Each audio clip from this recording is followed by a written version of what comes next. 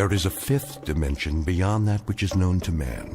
It is a dimension as vast as space and as timeless as infinity. It is the middle ground between light and shadow, and it lies between the pit of man's fears and the summit of his knowledge. This is the dimension of imagination. It is an area which we call the Twilight Zone.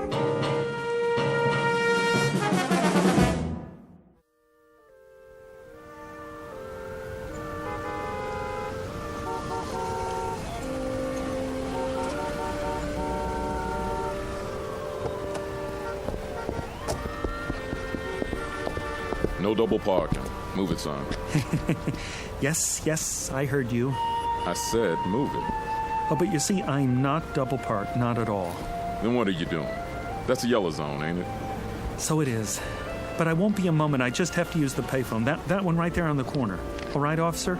Loading and unloading only. One call. That's it.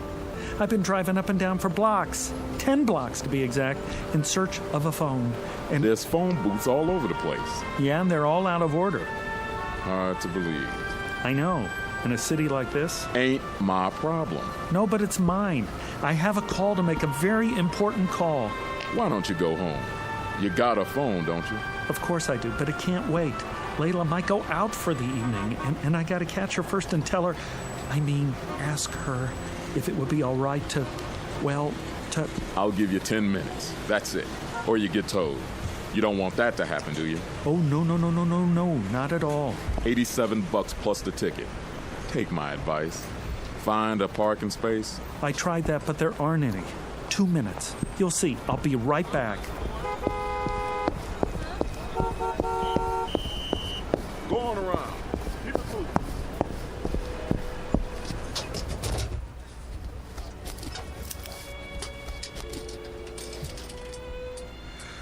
Oh, there. Come on. I'm sorry, but all circuits are temporarily busy. Please try again later. I'm sorry, but all circuits are temporarily... What is going on? Layla. Oh, baby, I'm trying to get through. Don't you know that? Can't you tell, darling? It's Roger. Roger, I need you tonight. Oh, Layla.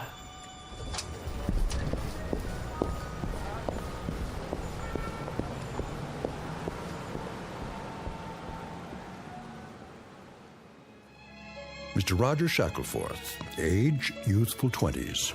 Occupation, being in love, full-time. Not just in love, but madly, passionately, illogically, miserably, all-consumingly obsessed with a young woman who has a vague recollection of his face, and even less than a passing interest. In a moment, however, you'll see a switch in attitude, because Mr. Roger Shackelforth, the young gentleman in question, will take a short but very meaningful journey into a calling area known as the Twilight Zone.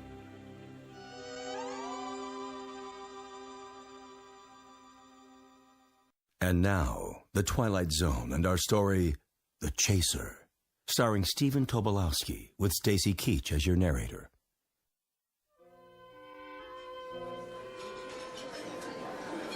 More coffee, Jenny.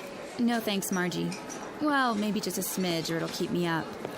Miss, can I use your... All the way in the back. No, not that. The telephone. Do you have a public telephone? Sure do, on the wall. Good, I'll need some change. Here. Better get in line, though. What? The young man's been at it for... I don't know how long.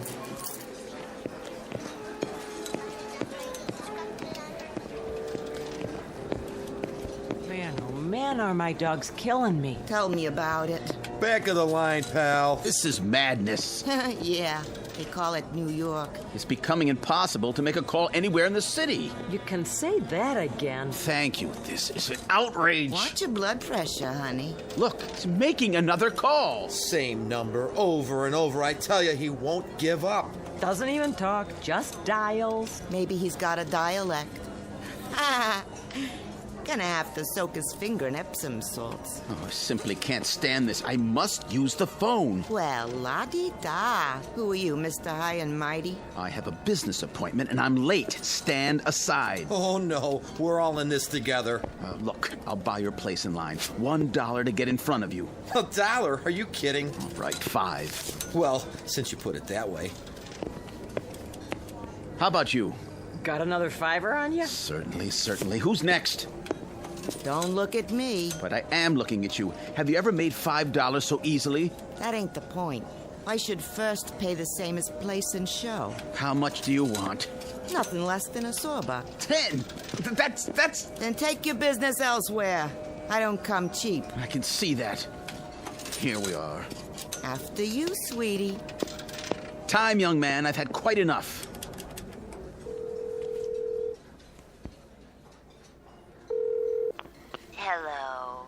Hello?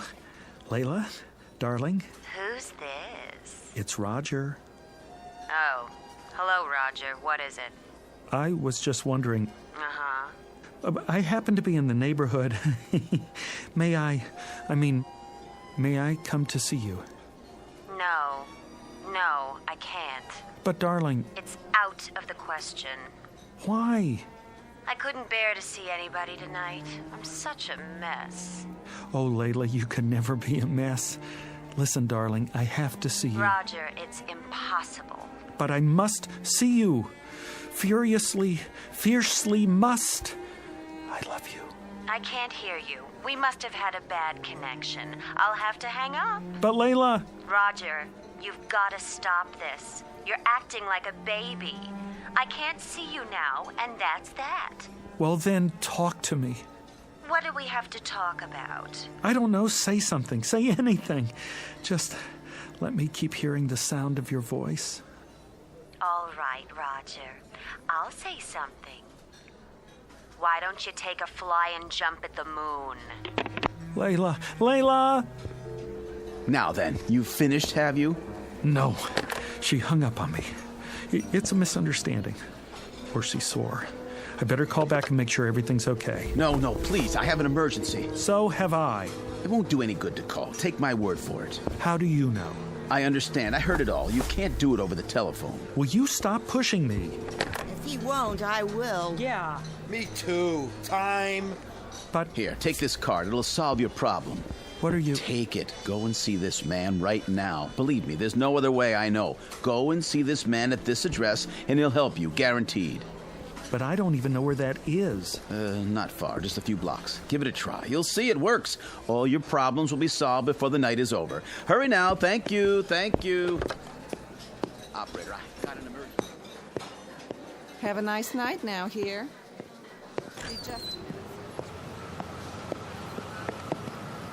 Hey! Where's my car?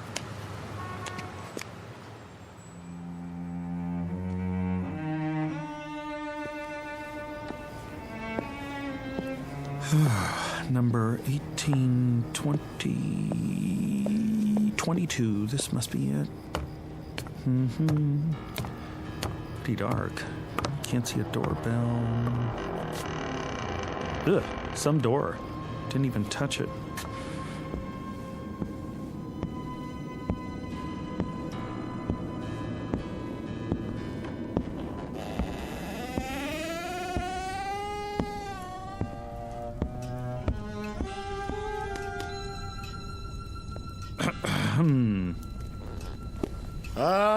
All right, I see you there. Stop skulking around. I wasn't skulking. I just didn't know if... Common disease, not knowing if. Well, don't just stand there. Sit down. Okay, where? Try that pile of books. Oh, you sure do have a lot of them.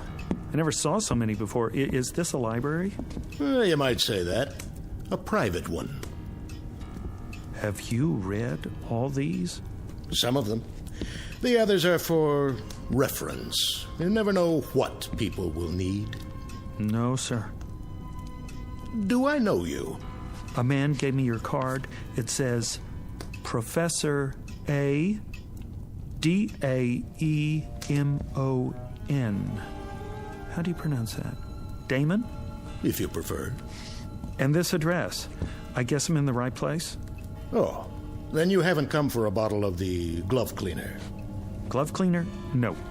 As a matter of fact... Perhaps another time. Well, as a matter of fact... You keep saying that. Come to the point. Well, the point is, I don't know why I came at all. You see, the man who gave me your card was a complete stranger.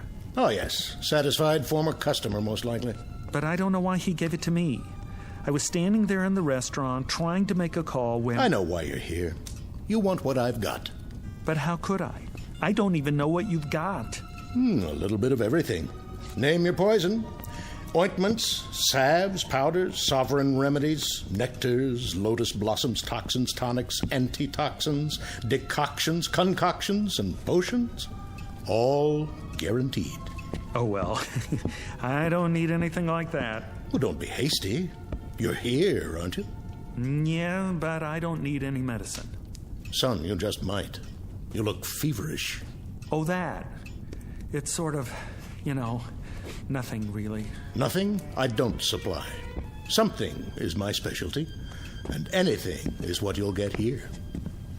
You're ambitious. Is that it? You want success? Money like Midas, the world at your feet? No, it's not that at all. Power. You want power. You don't understand. All I want is Layla. Layla? Yes. Oh, if I had Layla, I could do all the rest myself. Layla? I might have known. I offer him practically anything, and all he wants is Layla. I guess there's nothing you can do about that. That is the simplest of all, the elementary parlor trick of my science. You disappoint me. No, you still don't understand. You see, I am in love with someone named Layla, but she's not in love with me, and I don't know why I'm telling you this. I do. I can arrange it so she'll love you. How? I promise you, she'll never leave your side. When she isn't telling you she loves you, she'll be gazing at your loving face. She won't even eat before you do, and nothing will be too much for you to ask of her. Really? She'll worship you. She'll beg for kisses and weep for joy at your touch. And if in passing time you should perhaps look at another girl, or even do a little more than look, she'll feel hurt, but she'll forgive you and love you just the same. Frankly, you'd get the same shake from a Cocker Spaniel. Oh, but that's wonderful. That's all in the world I want, my Layla's love. Is Layla's love. I should have known. Where did I put that bottle?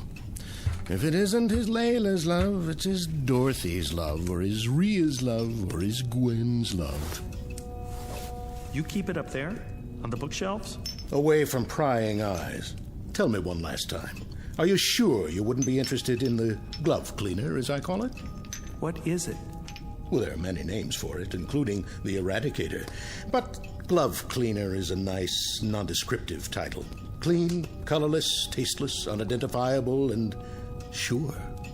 I'm not very interested in glove cleaners. Why not? It's easy, it's swift, it leaves no trace. It's perfect for its purpose. You're not making sense. Why, boy, that's all I make. Which is why I'm such a lonely man.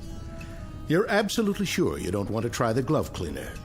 It is very expensive. Perhaps you can't afford it. For instance, this little bottle costs $1,000. $1,000? Are all your prices like that? Some are, some aren't. What about the other one? The one that will make Layla love me? Oh, that's only $1. $1? Love potions are my cheapest items, and they're overpriced at that. $1 for my Layla's love? It won't hurt her. If anybody gets hurt, it'll be you, but I don't expect you to believe me. How do I use it? Put it in anything. A drink, tea, soup, coffee, water, anything at all. Makes no difference. You'll get exactly what you claim to want. Professor, you got a deal. I really don't believe any of this, but I'll try it. I'll try anything. What do I have to lose? If it works, I'll be the happiest man in the world.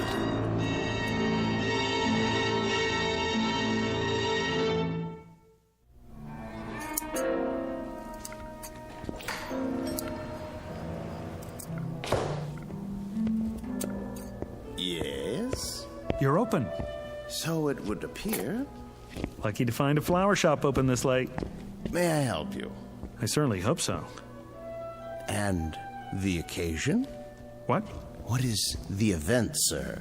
A prom, perhaps, or something along more somber lines? Somber? An injury, a lingering illness, leading to a departure. Dare I say, an interment? Oh, no. Nothing like that. Alas. A celebration! Ah. And what, may I ask, are we celebrating this evening? You may ask, and I'll tell you. We are celebrating fulfillment, contentment, consummation. Ah, the reading of a will. No. It's much more than that. A life sentence in the arms of my love without the possibility of parole. My condolences. We have some lovely wreaths. Don't you understand? I'm talking about true love. The kind you want to shout from the rooftop. Sparks, fireworks. A boutonniere. No, something more. A wrist corsage, then, or a tasteful nosegay. What is the biggest thing you have? In what respect? I know. A rose, by any other name. Color. How about blue? Yellow. Green? Pink. Red? White. Sold. For purity. An excellent choice, I'm sure. 1 dozen long-stemmed white roses. Will there be anything else? No. Yes. Champagne. And 2 glasses. Long stems on those, too. I'm afraid you'll have to visit your local vintner for those accessories. My sympathies to the blushing bride.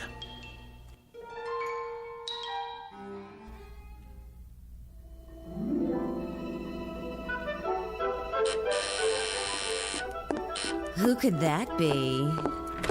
Yes? Layla, it's me. Roger, I told you I was busy tonight.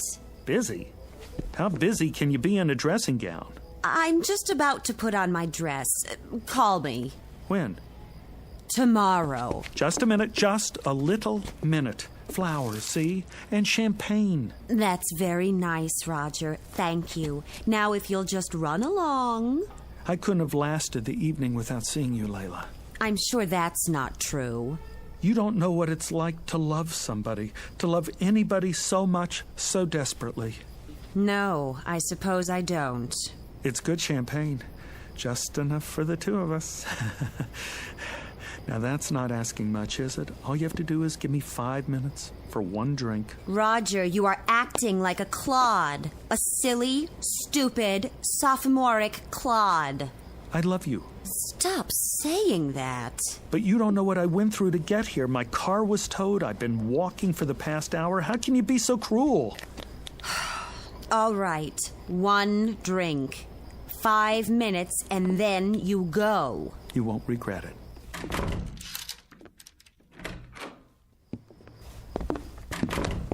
Layla? Not so fast. I've got to put on my dress. Why? You look like an angel. I know, but wait here. Ha-ha! It's like a new millennium.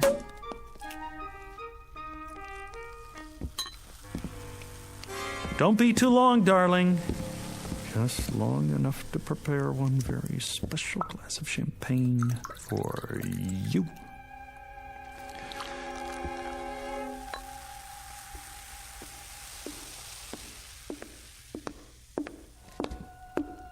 Well, let's get this over with.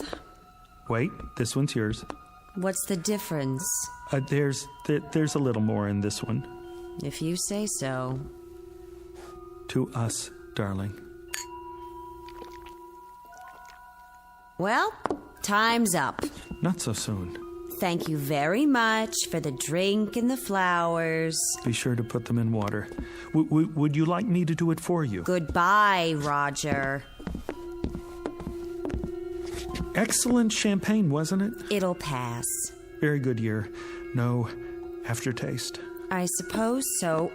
What are you looking at me like that for? In case it's my last look. All right, you've had it. The show's over. One last little kiss. Don't press your luck. But Layla... Roger, please, let's not prolong this. I haven't the time. All I'm asking is... Please go. Now. Look, I don't love you. I don't want you here. I don't even like you at the moment. Now go, please. If you're sure that's what you want. You look like a whipped dog. Oh, here. That's the best I can do. And it took all my strength. Thank you, I guess. Oh. What is it? I don't know. All of a sudden, I'm feeling a bit peculiar. You are? Roger, wait a minute. Perhaps I am being cruel. I don't mean to be. I understand. Do you?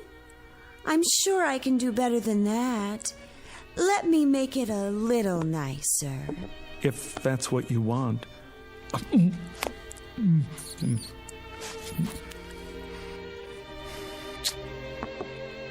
That was definitely an improvement. What's happening? What is happening to me? Who cares? Come here, baby. Oh, Roger.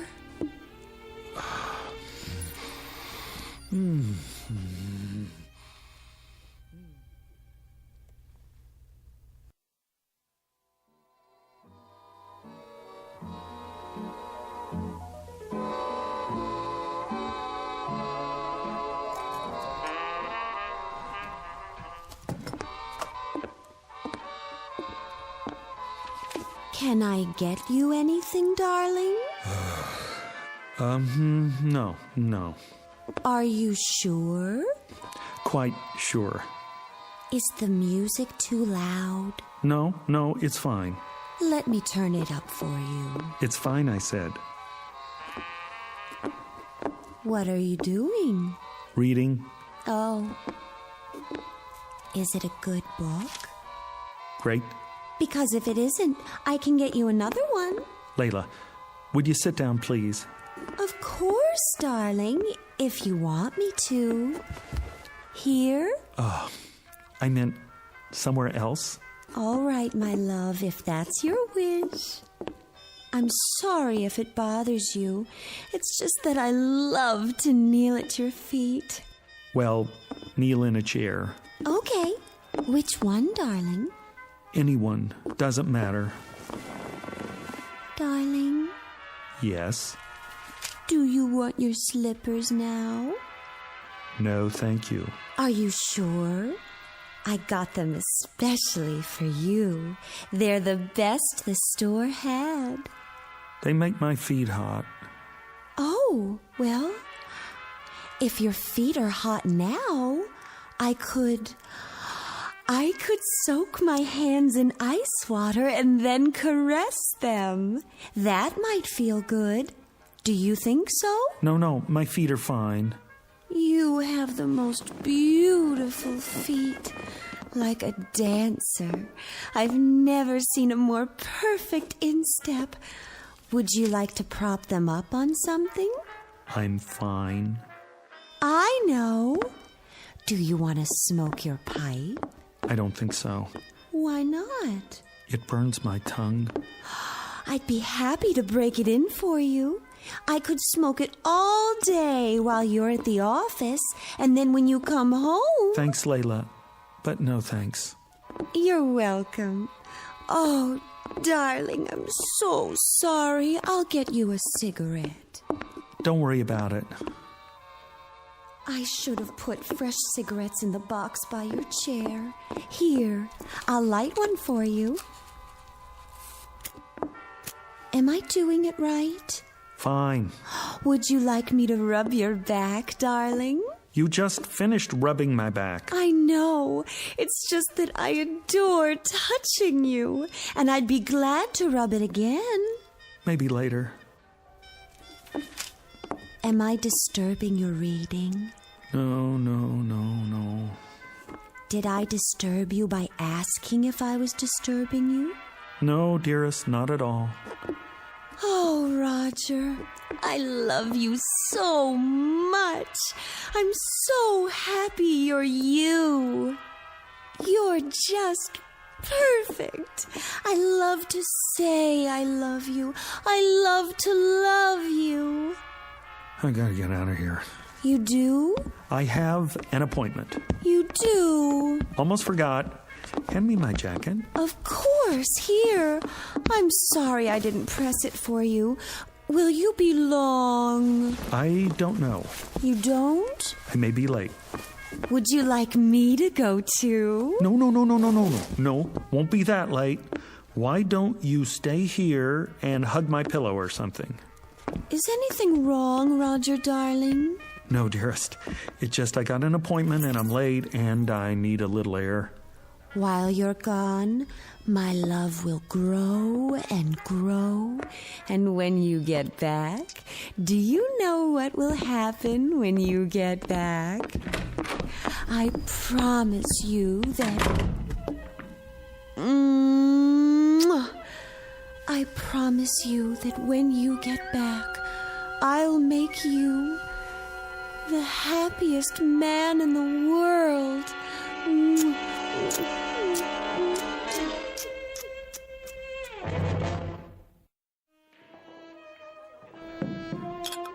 Here you go, buddy. Thanks. It's too bad it's not a happy hour. You're running up quite a tab. Happy hour. Haven't had one of those in 6 months. Let me guess. Your old lady? That's just it. She's not old. She's young and beautiful.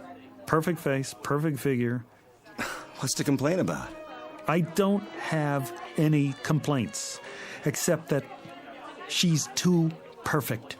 Huh? Waits on me hand and foot, sees to my every need, ready to drain off my tension at a moment's notice. Nice work if you can get it. Hey, take my advice. What's that? Sit back and enjoy it. Ain't everybody's got what you got. Guys would kill for that. Luck had nothing to do with it. How do you mean? What, you make a deal with the devil or something? Sometimes I wonder. That's it. Maybe I did. Maybe I did after all.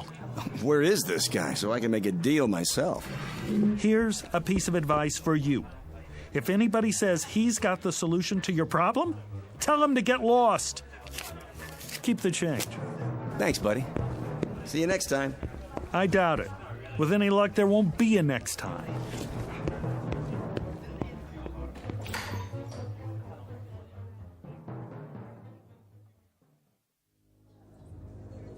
Have a nice night now here. I will, Margie. You take care. Excuse me. Be just a minute, sir. There's room at the counter. Hello? Yes? You remember me, don't you? Can't say that I do. You must. I was here once before, tying up the phone, caused quite a scene, I'm afraid. People lined up out the door. When was this? 6 months ago, exactly. You don't say. Been in here much since then? Not once. I didn't think so. I was desperate to make a call, you see. I kept standing at the payphone, dialing over and over again, and everyone got terribly irritated. It happens sometimes, but I can't say I remember you. Listen, there was a man here that night, middle-aged, carrying an overcoat and a package. He said he was late for a meeting uptown. He bought his way to the front of the line, and when I finally left, he gave me some advice. Handed me his business card, this one right here. What's this now? So he told me to go to the address on the card, said it would solve my problem. I don't know anything about that. That's fine. What I want to know is, do you remember the man? Is he a regular customer? Because if he is, I have to find him and ask him what happened to his problem and what he knows about the address on this card. Anything at all. Sorry, mister. I can't help you. People come and go all the time. Could have been anyone. Then at least keep the card. And if you ever see a man trying to give out one like it, grab it, tear it up. You can't imagine how much grief you'll save some poor soul.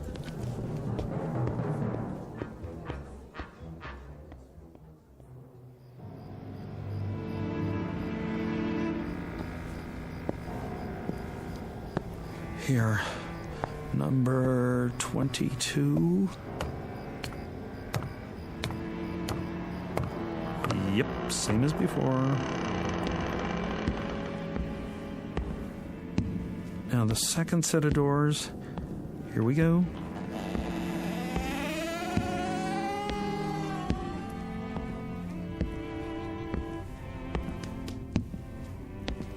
Hi there, Professor. Yes. I've been expecting you. You have? Yes. If not later, then sooner. So you remember me? I never forget a face. I rather thought you'd like to hear how things turned out. Oh, I know how things turned out. That potion really works. Why am I not surprised? Well, how are things with you? Things haven't changed with me in years. Pretty ugly situation we got. What situation is that? In the world, I mean, with China. You don't look so good either. Me? Oh, I'm just as you would expect. That's what I thought. I just dropped by to tell you. I'm glad to hear it. Is this what you're looking for? That's the bottle of the glove cleaner? Mm-hmm. You sell much of that stuff? Now and again. What's in it? See for yourself. No color, no odor, nothing that leaves a trace, no way to detect its presence. And it's sure. Guaranteed. It's what you came for, isn't it? Me? No. Not at all. How much did you say? $1,000. And it's painless. Of course, it's perfect for its purpose. The only thing of its kind in the world. Interesting. She loves you as I said she would, doesn't she? A constant love, and nothing you can do to her will change it. You took the words right out of my mouth. She worships and adores you and hangs on your every syllable. To put it bluntly, yes. The price is non-negotiable, I'm afraid. Professor, I don't know what else to do. I'm going out of my ever-loving mind. I'm sure you are. I can't stand it anymore. It's only natural. I never imagined there was such a thing as being loved too much. Well, you wouldn't. Isn't there an alternative? Some way we could just quiet it down a little. If there were, I'd be out of business. You must have a potion that will transfer a little of her love to someone else, like a nice little teacup chihuahua, for instance, a Labrador retriever, St. Bernard. Not a chance. She's all yours. But she's so nice to me. So very good, night and day. The glove cleaner is the only way. I'll put it back. I can't do that. There must be another way. This is the only way. You don't know what it's like. All the time. Love, love, love. It's enough to give you diabetes. I do know. How do you think I came to invent the glove cleaner? But $1,000. That's all my savings. It's always that way. No trace. Absolutely undetectable.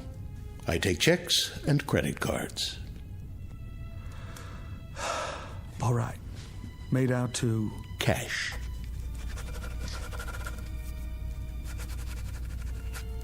One thing I must caution you about. What's that? Use it immediately. Do you hear me? Immediately. It's imperative, and you must use it all. Why? Will it spoil? No, but you will. Once you delay, you're lost. Believe me, if you fail the first time you try to use it, you'll never have the courage to try again. Never. Goodbye, Professor. Farewell.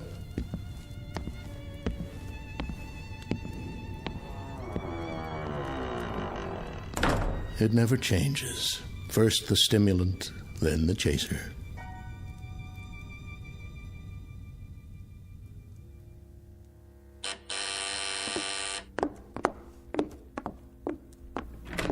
My darling. Hello, Layla.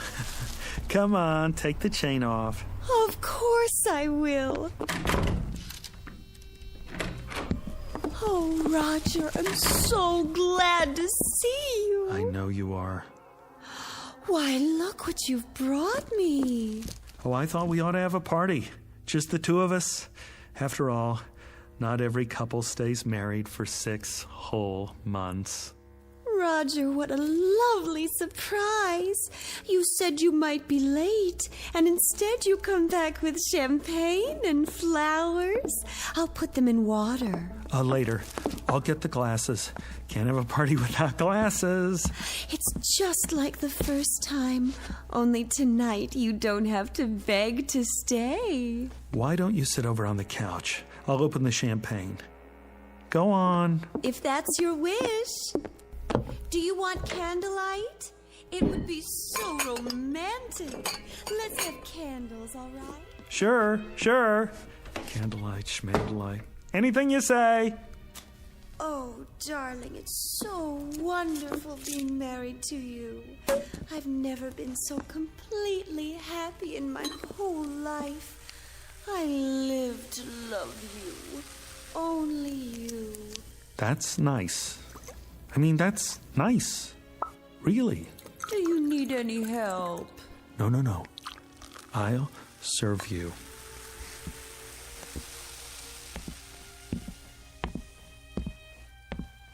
Sweetest, how did you happen to think of champagne? Oh, I asked myself, what does Layla need? And it came to me like a bolt out of the blue. Here you go. To us. To us. I remember the first time you brought me champagne, how you looked. Your eyes were filled with longing, and you watched me so sadly because you thought it was going to be our last drink. Isn't that what you were thinking? Right. I remember. Go on, Layla. Drink up. Lover? My sweet lover Marshmallow, sit here. Why not? Go ahead now. Drink up. I'm not very thirsty. Good to the last drop. I'm not sure it's a good idea this time. Why not? Sit closer. Careful. What's this? What's what? Between the cushions. Have you taken up knitting? In this book, Dr. Spock? I've got news for you, my sweet little rabbit. Rabbit? I just got word from the doctor. What are you talking about? The test came back today, and it's positive. Isn't that wonderful? You don't mean you're... Oh, darling, we don't need champagne. We've got each other. All three of us. I suppose I could have just a sip. That won't do any harm. No, don't. Maybe just a little toast to celebrate. Not now. Give me your glass. I'll pour it out. Are you sure? I'm sure. I couldn't have done it anyway. I could never have gone through with it. Think of it, darling. This is only the beginning. We're going to be even happier than we are now.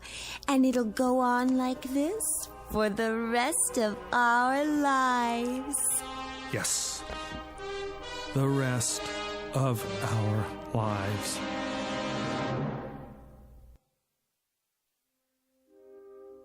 Mr. Roger Shackleforth, who has discovered at this late date that love can be as sticky as a vat of molasses, as unpalatable as a hunk of spoiled yeast, and as all-consuming as a six-alarm fire in a canvas tent. Case history of a would-be lover boy who should never have ventured into the Twilight Zone. We'll return to the Twilight Zone in just a moment. You are about to enter another dimension. A dimension not only of sight and sound, but of mind. A journey into a wondrous land of imagination. Next stop, the Twilight Zone. Hi, this is Stacy Keach. I'd like to take a moment to tell you about our Twilight Zone website at twilightzoneradio.com.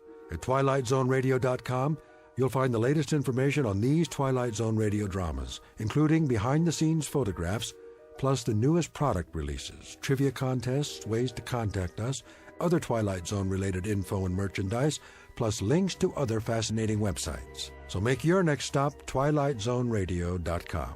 Visit TwilightZoneRadio.com to purchase these Twilight Zone radio dramas on cassette and CD, or call toll-free 1-866-989-ZONE. That's 1-866-989-9663.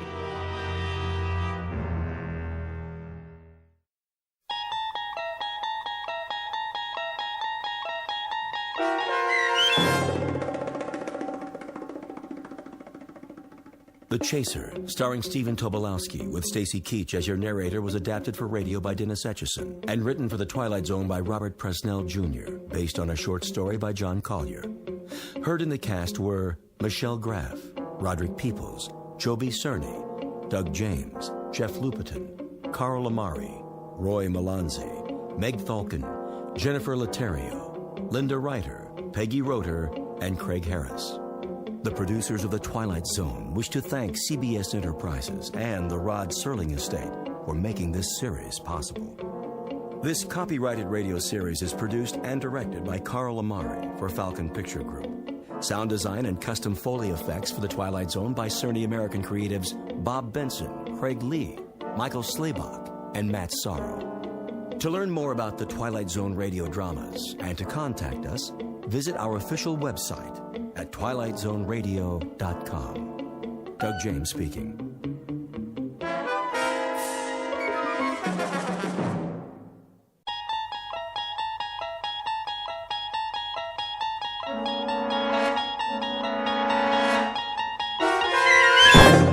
You're traveling through another dimension. A dimension not only of sight and sound, but of mind. A journey into a wondrous land whose boundaries are those of imagination. Your next stop, the Twilight Zone.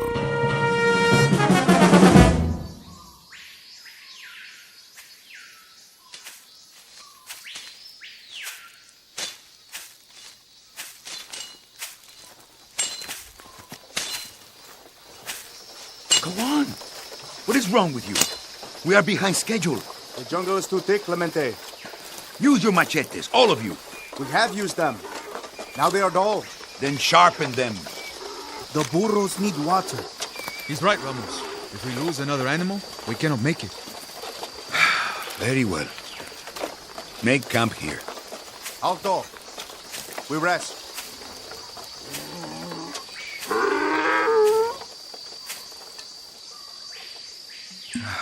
How much longer, Alessandro? A few more days, perhaps a week. If this is the right way to the capital. What? You have the map. What does it say? We are here by the mountains. We should go around, through the lowlands. No, that is too far. We must strike the Cruz now, before his army comes looking for us. Don't worry, Ramos. We are not worth hunting. You say that to me? I speak the truth. Look around. What do you see? Men of destiny. Oh? And how many are we today? The campesinos support us. They give us food, shelter. That is because we are the ones who march. We are the point of the spear. When we strike, they will follow. But only if we succeed. The jungle is full of rebels. They will come out of their caves to join us. First, we must survive. The way through the mountains is difficult. Cristo and Tamar are loyal. And Garcia. And what of the others? If they go back to their wives, we are alone. A teacher and a dreamer. Your words are strange to my ears, Javier. As if they come from a woman. Politics is more than a cause, my friend. It is a strategy. When a bridge is weak, it must fall. Remember the history of our land. The earth is ripe with the blood of other rebellions. We will not fail. There is no shame in it. We can take up arms again when the time is right. This is our moment. Not this year, Ramos. And perhaps not next year either. That is still too soon. But sooner or later, the crops will fail. The people will rise up, and we will show them the way. Now, their bellies are full from the harvest. They are not ready. Listen to your fear. You yourself taught me that the people rally behind a leader. A brave leader who knows no fear. Only a fool is without fear. I am not a fool. I'm a man. More will come.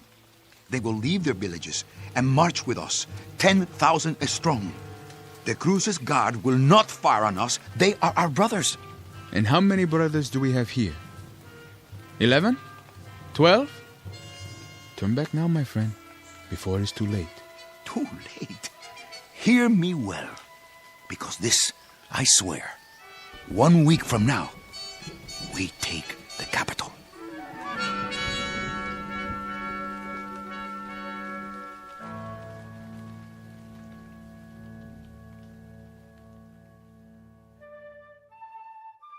This is Ramos Clemente and his ragtag band of followers. Chief among them, Xavier D'Alessandro, his political advisor and sergeant-at-arms. Clemente is the keeper of a dream. Once he walked behind a mule as it plowed someone else's land, looked up at a hot Central American sun, and pledged the impossible. He vowed that he would lead his people against the tyranny that put the ache in their backs, the lines in their faces, the anguish in their eyes. That he would ride at the head of an army into the capital city, cheered along the way by thousands of dreamers, all sharing the hope that General Clemente is the man to give them back their freedom. A noble dream, or an illusion. If the latter, it would be an honest mistake. But even honest mistakes have a price. In a moment, Clemente and his lieutenants will encounter something which will turn out to be more than they bargained for. The surprising aftermath of a well-intentioned revolution. They will discover the startling truth as reflected in a very strange mirror, one that was handmade just for them, in the Twilight Zone. And now, The Twilight Zone, and our story, The Mirror, starring Tony Plana, with Stacy Keach as your narrator.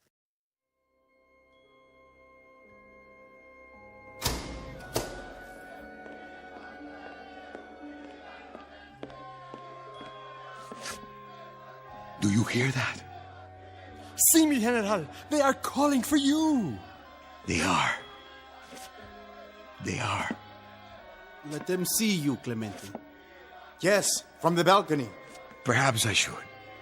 Just for a minute. Go on, Ramos. This is your palace now.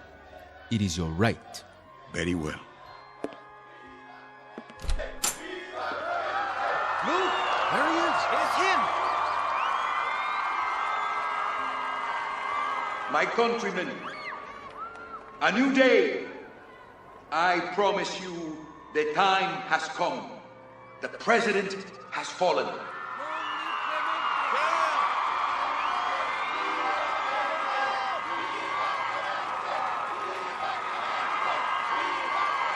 Go home to your families now and make ready for tomorrow. You shall have peace, justice, and equality.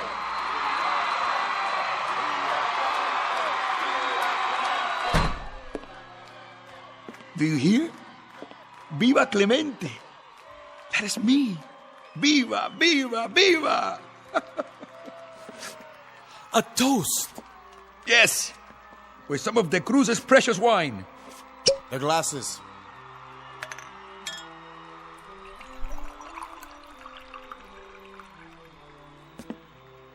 To the revolution. Revolution! So do you know? Do you know why I laugh? I laugh because there is so much feeling inside of me. I didn't know in the beginning. I didn't know when this moment came how I would react to it. What would I do? Laugh? Cry? Get drunk? I didn't know. What makes a man more drunk? Wine? Or the people shouting his name? Another toast to you. No, my friend. To you. To all of you. I toast my friends. Cristo, the bold one. Alessandro, the dedicated one. Tabal, the quiet one. And Garcia, the strong one. To the 4 lieutenants of the revolution. To the new heads of government. To the new government. Not to the Cruz, whose portrait stares down on us from the wall. Now the wall drips with wine, like blood. And so we begin. De Cruz. He is still alive? As you ordered. Bring him here. Let that be the first order of business. Yes, sir.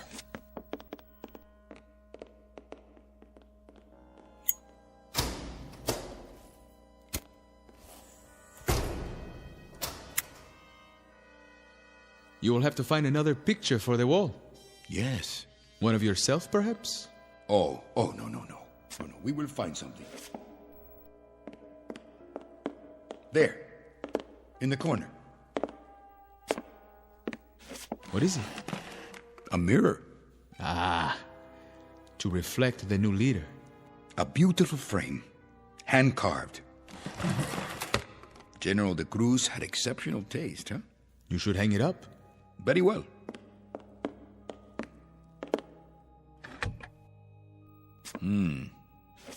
I look tired. Old. It has been a long day. Do you know, Alessandro, 1 year ago, this was the face of a peasant. A beardless, nameless worker of the dirt, whose fingernails were in mourning and whose clothing stank. And now? Now it is the face of a leader, a chief of state.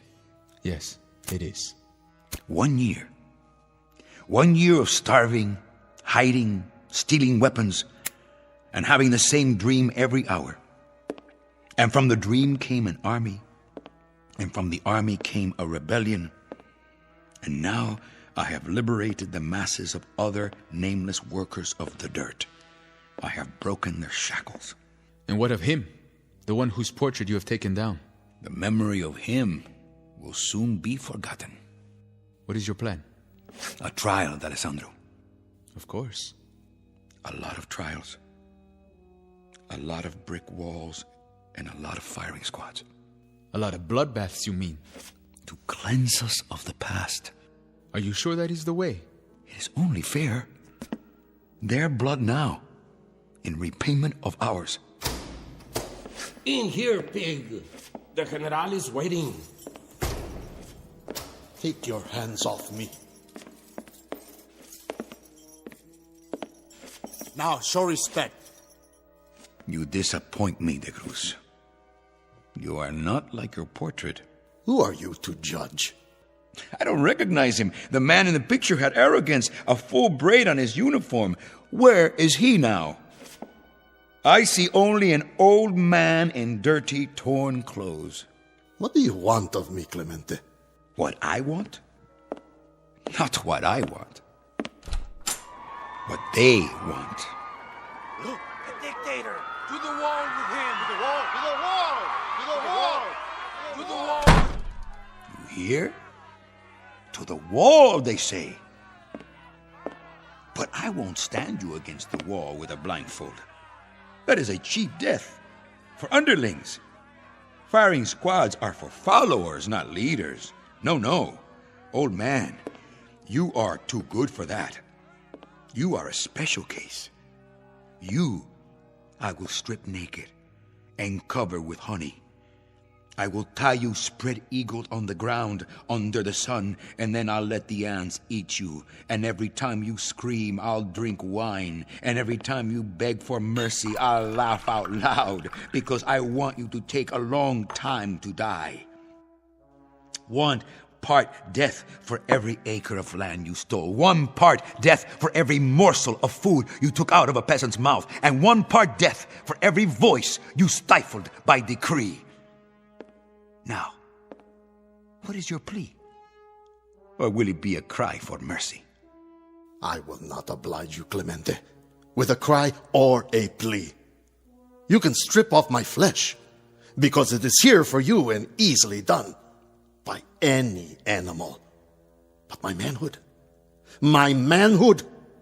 you greasy little peon, this is as far from you as the moon. Peon? You dare to call me a peon? Stop! He is to be judged, not tormented. He is the animal. And you are not, eh? You are the purists, the idealists, the saviors, the avenging angels. gentlemen, you will soon be disillusioned. You are me. You are De Cruz. You are Baptista. You are Trujillo. You are Noriega and Duvalier. You are the keepers of the grab bags. You can wave your flags and put up your statues and embrace all the people, from the oldest to the youngest. But we are of the same breed. We are the spoilers. We care for no one but ourselves. You insult me, peon. Enough. He presents his case and we are his best witnesses. We corroborate everything he says. You cannot help but do it. You think this room, the people out there, you think these are the fruits of victory? The spoils? No. They are simply a legacy, Clemente. What I pass on to you. Power you shall have. Certainly, power. Enough to make you giddy. But there are other things in the inheritance. You will find them soon enough. What things? Fear. The chief legacy. Fear of assassination. Fear of disloyalty. Fear of rebellion. Fear of another Clemente hiding in the hills. Fear even of the Norte Americanos who offer you money and supplies. God help you. God pity you. Take him away. On your feet. Guards!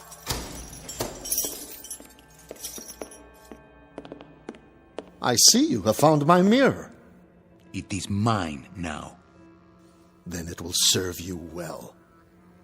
An old woman brought it to me 10 years ago when I first took power. She said it was magic. She said, by looking into it, I could see the faces of my assassins. She spoke the truth. That is why I took it down. That's right. Look deep, General Clemente. Find out who your enemies really are. You will see them there, in that mirror. You will see them in the dark corners. You will see them in the crowd. You will see them in your glasses of wine. You will see them everywhere. Out! Where shall we take him? Lock him up in the prison. I will decide what to do.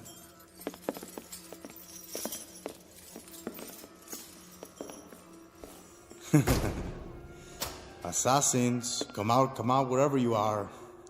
Come on, assassins. Come out of the mirror. Yes, a joke. A stupid, ignorant joke. Assassins in the mirror.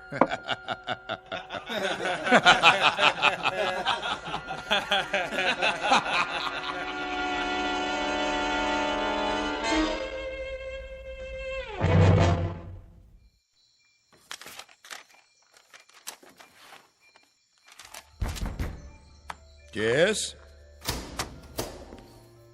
How goes it, my friend? Alessandro, I'm glad you're here. It is dark. The chandelier, let me turn it on. No, please. I need to think. The candles, then? Only one. That is enough.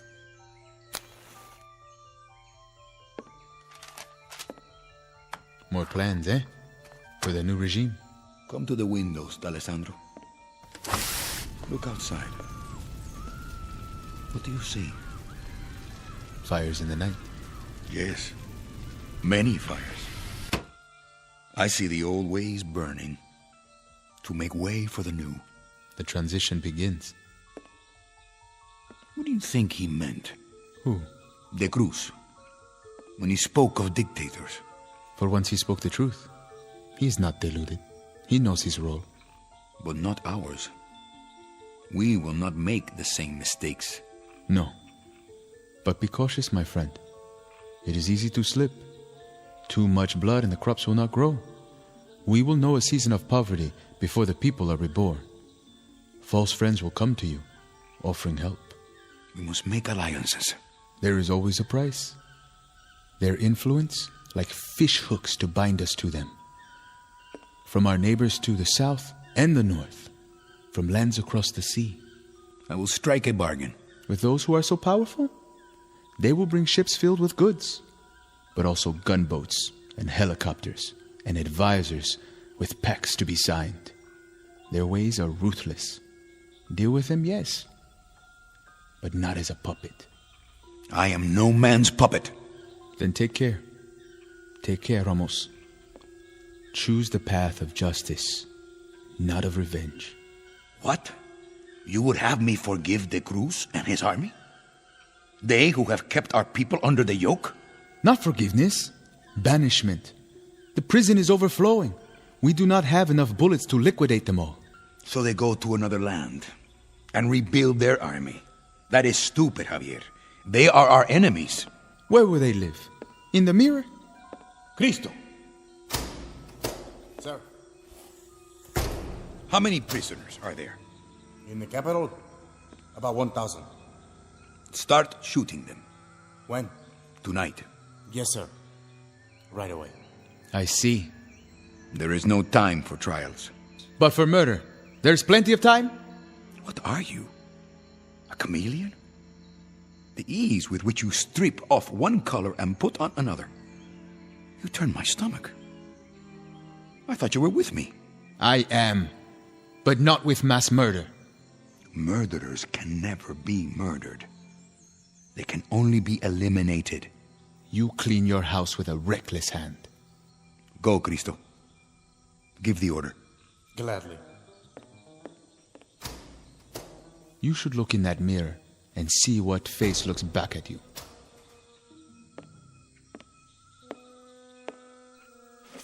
A magical mirror, he said. A mirror that reflects the faces of my assassins. How intriguing. Isn't that intriguing, D'Alessandro? I had no idea that you believed in such... What are you doing? What am I doing? I saw it. Where is it? What? The submachine gun. You need to rest. You have been awake too long. Tomorrow we will go into the fields, the villages, meet with the people. D'Alessandro, the dedicated one, the moralist. I was the arm of the revolution, but he was the heart. What are you talking about? I saw you with a weapon, cradled in your arms. Then you cocked it, ready to shoot me in the back. Where are you hiding it? Ramos, listen to me. You're not making sense. A man can believe his own eyes. I saw you in the mirror with the gun. I should have known. What gun? Ramos, you sound demented. I should have known. Of all of them, it would be you. It would have to be you, D'Alessandro. What are you doing?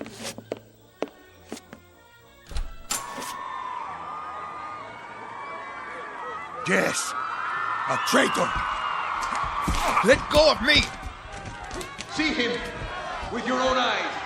See the assassin. Do with him what you will. I am not an assassin. I am your lieutenant. Your conscience. No!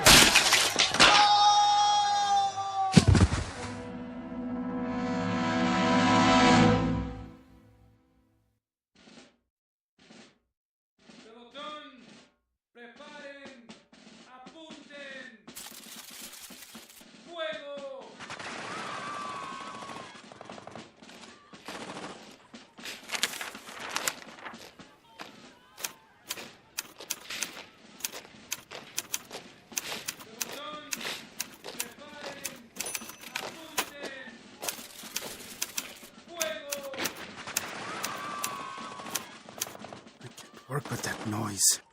Garcia, get off the couch and find a bed. Huh?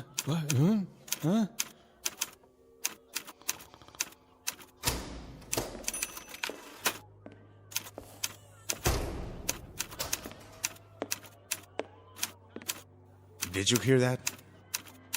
Hear Garcia. He had too much to drink last night. The palace is stocked with the finest brandy. Not that. Outside, in the courtyard. The firing squad. We've already killed off hundreds. That sound, better than a swig of brandy. What were you before the rebellion, Cristo? Why do you ask that? Don't tell me. Did you work in a stockyard? You seem to enjoy the butchery. It is a fiesta. Then why do I not hear laughter?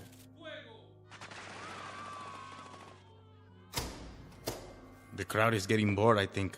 Not bored, sick. We have given them their freedom.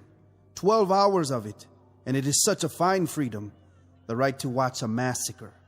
10 executions at least, every 5 minutes. You would like more? Good morning, Clemente. We did not give them their freedom, Tabal. What? You said we. It was I who gave it to them. And I'm sure you'll continue to give it to them. Why are they quiet? They scream for justice, and when you give it to them, they become weary. Like an audience in 1 peso seats at a burlesque. Their entertainment must be varied, costume changes every 5 minutes, or they lose interest. New bodies every few minutes. But even that is not enough. I know them well. You fill their stomachs and it empties their brains.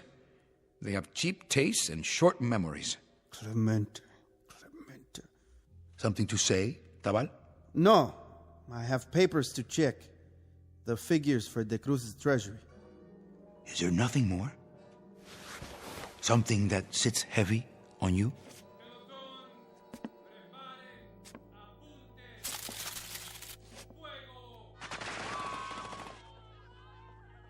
That sits heavy on me, on my ears and on my heart. Why should it? Execution is not a time of joy.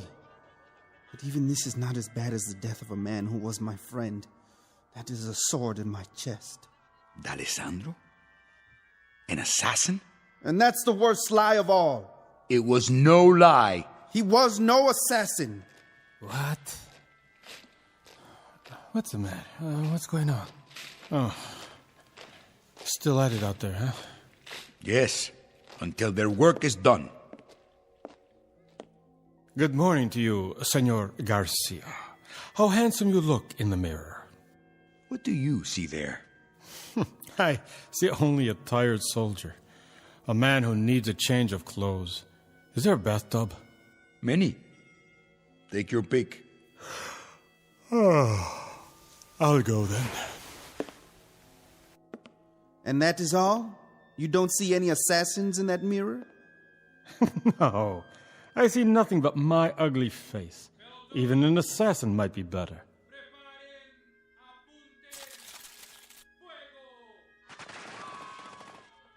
Let me see. No! Leave the mirror alone. Why? You can talk yourself into an illusion. You can make yourself believe anything. Let go of my arm.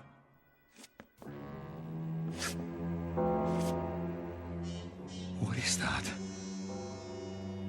2 men. With knives. Tabal. And Garcia. What is it, Ramos? That mirror needs to be cleaned. A trick of the light? Did you think you saw something? No. I saw nothing. Sometimes, if you stare at nothing too long, it begins to stare back at you. Tabal, you and Garcia go over to the prison. Yes? Looking on the Cruz. Then report back to me. Report what? His health? Do as I tell you.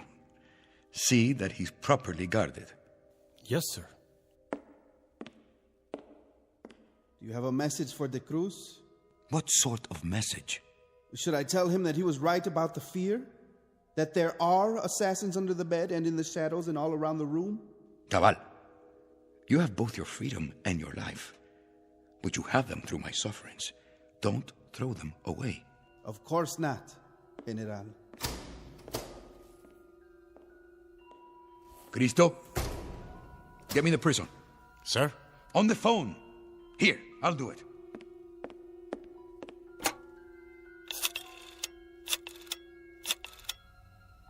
Hello? Hello? Are you asleep down there? It's General Clemente. That's correct. This is urgent. I want the prison. No, not the office, the front gate. That's right. This is General Clemente. 2 men will arrive there in a few minutes. They are spies and should be shot on sight. Their names are Tabal and Garcia. I know who they are and I know what they are. Shoot them. Call me when it is done.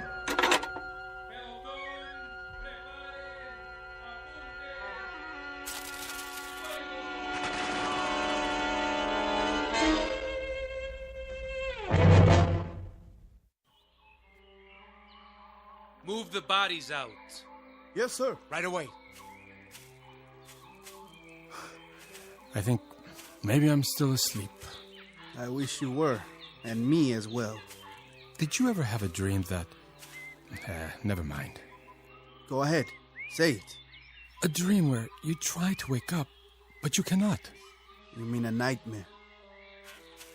And do you wonder? What?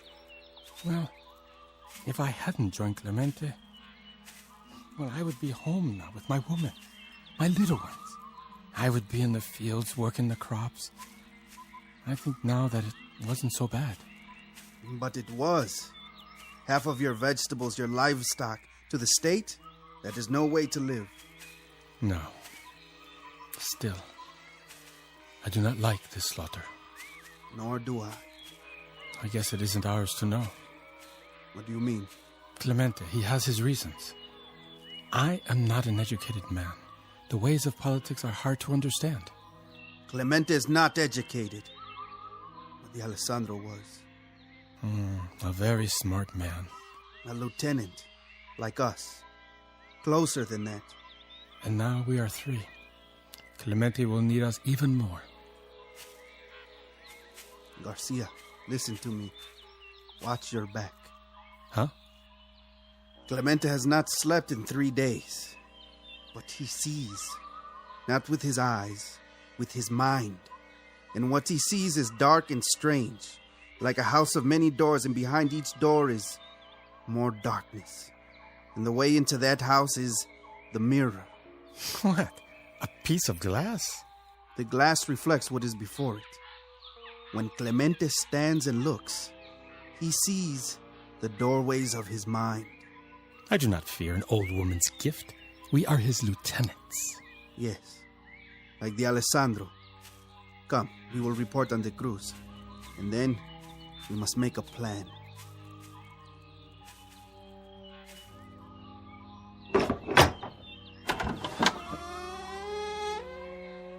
Señor Garcia, Señor Tabal. You know our names? But of course. You have come to see the prisoner. You have many prisoners, but only one of interest to the General. Ah, the General. I spoke to him not 5 minutes ago. Come in. We have been expecting you.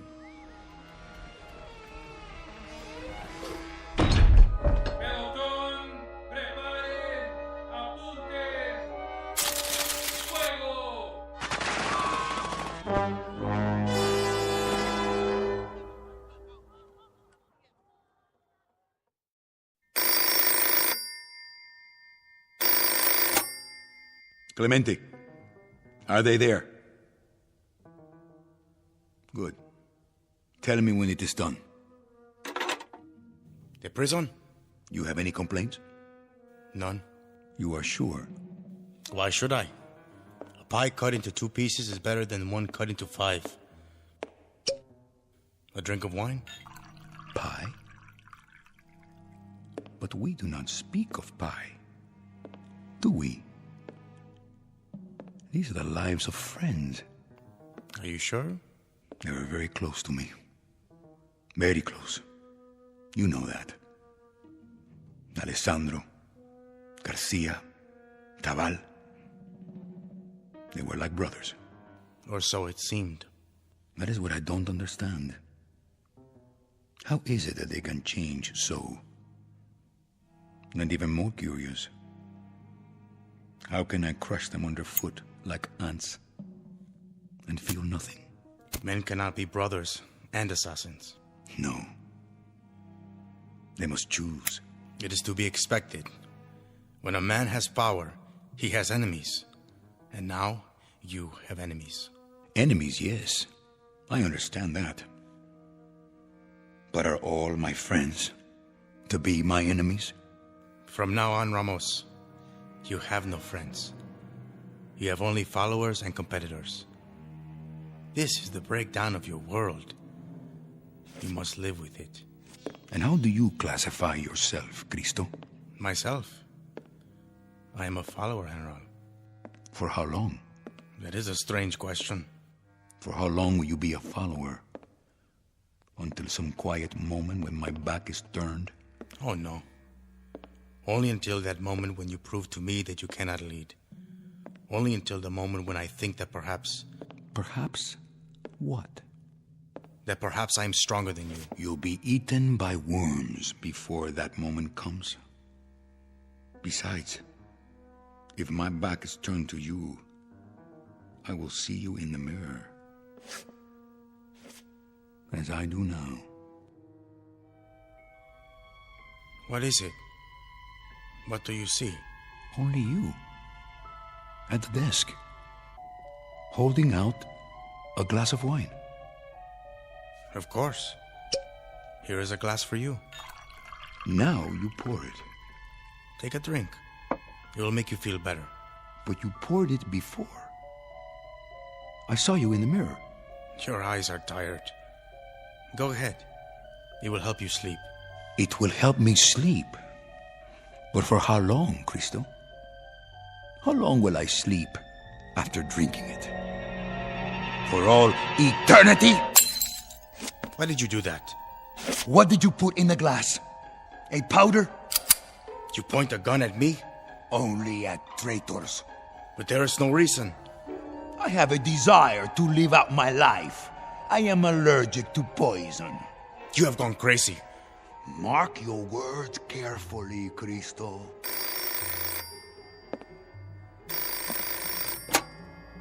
Yes?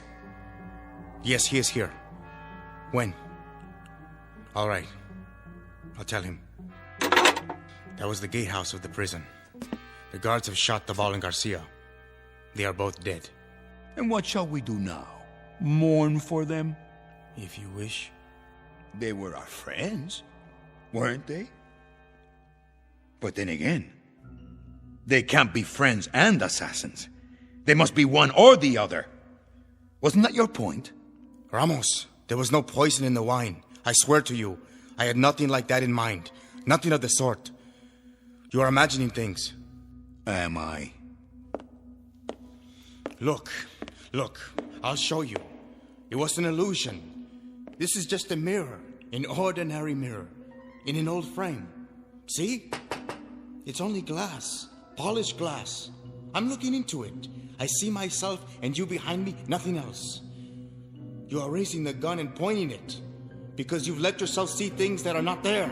You've let yourself... Ramos! What have you done? Only what I had to do. A terrible mistake. Now, you will be very lonely. You will be all alone. You have just killed the better man.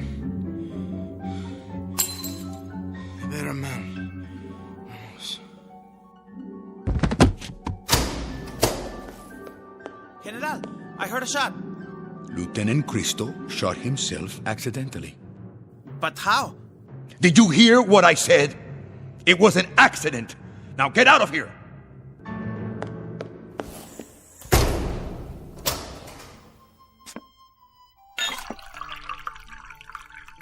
To the 4 lieutenants of the revolution, to the new heads of government, to the Alessandro, the dedicated, Taval, the quiet, Garcia, the strong one, and to Cristo, the bold one.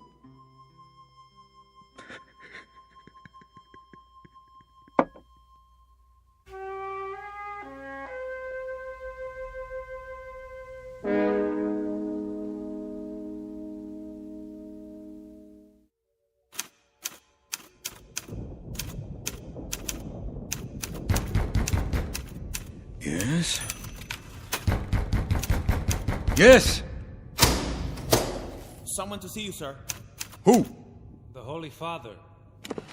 What would a priest want with me? Libos. General? It's all right. Yes, sir. I'll be outside. General Clemente. I'm Father Thomas. So? You will forgive me, General, but this must be said now. What must be said? The executions. The people are appalled. That is no concern of mine. Is this what we are to expect from the new regime? I have my enemies, Father. That is your answer? You may tell the people that as long as I have enemies, the executions will continue. They will go on 24 hours a day, 7 days a week, and if this disturbs them, then what? Then let them do something about it. Let them starve in the mountains, as I did. Let them hide in caves. Let them raise an army out of the dirt. If there is one among them strong enough to make a new rebellion, let him try. But let him be prepared for a year of suffering, and let him learn how to lead. General Clemente, the victory is not so sweet, is it? Now you are learning. Instead of the flavor of wine, it has the taste of ashes. I had a dream, Father. I had such a dream. And they were all a part of it. Cristo and Tabal and Garcia and Alessandro. Why did they turn against me? You ask me for the answer? Where else can I turn? To this mirror? Look to what is in yourself. But I can't stand this. I can't live this way. I'm frightened. Morning till night, I hold my breath. I look over my shoulder. I keep looking back to see what is there. I will live the rest of my life running from death. Why? Why do I have so many enemies? This is the story of all tyrants, General Clemente. They have but one real enemy, and it is the one they never recognize until it is too late. God be with you.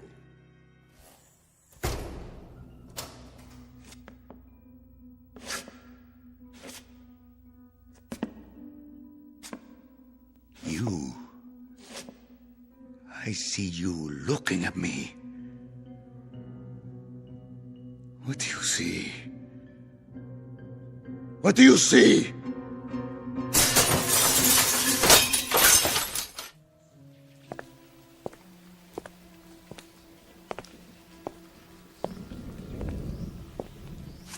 Keep an eye on him. What did you say, priest? The General. He's not well. General Clemente is a great man. He might have been. He may be yet. He needs our help. I will remember him in my prayers. God be with you, my son.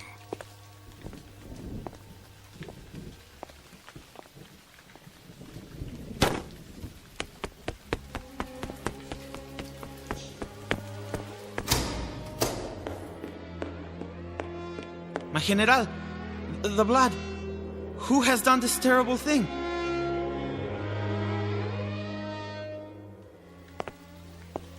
The last assassin. And they never learn. They never seem to learn.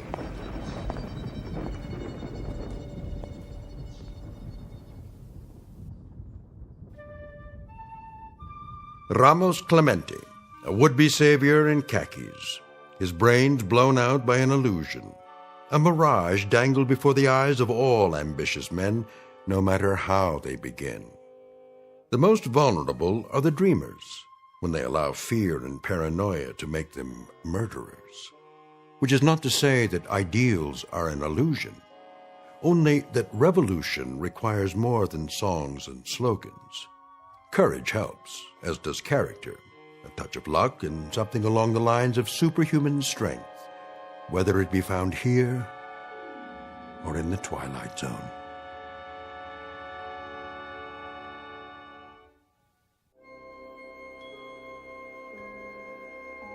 Hi, this is Carl Amari, producer of the Twilight Zone radio dramas. I'd like to take a moment to tell you about our official website at twilightzoneradio.com. where you'll get the latest news and information on these Twilight Zone radio dramas. Plus, at twilightzoneradio.com, you can digitally download 3 free episodes or any of our episodes for only $1.95 each. In this age of ever-changing technology, we've decided to make these episodes instantly available to you by making the Twilight Zone radio dramas a digital download-only series. This means that this series will no longer be offered on CD. The CD collections at our website are now being offered while supplies last at buy one, get one free. So be sure to get your favorites before they're sold out. Be sure to visit us often, and I'll see you in the zone.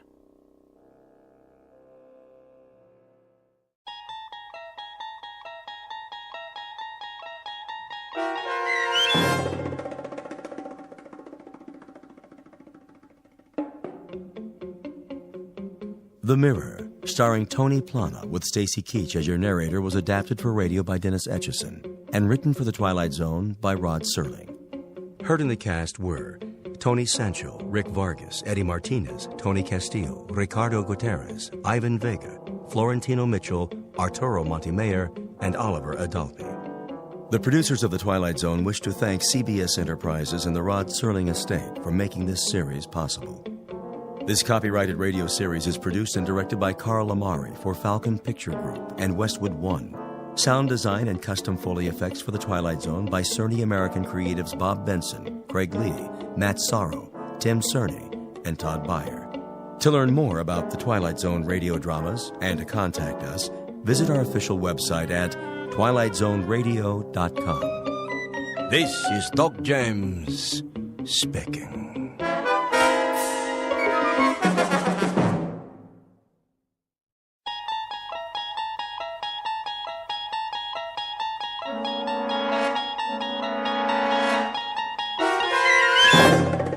You're traveling through another dimension. A dimension not only of sight and sound, but of mind. A journey into a wondrous land whose boundaries are those of imagination. Your next stop, the Twilight Zone.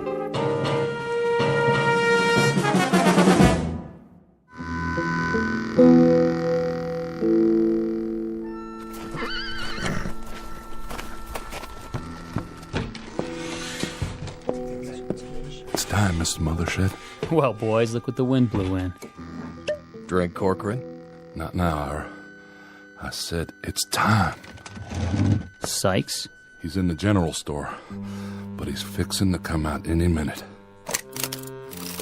Tell your men to be ready. Already did, now I'm telling you. Where are they? One on the roof, Mr. Mothershed, with a Winchester. One by the hotel, and one's over by the blacksmith's. Is that all you rounded up? And old Jason. Jason? He ain't worth a hoot. Oh, well, now, he's got eyes in the back of his head. Told him to keep watch across the street. Where's Johnny Robb? Johnny? He'll be ready, don't you worry none. I'll lay odds against that. You'd lay odds on any damn thing. Maybe. But I've got a $10 gold piece that says Johnny Robb won't show. Get on now. This ain't a proper gambling matter. I set it up real good, Mr. Mothershed. You'll see. All you have to do is sit tight. Any time now, I tell you. Hear that, boys? I hear it. It's gonna be just like a turkey shoot. You don't want to go taking any chances now. Pinno's fast. Fast on the draw. Sure he is. All right, wait till he walks out, then open fire. Ain't even gonna give the man a fighting chance, huh? That's not some cowpoke over there. That's Pinno Sykes. Yeah, I heard about him. We all did. What kind of chance he ever give anybody? True enough. See y'all later, boys. Hey, don't you want that drink? I told you, Ira, I got business. There's gonna be a funeral. No funeral, just dig a hole and dump him in. But we gotta have one. His family keeps a plot up on Boot Hill. Plus, we already paid for the coffin. Where's he going? I'll tell you where. He's hiked down into his hideout till the killing's done. It's just as well. We don't need any more guns. If he's telling the truth. Especially about the Winchester. Pour me another whiskey, bartender. Yes, sir. Hear that? I heard something. There's old Jason's signal. Let's go, boys. It's as good as over.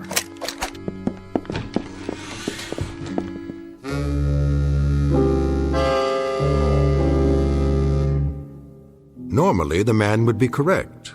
This sounds like a moment very close to the end of the story. We're about to have a traditional shootout on the street, and barring a miracle, the bad man will soon be dead. But it's not always easy to tell the good guys from the bad. And there are some men of legend and folk tales who have been known to wreak their revenge even after death. The outlaw in question, Pinto Sykes, is one such person. And therein lies our tale. Because very shortly we'll see how he introduces the town, and a man named Connie Miller in particular, to a long, dark night they didn't plan for, in a place called the Twilight Zone. And now, The Twilight Zone and our story, The Grave, starring Michael Rooker, with Stacy Keach as your narrator.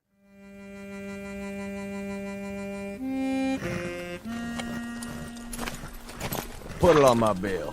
Yes, sir. I'll do that. Thank you kindly. You want any help with those supplies? Nope. Well, then, I'll be seeing you. Say. Yes, sir? Where's everybody gone to? Well, I don't know what you mean, Mr. Sykes. I better be getting back inside now. What did you call me? Me? Well, I didn't call you nothing. I say you did. I didn't mean no disrespect. You know my name? No, sir. I mean, yes, sir. I mean, well, everybody does. What are you so nervous about? Me? Well, I'm not nervous. I just got business to do. What kind of business?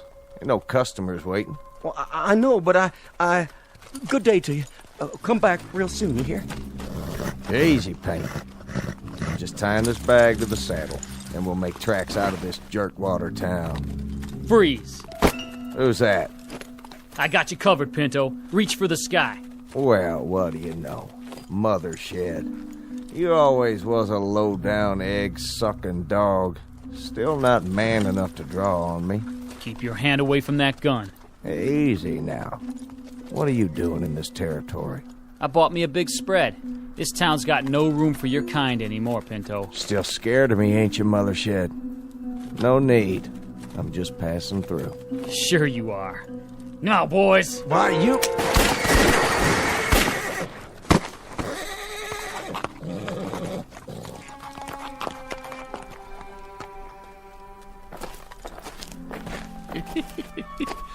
He's still alive. He won't be for long.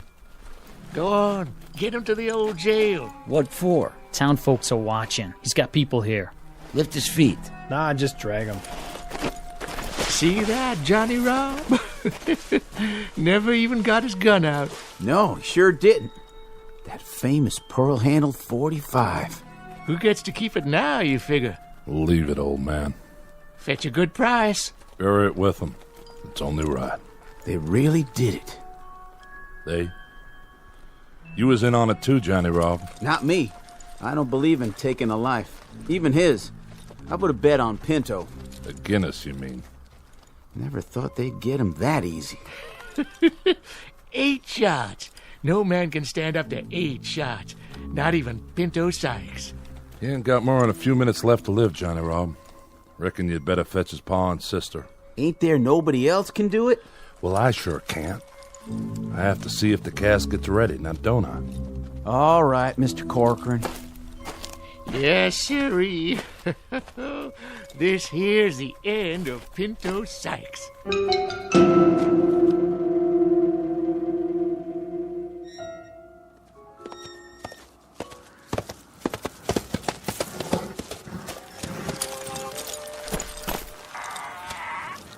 Somebody there? Only me, Connie. You shouldn't be standing in the shadows, Jason. I was waiting. Waiting for what? Had a feeling you might show up, now that it's safe. Why? Pinto Sykes come through here yet? You didn't hear. Why don't you talk sense, old man? What's that picket fence doing out there in the street? His sister, Ione, put it up day before yesterday to mark his blood. Closed it off so nobody would ride over it. Whose blood? Well, just who do you think? There's a southern wind. You know what that means, don't you? Not much dust in southern winds, blowing down off the mountains. I bet if you look close, you can still see Pinto's blood shining in the moonlight. Who shot him? I asked you a question. Who, old man? Who? Where did you go?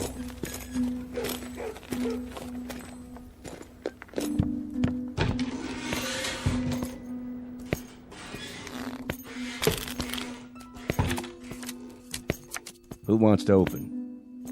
I'll be. Is that? Well, look at who's come back. Connie Miller? Gents. Take your coat off. I'll hang it up for you. Drink, Connie? Yeah, I could use one. Same as always? Leave the bottle. Oh, sure. I said, who wants to open? That's all for me. Me too. I'm not much of a pot, but I'll take it. Did you notice, Connie? Notice what? Our little fence out in the street. That I did. I noticed it. And I know what's inside it, too. How'd you know that? Old Jason's out there walking around in the wind spouting off. And what'd he tell you? The blood of Pinto Sykes. Well, for once, that old geezer told the truth. Who shot him? We did. Who's we? Us. The town. The whole town? Not me. I don't believe in gunfire myself. Only 8 of us actually fired, but the whole town was behind it. Fact is, this town don't have much in the way of marksmen. That right. Out of 8 that fired, we reckon only 1 bullet hit him. Which one? Don't even know for sure who fired it. Bullet passed clean through him, and no one is bragging that they're the one who did it. No, sir. No one is claiming credit for that piece of gunplay. You know something, Mr. Corcoran? Maybe by now, wherever he is, Pinto knows who it was that killed him. What do you mean, wherever he is? Oh, he's up on Boot Hill, of course. Lying in the family plot. Reckon it must be some disappointment to you, Connie, being as how you spent so long trying to find him for yourself. That it is, Ira. 4 months wasted out of the year chasing him. And I could have caught him right here. That's not the way Pinto told it. He claimed you wasn't even trying to catch up to him. Hello, Johnny Rob. Still running your mouth, same as always? You do spout off a lot, Johnny Rob. One last hand, double or nothing. Too rich for my blood. Mine too. I'll deal some solitaire for now. Somebody worth playing against, huh? Instead of the likes of us. Do me a favor. Send that boy home. Of course, if Connie Miller was to sit in, this gambler meet his match. Nerves of steel. Isn't that right? It's past your bedtime, Johnny Rob. No need to get riled, Connie. Nobody here is saying you didn't actually try to catch Pinto, even if he claimed as much on his deathbed. He talked before he died? Mm-hmm. He lived a half hour after he was shot. Talked a blue streak right up to the end. What did he say about... About what, Connie? About me. Maybe you'd like to hear the story from the start. That I would. Go on, Corcoran. You tell it better than the rest of us. I'll do that for you, Ira. Reckon Connie deserves to hear it all. We got a new circuit judge now, Connie. Young feller named Ed Thackeray. He come through here last week, so we went to him with our complaints. Told him how one Pinto Sykes is wanted by the law in 3 states, and how he treats this town like his personal property when he rides in, just because he was born and raised here. Is that all you told him? We told him how we haven't had ourselves a sheriff in 3 years, and how Pinto, well, he just rides in and helps himself to whatever he wants, with nobody to stand up and make him pay. We told him how we hired you, Connie Miller, to track him down, but that we ain't had much results. Hey, hold up there. You know I've been on his trail. I know.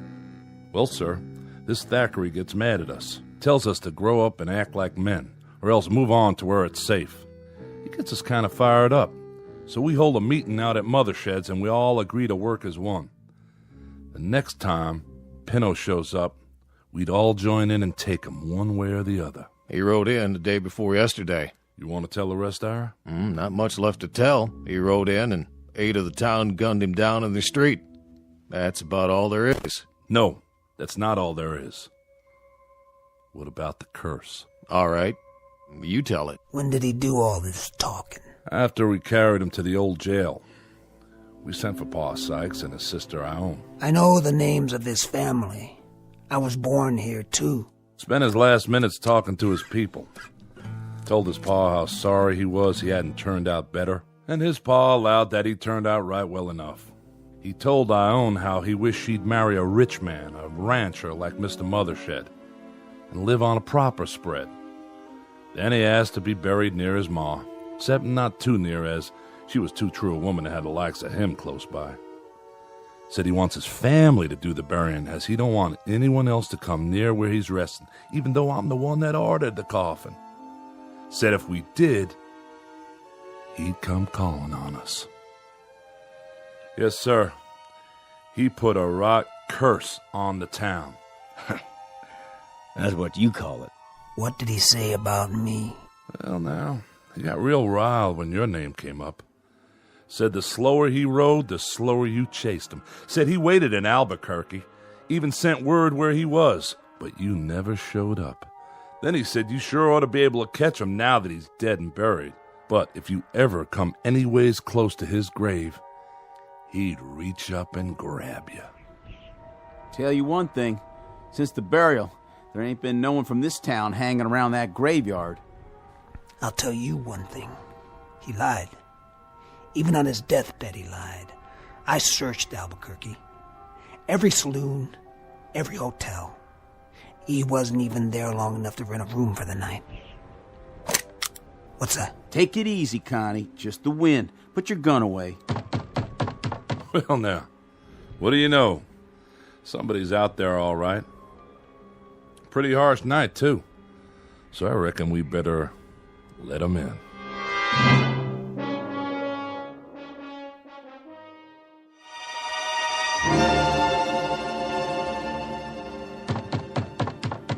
I'll answer it. Oh, how do? Hello, Ione. Nice to see you. Miss Sykes, what are you doing out so late? Gentlemen. Mr. Broadley, give me a bottle of rye whiskey, if you please. Surely. Seems your paw is hitting the drink a mite heavy, though. You think so? None of my affair, but maybe you could try and get him to taper off. He's a fine man. He truly is. All I mean to say is, I swear I own, folks don't hold it against him that he was Pinto's paw. Oh, this isn't for my paw, Mr. Broadley. This is for me. Oh, I see. Begging your pardon. Well, look what rode in on the wind. Hello there. My brother was just talking about you. Your brother? Most certainly. When was that? Day before yesterday. He's real sorry he missed you. We told him, I own. And did you tell him how Pinto's going to greet him if he does see him? We told him that, too. You've been chasing him for so long, Connie. You ought to feel real lucky tonight. You finally know right where he is. And all you have to do is walk out there. How nice for you. That whole Sykes family was never real bright. Tell us, Connie.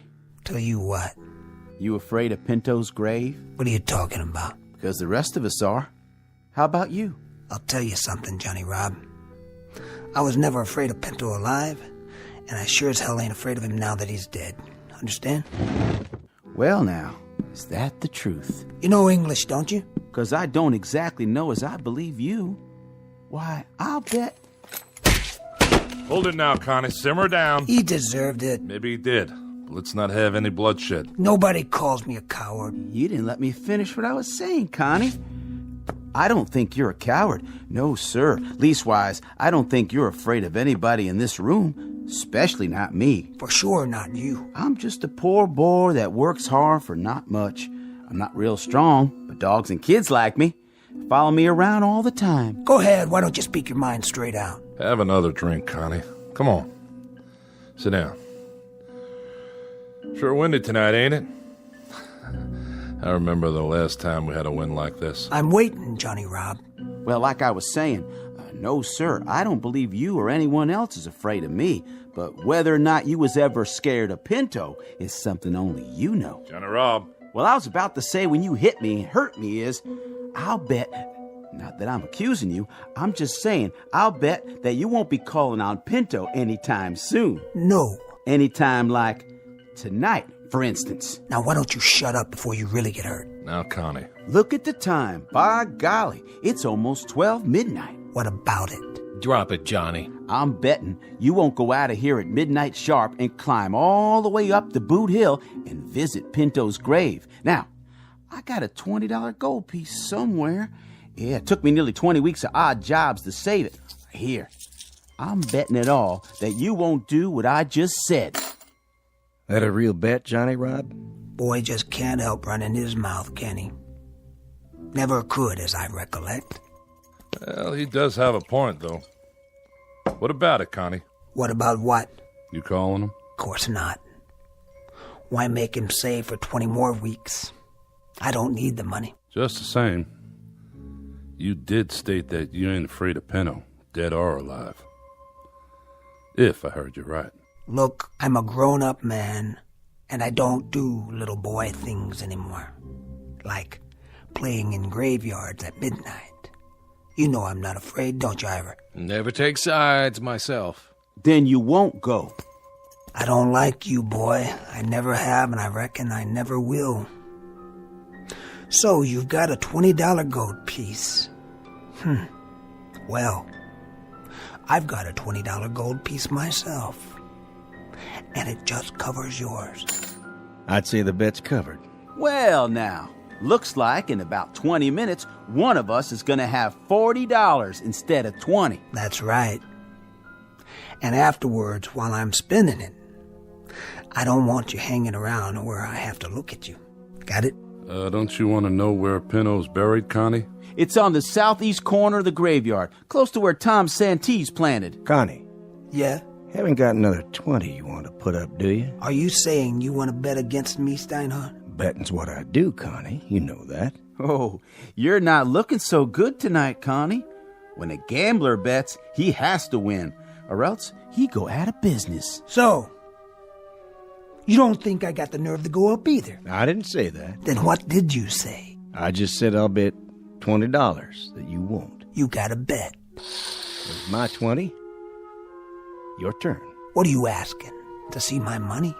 That's the idea. We've made bets before, Steinhardt. Yeah, but this time's different, Connie. Now, if we were betting on a horse race or the turn of the next card, I'd trust you. But not this time. What's so different about this time? When you get out to Pinto's grave, how do I know he won't reach up and grab you? If you don't come back, how do I collect? There. That good enough for you? Gold certificates. Legal tender in my book. Hold these for us, Ira. Sure, Connie. How about you? I've still got some more betting money left.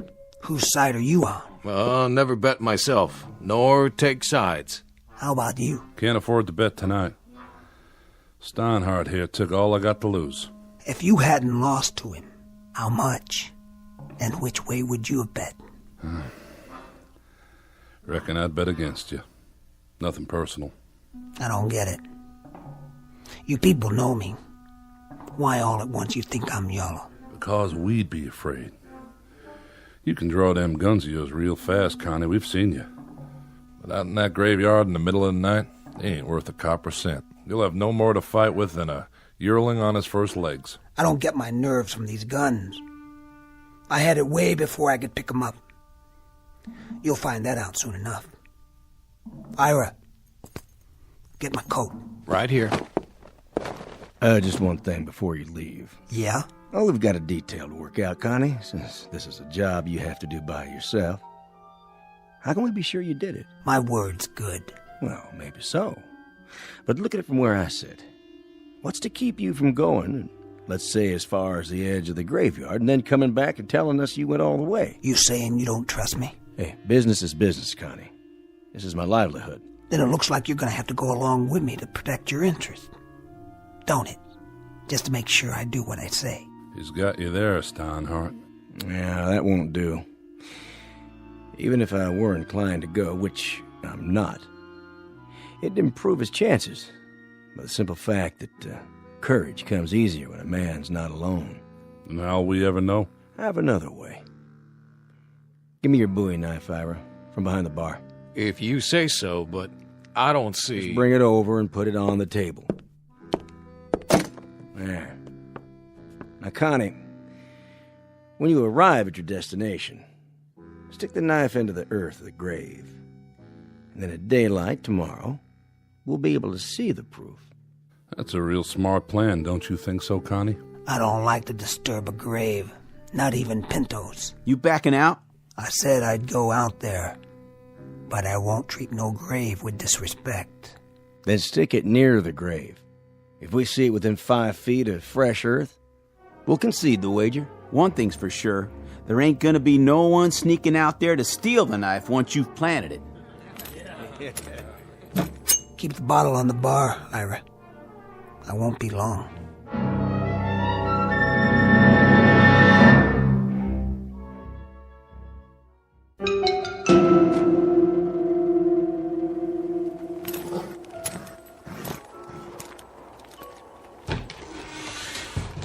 Well, who'd have thought? There he goes, all by his lonesome. And there ain't even a moon tonight. You know something? We might just lose this bet. You maybe, not me. I've already got my $20 worth, just seeing him squirm.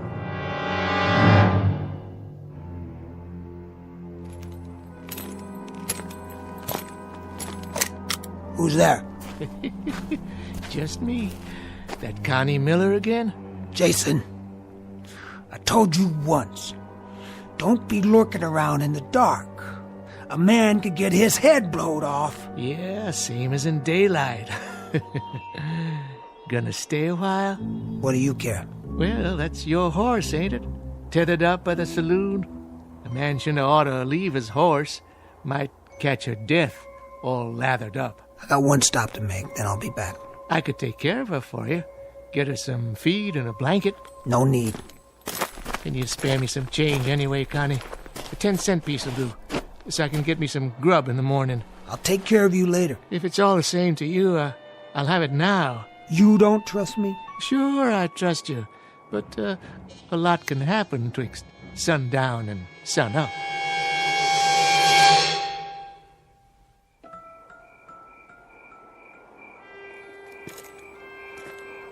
East side. Right about there.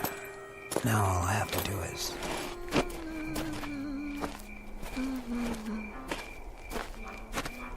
Evening, Connie. Come to see Pinto? Maybe. You're braver than I thought. What's that under your cape? You want some? A good belt of red rye might make it easier. There's still half a bottle left. I don't get my nerve out of a bottle. Oh, no? Where do you get it? I ain't afraid of no man. Then you go on up there and see him, why don't you? I'll do that. I was just there. He's waiting for you, you know. I'm coming, Pinto. You can count on that. Pickett, Winslow, Appleton, the Nottinghams. Where? What? Old caretaker's shed, that's all. Door blowing off the hinges. Caretaker's shed. That's all. Look at all this junk. Picks, shovels, markers. And a little old window. Good. That's good. Sure it is. I can spot you from here, Pinto. Right there, by the Santi plot. Fresh dirt. And a wreath. Well, Pinto, all those pretty flowers, they're gonna blow away by morning, and then what will you have? Nothing. That's what. You can't hurt me now, Pinto. Not now. You'll never hurt anybody again. The day has passed. But I remember you. The way you used to beat kids up in school. The way you lied so your ma wouldn't know. The way you cheated me on my first horse. And me always looking over my shoulder to see if you're following me. Why'd you do that, Pinto? Why'd you lie and cheat and steal? When you robbed your first bank, you thought you were a real man. And the first time you killed, you were so drunk you couldn't see straight. But you didn't care. Yeah, after that, the rest was easy, as long as you snuck up behind them. You were fast, all right. Fast on the draw. But your last was weak. That's your blood in the dirt out there, not mine. Here, Pinto, I brought you a present, something to remember me by. I'm leaving it on your grave, stuck right through your black heart. Rest in peace! There. It's done. Now I hope you burn in hell. Yeah. Huh? What? No! Let go! Let go!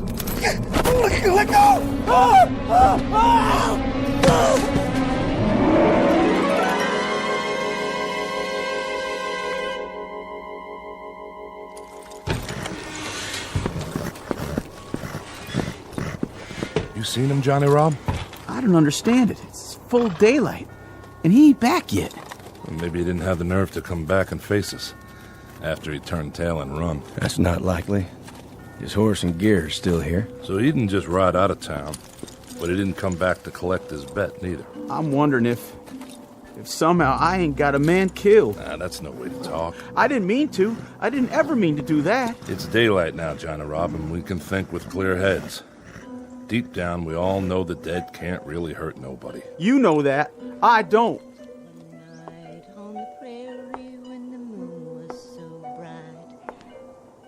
Morning. Morning, Ione. And what brings you out so early, Miss Sykes? I'm on my way to the graveyard. Why are you carrying a dinner plate? This was his. He used to eat out of it when he was a boy.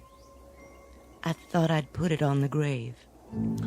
Oh, well, that's very nice and all, but you know, Ione, I don't think the dead are hungry anymore. They finally got their piece. You might say their cup runneth over. Thank you for saying that, but I still want him to have it.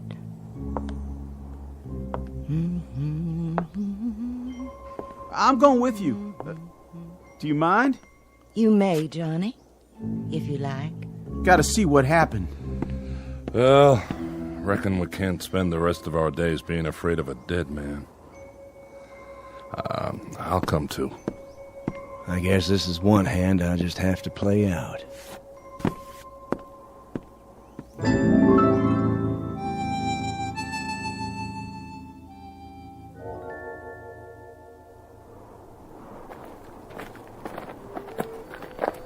Now then, Ione, we sort of got turned around.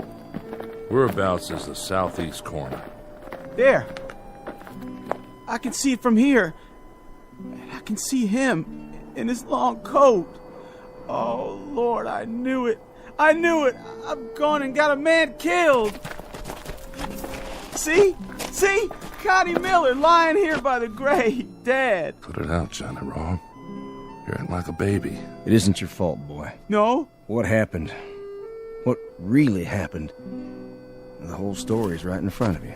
Look at it. I'm looking. And all I see is Connie with a knife through his coattail so he couldn't run. Oh, he must have been powerful scared. Well, he was more courageous than I thought. He came. He knelt by the grave, see? Right there's his knee prints. What are you getting at, Steinhardt? Somebody caught him here and pinned him to the ground. You don't think he did that to himself, do you? He pulled the knife from his belt. He thrust it into the grave like this. But the wind was strong, as it is now, and it blew his coat tail over the grave. And being so dark, he didn't notice that he'd put the knife blade through his own coat tail, pinning it down. You mean? Then he started to rise. As he did so, when he was perhaps halfway up, he felt a sudden tug, the knife holding his coat tail. But in his mind, Pinto had reached out and grabbed him. He was already scared half to death. This finished him. His heart gave out. That's all. That's what happened? It is, isn't it, Corcoran? Tell me, we ain't to blame, are we? What he says makes sense. Fact is, proof is all there. Kind of killed himself in a manner of speaking. Is that what you think? What's she saying? Now, there you are, Bud. Your plate, remember? So, you think Connie's death was an accident? That he stuck the knife in the hem of his own coat? Yes, ma'am. Tell me this. How did his coat tail get over the grave like that? Well, for some reason or other, because he was in such a hurry, he left it unbuttoned. Yeah, and the wind must have done the rest. What direction was the wind from last night? South, why? The south, same as now. And I'm standing in exactly the same spot Connie was. You are right enough. Look at my cloak. Look at it. Is the wind blowing it across the grave now? No. It's blowing out behind you. So it couldn't blow the opposite way, could it? Not today, and not last night. Then how? Something would have had to reach out and pull it in the other direction, so it spread over the grave in front of him. That's only logical. Don't you agree? Well, I'm afraid the lady's right. Morning to you, gentlemen. I'll be getting home now. Don't worry. I can find my way.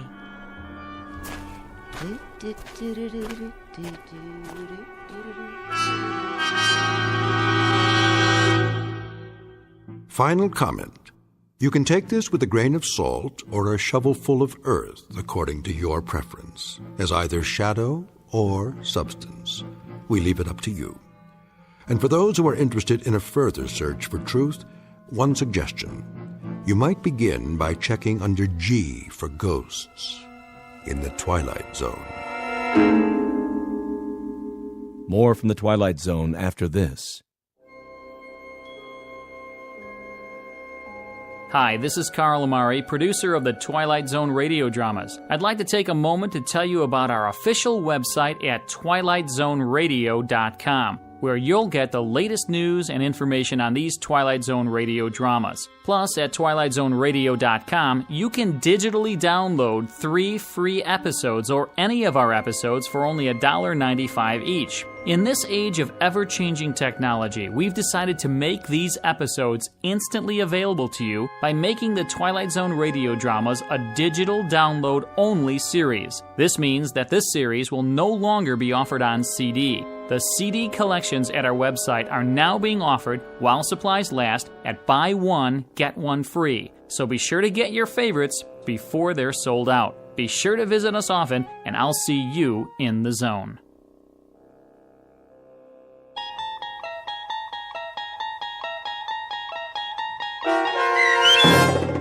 The Grave, starring Michael Rooker with Stacy Keach as your narrator, was adapted for radio by Dennis Etchison and based on a script by Montgomery Pittman. Heard in the cast were Mike Starr, Doug James, Jeff Lupetin, Linda Ryder, David Darlow, Christian Stolte, Bob Dunsworth, Carl Amari, Vince Amari, and Roger Wolski. To learn more about the Twilight Zone radio dramas and to obtain audio cassettes and CDs of these programs, visit our website at twilightzoneradio.com. The producers of The Twilight Zone wish to thank CBS Enterprises, Carol Serling, Dennis Etchison, Dick Brescia Associates, Claire Simon Casting, Terry Jennings, XM Satellite Radio, Sirius Satellite Radio, our sponsors, and our radio affiliates for helping make this series possible. This copyrighted radio series is produced and directed by Carl Amari and Roger Wolski for Falcon Picture Group. Doug James speaking.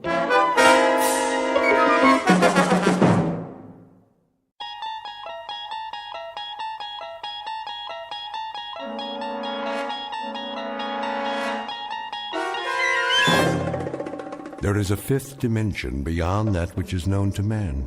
It is a dimension as vast as space and as timeless as infinity. It is the middle ground between light and shadow, between science and superstition. It lies between the pit of man's fears and the summit of his knowledge. This is the dimension of imagination. It is an area which we call the Twilight Zone.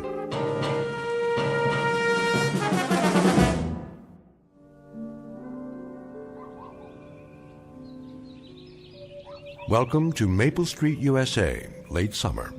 A safe, tree-lined world away from the big city. A nice, old-fashioned place to raise a family. Good friends, well-kept lawns, and the laughter of children at play. There's Mr. Steve Brand, who just finished washing his shiny new car, with some help from a good neighbor. Hand me the rag, will you, Don? I want to polish this baby before the sun goes down. Sure. Hey, I can get the tires for you. It's okay. It's almost dark. Throw me the ball! If you can catch it. Hey, the ice cream man! Look at that. Ice cream before dinner. Why not? They deserve it. Well, as long as their mothers don't find out. What'll it be, boys? Fudsicle. Coming right up. And a rocket popsicle. This one's got your name on it, Tommy. At the sound of the roar and the flash of unearthly light, it will be precisely 6:43, and time for another era to begin in this otherwise perfect neighborhood.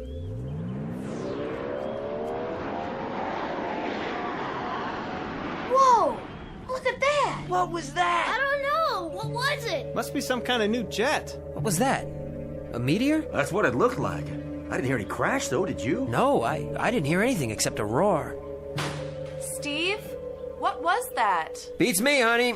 Came awful close, didn't it? Too close to home, much too close. What the heck? A police helicopter? Did you see how fast it was going? 6:44 p.m. on a late September evening, the last calm and reflective moments before the monsters came to Maple Street.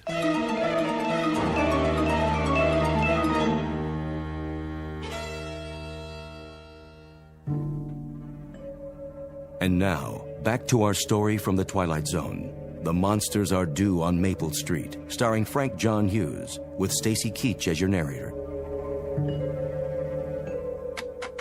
Operator? Operator?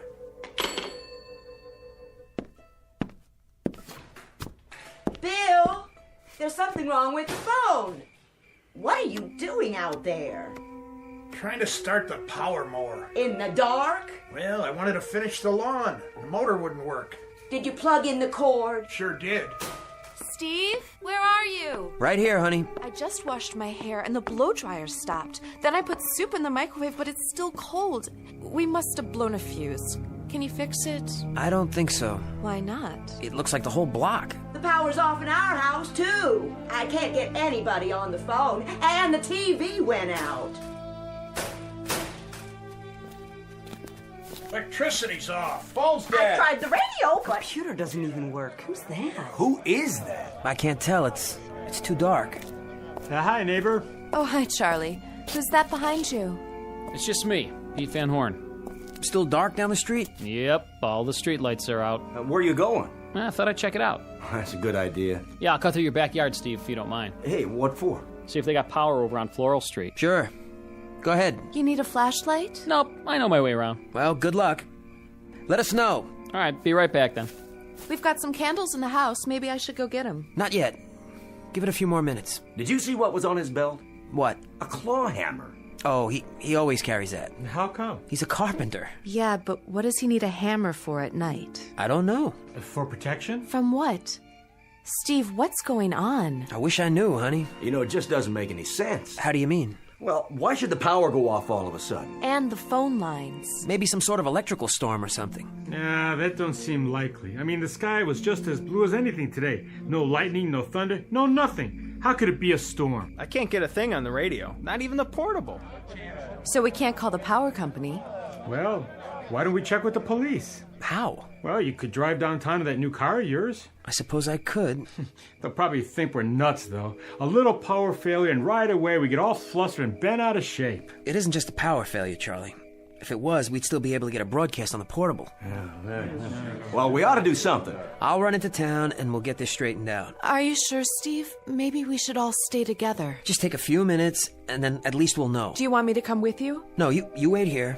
Go in the house if you want and light some candles.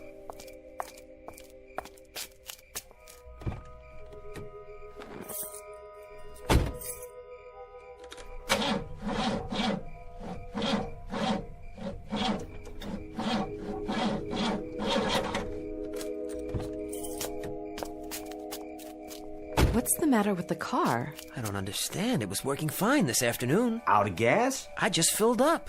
Well, then it's not getting a spark. Look under the hood. Well, it could be a lot of things.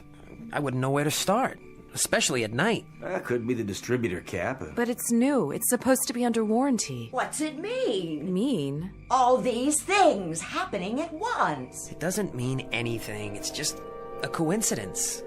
Next time I try the car, it'll probably start just fine. I don't know. It's as if everything flat out stopped all of a sudden. Yeah, that's pretty strange if you ask me. We better walk downtown. How many? I mean, some of us should stay here and watch the houses. The two of us can go, Charlie, you and me. You think it's the meteor? Well, I really doubt it. I don't see how it could be if that's what it was. A meteor couldn't do this. Well, then we'll find out. Turn it over to the authorities. Yeah, they'll know what to do. They better. That's what we pay them for. Come on, Steve. Mr. Brand, Yes, Tommy? you better not. Better not what? Go into town. Why not? They don't want you to. Who doesn't want us to? Them. Them? Whoever was in that thing that flew over. What? Whoever was in it. I don't think they want us to leave here. Fool kid. Wait a minute. What do you mean? What are you talking about? They don't want us to.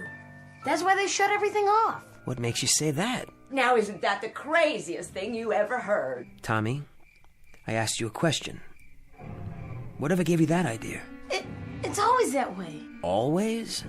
Well, when a ship lands from outer space. Oh, come on now. It's that way in every story. Which story? All of them.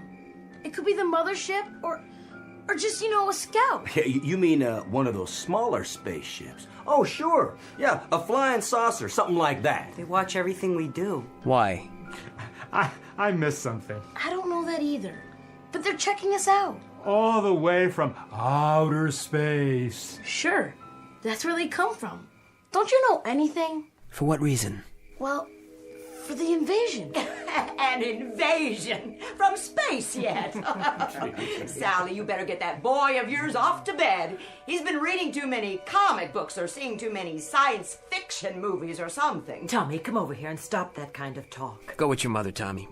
We'll be right back, and you'll see. That wasn't any kind of ship, for crying out loud. That was just a meteor or something. I guess it did have something to do with these power failures and the rest of it. Meteors can do strange things. I think I read something about it. Oh, sure. Like sunspots. That's right. Yeah, that's the kind of thing sunspots do. They rays came with radio reception all over the world. That part's definitely true. And this thing coming so close, why? I mean, there's no telling the sort of stuff it can do. Yeah, you go ahead, Steve. You and Charlie go into town and see if that isn't what's causing it all. All right, then. We're going. Mr. Brand, please don't. Come on. You want us just to stand right here in one spot? You might not be able to get to town. Why not? It was that way in the story. Nobody could leave. Nobody except... Except who? He's talking about some video game. Hold on. I want to hear this.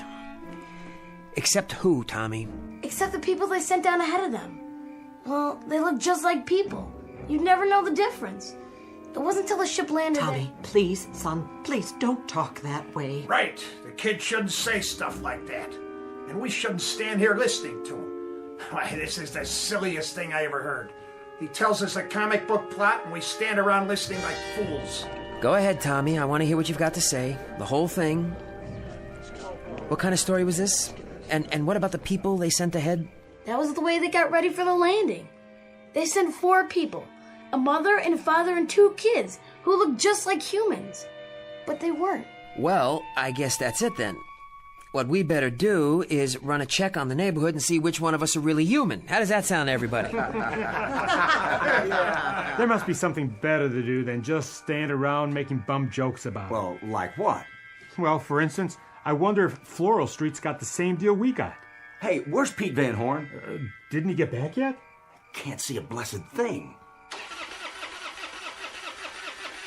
Hey, who's that? It's Les Goodman. See him there across the street? He went out and got in his car just like that. Now, where's he going at a time like this? Looks like he isn't going anywhere. Hey, Les.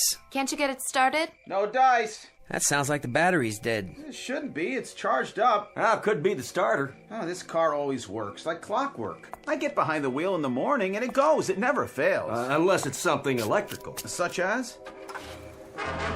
Who did that? Nobody. It just started. All by itself? But that can't be. Cars don't just start all by themselves. Do they, Steve? Of course not. Not without the keys. I got them right here in my hand.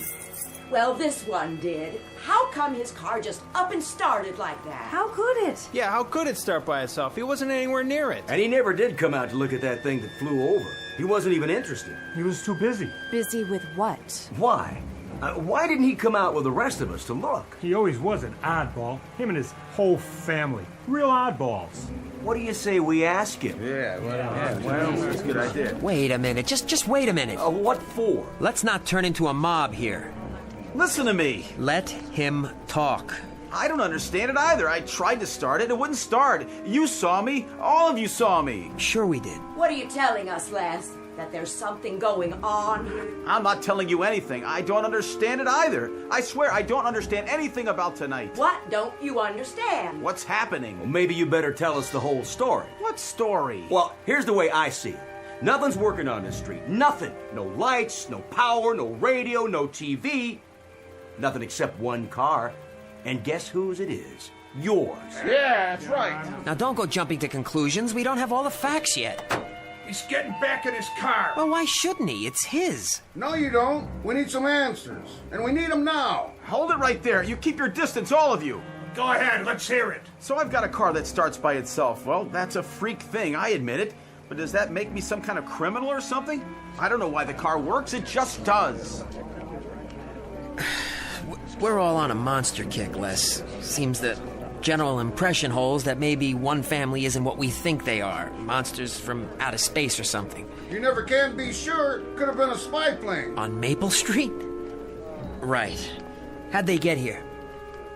Or were they here all along? Well, that thing, it could have been a missile. You never know. A bomb, you mean? An ICBM? Did you hear it explode? Did you? Well, no. I'll tell you what's going on. You're afraid of anything that's different. Fifth columnists from the vast beyond. Listen to yourselves. You know anybody that might fit that description, Les? On Maple Street? No, I sure don't. I don't either. And neither does anybody else. Look at that! At what? It's his porch light. It went on. Yeah, the only one that's on. So who turned it on, huh? Now I suppose that's really supposed to incriminate me. Take it easy. The light goes on and off. Something in the wiring. Big deal. That really seals it, doesn't it? Move back, everybody. Why should we? This is Les's porch. His yard. That doesn't matter anymore. Sure it does. It's his property. I just don't understand this. So I've got a bad switch. You never did before. Look, you all know me. Of course they do. We've lived here for 5 years, right in this house. Now, where'd you move here from? Will you let him talk? We're no different than any of the rest of you. We're no different at all. Really, this whole thing is just weird. Well, if that's the case, Les Goodman, explain why... Explain what? Why do I have to explain anything to you or anybody else? Never mind. Go ahead. What about it? Explain what? Well... Go on. Just say it. Well, sometimes I go to bed late at night. A couple of times I'd come out on the porch and I'd see Mr. Goodman here in the wee hours of the morning, standing out in front of his house. Then what was he doing? Looking. Looking where? In somebody's window? No, up at the sky. What? That's right, looking up at the sky as if he were waiting for something. For a signal? Well, I really couldn't say. Think. What did you see him do? I'd like all of you to leave now. You stay away from us. Or what? You know, really, this is a bad joke. You know what I'm guilty of? I'm guilty of insomnia. Now, what's the penalty for that? Is that a crime now, too? Well, is it? Doesn't anybody have anything to say about that? Let it go. Nobody said... No! Did you hear what I said? I said it was insomnia. They heard. You fools. You scared, frightened rabbits. You're sick. Sick people. Do you know that? All of you. Hey, easy. And you don't know what you're getting into. You don't have any idea. Because let me tell you, this thing you're starting, that should be what really frightens you. As God is my witness, you're letting something begin here that could turn into a nightmare you can't stop.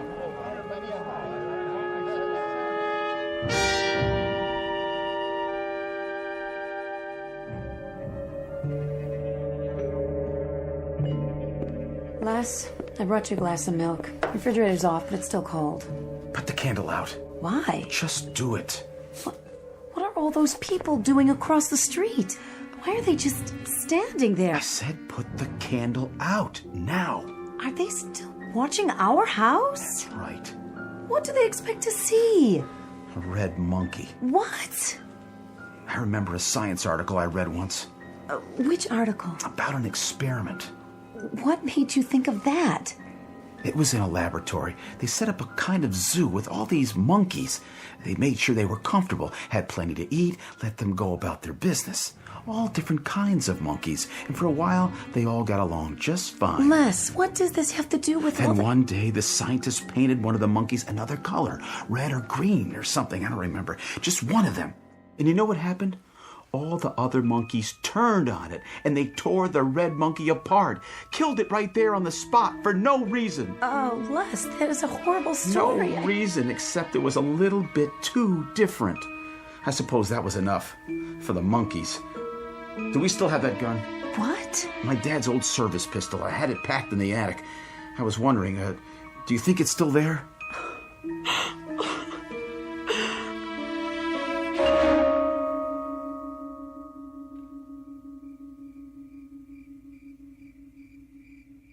I'm gonna wait right here no matter how long it takes. For what, Charlie? It just doesn't seem right, keeping watch on them like this. Well, what else are we supposed to do? Now, Charlie, he was right when he said he was one of our neighbors. One of our good neighbors. Think about it. Why, I've known Ethel Goodman ever since they moved in. We go shopping together once a week. We've been friends for... That don't prove a thing. Well, it's worth something. Any guy who spends his time looking up at the sky early in the morning, all alone, well, there's something plain wrong with that kind of person. Haven't you ever looked in the sky? And why would I do that? The stars, Charlie. The constellations. I had a pair of binoculars when I was a kid. Knew the names of every one. Yeah, when you were a kid. But there's something about that, well, it ain't legitimate here. Maybe under normal circumstances we could let it go by, but these aren't normal circumstances. What more do you need? Do I have to spell it out for you? I guess you do. Look at the street. Our street. Now there's nothing but candles everywhere. It's like going back to the Dark Ages or something. Yes, it is. Where are you going, Mr. Brand? To visit an old friend.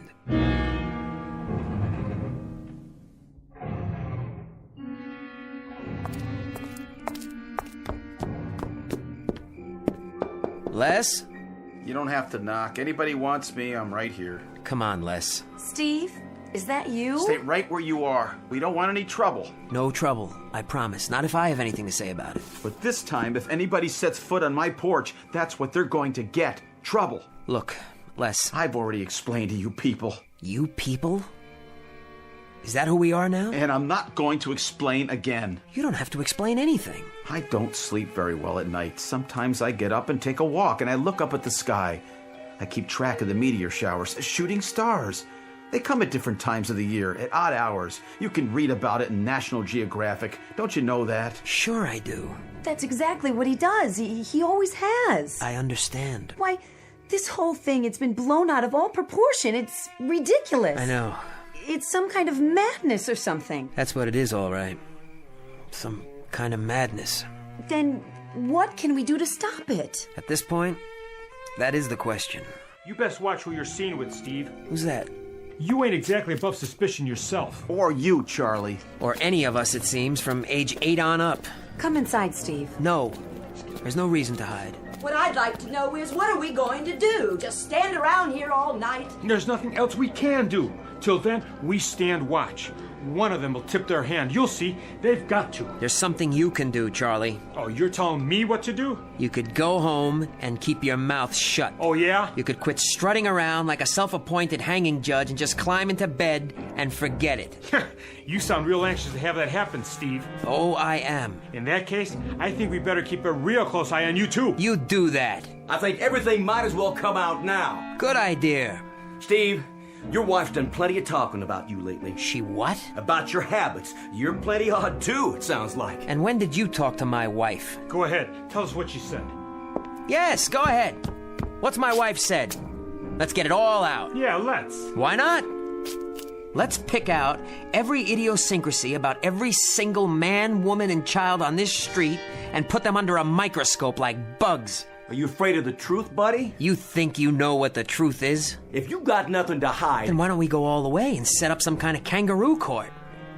How about a firing squad at dawn, Charlie, so we can get rid of all the suspects? Narrow them down, make it easier for you. And for you too, Don, old buddy. Hey, look, there's no need getting so upset, Steve. Then why are you? Well, it's just that, well... Well, what? Myra's talked about how there's been plenty of nights when you spend hours and hours down in your basement, working on some kind of radio equipment or something. Oh, for the love of... Got a regular electronics lab down there, she says. Well, none of us have ever seen that radio, now have we? Or whatever it is. How come you never told us about it? Yeah, go ahead, Steve. What kind of radio set you working on? Shortwave or something else? I've never seen it, and neither has anyone else around here. It's a hobby, for God's sake. Who do you talk to on that radio? And who talks to you? What kind of messages you sending, huh? And receiving. I'm surprised at you, Charlie. How come you're so dense all of a sudden? What does that mean? Who do I talk to? Well, who do you think? I talk to monsters from outer space. There, he admitted it. I talk to three-headed green men who fly over in what look like meteors. That is, when I'm not talking to other enemies, other aliens. Steve, please. Go back in the house, honey. It's a ham radio, that's all. I bought him a book on it for his birthday. It's just an amateur radio set. A lot of people have them. It's good for keeping in touch with friends all over the world. Oh, yeah? What friends? In which country? Does it matter? It matters a lot. I can show it to you. Would that make you feel better? It's right down in the basement. Show them nothing. If they want to look inside our house, let them go get a search warrant. Look, you can't afford to... Charlie, don't tell me what I can afford. Stop telling me who's dangerous and who's safe and who's a menace. Come inside now. And the rest of you, you're with them too, aren't you? You're standing here all set to crucify, all set to find a scapegoat, all desperate to point your fingers at your neighbor. Well, now look, friends. The only thing that's gonna happen is that we'll all end up eating each other alive. Get your hand off me, Charlie. That's not the only thing that can happen to us. What's that? Who? Tommy, get inside and lock the door. It's the monster! It's the monster! No, Tommy! We may need this. A shotgun? Give me that. Don't try to take it away from me. Put it down. We can't even see who it is yet. It could be anybody. It don't look like anybody. At least not from around here. It looks tall, real tall and dark, and... That's because the streetlights are off. Well, whoever it is, it can go right back where it came from. Oh, it's an it now, not a who. Give me the gun. But you don't know who... Stand aside if you're not going to help. Good Lord, will anybody take the time to think? We've done enough thinking. Will you people wise up? Even if it is what you say it is, what good would a gun do against something like that? Some sort of enemy? Something you don't even have a name for yet? Something that... No more words, Steve. You're gonna talk us into a grave. Whatever's out there in the street, you'd let walk right over us, wouldn't you? Well, some of us won't. Some of us are man enough to stand up for what we believe in. What do you believe? Quiet! Here it comes!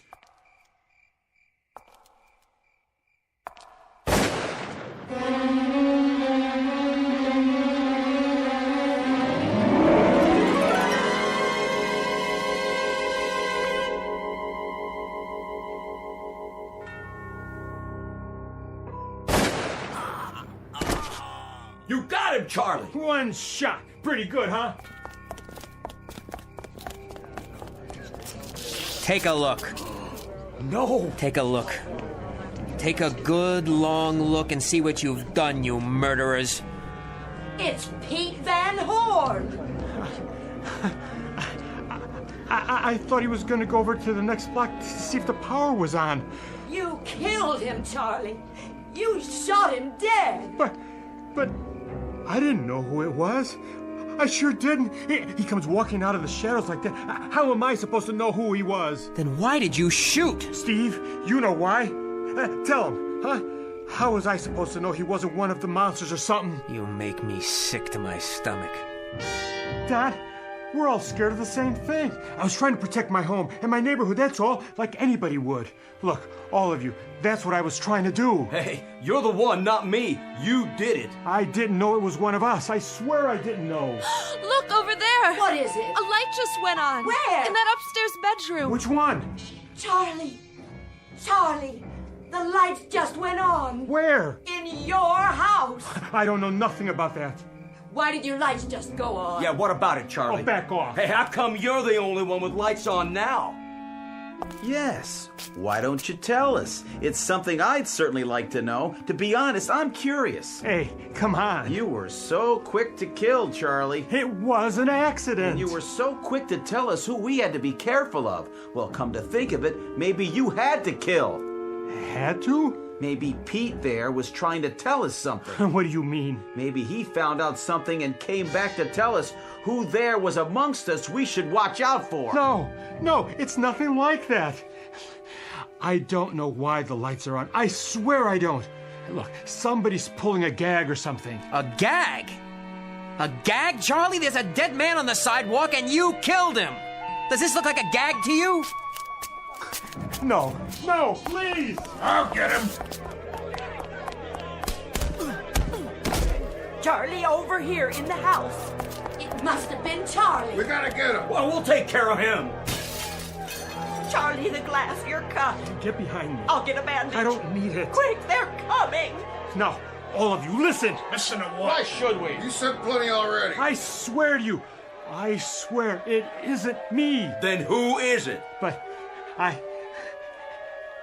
I know who it is. I do. Sure you do. I know who the monster is here. Who is it? I know who it is. It doesn't belong. I give you my word. I know. What are you waiting for then? Oh, please, Les, come away. Not yet. What are you waiting for? A flash of red? What are you talking about? The monkeys, Les. Remember, you told me about it. The monkeys. I want to hear this. Go in the house and wait for me. I'll go in the house, but I may not be there when you come home. If you just hear me out. Come on, Charlie, come on. Who is it, Charlie? Tell us. All right, quit stalling. Let's hear it. It's... Go ahead. Give us a name. It's the kid. It's Tommy. He's the one. No. How can it be? It has to be. Mom? That's crazy. Crazy. He's a child. He's my little boy. But he knew. He was the only one who knew. He told us all about it, every little detail. Well, how did he know? How could he have known? Can you tell us that, Sally? Yeah, that's right. How could he? Make the kid talk. What about Goodman's car, though? Well, it was Charlie who killed Old Man Horn. Nobody could argue with that. Just shut him up. But it was the kid who knew what was going to happen the whole time. He was the one who knew. Have you all gone crazy? Stop it, every one of you, now! You better shut up, Brad. Or what? This. Charlie has to be the one. He's just lying to save his own skin. It all adds up now. Where's my shotgun? I'll get the hammer off Old Man Horn. Maybe Les Goodman is the one. His car started. Let's wreck it before he gets away. What about Brand's radio? He's the one who called them. Smash the radio. Les. Give me the hammer. Something. I got a 22. Stop. Stop. Stop. Steve, we gotta get out of here. Too late. It's too late. Get Steve and Charlie. They're working together. You better listen to me. It's our only chance. Where's the kid? No, you stay away from us. Mom! Let's go, Tommy. Stay with me. We're going home now. Hey, he's getting away. Leave us be. I could get a shot. You missed. Give me that thing. You gotta aim. Here. What's that? Where? The light over there in that house. It just went on. That's Bob Weaver's place. Then it isn't the kid. That isn't the Weaver's house. It's Don Martin's place. I tell you, it's the kid. It's Charlie. He's the one. Hold on, there's lights in the house next door to it going off and on. And that one. And that one. Which one is it? It's all of them. It can't be everybody. It is. Look. Blinking on and off. Up and down the block like a Christmas tree about to blow.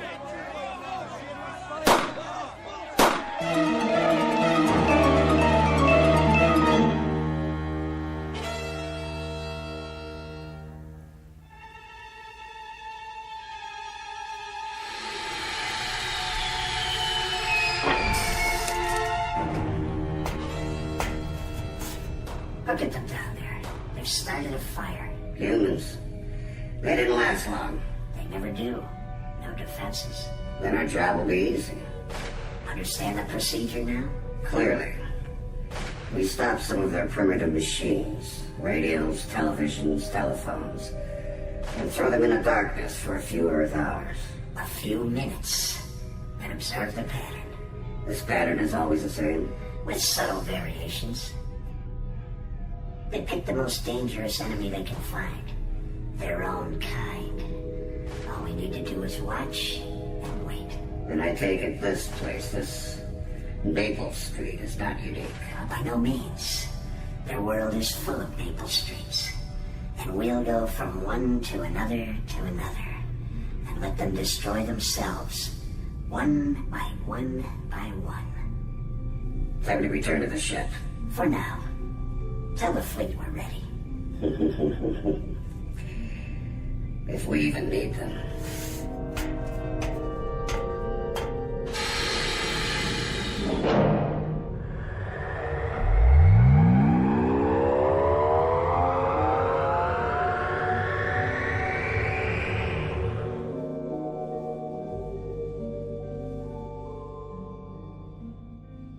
The tools of conquest do not necessarily come with bombs and missiles, with explosions and fallout and invading armies. The most dangerous weapons are simply thoughts, attitudes, prejudices, to be found only in the minds of men. For the record, prejudice can kill and suspicion can destroy. And a thoughtless, frightened search for a scapegoat has a fallout and a contamination all its own. For the children, our children, and those yet to be born. And the vast universal pity of it is that such things cannot be safely confined to the Twilight Zone.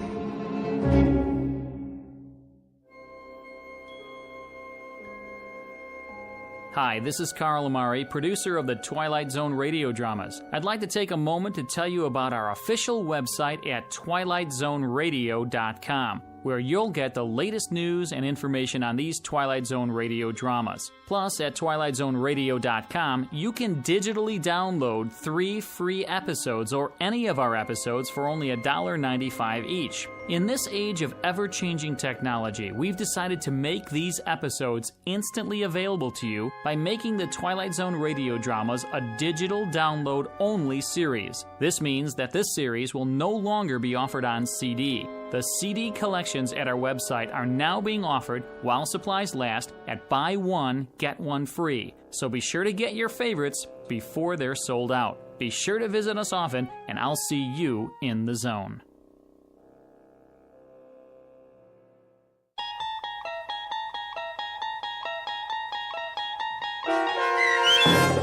Monsters Are Due on Maple Street, starring Frank John Hughes with Stacy Keach as your narrator, was adapted for radio by Dennis Etchison and based on a script by Rod Serling.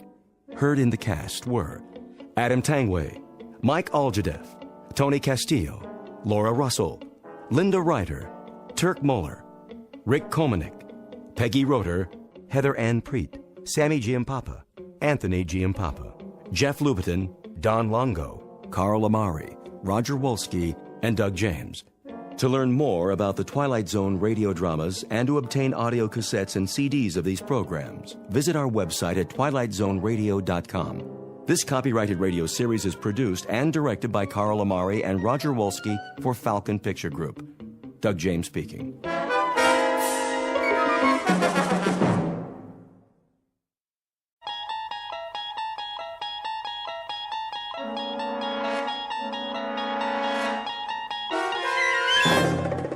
traveling through another dimension.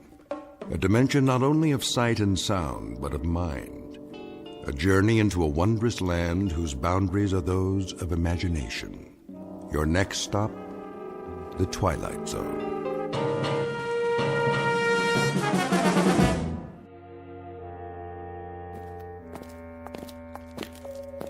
God, you haven't answered my question. No questions. But it's a simple one, a very simple one. Where are you taking me? You'll find out. You come before dawn with no arrest warrant? We don't need a warrant. But of course you do. Not for a hearing. Oh, is that what this is about, an investigative hearing? That's such an hour. Chancellor's orders.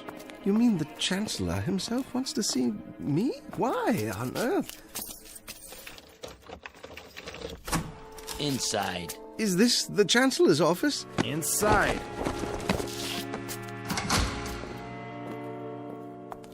Hello. Hello. Oh, you'll forgive me, but it's so dark in here, my eyes. There's a bench along the wall. Why don't you sit down? And you are? Mary Lampert. Wordsworth. Lampert. You work in the Central Registry? I don't work anywhere at all now, but it wasn't in the registry. I was an English teacher. Oh, yes. Yes, you requested some books from me last semester. But what are you doing here? The same as you, I'm afraid, Mr. Wordsworth. You were summoned for a hearing? We all were. No, I beg your pardon. I didn't see you. I'm used to that. Hello there. Hello, Mr. Wordsworth. You're teachers, too? Something even less useful. A poet. A published poet? A few small press volumes. Oh, we have a lot of those in the stacks. Quite a number, actually. Your name? John Brodsky. Yes, let me see. The Fire Inside and Other Poems? You're the only person outside of a few friends who's ever heard of it. Oh, no, you were very well reviewed. The Mid-Atlantic Prize, wasn't it? It was, but they don't exist anymore. And the rest of you, I don't mean to be rude. After a certain age, well, the eyes just don't adjust very quickly, even with glasses. Jack Cameron. I taught philosophy at the university. How do you do? John Alpert, from the theology department. Another lost cause. Oh, no, don't say that. Vital subjects all in a liberal arts education.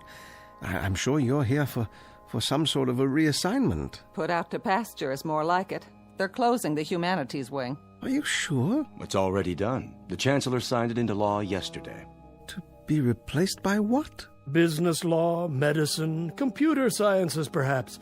Something more practical. The word is they're not going to use human teachers at all anymore. I see. And what of books? They'll be obsolete too, what with the standardized software. In other words, will all be obsolete? That's the handwriting on the wall. But that's absurd. Well, what will they do with us? Pay us not to work? I think they have in mind something a bit more efficient. Such as? Lampert! Yes? This way. Yes, of course, I'm ready. I'll go first. Please, that's not necessary. Lampert, Mary, now.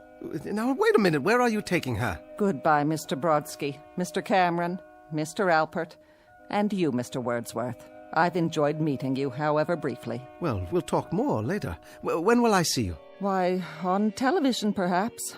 I'll hold a good thought for you. For all of you. Wait! Where are you taking her? You walk out of this room and into the next at your own risk, because it leads to the future. Not a future that will be, but one that might be. This is not a new world, brave or otherwise. It is simply an extension of what began in the old one. It has patterned itself after every dictator who ever planted the ripping imprint of a boot on the pages of history since the beginning of time. It has refinements, technological advances, and a more sophisticated approach to the destruction of human freedom. But like every one of the superstates that preceded it, it has one iron rule. Reason is an enemy and truth is a menace. This is Mr. Romney Wordsworth in his last 48 hours on Earth. He is a citizen of the state, but will soon have to be eliminated because he is built out of flesh and because he has a mind. Mr. Romney Wordsworth, who very shortly will draw his last breath in the Twilight Zone. And now, The Twilight Zone, and our story, The Obsolete Man, starring Jason Alexander, with Stacy Keach as your narrator. Who's next? Wordsworth, Romney.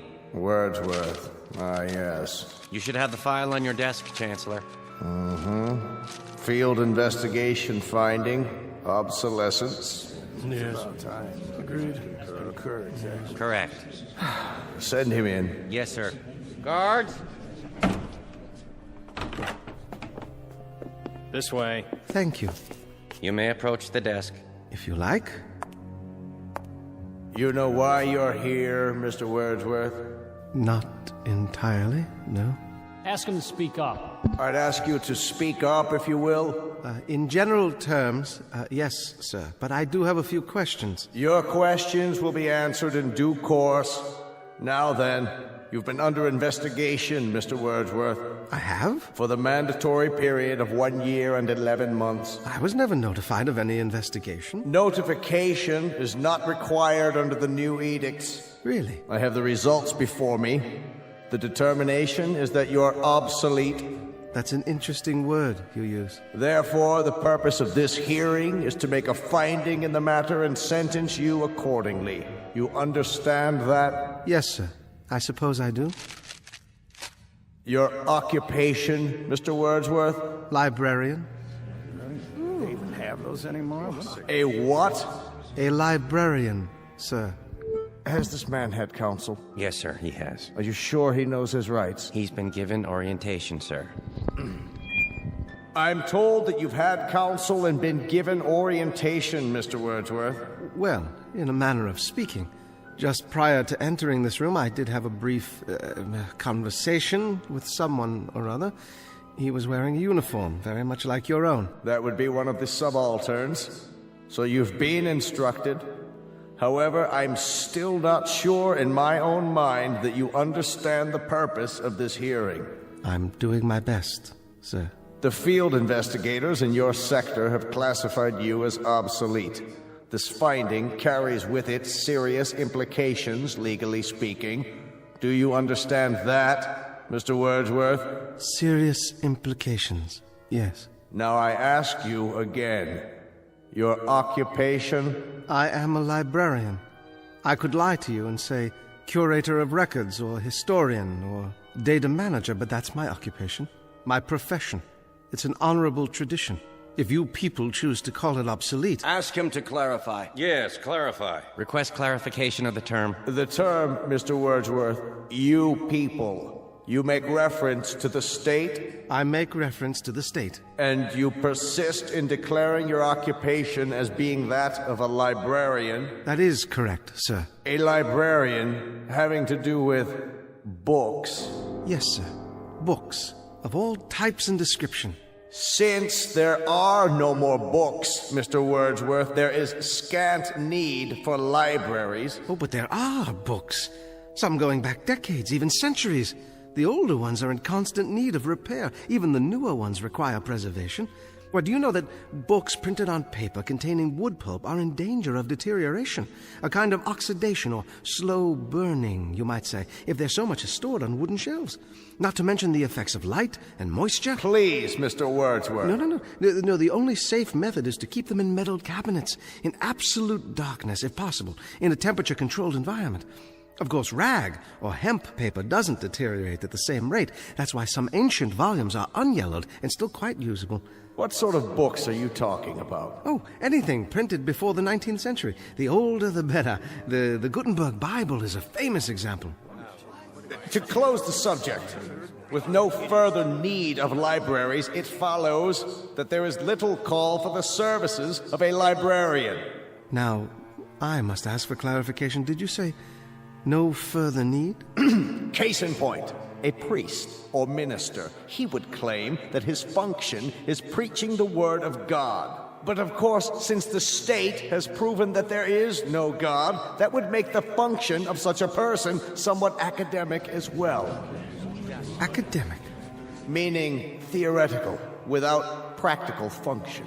But there is a God. You're in error, Mr. Wordsworth. There is no God. You know that? The state has established it. Established it? How? By scientific proof, or the lack thereof.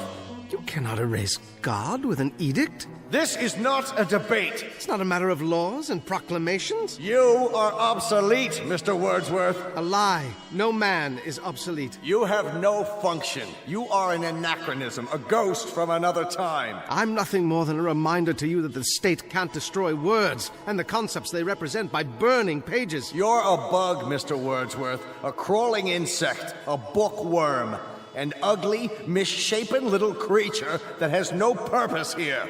No meaning. I am a human being, as are you. A human being? Is that what you lay claim to? You're a librarian, Mr. Wordsworth. You're a dealer in books that no one reads, and 2-cent fines and pamphlets enclosed stacks in the musty insides of a language factory that spews out meaningless words on an obscure assembly line called the printing press, whose time has long passed. Words, Mr. Wordsworth, that have no substance and no dimension. Like air, like the wind, like a vacuum that you make believe has an existence by scribbling index numbers on little cards. I don't care what you say. Don't approach the bench until you're told to. And I tell you I don't care. I'm a human being. I exist. And if I speak one thought aloud or in writing, that thought lives even after I'm shoveled into a grave. This I know beyond the shadow of a doubt. Delusions, Mr. Wordsworth. Delusions that you inject into your veins using a needle filled with printer's ink. The narcotic you call literature. The Bible, poetry, essays, all of it, just an opiate to make you think you have strength when you have no strength at all. You're unfit. You have nothing but spindly limbs and a dream, and the state has no use for your kind. You waste our time, Mr. Wordsworth, and you're not worth the waste. I agree. Let's end this. Now then. You've made your point. Instruct him. Romney Wordsworth, you will return to detention. Is that where I was? What a polite euphemism. Cell is more like it. To await the finding of this board. Very well. This way. One more question. What happened to Miss Lampert? Who? The school teacher. Her case has been decided. The result will be on this evening's telecast. I'm sure it will be, but I'm asking you, what was your decision? Take him away. Heretic. Obsolete. No function. No function at all.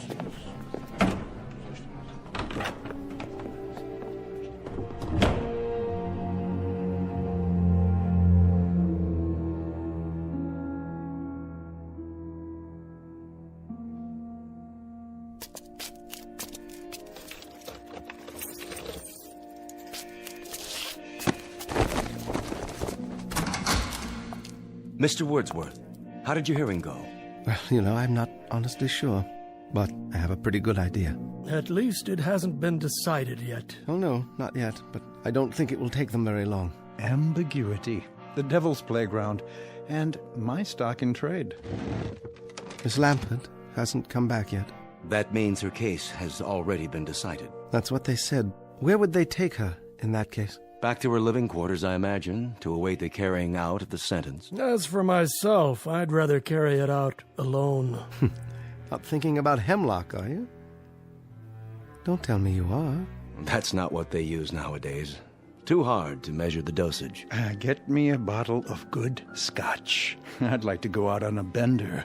Just give me a pen and paper. But they'd only burn it. Not if it's televised. I can recite to the camera. A public reading at last. Some of it has to get through before they cut off the sound. They can't cut it off. It's an official edict. The equivalent of the condemned man's last words. No matter what those words are? Oh, they'll denounce the statement as soon as it hits the airwaves. But until then, for one shining, glorious moment, I'll have an audience. And someone somewhere may hear my words and understand. Gentlemen, you're dooming yourselves. As if you believe in the superiority of the system, in its right to exist at all. But it does. with or without moral justification. Do not go gentle into that good night. Dylan Thomas? But rage. Rage against the dying of the light. We can rage all we like. No one's going to hear it. No? Think about it. What are you driving at? I wonder if they've reached a decision yet.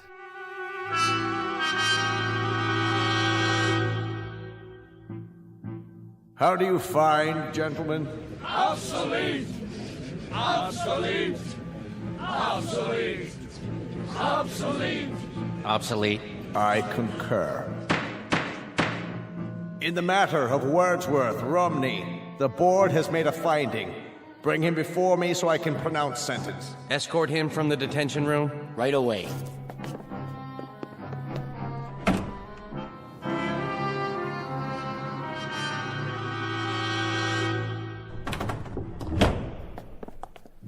Approach the desk, Citizen Wordsworth. Yes, sir?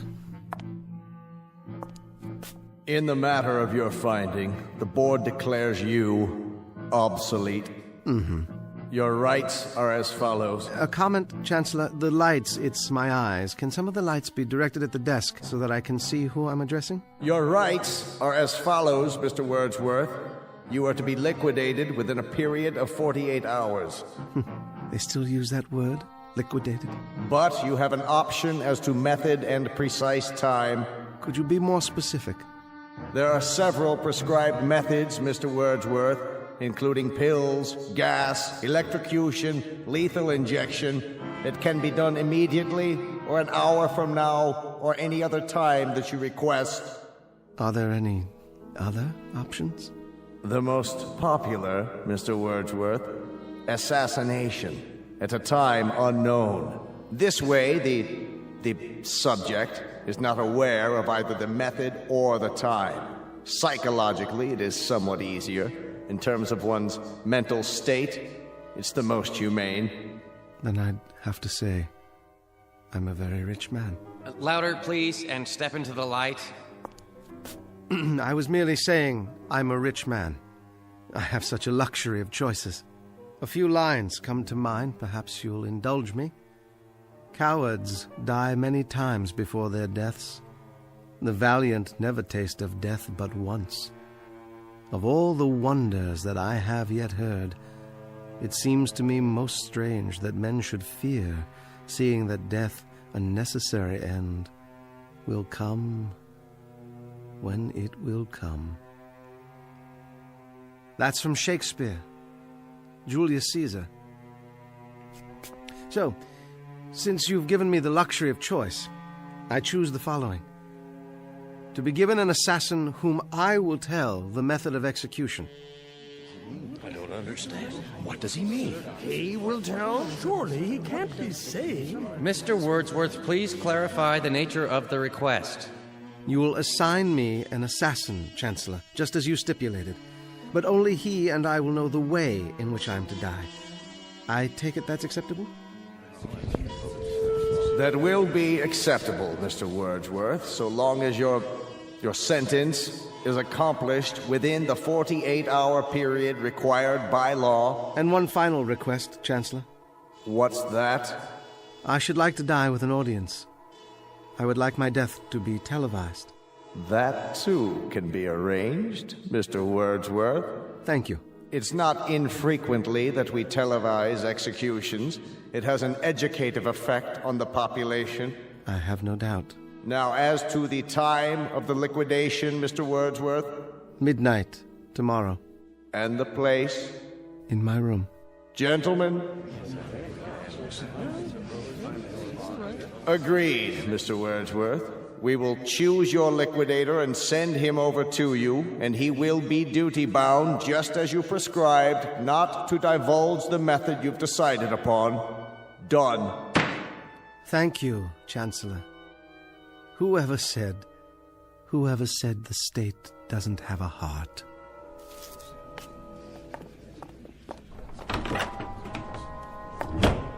An odd one. Yes, indeed. And with some very bizarre requests. Bizarre, but to our advantage. He wants his death televised? All right, we'll oblige him. By midnight tomorrow, he'll be crawling up the walls with fear. And we'll televise every moment of it. His horror, his fright, and I dare say his belly-crawling supplications for mercy. What an example. We'll televise it, gentlemen, all over the country. We'll show the people. We'll show them how this obsolete man, this librarian, dies.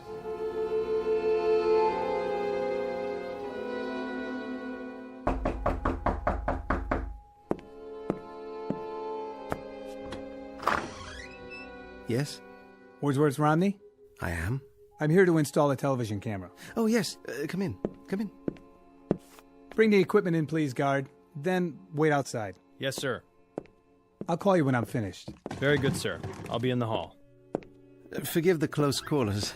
A librarian can't afford more than a studio apartment these days. Librarian, sir? Never mind. Would you care for some tea? No, thanks. I'm on a schedule. Oh, of course, yes. Other installations. Alpert, is that one? How about Cameron? And the other, what was his name? Brodsky, the poet. I don't know. The guard has the manifest. Oh, yes, I see. Is this all the equipment you need? It's not very much. It doesn't need to be. It's miniaturized. See, all I do is mount this lens on the wall in the corner, and that's it. As long as it gets a wide angle of the whole room. Impressive, I must say.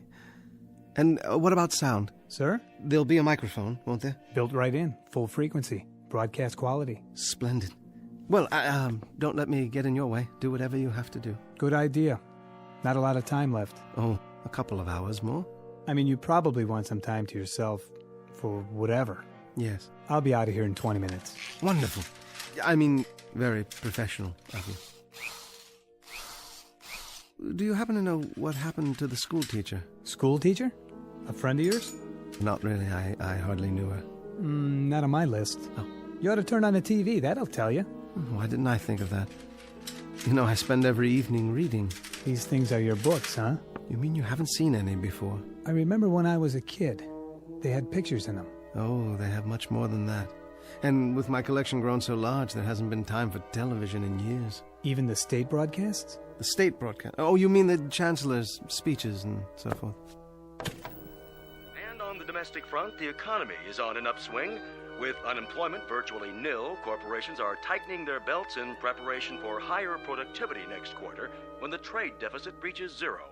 The government is purging thousands of obsolete personnel with tens of thousands to go before year's end. Did he say tens of thousands?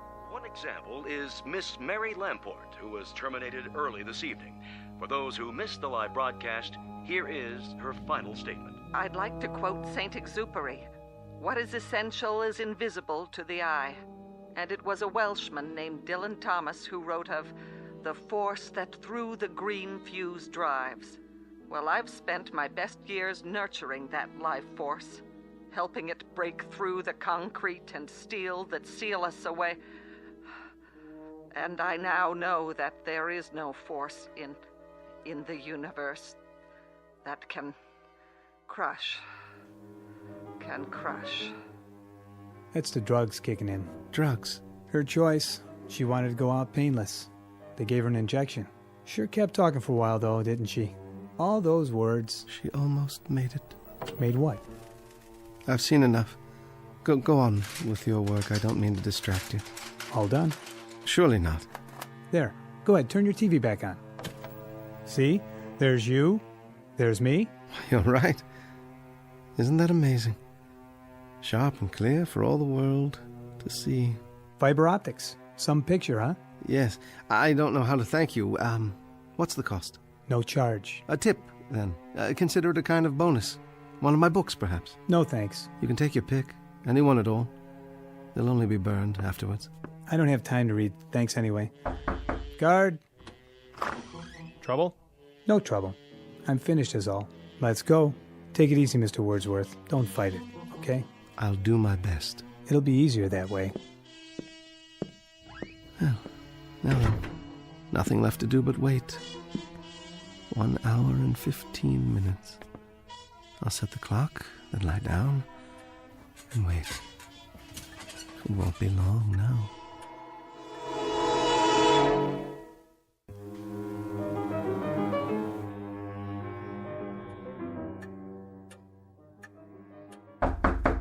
Mr. Wordsworth?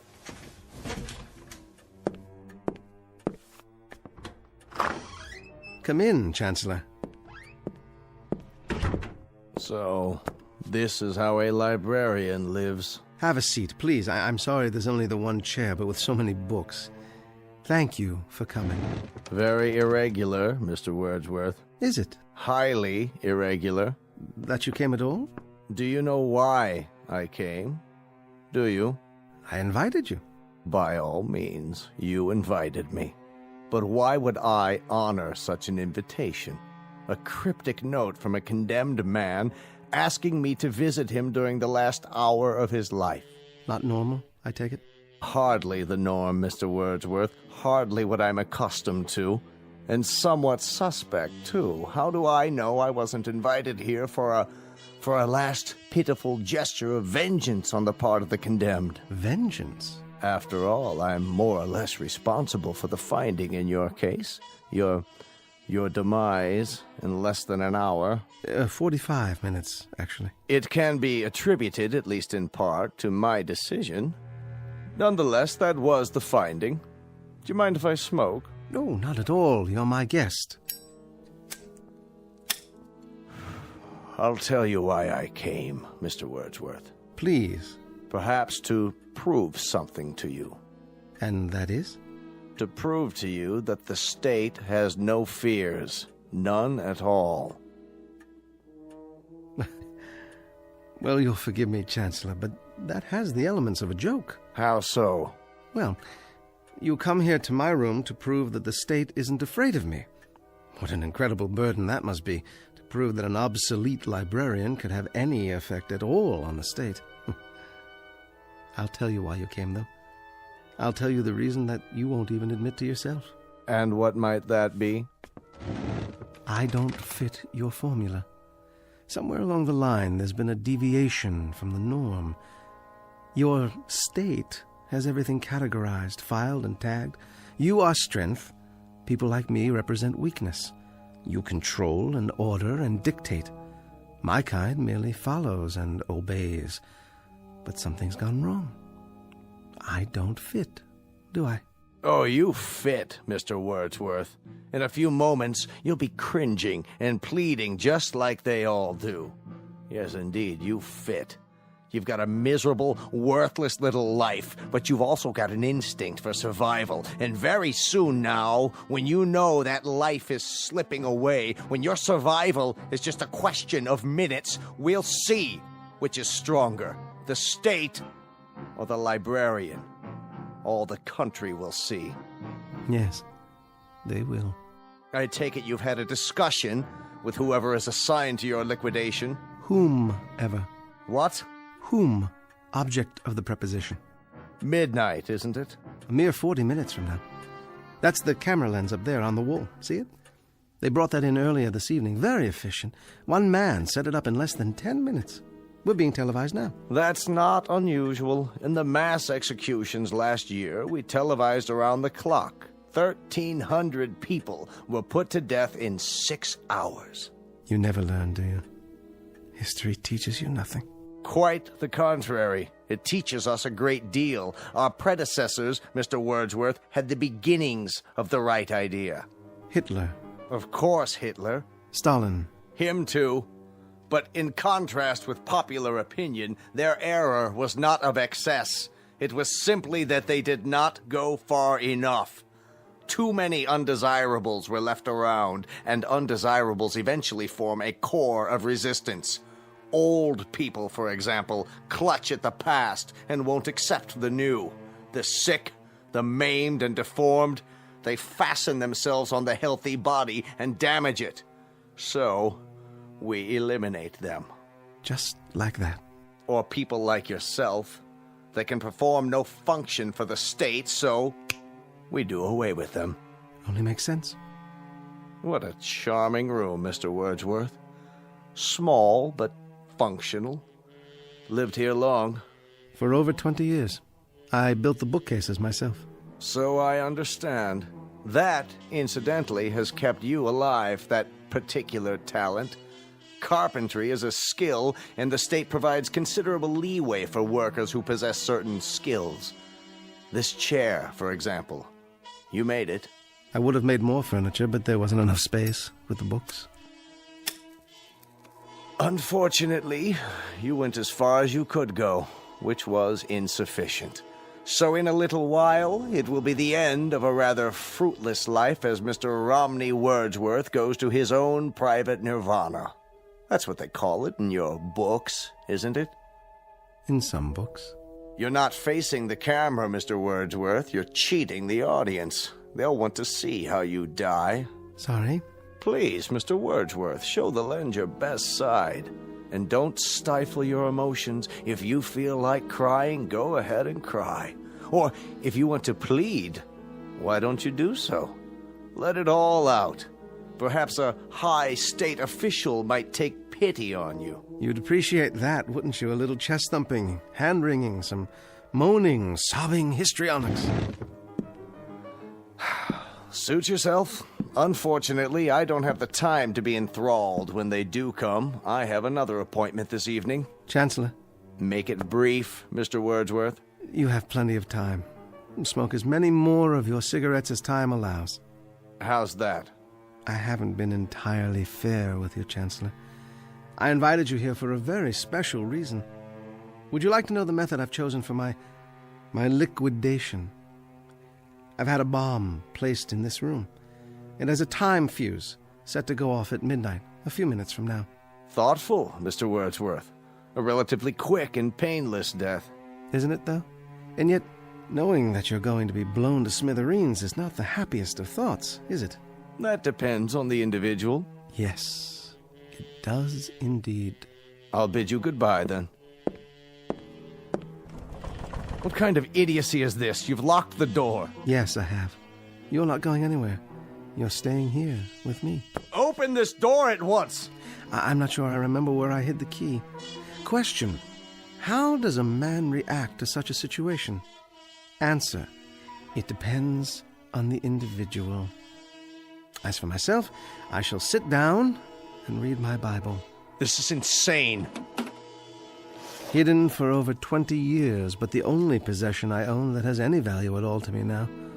And I intend to sit here and read it until the moment of my death. Let me out of here! Guards! Anyone! Don't waste your breath. There's no one out there. It's one of the rules. You isolate the person to be liquidated, so there's simply no one around. Why don't you face the camera, Chancellor? It's important, you know. You're cheating the audience. What are you talking about? You wanted the whole country to see the way a librarian dies. Why not let the whole country see how an official of the state dies, too? Will they see a contrast, Chancellor? Wordsworth! I order you, let me out of this room! Turn to the camera. Let the people see the strength of the state, the resilience, the courage. Let the people see how a man of steel faces death. I've underestimated you, Mr. Wordsworth. Sit down, Chancellor. You have a nirvana coming up, too. So, let's have a chat. Odd, isn't it? How equal we have become. Death is an exceptional equalizer. It takes a strong and handsome man like yourself, uniformed, bemedaled, and it places you alongside a skimpy thing like myself. But in the eyes of God, there's precious little to distinguish us. We are flesh, blood, muscle, limbs, and we are the same. Understand, Chancellor? We are the same. We are not the same. A man of the state dies with dignity. We shall see. That is, they will see. The Lord is my shepherd, I shall not want.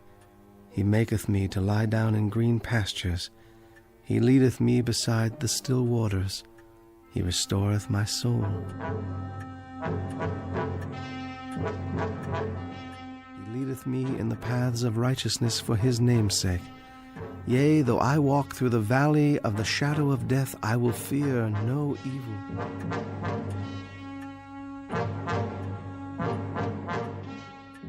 Thou art with me. Thy rod and thy staff, they comfort me. Thou preparest a table for me in the presence of mine enemies. Thou anointest my head with oil. My cup runneth over. Surely goodness and mercy shall follow me all the days of my life, and I will dwell in the house of the Lord forever. Please! Please! There's only 1 minute left. Let me out! In the name of God, let me out! Yes, Chancellor. In the name of God, I will let you out. Here's the key.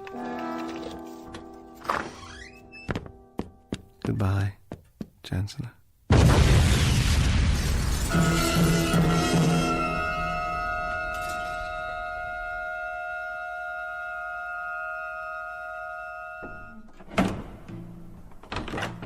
This way. Take your hands off of me. What is the meaning of this? You may approach. I don't understand what's going on. You all know me? No further. Stand where you are. There's been a misunderstanding. I've served the state for years. In fact, I'm the one who created the current edicts and passed them into law. I am the new chancellor. You have been removed from office. But why? The field investigators have declared you obsolete. You have disgraced the state. You have proven yourself a coward. You therefore have no function. I must protest. Let me speak. Return the prisoner to the detention room while we determine his sentence. The finding of this hearing is that he is obsolete. No! Wait! Hear me out! Obsolete! Obsolete! No! No, wait! Obsolete. Please! No! Obsolete. No! Obsolete. No! Obsolete. No! Obsolete. No! Obsolete. Obsolete. Obsolete. Obsolete.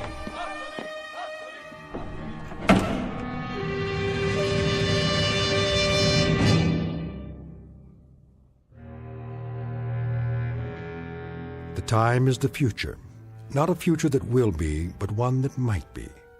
Not just this story's lesson, but a lesson for all time. So long as men would speak their mind, and so long as tyranny would seek to muzzle them. File this case under M for mankind in the Twilight Zone.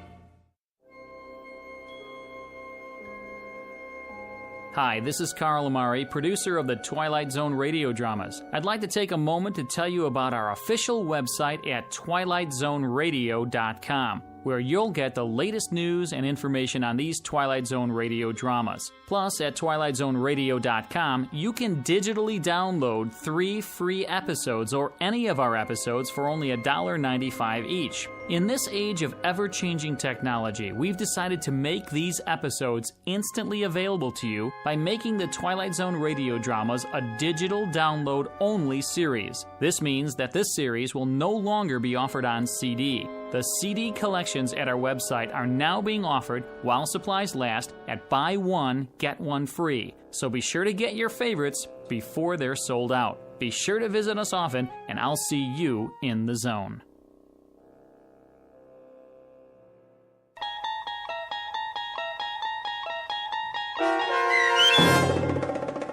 The Obsolete Man, starring Jason Alexander, with Stacy Keach as your narrator, was adapted for radio by Dennis Etchison and based on a script by Rod Serling. Heard in the cast were Christian Stolte, Joe Forbrick, Meg Thalken, Rick Plastina, Doug James, Rob Riley, Lynn Foley, Carl Amari, Roger Wolski, and Vince Amari. To learn more about the Twilight Zone radio dramas and to obtain audio cassettes and CDs of these programs, visit our website at twilightzoneradio.com. This copyrighted radio series is produced and directed by Carl Amari and Roger Wolski for Falcon Picture Group. Doug James speaking.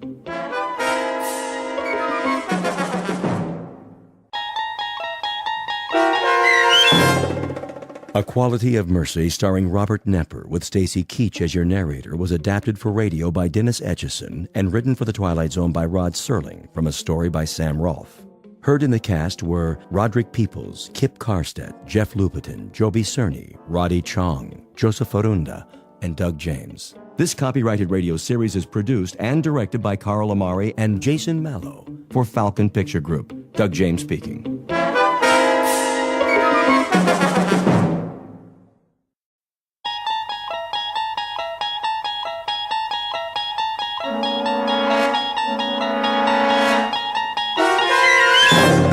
You're traveling through another dimension. A dimension not only of sight and sound, but of mind. A journey into a wondrous land whose boundaries are those of imagination. Your next stop, the Twilight Zone.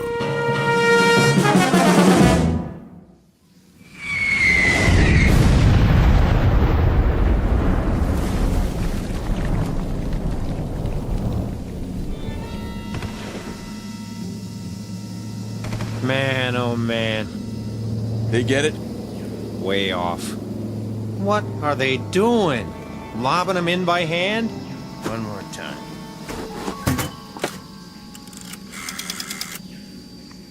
Baker Company.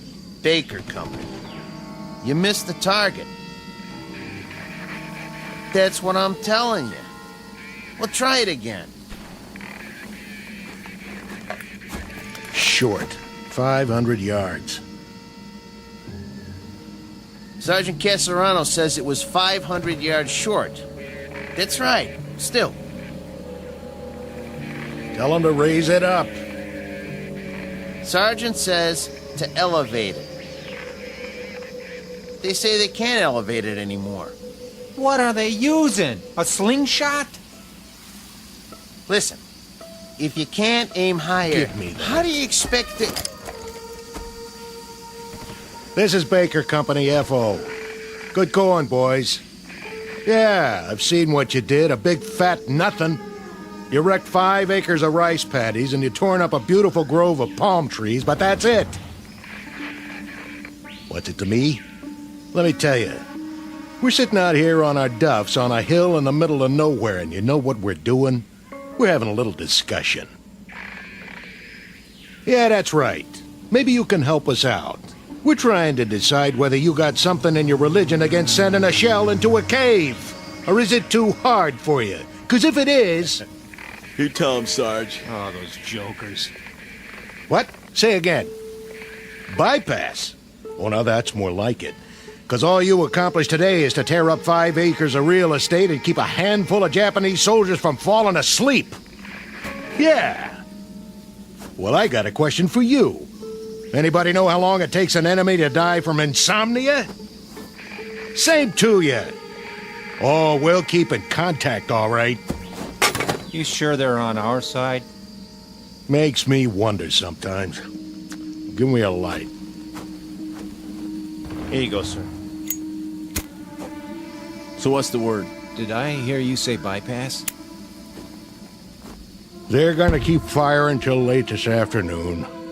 At least that's what they say. Then if they can't smoke them out, we'll just have to bypass it and move on. That's what I like to hear. Amen.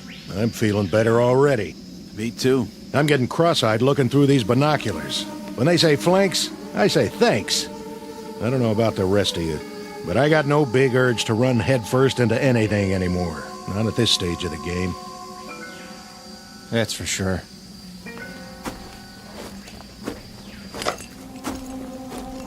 Oh, still there. Nothing but a hole in the side of a mountain, looking right back at us. They can see us, but we can't see what's in the cave. And we're supposed to take that thing? Buddy boy, when 2 airstrikes and a whole afternoon of lobbing shells don't accomplish anything, then that means you better say your prayers and start counting your cartridges. But, Sarge, I thought you said... Put it this way. I got what you call a nodding acquaintance with the bottom of this barrel. And when they can't budge an enemy with the big stuff, that's when they call out the queen of battle, the ever-loving infantry. Ain't we the lucky ones? What do you figure we got left, Sarge? Before it's over, I mean. Month? Doesn't matter what I think. Maybe less, huh? Don't ask me. We got them ringed in all over the place. The poop is, they're as good as finished, even in Okinawa. Then why are we still fighting? That's the trouble with these little crumbs. They just don't know when they're licked. Maybe they ain't human. Or maybe they just don't get it. Think about it. There they are, holed up in a miserable cave, half-starved, half-beat to death. And nobody bothered to tell them it's the bottom of the ninth. They already lost most of their ball club, but they keep on fighting. Why? Yeah. Why?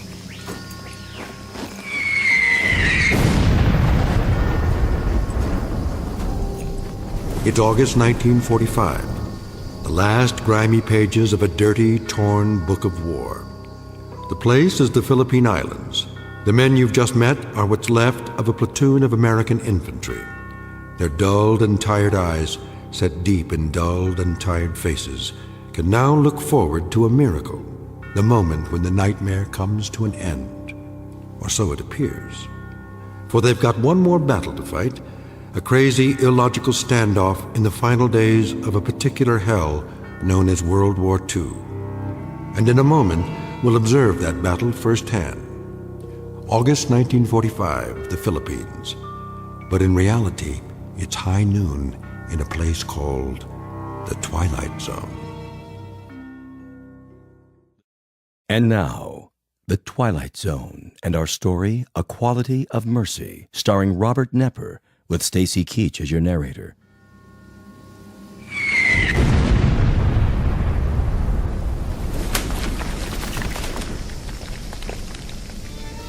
There we go again. Hit anything this time, Sarge? I tell you what, I'm not even going to bother to look. You check it out for me, all right, Hanichek? Beat sitting here. Where's the field glasses? Be my guest.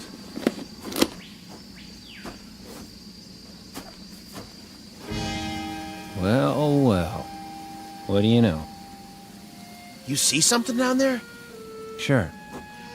I see a white flag. Yep. Now they're coming out of the cave. And guess what, boys? They got something for us. Looks like... Oh, wait a minute. There's a pretty little geisha girl leading the pack.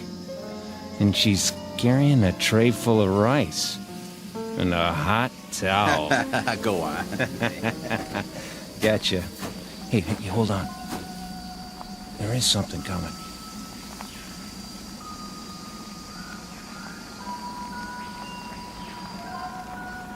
Who is it?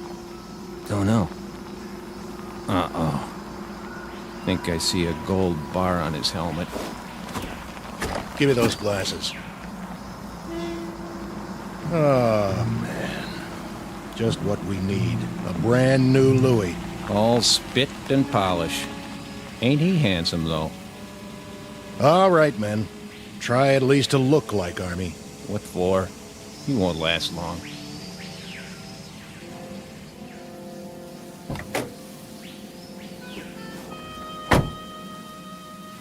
Well, looky what we got here.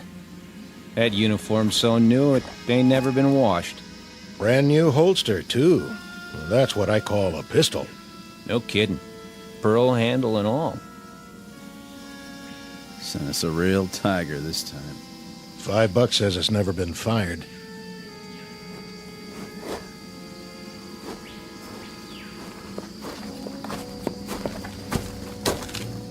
Which of you is Sergeant Casarano? That would be me.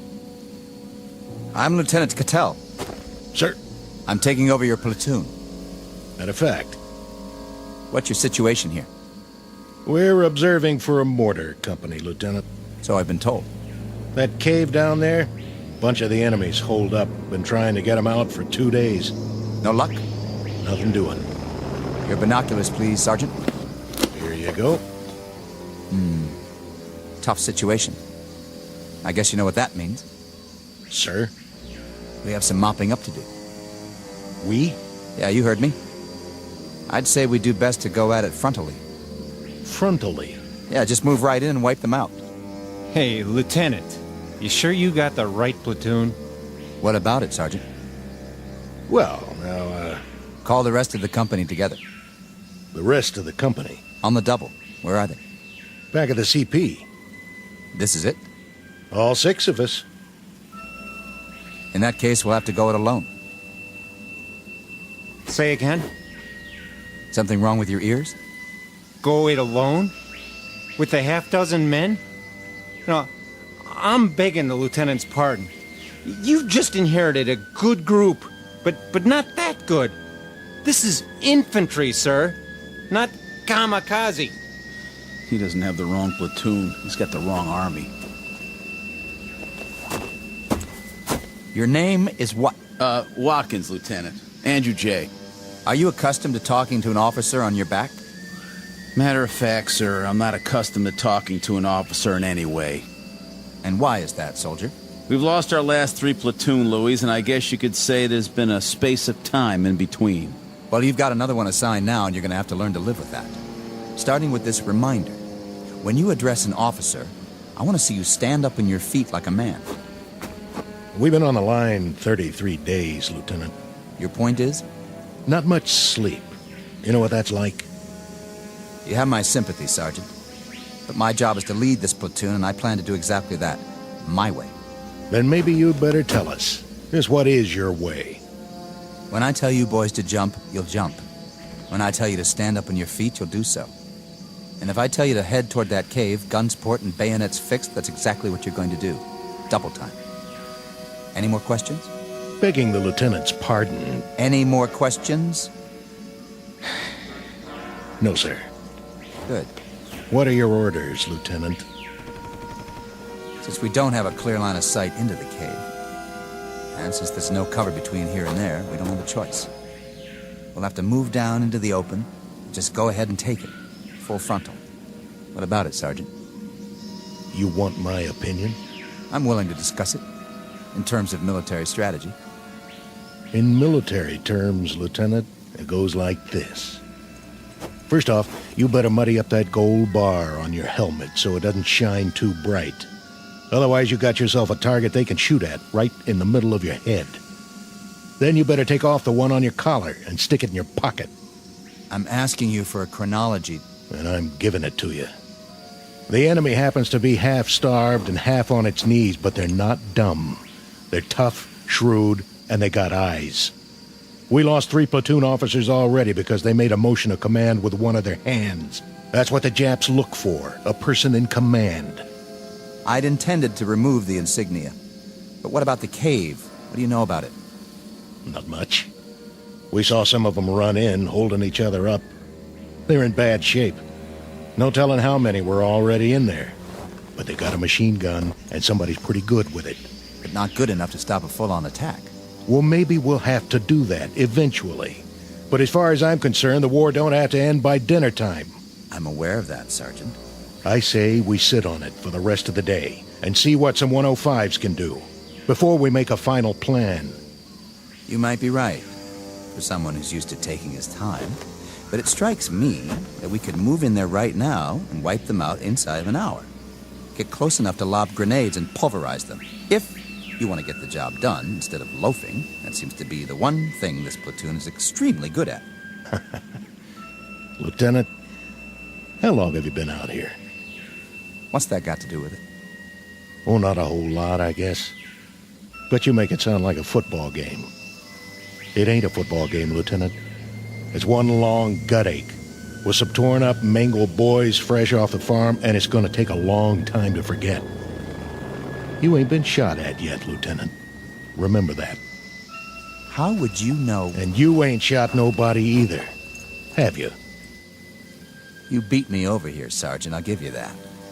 But when it comes to killing Japanese, I think you'll find him a highly trained and very efficient officer. Yes, sir. I'm sure you are. I was well schooled in tactics and equipment. I'd say you could all use a refresher course around here. Maybe so. You, soldier. Yes, sir. Let me see your rifle. Right here, sir. That's a filthy piece, soldier. Well, there's a lot of mud around here. That's no excuse. I want clean weapons in this platoon. That's #1 priority. The worst thing that can happen is for your weapon to jam. Now break them down and clean them, because we're here to kill Japs. Or did you forget? That's our job, and by God, we're gonna do it. This outfit better shape up fast, or I'm putting you all on report. Sounds pretty gung-ho. Yeah, real bloodthirsty. Think he wants us to scalp him, too?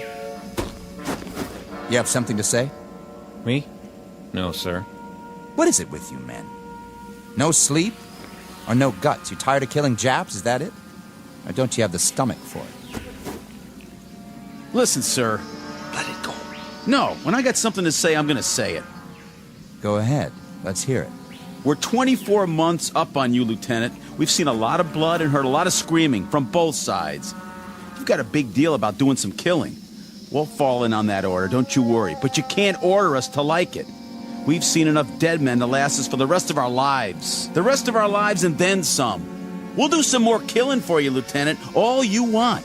Just don't ask us to cheer about it. We'll see about that.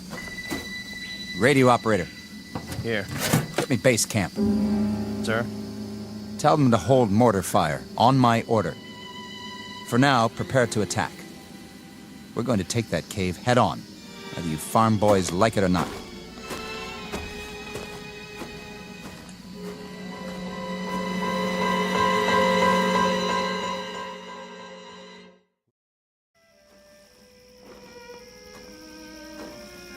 Give me your binoculars, Sergeant.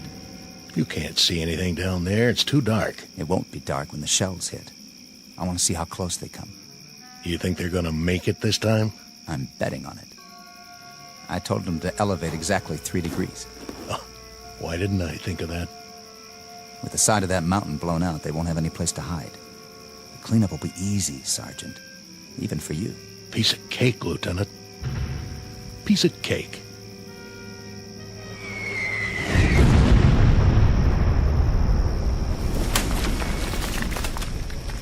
Still short. Yep, that's what it looks like. Casarano, those flamethrowers arrive? Yes, sir. Good. I figure we can move in behind the next barrage and get within 50 yards of the opening. Just like that. Flamethrowers can do a lot of damage, can't they? They can. What about phosphorus grenades? Oh, them too. If you put them in the right place. But what? I wouldn't want to get hit by one. We're not talking about you. We're talking about the enemy. Right. We'll wait till dawn, then move in. Check with company for the mortar barrage so we'll be ready to go. Okay, sir. I'll tell the men we're going in. You'll have to double time this one, Sergeant. That is, if you want to keep up with me. Oh, we'll keep up. But... Something you want to say to me, Sergeant? No. Are you sure? Yeah, I'm sure.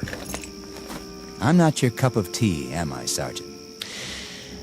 I guess you got a little too much vinegar for me, Lieutenant. That's what it takes in wartime. You know, sir... What? We could bypass it. Bypass? Where did you get an idea like that? There aren't 20 men in that cave. Most of them are sick, or injured, or half-starved. They're probably out of their minds by now. But they're Japs, aren't they? They're men. They're dirty little cowards. Are they? You've got a funny group here, Sergeant. And you're the oddball of the bunch. If I may make an observation, the way I size you up is this. You've either got battle fatigue, the whole lot of you, or you're chicken. Maybe a little of both. Maybe neither. I don't rightly know. But the way I size you up, Lieutenant, is... Go ahead, say it. I'd like to hear this. Pea-green shave-tail right out of the panhandle. Scared to death he won't bag his limit. Or worse, all shook up because he's afraid somebody will peg him as a Johnny-come-lately instead of a rough, tough killer. I think that should do. You ask, you get told. You can't have it both ways. I said that should... You want to prove your manhood, Lieutenant? Okay. But it's too late to get your choice about how to do it. It's down to one lousy cave full of sick, pitiful, half-dead losers. And a handful of dirty, bone-tired men who've had their craw full of this war. You're a lousy soldier, Casarano, and that goes for the rest of these poor, sensitive, sad, sick boys you want to bottle feed. Did someone forget to tell you that when you fight a war, you fight a war? And that you kill until you're ordered to stop killing? I got the message, Lieutenant. Roger Wilco. I hope so. The message that there's always somebody like you who squeaks in just before they close the door. Somebody who has to grind his axe before he can give that final order, no matter what. You listen up, Sergeant. What's your pleasure, Lieutenant? How many more have to die before you get satisfaction? Offhand, I'd say all of them. I don't care where they are or who they are. If they're the enemy, that's it. First day of the war or last day of the war. They get it. Keep the binoculars. You're gonna need them. You've broken your field glasses, sir. What? I said, it appears that your binoculars are broken, Lieutenant. Give me those. Wait. Who are... Sir? I said, who are... What are you? Sergeant Yamazaki. But these men, they're all... Soldiers, sir. Your soldiers. What? We await your command, Lieutenant Yamori. Sir, where are you going? Not that way, sir. Not that way, toward the mountain. Look, he runs down the hill. To the cave. No, it's too dangerous. He must not. Watch out. Lieutenant, stay down. Did you get him, sir? I don't know. Dirty little... Kazarano! Hold your fire! It's me! There he is. Get him! Lousy Jap, take a bite off this! Lieutenant, stay where you are. We will return fire. You got us trapped in here. We'll never get out of this cave. Oh, yeah? Watch this. Eat lead, creeps!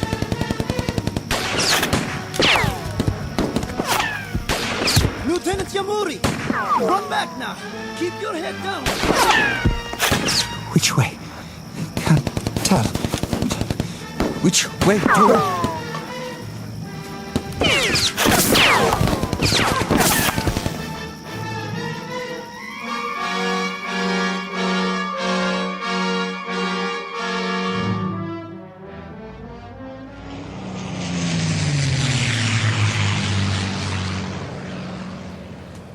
Here!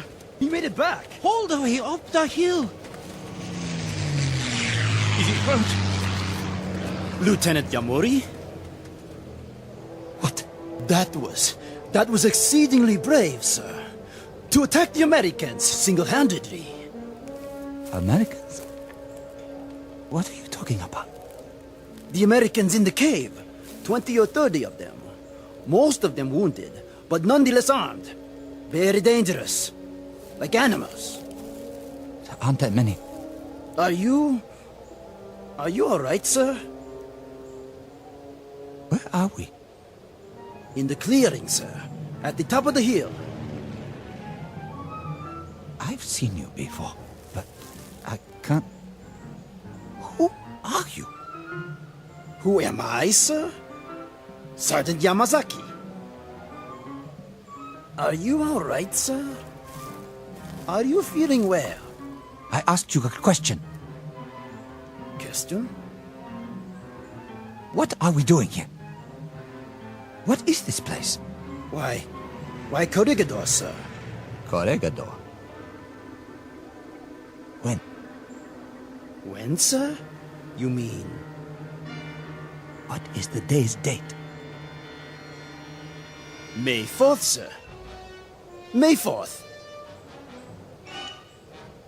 Can't be May 4th. No? It's August. Don't you understand? August. August the 6th. I humbly ask the lieutenant to forgive me, but I must correct him. The date is May 4th. May 4th, when? What year? The year 1942, sir. Is the lieutenant all right? A bump to the head? Uniform I'm wearing. It looks just like all your uniforms. Perhaps a touch of malaria. Did you call me? Lieutenant, sir. Your rank. You called me something else. You called me by a name. Yamori. Your name, sir. Lieutenant Yamori. No. No. No! What happened to me? What's going on here? What's happened? What is wrong with this man? I don't know, Captain Nakagawa. Yamuri, are you sick?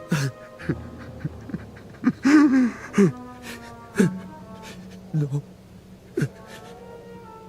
No. I require an answer, Lieutenant. I asked if you were sick. I'm sick. We will be moving out soon. If you are too ill to move, you leave me no choice. We shall leave you here. Leave me? We have no transport for the wounded, as you well know. So, we will very shortly move forward, and you shall remain here. My name isn't... On your feet when an officer speaks to you. But my name isn't Yamuri. I swear to you. Something's happened. My name isn't Yamuri. My name is... Silence. Place this man under arrest. Yes, sir. Lieutenant, please, get up. I gave you an order, Sergeant Yamasaki. Men!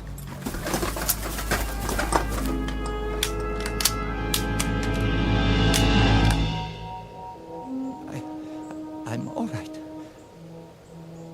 Forgive me, sir. You what?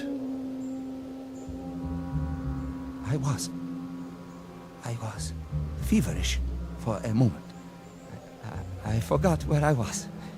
Huh? I'm all right now. You're sure of that? Yes, sir. I'm sure. I'm very sure. Very well. Sergeant, we move out in 15 minutes. 15 minutes, sir. Unfortunately, the artillery was unable to do its job. We shall attack the cave in force. Ready to move out!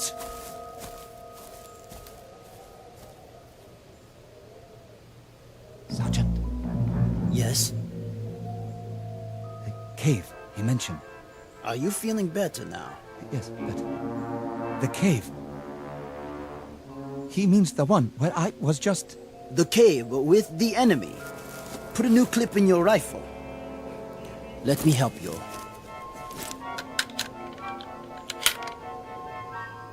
Which enemy? The American enemy, sir. The stupid fools who don't know when to give up. Here, fix your bayonet. The captain does not like to take prisoners.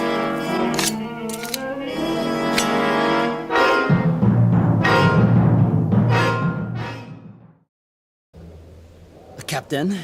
Yes, Sergeant. Prisoners, sir. What? What about prisoners? You know my policy. Yes, sir. But what if they surrender? What about the wounded? I doubt that there will be any left to surrender when we are finished. Yamuri! Sir? You will take the first section. Move forward as quickly as you can. Then drop down 50 yards in front of the opening. But, sir... Watch for my signal. We will cover you with automatic fire for 2 or 3 minutes before you make the frontal attack. Sections 2 and 3 will follow. Understood? Yes, sir. I didn't hear you. I understand, sir. Be very sure that you do. Now, go and prepare your men. Your section, sir. Which? Over there. The captain expects you to lead them into victory. Come with me for a moment. Where, sir? Away from the others. Look down there. The cave. Yes? You said something about there being wounded inside? I think so, Lieutenant. When they ran inside, they were carrying each other. I don't think there are more than 20 or 30 men. Not even that. It shouldn't be too difficult. They are only Americans, not good fighters. And they are very weak. Poor, starving soldiers. Please, You mustn't speak that way. The captain... Don't they know when to quit? If they have wounded, what's the point? They can't go on this way. If they surrender now, there might be a chance. What did you say? Nothing, Captain. I didn't hear. What did you just say? Repeat it. Just if... If they're wounded, sir, perhaps... Perhaps what? If we gave them a chance to surrender first, or... Or what? If we left them there. Left them?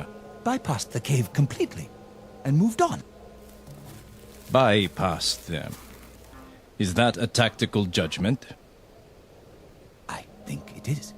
Or is it some nugget of compassion for the enemy unearthed by your fever? They are wounded. They're running out of supplies. They can't do much harm. Neither can they sink a battleship from this position. But their forces can. That is why we must destroy them. But if they have no more strength to fight... A reminder, Lieutenant. The identity of the men in the cave. They are Americans. They are enemy.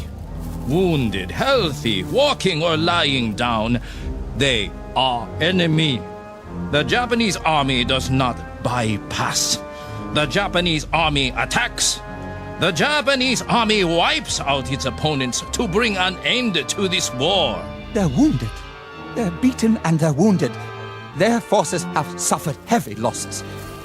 The rules of war... Rules? Lieutenant Yamuri, it is odd that you should require this reminder. But the comparative health and well-being of the enemy, his comfort or his discomfort, the degree of his anguish or his incapacities have no bearing on military action. These things have no more to do with a tactical move or a decision of command than the fortunes of an anthill that you step on when we move forward to attack. But they're not ants. Correct. They are enemy. If when we enter the cave they are lying on the ground, crying in agony, pleading for mercy, I can assure you I will have no more compunction about making them a head shorter than I would about stepping on that anthill. Captain, they are men. You are not listening. They are enemy. This is war, and in war you kill. You kill, Lieutenant. Do you understand? You kill until you are ordered to stop killing. No! Now, pick up your broken field glasses and prepare to attack, or I will have you shot. Sir. Sections, assemble! Sergeant Yamazaki. Sir. You will handle the first section. Sergeant Hino. Hi. Take the second section. Lieutenant Ishimoto. Hi. Yours is the third section. Now, we move out. Lieutenant Yamuri, let me help you to your feet. I will take care of him, Sergeant, when we return. Yes, sir. Captain, what you do to those men in the cave, will it shorten the war by a week? By a day? An hour? Enough. May I ask the captain, what is his pleasure? How many have to die before he receives satisfaction? Offhand, Lieutenant Yamuri, I would say all of them. I don't care who they are or where they are. If they are the enemy, they are to be destroyed. First day of the war or last day of the war, we destroy them. Rest now, Lieutenant. I will be back. Your field glasses are broken. I will take new ones from the Americans. My glasses. My binoculars. Yes, I broke them when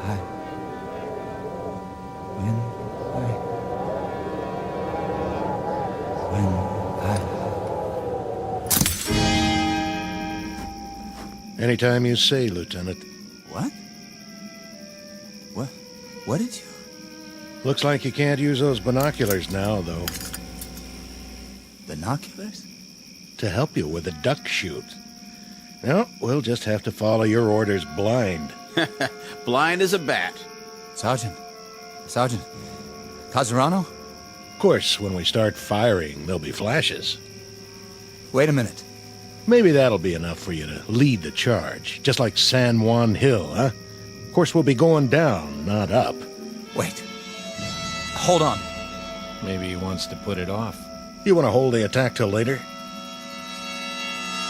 No. Yes.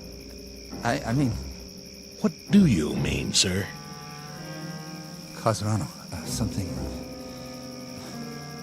something happened. Yeah. You broke your glasses. Now you can't see down there. Tell you what, I'll get you a new pair off one of them Japanese, if we make it inside. No, you don't understand. Those men in the cave... Men now? Hey, boys, he called them men. And all this time I thought they were the enemy, to be destroyed, just like that. Yeah, like animals. And what do you do with animals when they get in your way? You kill them, right, Sergeant? Right. You slaughter them. You kill till they're all dead. Then you dig them up and kill them again. Ain't that right, Lieutenant? No. There's not going to be an attack. Those men are wounded, starved. There's no point in... Hold it. You hear that? Jeep on the road. Hold fire.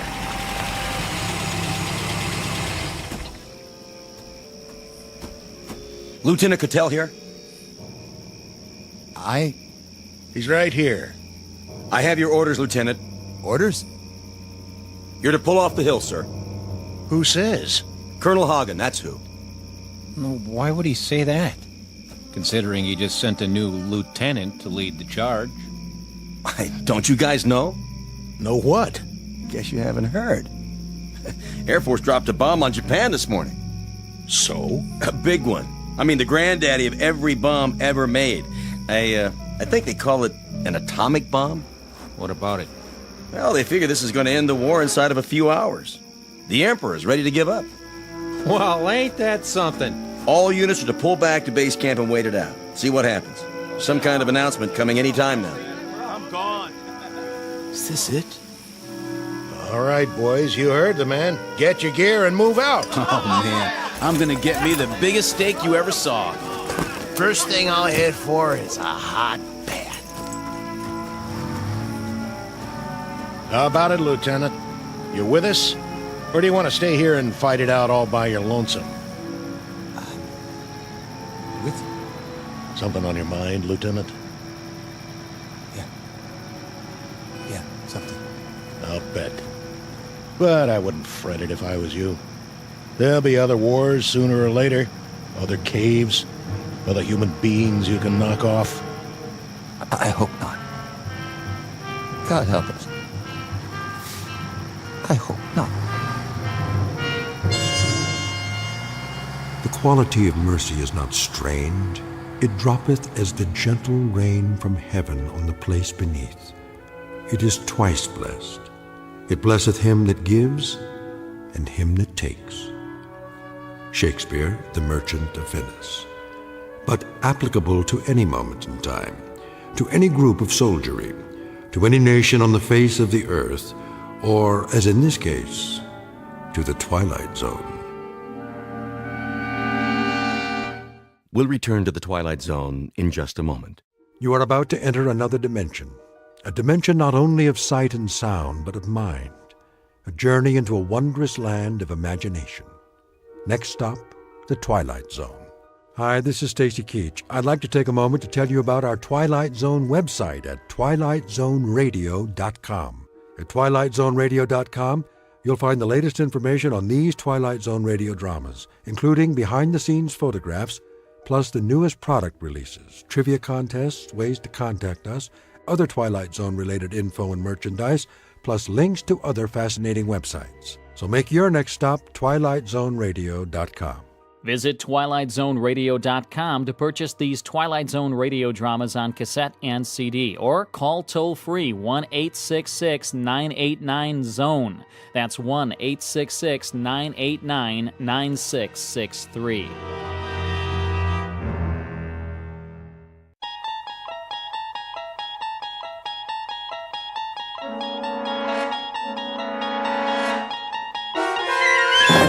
There is a fifth dimension beyond that which is known to man.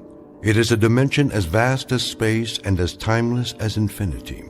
It is the middle ground between light and shadow, and it lies between the pit of man's fears and the summit of his knowledge. This is the dimension of imagination. It is an area which we call the Twilight Zone.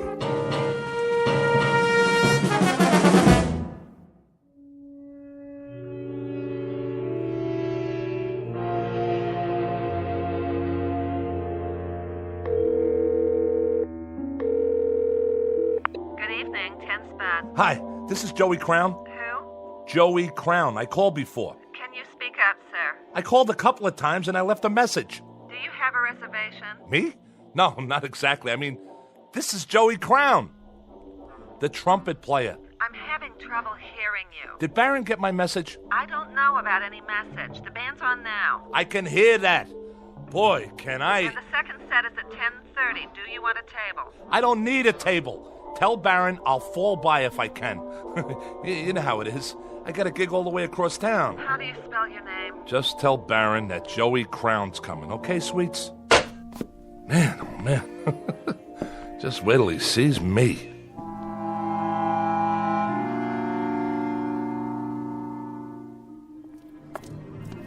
Hey, Bobby, what's happening? Name? You know me. It's... Wait a minute. Who are you? You have a reservation. Hey, pal. We've been waiting for a half hour. We got in line. How you doing? Sorry, folks, but I'm supposed to be inside. Hold on, I gotta check the list. I'm not on the list. See, I got a gig here tonight. Oh, you're in the band. Well, not in it exactly. Baron knows I'm coming.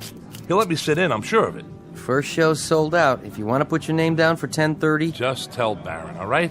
He'll comp me. Hey, fella. Hang on. There's been a little misunderstanding. No, I mean, I know you. You do? Didn't you used to be Joey Crown? Used to be? What do you mean used to be? Crown. Sorry, man. You're not on the comp list. If you want to wait in line... Hey, hold on. See this? It's a trumpet case. I'm not some piker. I played with Baron lots of times. I used to work the Page Tree and the Gate. What's the matter? Don't you believe me? Ask Artie. He owns the joint.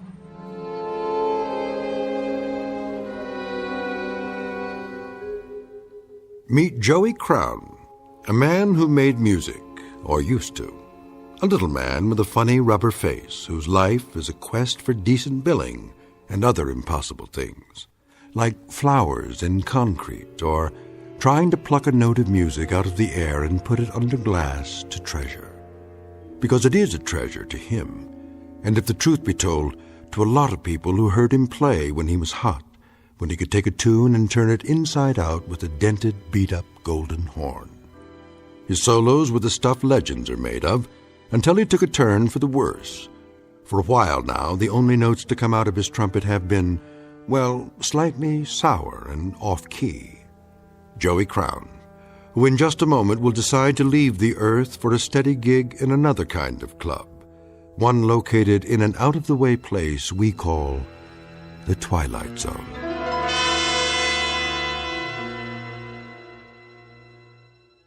And now, The Twilight Zone, and our story, A Passage for Trumpet, starring Mike Starr, with Stacy Keach as your narrator.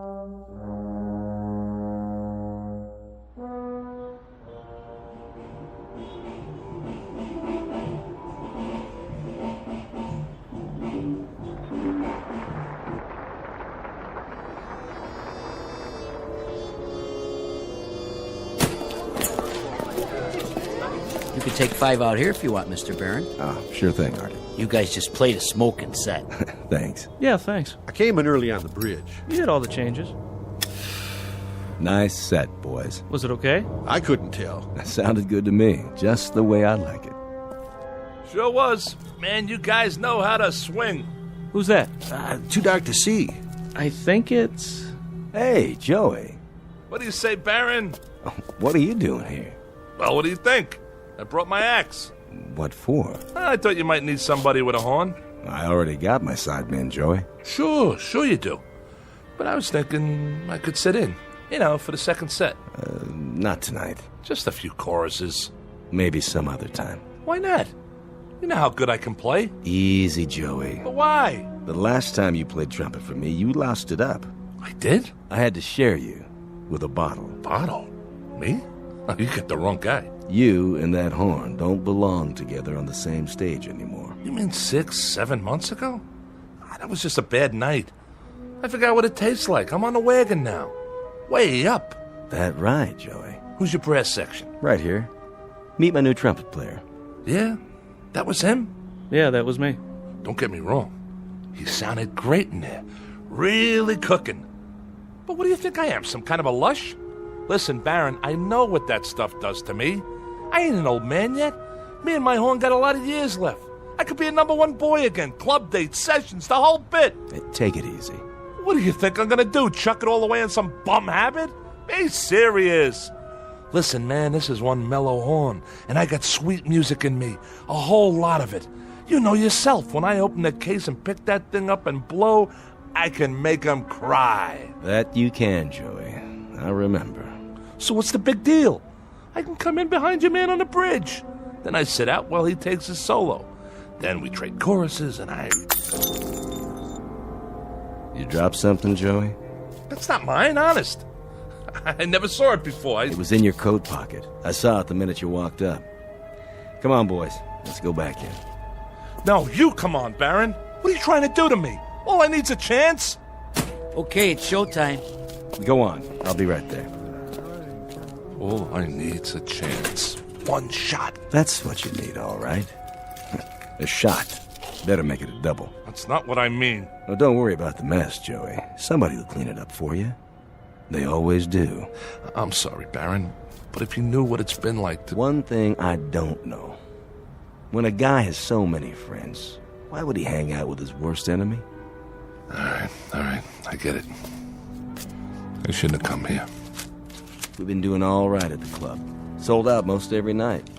So let me lay some green on you. Your share. For old time's sake. Keep your money. Hey, for old times. Come on, man, when you had the magic. Remember? Harry James, Max Kaminsky, and Berrigan, and Butterfield, and Diz, and Miles. Man, you had a little bit of all of them. And you traded it for some bad booze. Well, you got took. That was no kind of a deal. You got the crummy end of the stick. I don't want your charity, okay? I got one question for you, Joey. Why'd you throw it all away? Maybe because I'm sad all the time. Because I'm nothing anymore, and I know it. Because from now on, I'll live and die in a crummy one-roomer with dirty walls and cracked pipes. I'll never have a girl because I'm an ugly little gnome. I'll never be anybody again because half of me is that horn. I can't even talk to people without it. That's my language. Go easy on yourself, Joey. Oh, but when I'm high, Baron, when I'm high, I can't see how dirty the walls are. I don't see the cracked pipes. I don't even know the clock's running, that the hours are going by. Then I'm Gabriel. I'm Gabriel with the golden horn. And when I put it to my mouth and blow, it comes out jewels. It comes out a symphony. It comes out the smell of flowers and summer nights. It comes out beauty. When I'm drunk, Baron. Only when I'm drunk. Take care of yourself, son. Oh, man. I got so much misery. I got so much sadness. I'm nothing. I'm just plain ordinary nothing. Oh, I'm so tired of hanging out.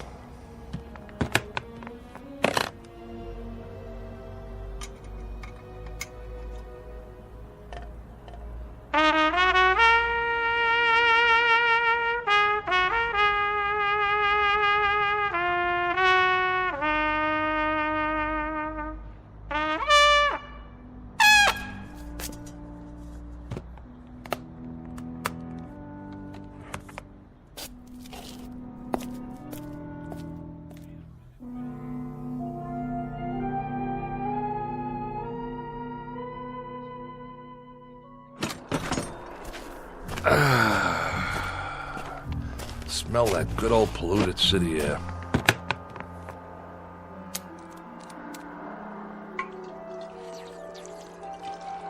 All right, Joey.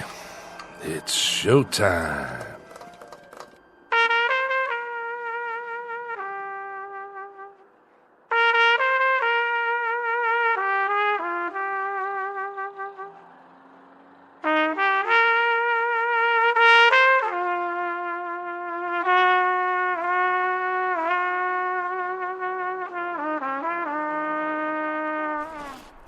Here, I got a right to sing the blues, all right?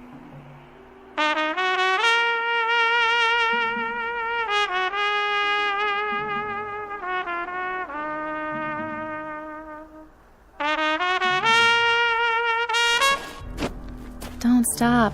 Who are you? Please, play some more. What are you doing up here on the roof? Well, I suppose I could ask the same of you.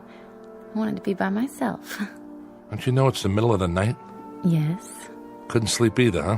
Would you please play a bit more? I can't play. Why do you say that? I thought it sounded beautiful. What do you know? Well, I don't know much about music, I admit. But it had so much feeling. You have a gift. Once upon a time, maybe, but that was a long time ago. Use it or lose it, right? What?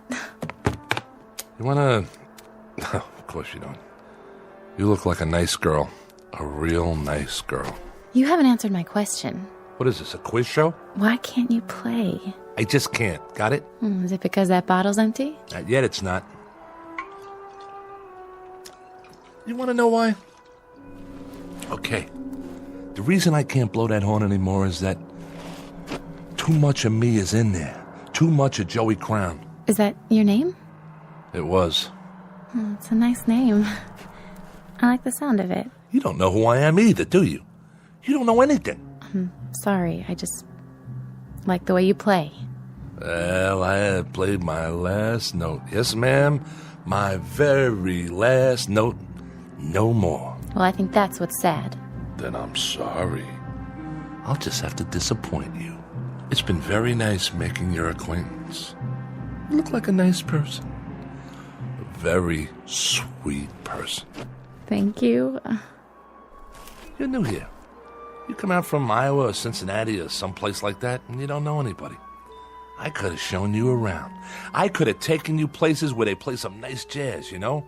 All we'd have to do is ride the subway down to the village, walk around. There's places everywhere. On every street almost. There was a time when you could have heard me play. Now, it's too late, so go home, lady. Go back to where you came from. Because you'll never make it here. This town's too tough for people like you. Go on. It's been nice talking to you. Yeah, it's been a ball. Now do me a favor. Get lost. Way to go, Joey. Every time something nice happens, you go and wreck it. What's the matter with you? You're stupid, Joey. Stupid. You know something? This town's too tough for me, too. So wake up. Time for something else, Joey. Anything. Time to get out. Or die.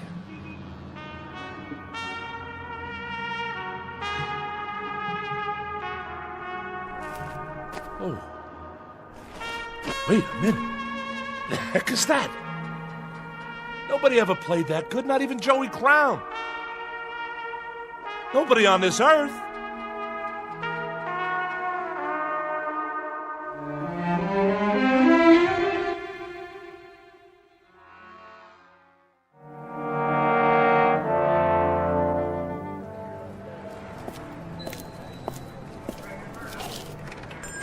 Hi, Ned. How's it going?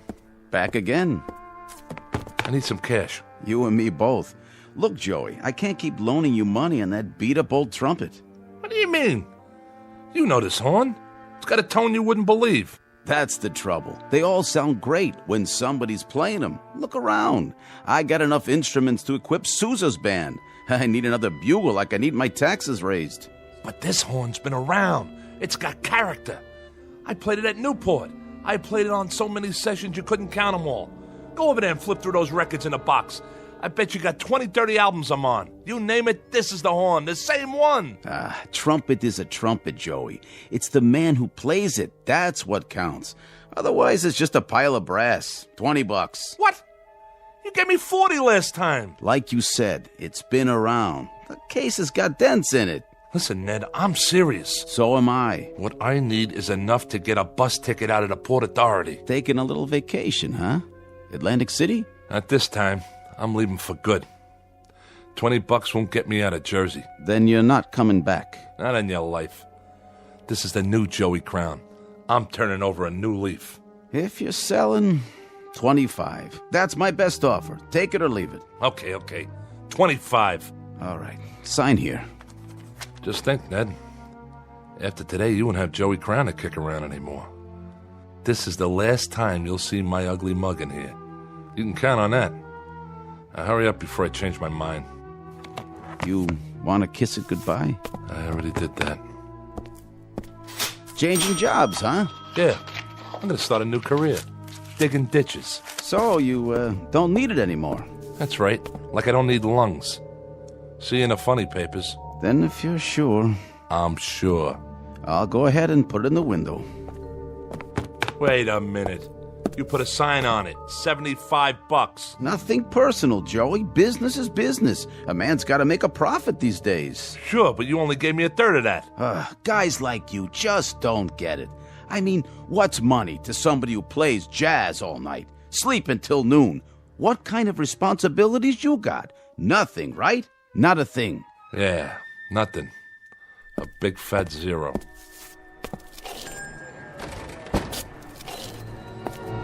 Hey, mister, watch where you're going. Get out of my way. Hey, don't cross the street like that. Mind your business. Hey, buddy, get out of the way. Leave me alone. Watch out! You think I care? You're gonna get killed! Oh my gosh! He just walked right out in traffic. Like he could care less. Somebody call an ambulance.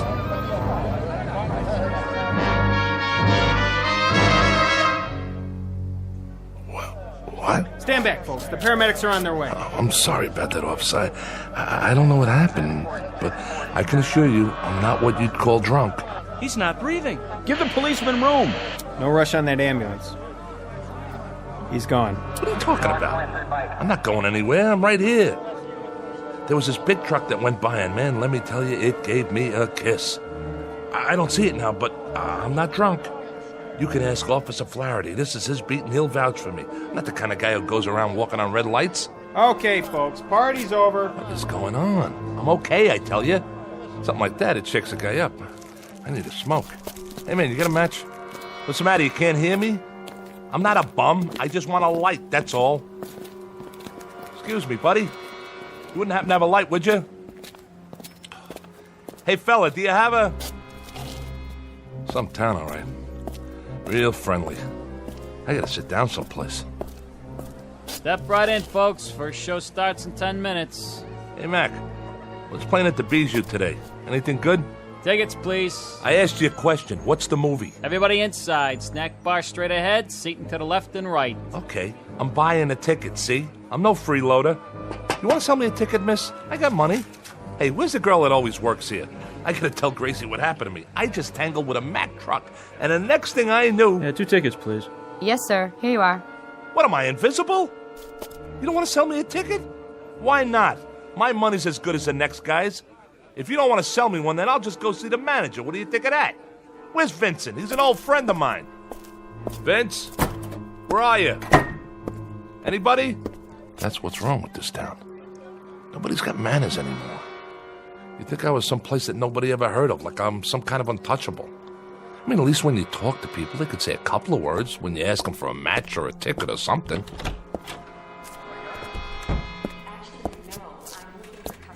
What's the name of this flick, anyway?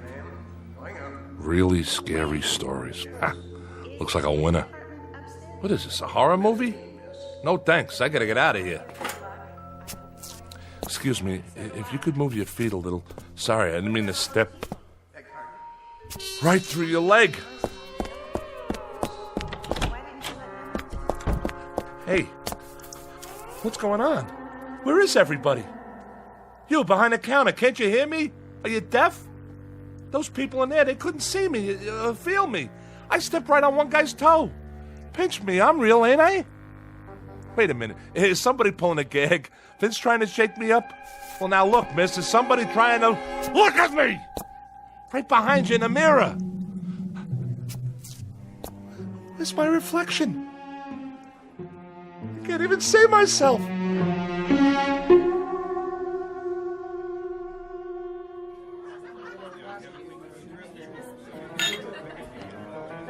So, I'm dead.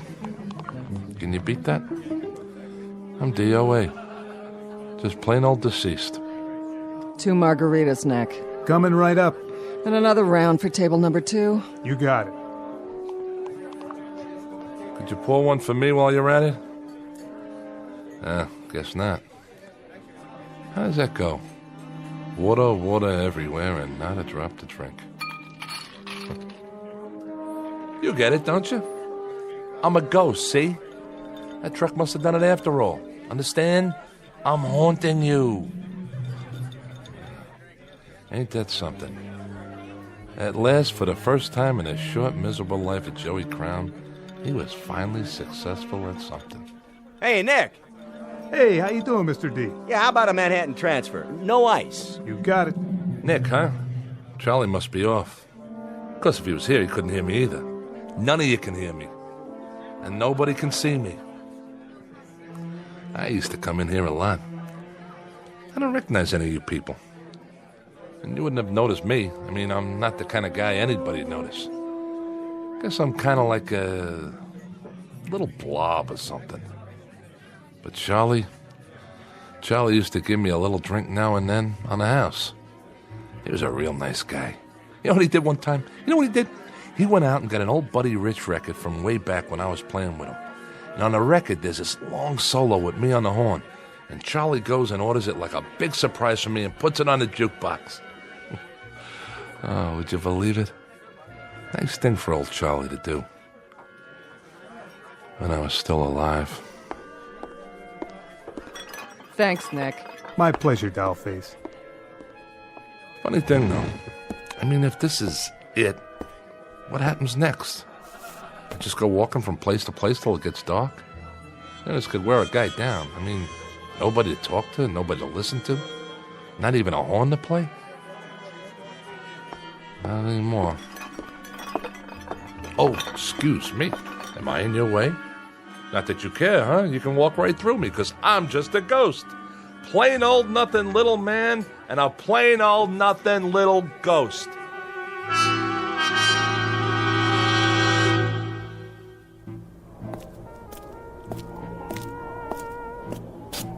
Hey, it's that trumpet player I heard. The same one.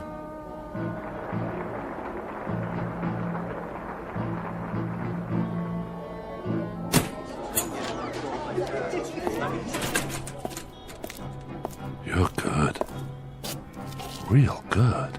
Thanks. I mean it. The tone's so clean and pure. You got some chops. Who's Baron? Oh, he took the night off. I see. Wait a minute. Yeah? You said thanks. That's right. Then, I can't believe this. You can hear me? Sure I can, Joey. I hear you just fine.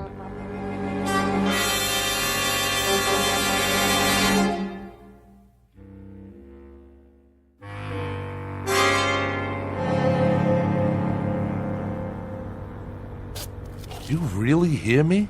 I hear you. You see me? Very clearly. Ah, I get it. Are you a ghost too? Not really. I am. I stepped in front of a large vehicle this morning. Is that right? It ain't good for the health, believe me. I'll bet it's not. Say, if you don't mind my asking, who have you played with before? Before what? Before now. What bands? Oh, I've played all over. Yeah, but with who? Dizzy? Miles? Those were great hornmen. They sure were. Did you study at Juilliard, Berkeley? I guess you might say I picked it up on the fly. Here and there. You sure got a great trumpet. The way it shines. Custom made, huh? You want to try it out, Joey? Yeah. Yeah, I'd like to. You mind? Whatever you like. Joey. You call me Joey. Joey Crown.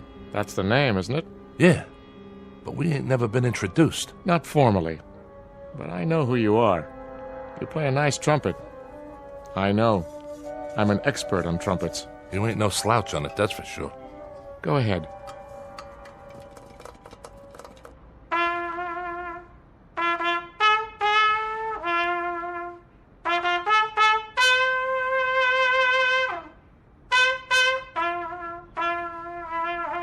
Not bad, Joey. Not bad at all. Yeah, ain't that something? I can play again. Now that it doesn't matter anymore. What do you mean by that? Now that I'm dead. How come you know who I am? You say you're not a ghost, you're not dead? Nope. And neither are you, Joey. I'm not? By no means. But what about that truck? What about it? And what about the people in the bar, in the movie theater, the girl in the ticket booth, the people in the street? Oh, them. Well, you see, they are dead. But that doesn't make sense. How? They're the ghosts, Joey. They just don't know it. Huh? You're losing me. Sometimes, to make it easier, we have to work it that way. We let them go on in a life that they're familiar with, and they never know for a long while. But that's why they can't hear you. You're the one that's alive. But like I said, I stepped off that curb. That you did. And right now, Joey, you're in a kind of limbo. You're neither here nor there. You're in the middle. You're on a break between sets, so to speak, waiting to go on in the real world or the shadow world. Which do you prefer, Joey? Which? Well, just what do you think? I want another chance. Think it over, now. I have thought it over. I used to think I was getting dealt from the bottom of the deck, but you know something? I just forgot how much I had already. I forgot about the music I could make on the horn and how nice it sounded. I'd have to agree with you there. And going to Charlie's and talking to people, real people, and maybe going to the movies now and then. Cutting a record once in a while, walking in the park, hitting the clubs late at night, even when it was rainy or snowing and I had to bundle up like an Eskimo. I miss that. I really do. I never won a beauty contest, but I had friends. I had good friends. What do you think happened to all that? Somewhere along the line, I forgot the good things. That's what happened. I just forgot. You've got a choice, you know. Choice? One way or the other. It's not too late. Well, in that case, if I've got a choice, then I want to go back, understand? I want to go back. All right. You go back. Just like that? But, Joey, no more stepping off curbs. That was some stunt back there. From now on, you take what you get and you live with it. Sometimes it'll be sweet frosting and nice gravy, and sometimes it'll be sour and go down hard. But you live with it, Joey. I think I got it. Guess I better take my trumpet back. Oh, yeah, sure, here. That's a nice talent you've got. You really think so? To make music, to move people, to make them laugh and make them cry, to make them tap their feet and want to dance. That's an exceptional talent, Joey. Don't waste it. See you around. Hey, mister. What is it, Joey? I didn't get your name. How's that? I didn't get your name. My name? Call me Gabe. Gabe? Gabe. Short for Gabriel. Goodbye, Joey. Gabriel. Hey, wait, I gotta ask you something.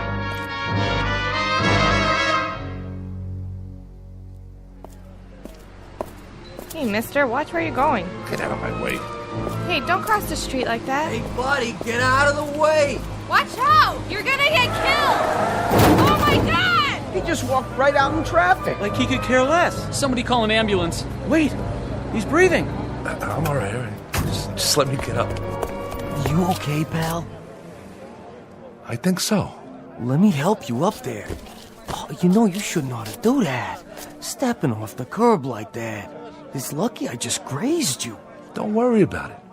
No harm done. He's all right. Oh, thank God. He could have been killed. Well, look. I am 14 years without an accident. That right? I'd be obliged if, well, you know, no insurance companies, no doctors, nothing like that. So, how much do you want? For what? To keep this just between us. Name your price. My price? Oh, let's see now. You got, let me see, $75? That all? Sure, I got that much. I got more if you want. 75 will do. Okay, 50, 60, 75. Here you go, pal. Good luck to you. I gotta go now. Well, what do you know about that?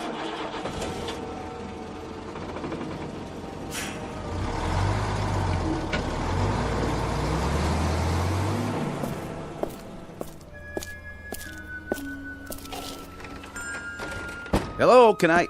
Oh, it's you. Hi, Ned. Change your mind already? Yeah, I changed my mind. They come and they go. But you, Joey, you're the first one to go and then come back. I know. I don't want to hear your argument. No argument. I guess I can let you have it. How much? 75? No. 25. You'll talk me back down anyway. How long has it been? 5 minutes? Not even enough time to accrue interest. Go. The sign says 75, and 75 it is. A man has to make a living. You tempt me, Joey. Right is right. It's only business. What did you do out there? Win the lottery? Something like that. Goodbye, Ned. You won't be seeing me for a while. Hope business picks up. You too, Mr. Jazzman. But tell me something. Anything. What have I done to deserve such good fortune? Nothing much. You've been my friend is all. For quite a few years, and I'll never forget that. Get out of here. Go on.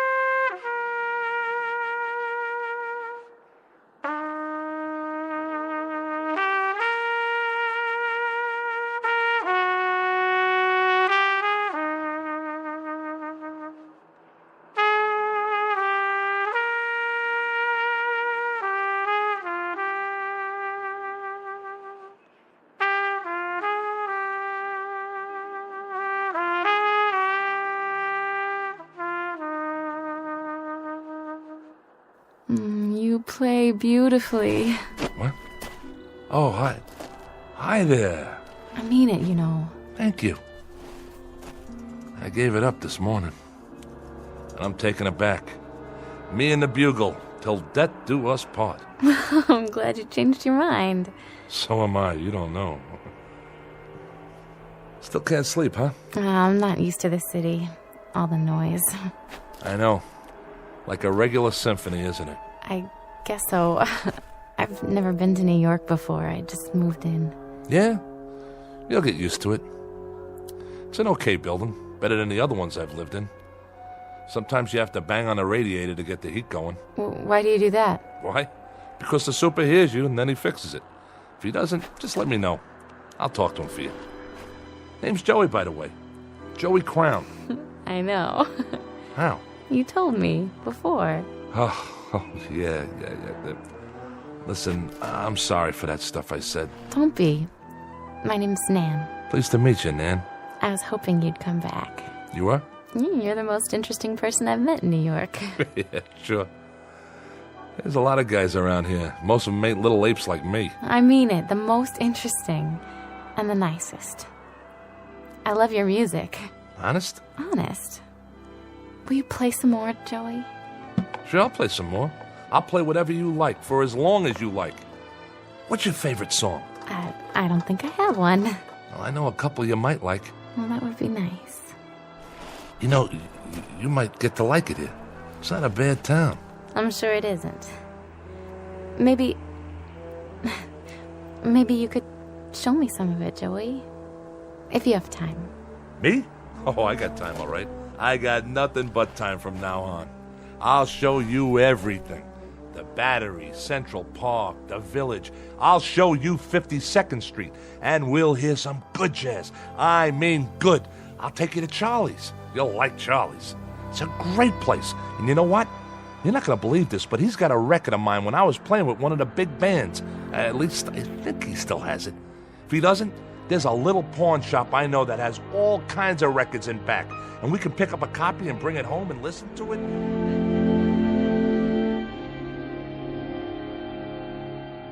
Joey Crown, who makes music in the present tense, who knows a thing or two about tunes and chord changes and how to play his axe, and who just discovered something about life, that it can be rich and rewarding and full of beauty like the music he plays, if he only takes the time to look and listen. Joey Crown, who finally got a cue and a clue in the Twilight Zone.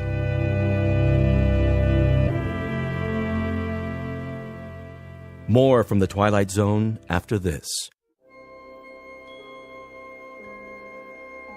Hi, this is Carl Amari, producer of the Twilight Zone radio dramas. I'd like to take a moment to tell you about our official website at twilightzoneradio.com, where you'll get the latest news and information on these Twilight Zone radio dramas. Plus, at twilightzoneradio.com, you can digitally download 3 free episodes or any of our episodes for only $1.95 each. In this age of ever-changing technology, we've decided to make these episodes instantly available to you by making the Twilight Zone radio dramas a digital download-only series. This means that this series will no longer be offered on CD. The CD collections at our website are now being offered, while supplies last, at buy one, get one free. So be sure to get your favorites before they're sold out. Be sure to visit us often, and I'll see you in the zone.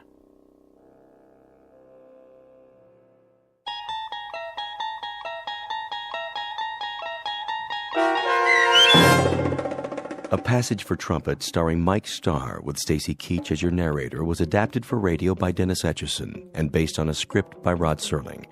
Heard in the cast were Doug James, Brooke Sanford, Jeff Lupetin, David Darlow, Kurt Nabig, Meg Thalken, Lynn Foley, Carl Amari, Sarah Marks, Chuck Somar, Vince Amari, Karina Karpolovsky, Bo Nortel, and Roger Wolski, with special trumpet stylings by Chuck Somar. To learn more about the Twilight Zone radio dramas and to obtain audio cassettes and CDs of these programs, visit our website at twilightzoneradio.com. The producers of The Twilight Zone wish to thank CBS Enterprises, Carol Serling, Dennis Etchison, Dick Brescia Associates, Claire Simon Casting, Terry Jennings, the American Forces Radio and Television Service, our sponsors, and our radio affiliates for helping make this series possible. This copyrighted radio series is produced and directed by Carl Amari and Roger Wolski for Falcon Picture Group. Doug James speaking.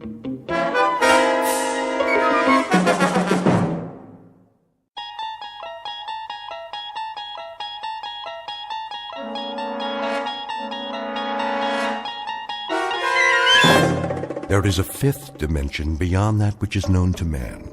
It is a dimension as vast as space and as timeless as infinity. It is the middle ground between light and shadow, and it lies between the pit of man's fears and the summit of his knowledge. This is the dimension of imagination.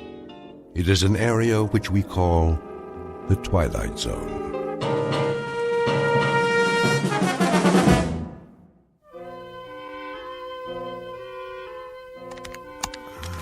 On hands plus shipment receipt Franklin?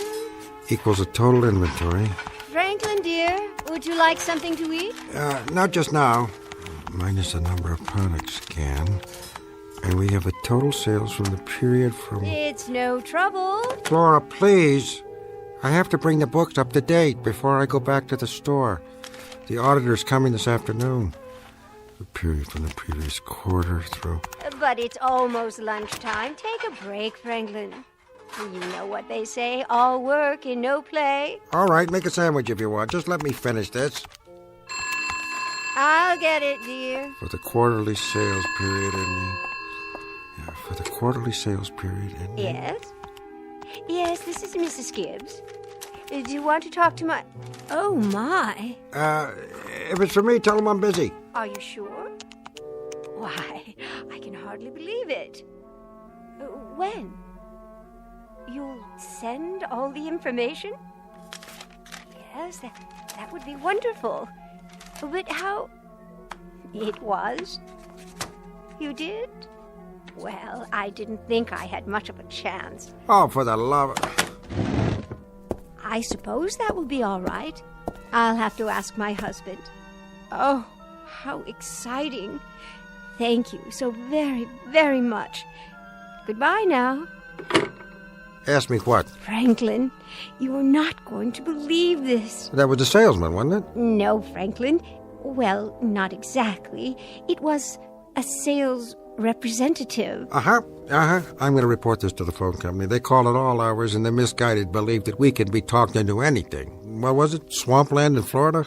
Gold and silver futures? A chance to get in on the ground floor. Franklin, sit down. What? I have something to tell you. Oh, no, you didn't. You filled out a coupon, and now some charming young pickpocket wants to stop by and show us a set of encyclopedias. Flora, I don't know how many times I've told you, those con artists have got one goal in mind, to relieve me of my wallet. Now, I've worked hard to save for our retirement. I'm not going to risk one penny of it to... Franklin, will you kindly be still? This isn't anything like that. I entered a contest. Why I use New Season liquid soap for all our personal and impersonal cleansing needs. A contest? Don't you know that the odds are at least several million to... I do know, Franklin, but I couldn't resist. And this time... Considering how much postage stamps cost these days, you might promise me that from now on... But, Franklin, we've won. What are you saying? Won what? A vacation. Flora, listen to my words and try to understand. I have no room in my life for such nonsense. This vacation, as you call it, is simply a clever way to sell us a timeshare in some godforsaken, alligator-infested... 3 days and 2 nights, including hotel, meals, and plane fare. And the catch? Franklin, I'm trying to tell you, there is no catch. I did it for us. Do you know how long it's been since we've had a vacation? Let Sherwin watch the store for a few days. You'll see. This will do wonders for you. And what, pray tell, is the location of our dream come true? Are you ready? Franklin, we've won a vacation for 2 in the fun capital of the world, Las Vegas, Nevada. Flora, why do I bother? You haven't heard a word I've said.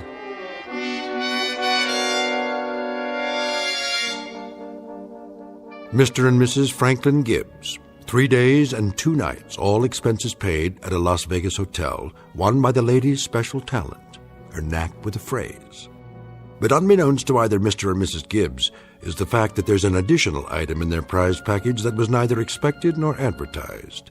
For as soon as they arrive at their destination, one half of this couple will succumb to an illness worse than any virus, more insidious than any flu, and impossible for medical science to cure. An inoperable, deadly, life-shattering affliction known as the fever.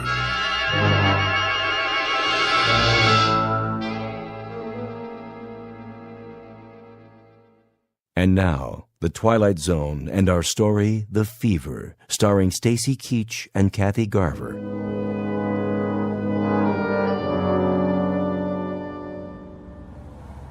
Franklin, look. Look at what? The Las Vegas Strip. So many lights. There must be millions, and all of them flashing on and off, even in broad daylight. Electricity is cheap here, Flora. Yes, it must be. As is everything else. They have a hydroelectric dam nearby, enough to light up the entire state, with no need for a sales tax to pay for it. As if the income from gambling wasn't enough. Oh, Triver? Yes, ma'am. May I ask you a question? Shoot. The people who come here, the tourists, such as my husband and myself, do any of them actually win?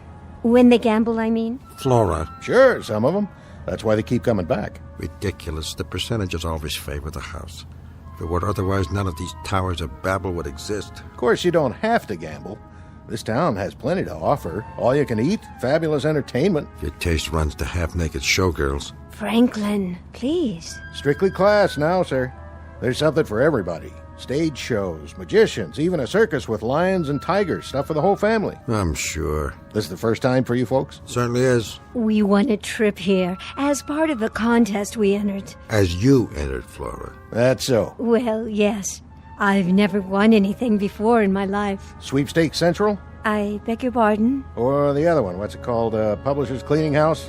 We got a lot of prize winners here. You do? Flora, you're talking the young man's ear off. And you know something? They all have a great time. So, my advice to you is, live it up. You may as well if it's on the house, right? Yeah, it is. As long as people keep their wallets and their purses tightly closed. Remember that, Flora. I will, Franklin. Here we are, front of the hotel. Oh, my.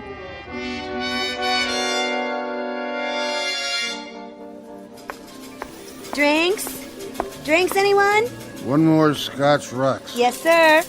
This here silver dollar is all yours. Why, thank you, sir. If you make it fast. I only got a few more left and I'm out of here. Be right back. Drinks? Here goes nothing.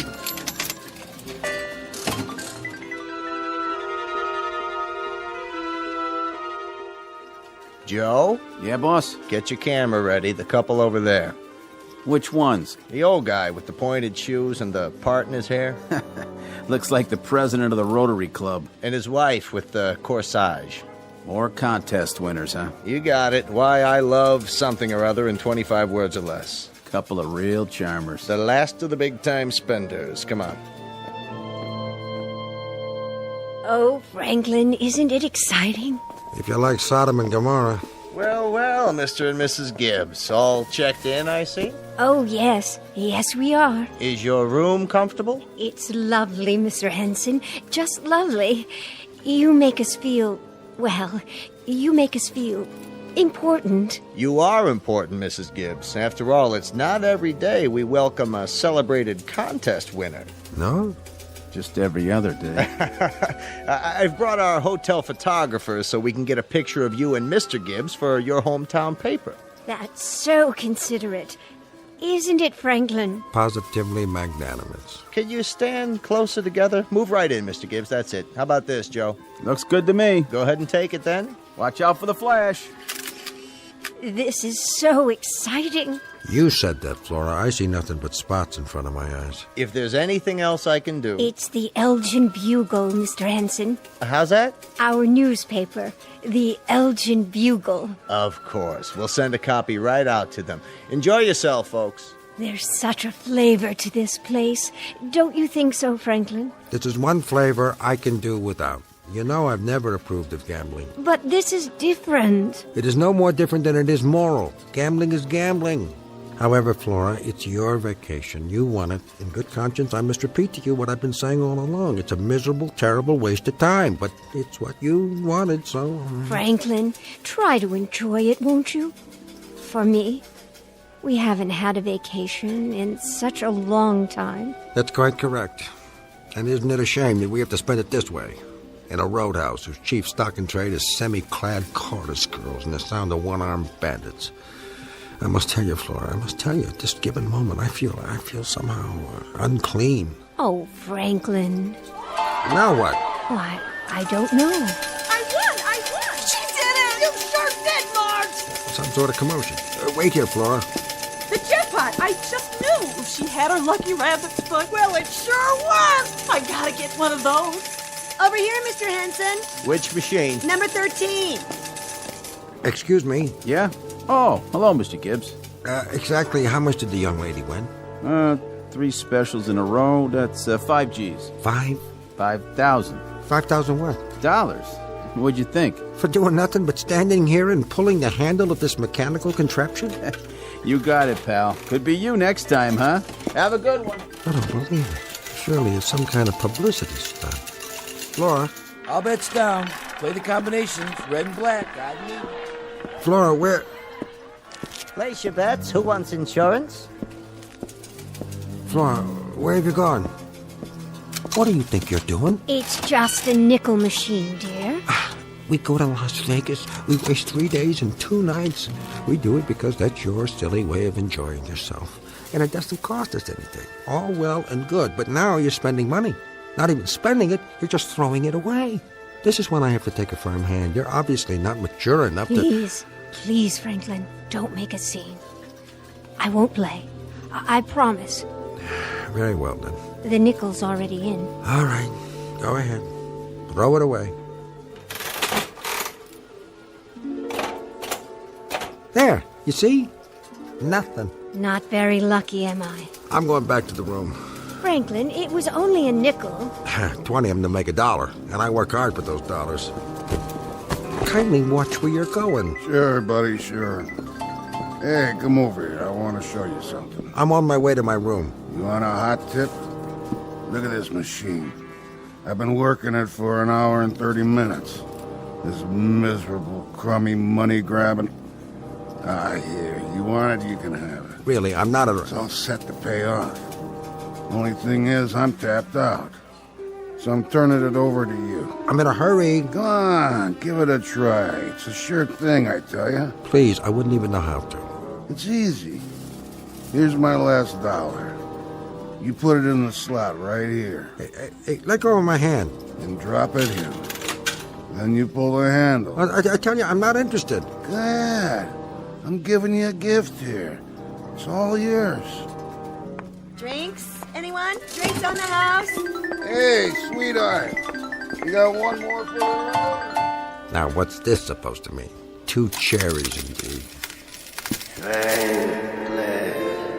What in the world?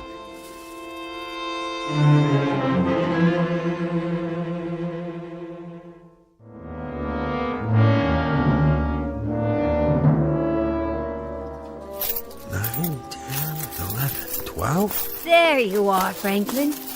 Oh, my. You are lucky.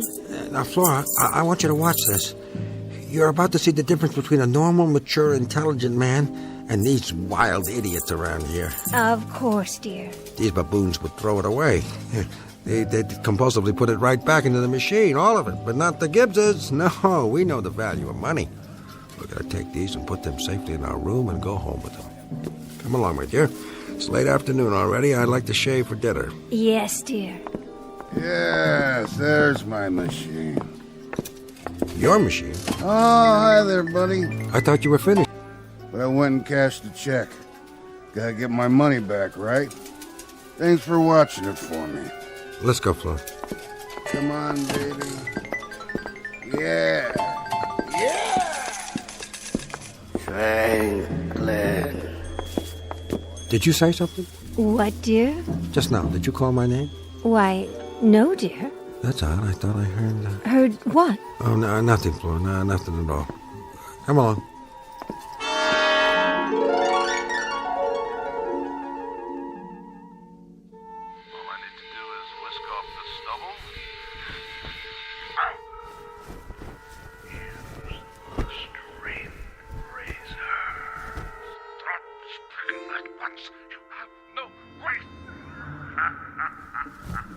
Franklin, are you still awake?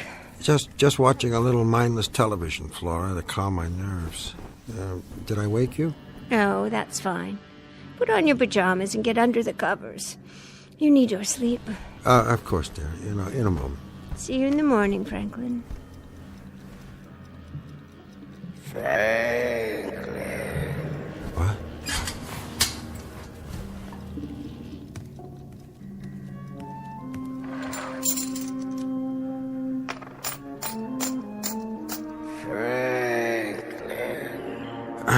That's enough of that. Franklin? Something the matter? Nothing's the matter, except this money. What money? The silver dollars from that machine. This is not the kind of money I like to have in my possession. No. It's tainted, Flora. How can you say a thing like that? It's only... It's immoral at best. Nothing good can come of money won like this. I'm going to go down there and feed it back into the machine it came from. Get rid of it. Do you really think that's necessary? Of course I do. If there's one thing I know, Flora, it's morality. I will not have tainted money smelling up our pockets. I won't be long. You go back to sleep.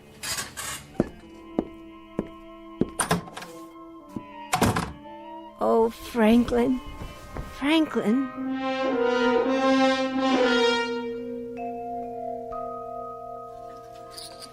New shooter coming out. Line bets down. Hard ways. Any craps. Field bets. Come on, baby needs a new pair of shoes.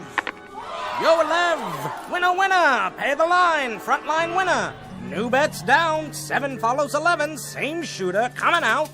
7. Give me a 7. 7-7. Winner 7. Pay the dues. Collect the dough. Drink, sir? Oh, no, thank you. I'm just passing through. Do you know where the machines are? The machines? The ones that accept silver dollars? I seem to have gotten turned around. Oh, the slots. Right over there, sir. Past the Wheel of Fortune. You can't miss it. Oh, yes, of course. Sorry to trouble you. Same shooter coming out. Come on, one more time. Baby needs a new car. 8's the point. Big and red. Get the odds down. Place bets. Hard ways. Place your bets, please. All numbers 0 and 00. Dealer busts. Dealer S23. Here we are. Silver dollar machine. It shouldn't take long.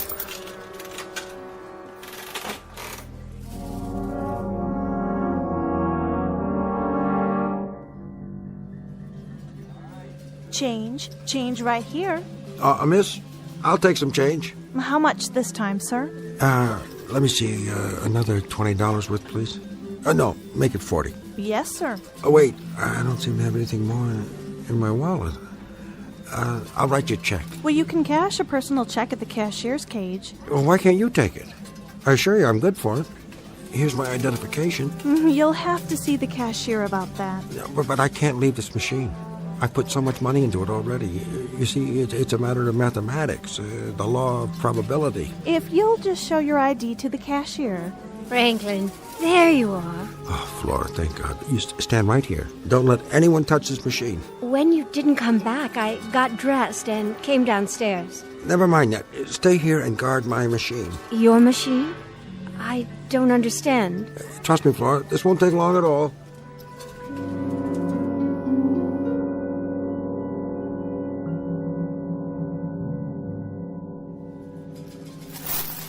There. This time I bought a larger amount. Should be more than enough. Franklin, that's the 3rd time you've cashed a check. I know. Do you know what time it is? Doesn't matter. This will all be over in another minute or so. It's 12:05. After midnight, Franklin. You've spent a great deal of money already. I know that, too. Don't you think you ought to stop? How can I stop? As you say, I've lost a great deal of money. Temporarily invested is a better way to put it. I gotta win it back. But what if you don't? What if you don't win it back, Franklin? You've been standing here for more than 3 hours. I'm well aware of that, too. Darling, you know how awful you feel in the morning when you've been up too late at night? Flora, would you kindly shut your mouth? Can't stand a shrew. I'm sorry, Franklin. I'm only trying to... I know exactly what you're trying to do. I hate a woman who stands over my shoulder and sees to it that I have miserable luck. That's what you're doing to me now, Flora. You're giving me a wretched run of luck. Why don't you get out of here? Leave me alone. Please. People are listening. Yeah, the devil with them. I'm not concerned with people or what they think. I'm only concerned with one thing, and that's how to restore our bank account. Or don't you think that matters? I do. I do. Then stand aside, woman. You're not going to stop me, are you? No. No, dear. What I'm concerned about right now is this machine. It's infernal, inhuman logic, the way it lets you win a little and then takes it all back. It teases you, Flora. It holds out promises. It wheedles and controls. It sucks you in, and then when it has you in its grip... But I will not give up.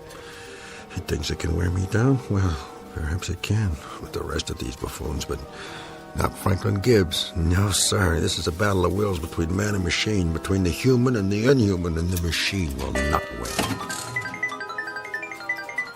Oranges, lemons, pears, the occasional cherry, all wasted on me. I will not be fooled. I know how to calculate the true odds. As for this one-armed bandit, your time is near. After that, you'll be relegated to the junk heap where you belong.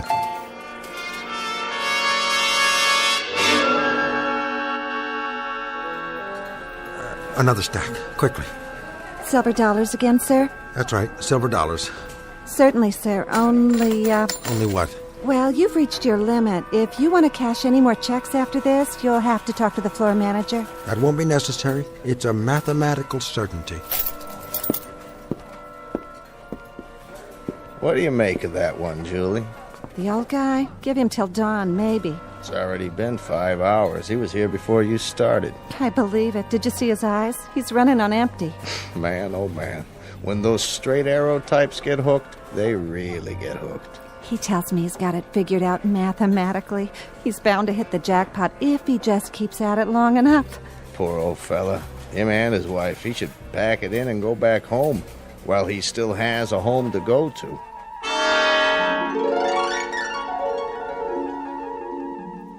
Oh, Franklin, I don't know how much longer I can stand here. Then sit down on a stool, but stay close by. I want you to watch this, Flora. You're about to witness the last round in a battle between my will and this machine's.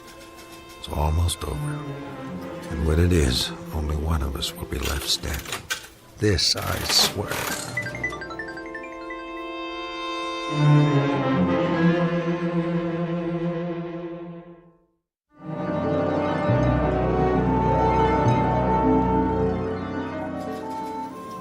Franklin, you look so pale. Somebody get me a drink of water. Why don't you sit down? You see what the sign says? Special jackpot, $10,000. She's bound to come up. You just gotta stay with her long enough, that's all. Here's your water, sir. Oh, thank you. Can I get you folks anything else? The restaurant's serving breakfast. Nothing for me. On the house, steak and eggs, whatever you like. Take it easy, recharge the old batteries. What do you say, dear? You go ahead if you like. I'm gonna see this through. How's he holding up? He's still standing, but just barely. How about his credit line? Well, the check guarantee card says he's good for it.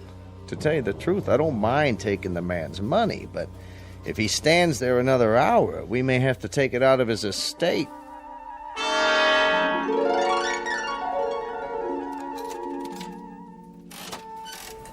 What time is it? It's 8 o'clock, Franklin. In the morning. I swear, Flora, it's not just a machine. It knows. It mocks me. It teases and beckons and cons. You put in 5, you get back 4. You put in 6, you get back 5. But I'm onto it. It's gotta pay off. Understand, Flora? It's just gotta. Franklin.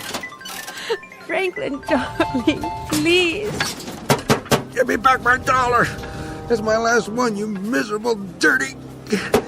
Look at it, Flora. Look, Flora, it's watching, enjoying this. You see? That's his face. And the reels, those are the eyes. And down below, that's the mouth.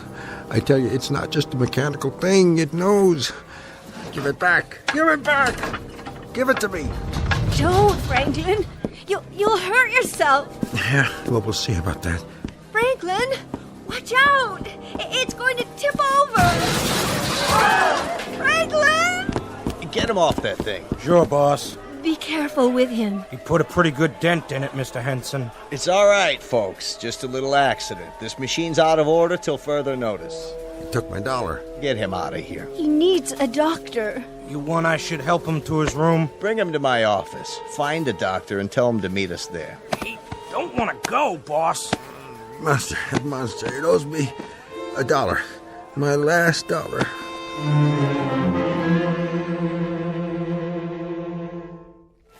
His blood pressure's down. Are you sure? I've given him a sedative. What this man needs is rest. That's what he'll get, Doctor. Is it okay if we move him? I'll give him a few more minutes on the couch. Keep his feet elevated, then you can help him to his room. Will do. Yeah, well, it's not me you should be worried about. It's that infernal device out there. Oh, Franklin, don't talk that way. Maybe he should see a specialist. But you said his vital signs are normal. You said that, didn't you? I was thinking of, well, perhaps a psychiatric examination. Hogwash, there's nothing wrong with my mind. He's right. I've seen things in this casino. People lose track of time, forget to sleep. Well, then I suggest you let him do exactly that. Sleep. Sleep, yes. Yes, that's all he needs. Here are some pills to help him relax. Give him one along with a light meal and see that he drinks plenty of fluids. The most important thing for now is no more stress. Thanks for coming, Doctor. Here's my card, Mrs. Gibbs. If you have any more problems, anything at all, you give me a call. I will. Problems? What problems? All I need is for you to get that machine working again. Then you'll see. You'll all see. It's ready to pay off. Franklin, that's enough of that kind of talk. Listen, Mr. Gibbs, it's a game of chance, all right? Think of that slot machine as a random number generator. Sometimes your number comes up, sometimes it doesn't. That's why they call it gambling. If anyone could predict it, we couldn't stay in business. But look at it this way. You're here to have a good time. Please try to think of it that way. A great time on us. Your room's comped, so's your food. How about if I throw in a couple of show tickets? What kind of show? The French can, I presume? Franklin. I could even... Well, I guess I could extend your stay by another day. That way you'd have time to rest up and enjoy yourselves, the both of you. Yes. Oh, yes. You're very, very kind, Mr. Henson.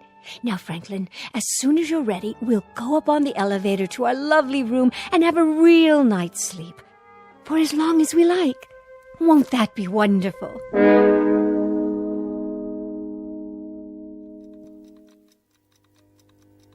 Franklin, are you sleeping? No, Flora, I'm not. Why don't you take another pill, darling? Not now. I'm thinking. Whatever about? That machine. Franklin? It was ready to pay off. It deliberately broke down so it wouldn't have to. You don't really believe that. Don't I? It isn't even a machine, Flora. It's an entity. It's a thing with its own mind, its own will. Please don't talk this way. I beg you. It deliberately broke down rather than return my money. Our money. That thing, that monster, that thief, a dirty, rotten thief. Stay in bed. The doctor told you. Took the last silver dollar. The one that was going to pay off. It swallowed it, and then it broke down on purpose. The thief took my last dollar. What are you doing? Get away from me. Franklin. Where? Franklin, no. It's outside the door. I can hear it. Franklin. No. Darling, what's the matter? Don't you hear it? No, I don't. I don't hear anything. Of course you do. You must. It's in the hall. I just saw it. It's out there. It followed me. Pack the suitcase. We must get out of here. Franklin. It's inside. Quickly. Stop it. Franklin. Help me. We gotta get away. The window. Yeah, the window. Franklin. No. Franklin. No.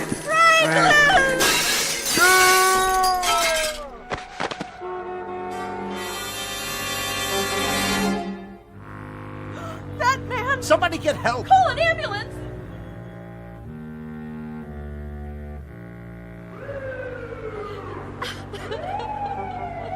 That him? Gibbs, Franklin J., tourist. What happened? Jumped or fell. Hard to say. That's the wife over there, in the room when it happened. Some sort of seizure or something. Can we get a stretcher, Sheriff, and move him out of here? Right away, Mr. Henson. Let's go, medics. Yes, sir. He doesn't need a stretcher. He needs a body bag. His wife said he hadn't slept in 24 hours. That's right. I've seen them get hooked before, but never like this. Okay, everybody, let's clear the area. Back to bed. Go on inside. Show's over. What's that? Looks like a silver dollar. Where did it come from? It fell. From up there. Right about the 13th floor. Yeah? But how? Don't worry about it. Like the man said, just get him out of here. Mr. Franklin Gibbs, visitor to Las Vegas, who lost his money, his reason, and finally his life, to an inanimate object variously described as a one-armed bandit, a slot machine, or, in Mr. Franklin Gibbs's words, a monster with a will all its own. For our purposes, we'll stick with the latter explanation, because after all, this is the Twilight Zone.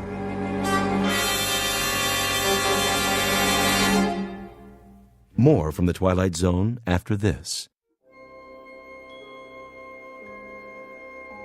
Hi, this is Carl Amari, producer of the Twilight Zone radio dramas. I'd like to take a moment to tell you about our official website at twilightzoneradio.com, where you'll get the latest news and information on these Twilight Zone radio dramas. Plus, at twilightzoneradio.com, you can digitally download 3 free episodes or any of our episodes for only $1.95 each. In this age of ever-changing technology, we've decided to make these episodes instantly available to you by making the Twilight Zone radio dramas a digital download-only series. This means that this series will no longer be offered on CD. The CD collections at our website are now being offered while supplies last at buy one, get one free. So be sure to get your favorites before they're sold out. Be sure to visit us often, and I'll see you in the zone.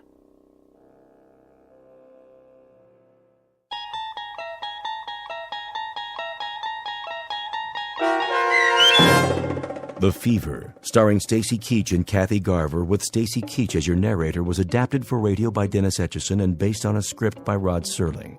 Heard in the cast were Roderick Peoples, Christian Stolte, Rich Komanek, Jeff Lupetin, Meg Thalken, Heath Corson, Susan Hart, Beth Katie, Nancy Center, Carl Amari, Vince Amari, and Roger Wolski. To learn more about the Twilight Zone radio dramas and to obtain audio cassettes and CDs of these programs, visit our website at twilightzoneradio.com.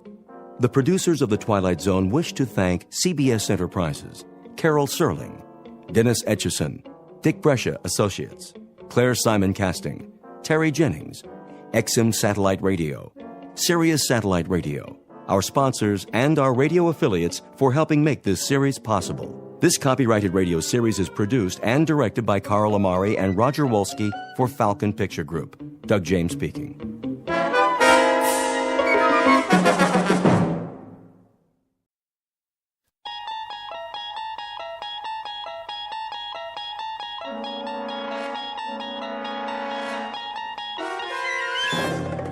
You unlock this door with the key of imagination. Beyond it is another dimension. A dimension of sound, a dimension of sight, a dimension of mind. You're moving into a land of both shadow and substance, of things and ideas. You've just crossed over into the Twilight Zone.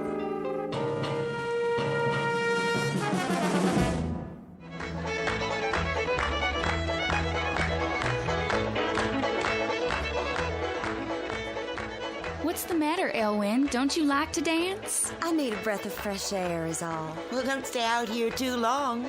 The dance is just getting started.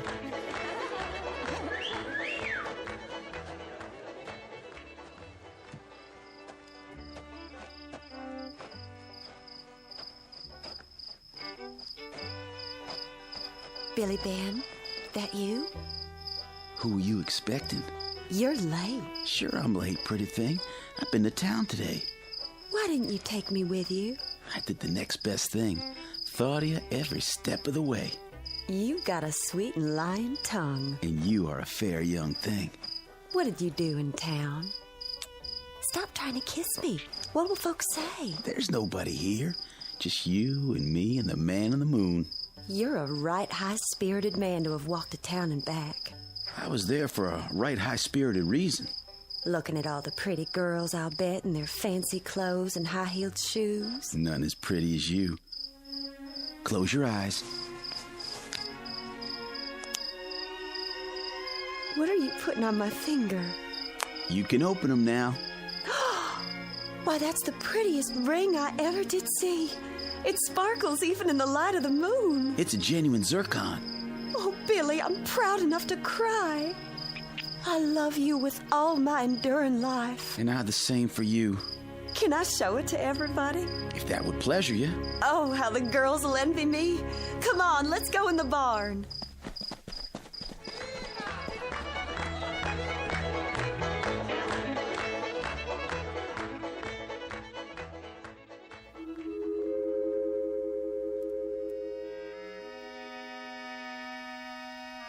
The Twilight Zone has existed in many lands and many times.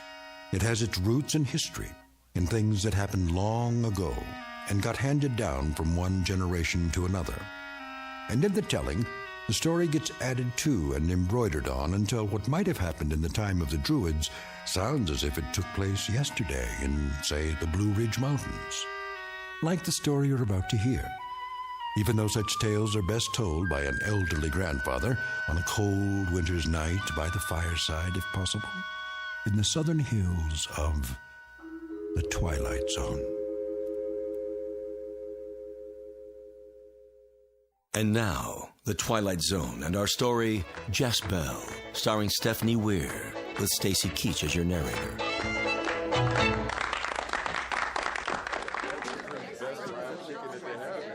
Friends, now that everybody's here, I am proud to bid you welcome. I want everybody to dance till you wear out the fiddler and eat till you let your belt out to the last notch. My land was good to me this year. The good Lord blessed it with rain when rain was needed and a kindly sun to follow. And this barn is heavy with the yield of it. But that's just one reason to celebrate here tonight. A decent, good, and true man came to me and asked for the hand of my daughter, Elwyn. She has my enduring love. And now I've given her my blessing to marry Billy Ben Turner.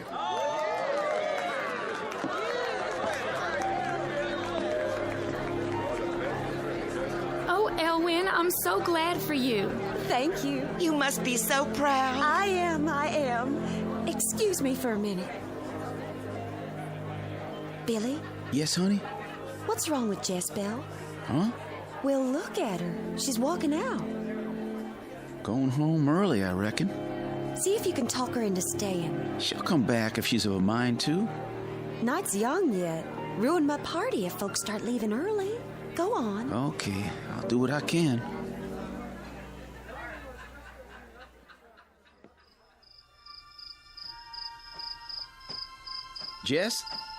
Jess-Belle? Don't you come near me. I was hoping you'd wish us well. You'll have nothing from me but my curses. No need for you to take on so, Jess-Belle. Do you want me to go in there and throw my arms around her, tell her I'm glad? Jess, I'm sorry. You weren't sorry the first night you came whistling up Eagle Rock Trail. I was washing supper dishes and heard you call my name, remember? And I ran like the wind to meet you. Jess, don't. All those things you told me, I believed.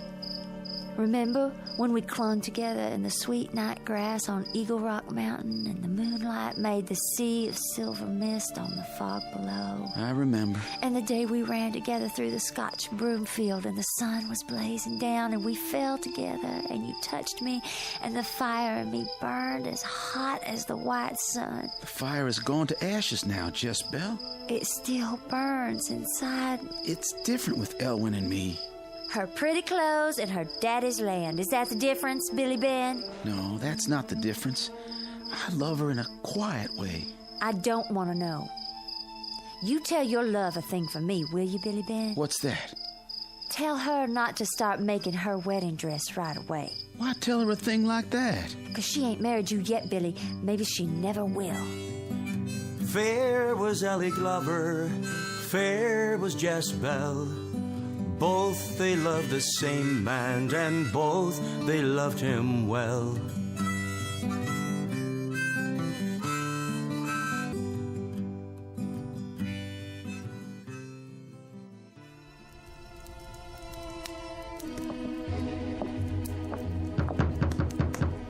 Go away. I've got to see you. If you come to my house, just walk right in. I don't ask nobody here.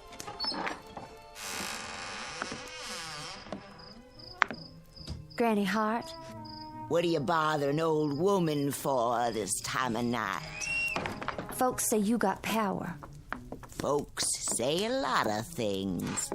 They say that all of Moses Crowley's cows sickened and died after he shot that hawk you used to keep. That hawk was my pet. He used to roost at the black pine tree outside the door. And when Molly Younger's baby was dying of fever, Molly went somewhere and got a potion for him.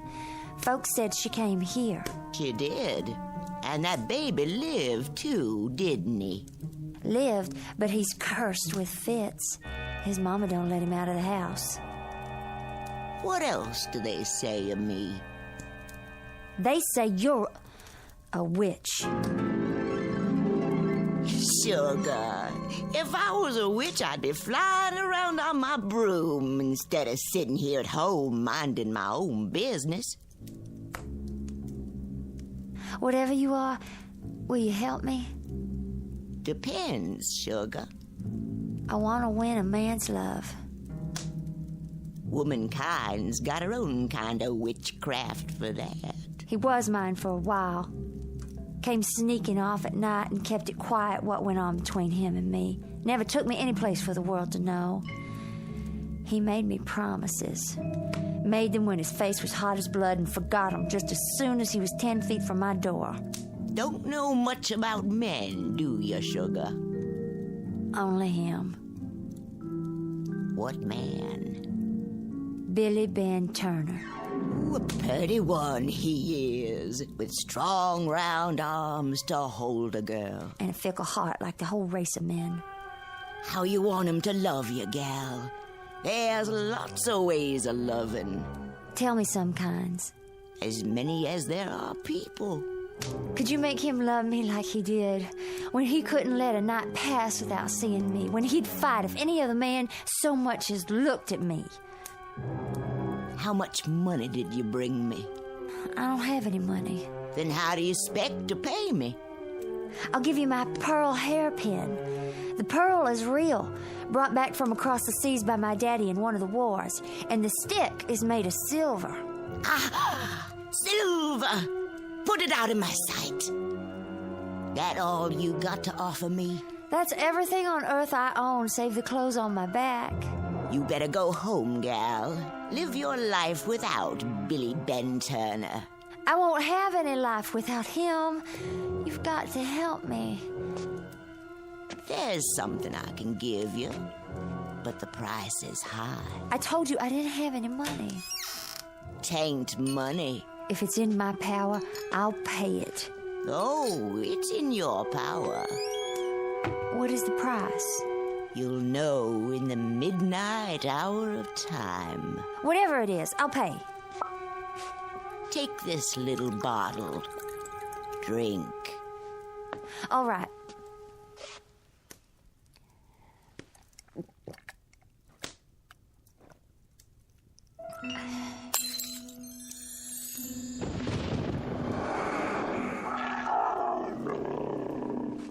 What was that? The first sign of your new self. Does he love me now? After his eyes fall next on your face, they'll never look at another woman as long as they can look on you.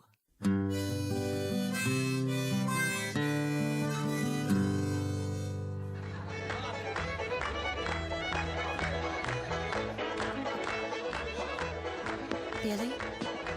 Honey, what's wrong? I feel faint. Well, let's go in the corner. You're trembling. The night's turned cold.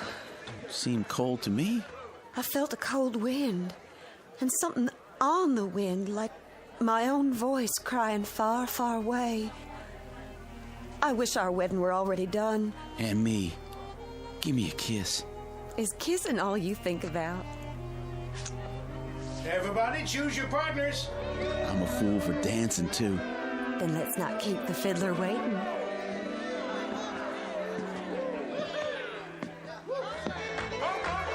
Hey, there's Jess-Belle. She come back. Come on, Jess-Belle. Be my partner. Why, thank you, John. Now change partners and circle round. First man in the circle, choose your girl. Go on round, Billy. I'll be waiting.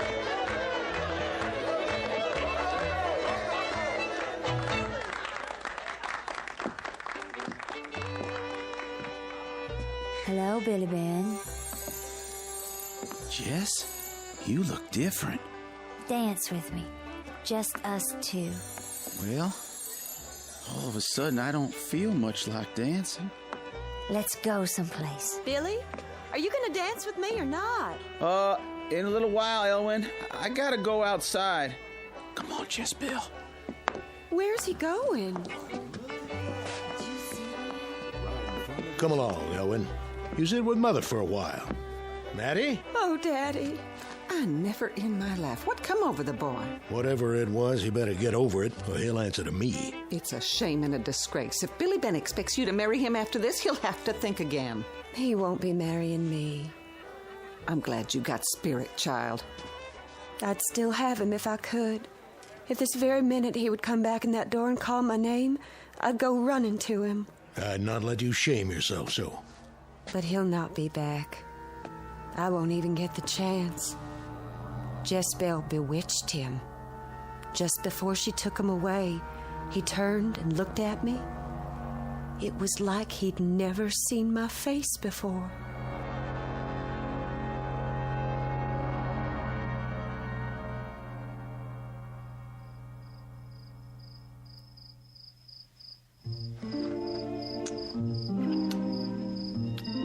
The scent of your hair is enough to drive a man crazy. You're a master hand with sweet words, Billy Ben Turner. When we're married, it'll be hateful to leave you of a morning. I won't let you leave. I'll lock the door and keep you home all day. And how will we live if I don't work my land? When you go into the fields, I'll hide behind a juniper tree and sing songs to tease you home again. And where will the money come from for the pretties I'll buy you? What will you buy me? Dresses of silk and combs for your hair, rings for your fingers, and... There's only one ring I want. If it's in my power, I'll get it for you. Oh, you can get it all right, Billy Ben. All you gotta do is ask Elwyn to give it back. I reckon she's gonna hate me now. She can't hate any more than she can love. What'd you ever see in that girl, anyhow? I forget. You're a right fickle man, Billy Ben. Maybe you'll forget me, too, one day. Hang me for a fool if I ever leave your side. Looks like the moon is going down. I better go. I won't let you. I'm gonna keep you here all night. I can't. Why not? Mama's home by herself. She'll worry about me. You never worried about your mama before. Let me go. I don't want you away from me. Billy Ben, let go of my arm. What'd you do that for? I told you, it's late. I can't be here anymore. All right, then. It don't matter, Jess-Belle. Can nothing change the love I hold for you? I have to go home. Hold up. Just leave me be. I'll walk you, sure enough.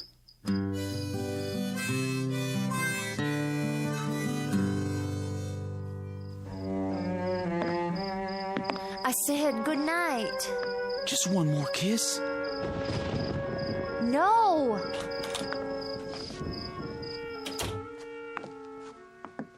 Who was that brought you home? Nobody, Mother. Go back to bed. Honey, don't go right to bed. Come sit a spell and tell me about the dance. In the morning. Good night. Jess-Belle, what you locking yourself in your room for? Because I don't want you to see what I am now.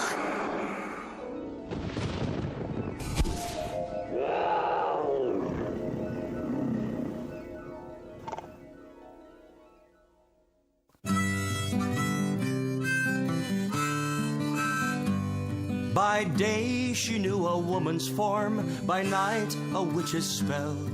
For love of Billy Turner, accursed was Jess-Belle.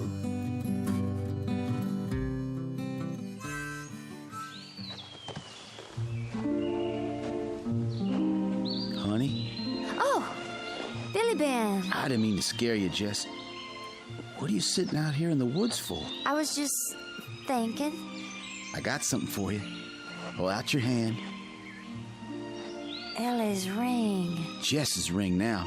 It belongs to the one I love, and the one I love is you. Every minute I'm away from you is a suffering and a torment. What do you know about suffering and torment? I know it's finding a girl who's your heart's craving and having her keep putting the wedding day off. There's all kinds of torment in the world. Like the one that comes from buying something and finding out that the price is dear. What did you buy that cost so dear, Jess? Something I love. Do you love it still? Better than life. Better than me? nothing I love better than you. I've been to see the preacher today, Jess. What did you want with him? You've been taking so long to set the day. I said it myself. He's gonna marry us next Sunday. I can't be ready by then. I spoke to your mama. Your wedding dress will be all sewed. My house is clean. Everything new and waiting for you. Oh, Billy. Jess, have you changed your mind? No. Then why keep putting the wedding day off? I just can't tell you, Billy. There's no room for secrets between you and me. Wait, where you going? I have to be gone from you for a while. Stay now, Jess. I got a craving to be with you every minute. Let me go, Billy. Never knew a man could have such love as I hold for you. There's no peace from it, Jess. It burns in my brain night and day. I tell you... Let me go. Ow! What'd you scratch me for? Billy Ben Turner. Have you gone and fallen in love with a hellcat?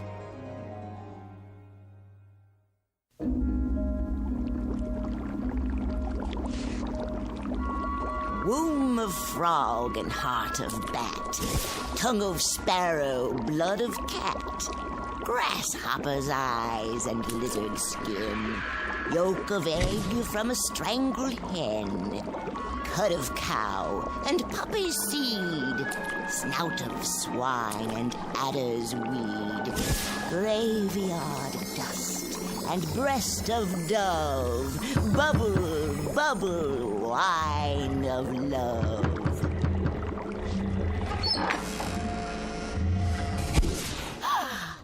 Didn't you hear me knocking?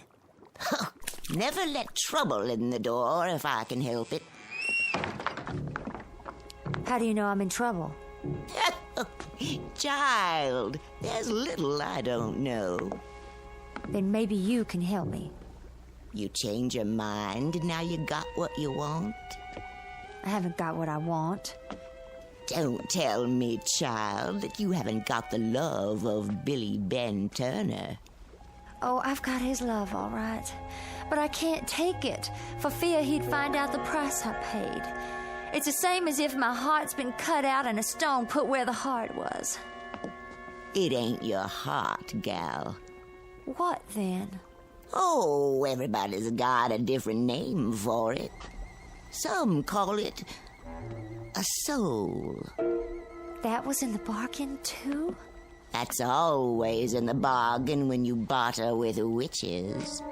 You said you weren't a witch, that you just had power. Well, you might as well know the truth, because you're one, too. I changed you, sugar. Then change me back. Gal, you can't ever change. What you are is what you're going to be till you die. Then I hope I die soon. You're looking at it all wrong. Be a witch and take a witch's pleasure. Take the man you bargained for. Don't you think I want to? But how long do you think I'd keep him if he found out what happens when the clock strikes 12? That's the worst of all. Waking up when it's over and not knowing what I've done. Please, I promise I'll pay. Your promises don't mean a thing. You're already trying to get out of paying for the first favor I did you. I can't live this way. Take what you bargained for, gal. It's not fair to Billy Ben. Then go away from here, witch. I've got no time for you. I tell you, I can't do that to Billy Ben.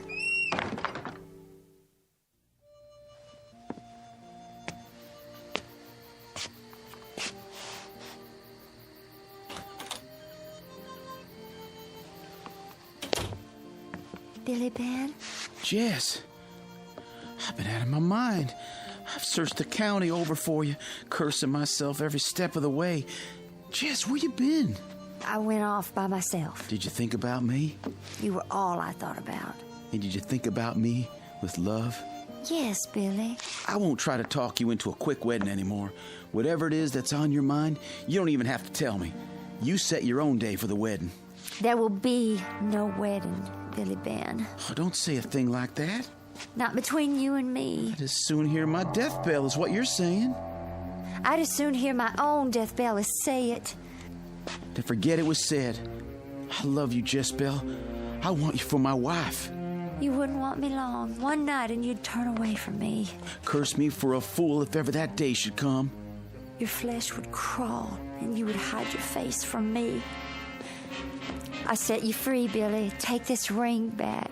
It belongs here, on your finger. Hear that? A night bird calling his mate. But his mate won't come. I saw her on the trail tonight, winging up against the sky, but then a nighthawk swooped up out of the pines and tore her breast open. She fell at my feet and ran off into the bushes to die. A night bird calling to a mate that's dead is the lonesomest sound in the world. It would grieve me too much to do that to you. Jess, it wasn't an omen. It don't mean you're gonna die. Billy Ben, if I saw Old Man Death come walking down Eagle Rock Trail, I'd run to meet him and I'd beg him on my knees to take me with him. Jess, what is it that's cursing you? I got a right to know. It's late. I've got to go. Not yet. Billy Ben, if you love me, stand aside. It's my time. Jess!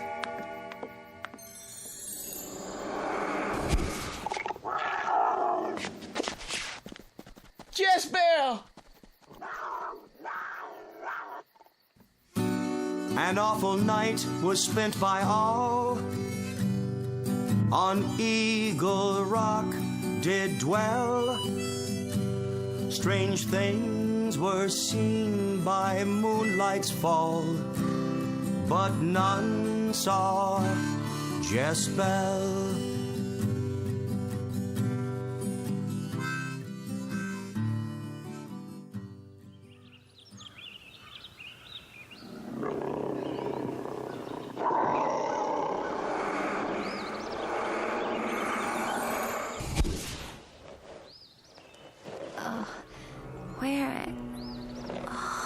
This is Billy Ben's place.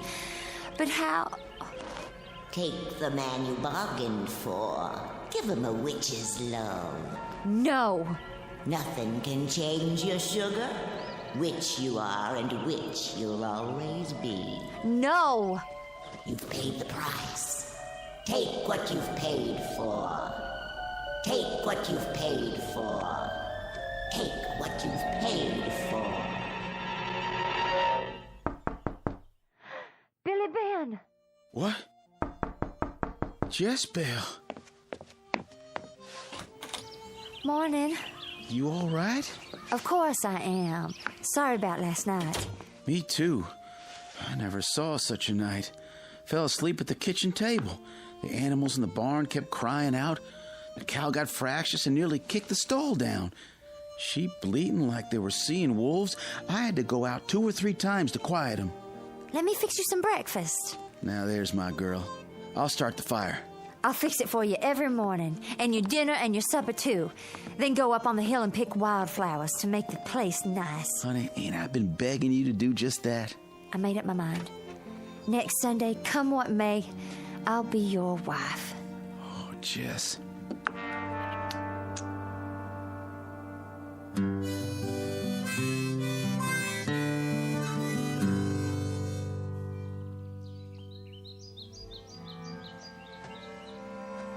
You're a long way from home, Ellie Glover.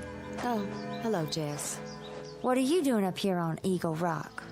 I came to pick some flowers. Same as me. Lots of wild ones around. There's a patch of old maid's fern farther up the mountain.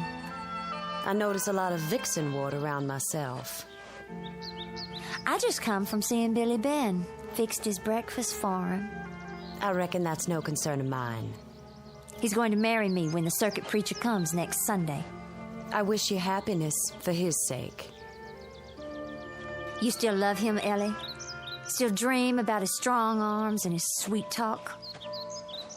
I'll love no other man. How come you never tried to get him back? The last time I saw his face, he was under a magic spell. Even the love I hold for him couldn't break it. Oh, there's ways, but such ways end bad. What ways you talking about? I think you know. Jealous, ain't you? No. Heartsick. to see wrong done to a good man. I hear there's a wildcat loose in the county. Ain't you scared to be out here? I'll be home by dark. It won't venture out till nightfall. No telling what a wildcat'll do. I reckon we don't have much to fear. My daddy says that killer cat will be dead by morning.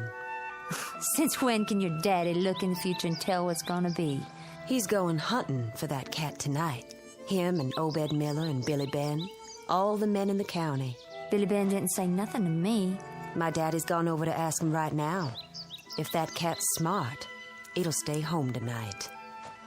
Maybe.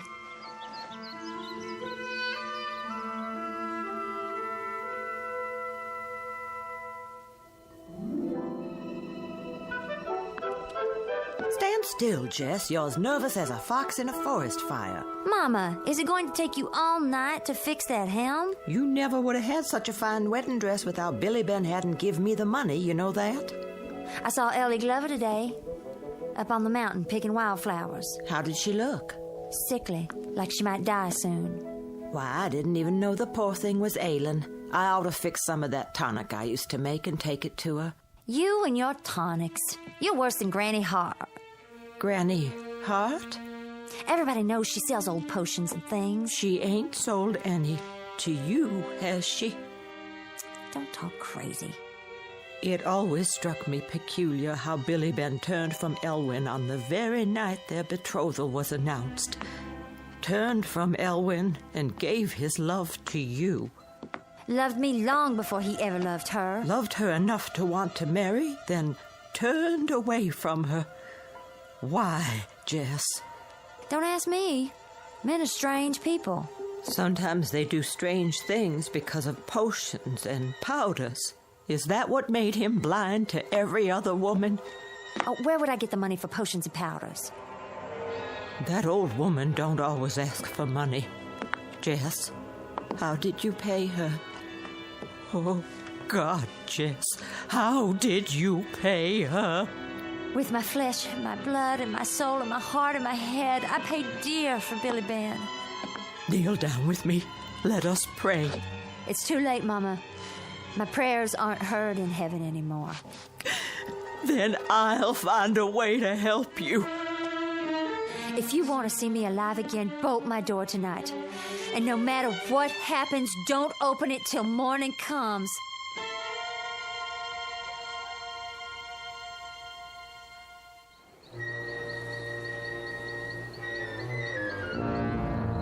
Okay, men, you know what to do. Kind of late in the year for a big cat to be roaming these parts. By this time, they usually ranging farther south. Luther? Billy Ben? I brought my shotgun. Howdy, fellas. Howdy. Got a full moon. That cat'll be out tonight for sure, hungry or not. This ain't a hungry cat. Kills for the pleasure of it. Hunger or pleasure, a full moon will fetch him out. Howdy, Obed. Howdy, Luther. Howdy, man. Brought my gun and my hound dog. Nothing gets past old Daisy. Good, good. Well, I reckon everybody's here that's coming. Let's pull out.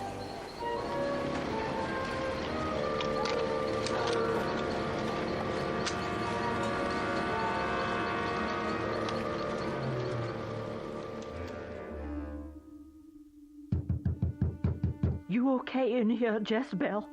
It's late, Mama. Go to sleep and let me be. But it's almost 12 o'clock.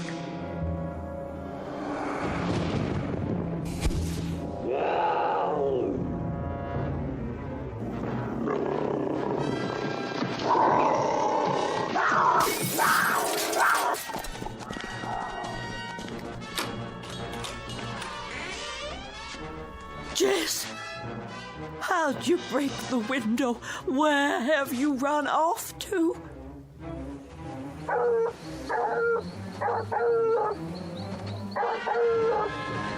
Hold on, man. I think old Daisy found something. Which way? Over there, through the trees. She struck a trail. That's my land. We come full circle.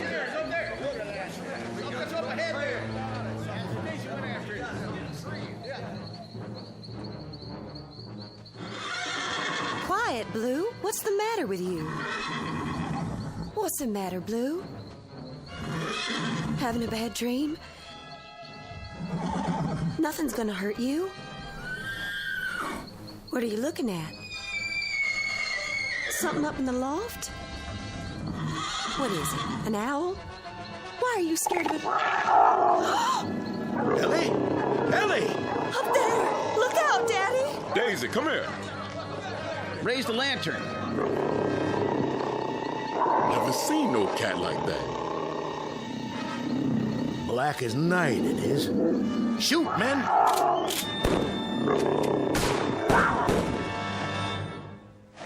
I think we got it. Where'd he go? Hold your lanterns high. It's gone. Can't just disappear. The cat was a witch. Never seen nothing like Daddy? That thing hurt you, Ellie? No, Daddy. I fainted is all. You see it, Billy? I sure did. Nothing here now. Well, our work is done for the night. Go on home, men. Whatever it was ain't here no more. Can you stand up, Ellie? I think so. I'll help her, sir. You do that while I tell her mother she's all right. I'm fine, Daddy. I'll just be a minute. Here, take my arm. Did it hurt you, Billy Ben? No, I'm all right. I'm enduring glad to see Ellie. Pretty as always. It's good to see you, Billy. It's been a long spell. Yes, it has. What's that shiny thing in your hand?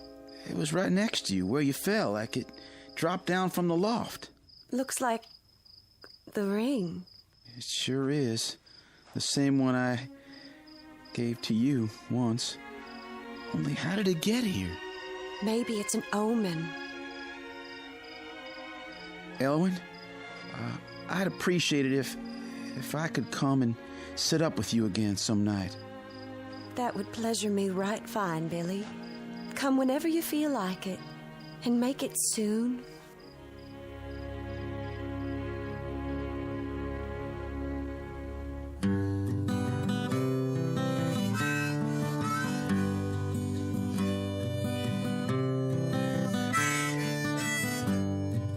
Warm was Ellie Glover, cold dead was Jess-Belle, and husband would be Billy Ben of the one he loved so well.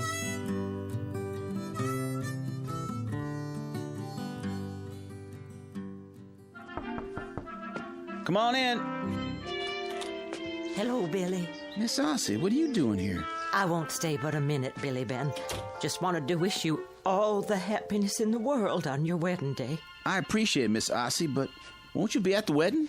I wouldn't spoil the day for Elwyn. She'd see me and think of Jess-Belle. There's no shadow of Jess-Belle between Ellie and me. God grant there never will be. A full year now Jess-Belle's been dead. How do you know she's dead, Billy? I saw her die. Billy, I brought you something. This pearl and silver stick pin. It used to belong to Jess-Belle. Poor Jess.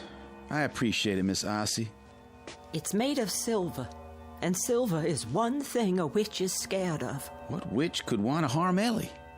There's a terrible thing I've got to tell you. A secret about Jess-Belle. What secret? That same night she disappeared, she mentioned Granny Hart. Jess-Belle was witched. It's a bitter thing for a mother to know that her only child's a witch. Billy, she ain't dead. I was there. Fired some shots myself.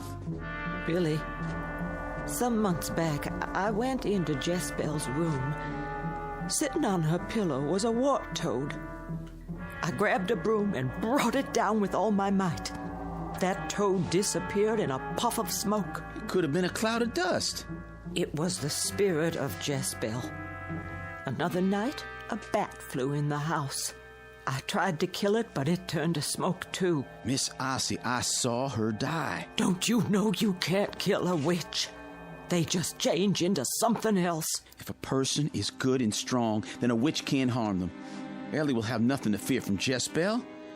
And now, Miss Ossie, I'm going to be late for my wedding if I don't hurry. I hope and pray, Billy, there'll be no one there who wasn't invited.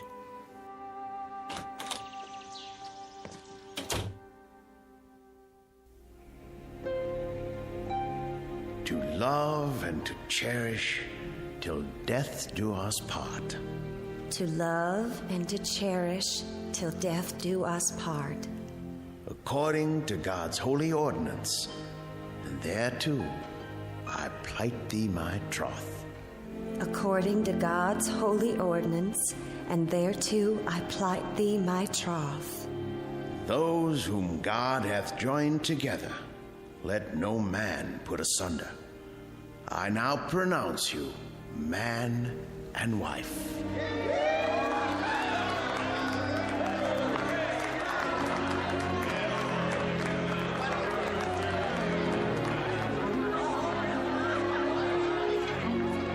Come on, honey, let's get on home.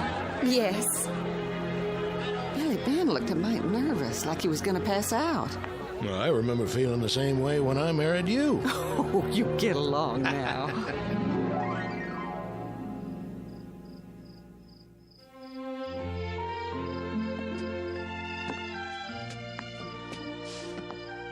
Here we are, sweet thing. Billy Ben, are you going to let your bride walk across your threshold? Never. Now put me down if I'm going to get changed out of this pretty dress. Billy! What's the matter? Something has hold of my arm. It ain't me. But I can feel it. What are you doing? I don't know. What'd you do that for? It wasn't me. It sure was your hand. Oh, Billy, I drew blood. I never did that of my own will. Something took hold of me and moved my hand. I didn't see nothing, Ellie. There's something in this room. Something we can't see nor hear. Something evil. Can't you feel it? Not sure. Look, a mouse on your grandfather clock. Ellie, careful! Oh, Billy, it could have killed me. I've got you, honey. It was a mouse, as black as night. Take me home. This is your home now. But something doesn't want me here. I know what it is that's trying to chase you out. Sit down. Hold on to this Bible. I gotta be gone from you a short time. Do you trust in the Lord? Yes. Then His word will keep you safe. If the devil himself comes in this room, don't leave that chair.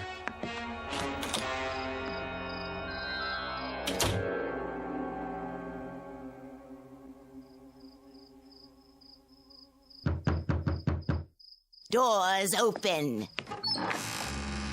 Granny Hart, I'm short on time. You need a new sweetheart. I got one, and I just made her my wife. Ellie Glover with the golden hair. Ah, she's a beauty. I'll not have her beauty long unless you tell me how to rid myself of a witch. Jess-Belle don't like you being married. I'm the one who witched that gal, so she could win your love, Billy Ben. I never wanted no witch's love. Witch's love is wild and sweet. Humans don't know nothing about it. I know enough that if anything happens to Ellie, I couldn't live without her. Jess-Belle won't hurt your little wife. She's just pleasuring herself a little, teasing and having a good time. Granny, my wife's alone. I gotta get back to her. Then go, boy. Nothing holding you here. How can I rid myself of Jess-Belle? You could kill her. There's nothing to kill. She just turns to smoke and then comes back again. There's ways. What you gonna pay me? I brought money. Not enough to kill a witch. This is all I got. Take it or leave it. I'll take it. Now go home. Get a dress that Jess-Belle has worn. Hang it up so it looks like she's standing there. And then, if you're man enough, stab it through the heart with silver. I'll do it.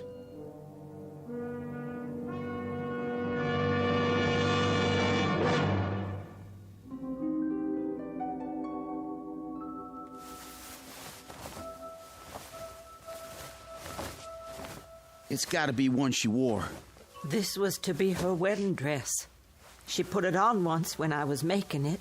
Thank you, Ossie. For me and my bride. And Billy, if your hand fails you, remember there was a good part to Jess-Belle, too, and that part of her would bless you for ending her torment.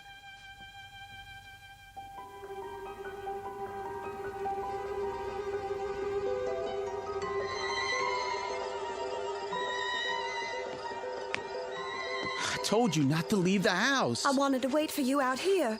What's that package? Stay outside a minute longer. That thing you felt was the spirit of Jess-Belle. She was a witch, Ellie, but I know how to get rid of witches. All right, but... You'll never be rid of me. Jess-Belle. Come on, Billy Ben. Dance with me in the moonlight. No, get away!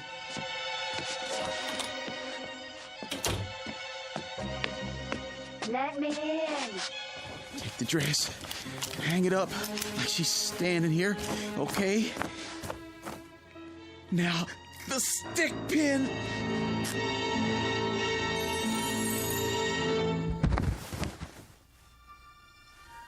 Oh, Billy. Oh, what have you done? Stabbed you through the heart, just like Granny Hart said. Oh. Now I'm giving you your eternal rest. Oh, Billy. Goodbye, Jess-Belle. I loved you, Billy Ben. Billy Ben.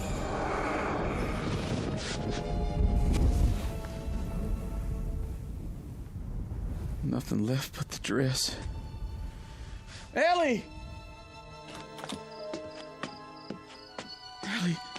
Ellie, let hell swallow me if I've killed you too. Billy, I remember a wedding.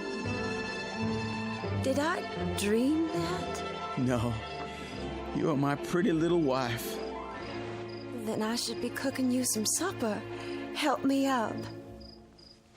Not too fast. Look up there, Billy Ben. That star just danced in the sky, then went shooting down behind Eagle Rock Mountain. My mama says when you see a fallen star, it means a witch has died. So I've heard tell. Come on inside. It's our wedding night.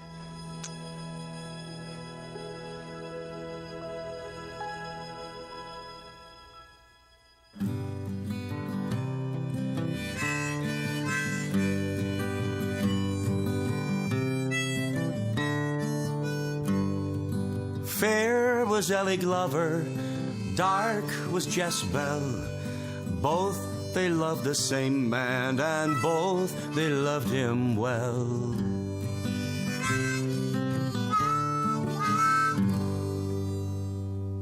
A tale told in one form or another, as long as there have been people to tell it. And if you're thinking it's just a fairy story, here's a piece of advice. The next time the moon is up, put another stick on the campfire. And if you see a falling star, be sure to make a wish. It just might keep you safe from the great darkness out there. A darkness that extends all the way from the Blue Ridge Mountains to the Twilight Zone.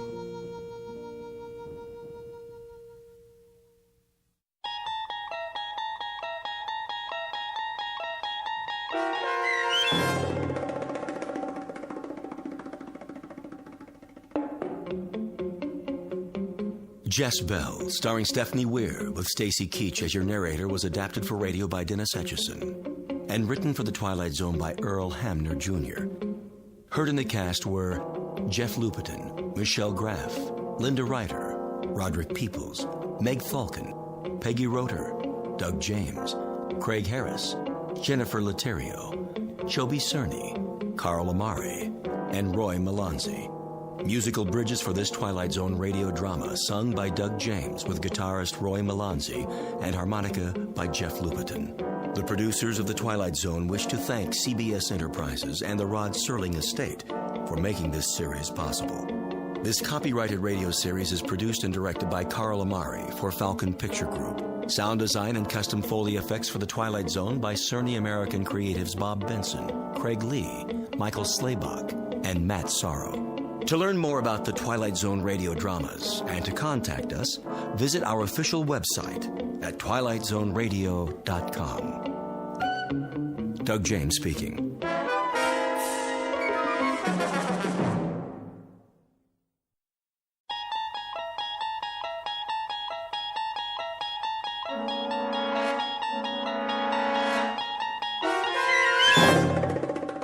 there is a fifth dimension beyond that which is known to man. It is a dimension as vast as space and as timeless as infinity. It is the middle ground between light and shadow, between science and superstition. It lies between the pit of man's fears and the summit of his knowledge. This is the dimension of imagination. It is an area we call the Twilight Zone.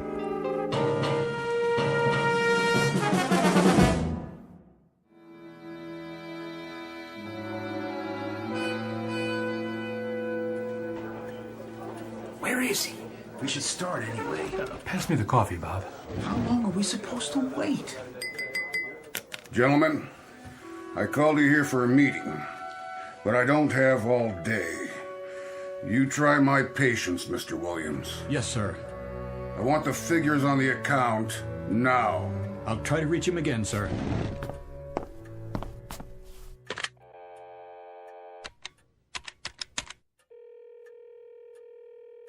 Put me through to Jake Ross's secretary. Yes, I'll hold. Williams, we're still waiting for your Mr. Ross. I'm trying to get him now, sir. Is this Jake's office, Joni? Yeah, I'm fine. Mr. Williams! I know he's out to lunch, but there was a conference called for 2 o'clock, and it's 2:30. Yes, Mr. Mizrell's office. Where is he? All right, then check. Tell him to get his keister back here fast. Well, where is your protege with the multi-million-dollar automobile account? She's calling around the usual places, Sardi's East to Colony. Don't be an idiot. He's due any moment, sir. Probably stuck at a big client lunch or something. More likely a big martini, or 3, or 4 of them. Mr. Mizrell, I assure you he was too young to put on this account.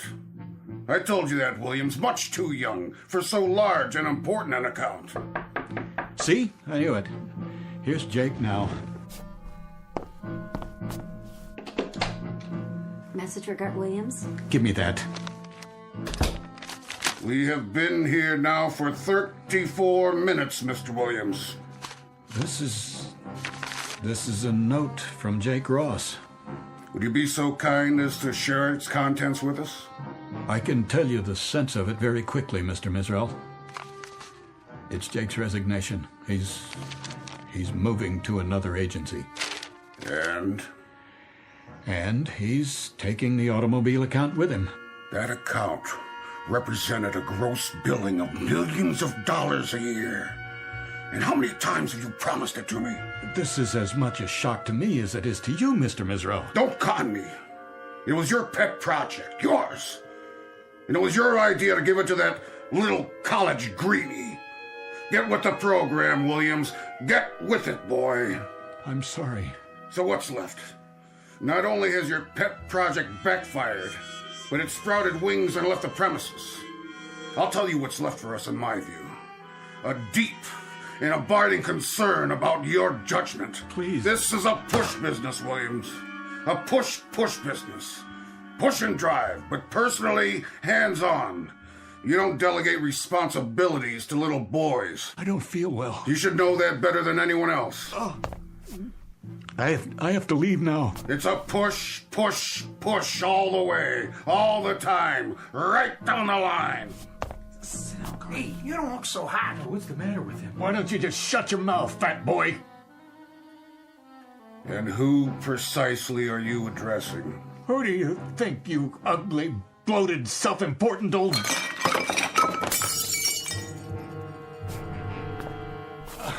I'll clean it up, Mr. Mizrell. He didn't mean that, sir. I closed 2 new accounts. If I may... Oh, no. Excuse me. Please, excuse me, all of you.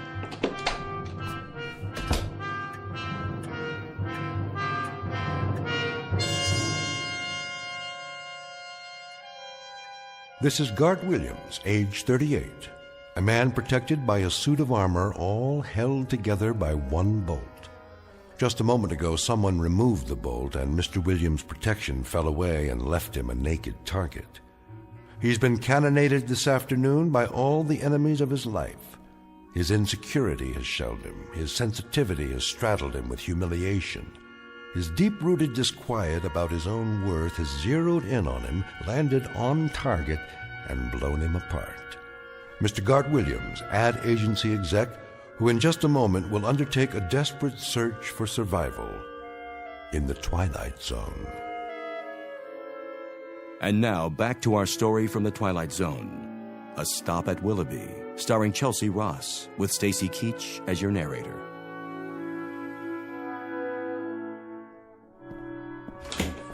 Oh, hi, Mr. Williams. You have some messages. I put them on your desk. Thank you, Helen. Are you okay, boss? Just, let me sit down for a minute. You don't look so good. The ulcer's acting up again. Oh, no. Don't worry about it. I'll be fine. You should take it easy. I can get you some lunch. No, thanks. Sure? Something plain? I think I'll go home early today. Oh, good idea. Well, can I get you anything first? Yeah. Anything at all? A sharp razor. What? And a chart of the human anatomy showing where all the arteries are.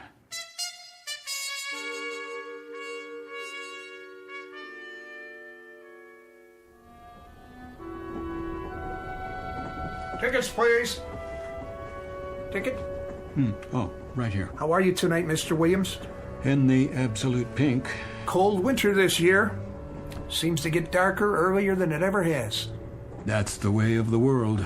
The rich get richer and the days get shorter. Isn't that the truth? Here's your ticket. Enjoy the ride. Tickets, please. It's a push business, Williams. A push business. You gotta get with it, boy. A push business. Push. Got to get with it, boy. You got to get with it. Got to get with it. That's enough. Is anything wrong? What? Oh, no. I was just thinking out loud, I guess. Oh, I was afraid you were speaking to me. Not at all. Sorry. It is a boring commute, isn't it? It's easy to doze off. Yes, it is. All that darkness outside. You can barely see the landscape. To tell the truth, I never paid much attention to it. But, well, now that you mention it. I used to read, but I got motion sickness. So now there's nothing to do but wait for the next station. And the one after that, and I don't even know where we are at the moment. I can't see any lights. What's the next stop? I've lost track. That's funny. It is? Lost track? Oh. At least we're not off the track. Not yet, anyway. Give it time. Oh, I suppose we could be anywhere. Wait, do you hear that? Hear what? What's happening?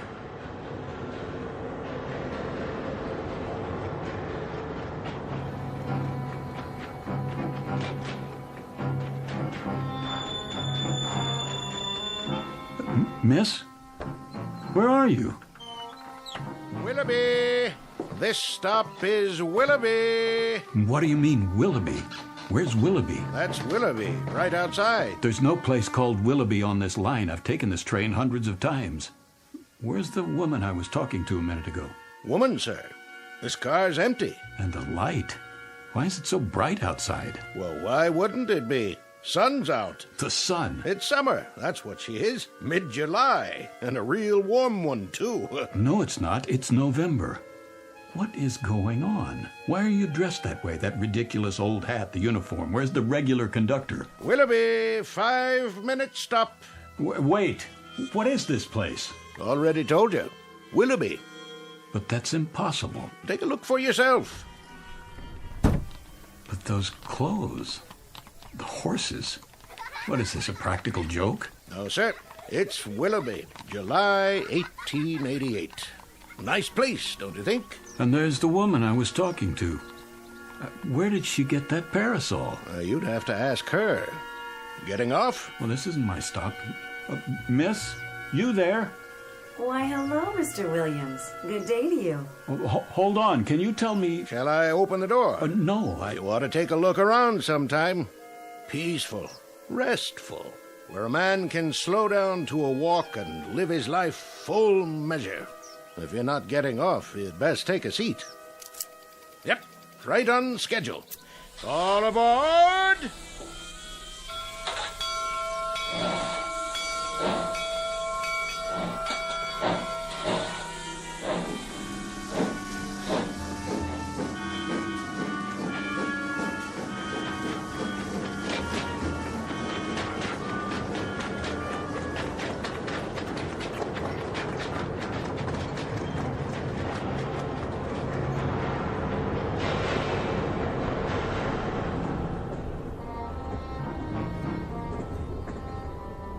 Westport, Saugatuck. Pardon me, sir? What? Oh, what did you say? I didn't mean to bother you, but I didn't want you to miss your stop. Is this it? No, that's all right. You got back on. I did? Oh, I must have dozed off again. I don't blame you. At least you got a little rest. I guess I did. A little rest and an idiotic dream. Why do you say that? Ever hear of a town named Willoughby? I don't think so. Willoughby where? Willoughby, Connecticut, I guess, or Willoughby, New York. Not on this run. Are you sure? There's no Willoughby on this line. Westport, Saugatuck, next stop.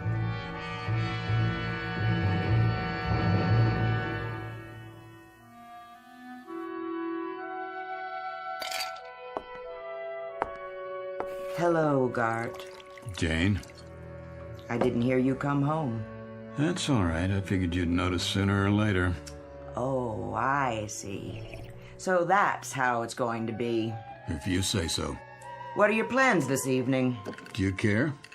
So you're going to get quietly plastered and sing the old college songs. No songs. I'm all sung out. Then you're just going to get drunk while I sit here and watch. You can join in if you like. No thanks. I don't have anything to celebrate. Neither do I. It was just one of those days. I guess it was. How would you know?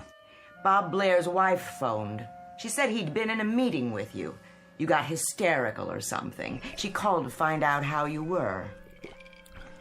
They were all very solicitous, all the boys at the meeting. The kind of free-flowing compassion that spells relief for everybody because it means I'm the victim, not them. That's a big word with you, isn't it?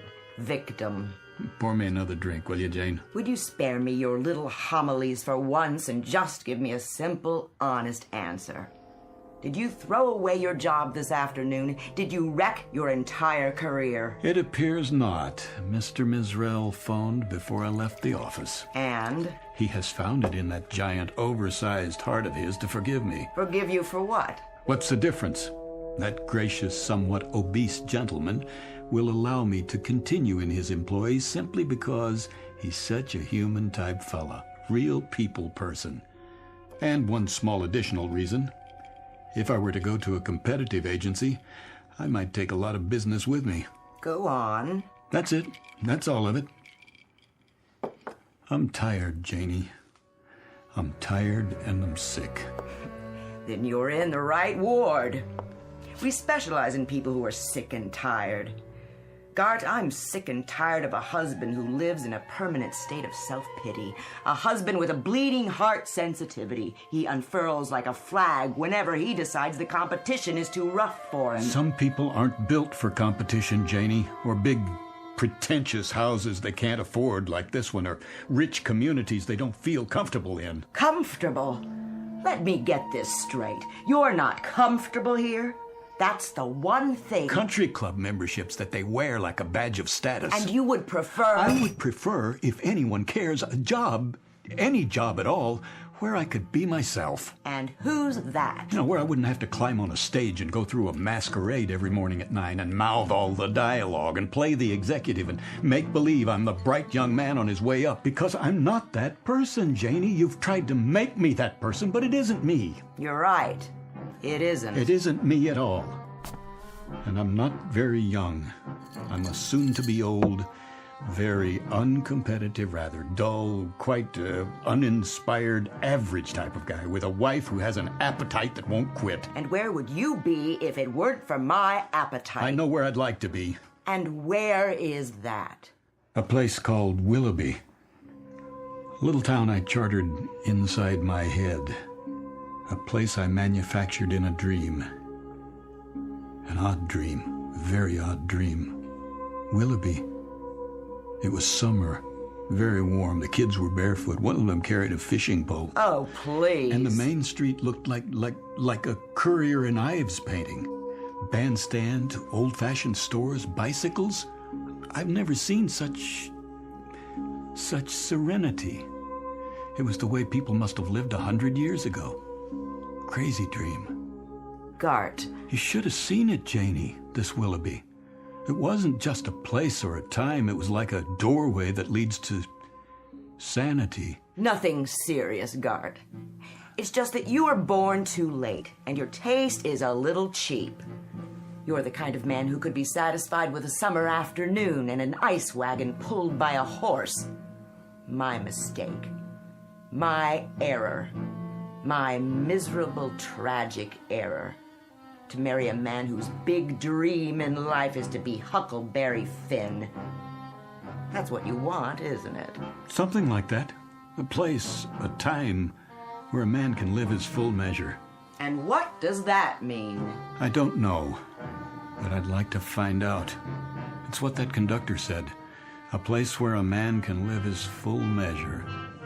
That's where I'd like to be.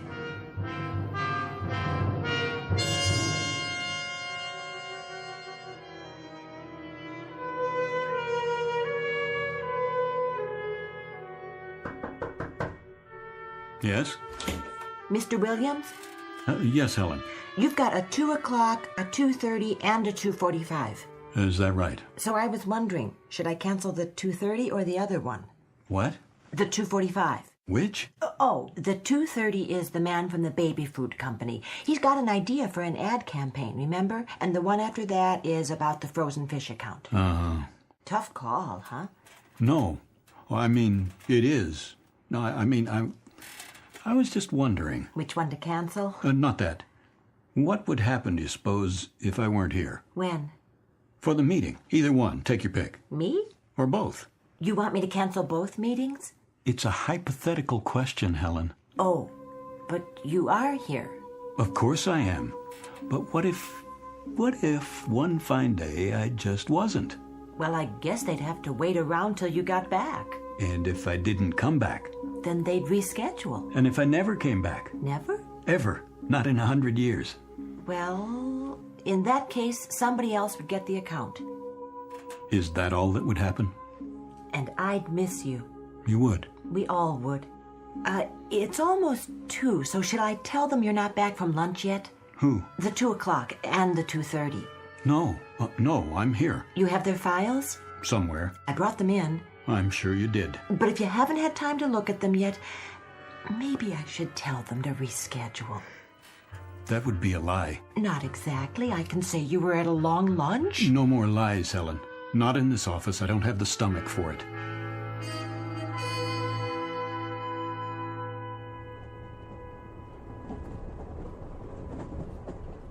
Hello again. It's you. Please, have a seat.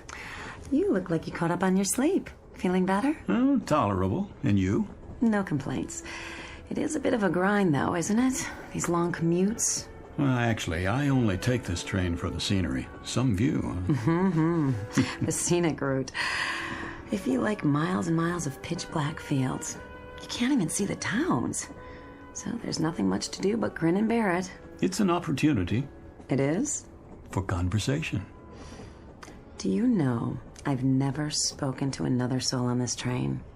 They're all so wrapped up in their own melodramas. Misery loves company. So, we might as well be miserable together while we're sitting here. Has to be more interesting that way. Did you ever... What? It's silly. But did you ever want to get off at a stop where you've never been before, just to see what it would be like? Which stop are you thinking of? Oh, I don't know. It doesn't matter. Pick one and see what happens. Well, you'd be on your own. Nobody waiting. No car. I wouldn't mind. There's nobody waiting for me anyway. Would you? Not anymore. Forgive me. Did I say something wrong? Oh, it's just This is going to sound strange. I didn't mean to get personal. I think we're having the same dream. What? Sharing the same fantasy in a way. Remember the last trip when I dozed off? We spoke and I asked you about the next stop. I was afraid you'd miss your station. You see, I dreamed we came to a station I'd never seen before. You got off as if you lived there. I saw you outside walking around. In the dark? It was a bright summer day. I'm beginning to like this dream. And did you get off the train so we could have an adventure? That's the problem. I wanted to, but I didn't. Why not? I wish I knew.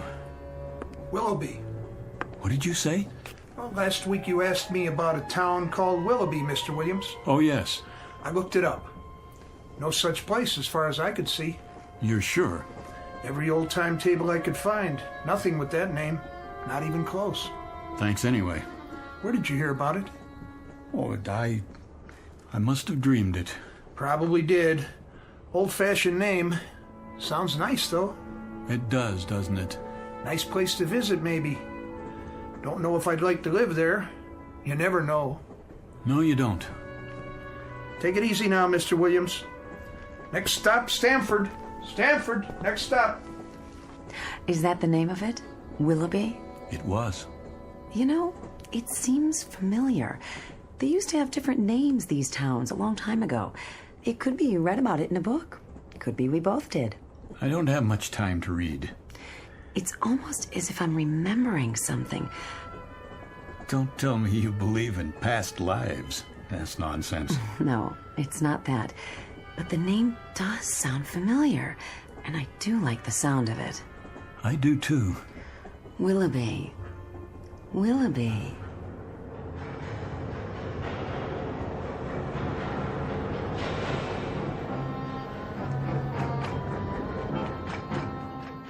Willoughby. What did you say? Next stop, Willoughby. The woman who was sitting there. Woman, sir? In that seat. Where is she? No other fares in this car, sir. But it was only a minute ago. Good day to you. Day? All out for Willoughby!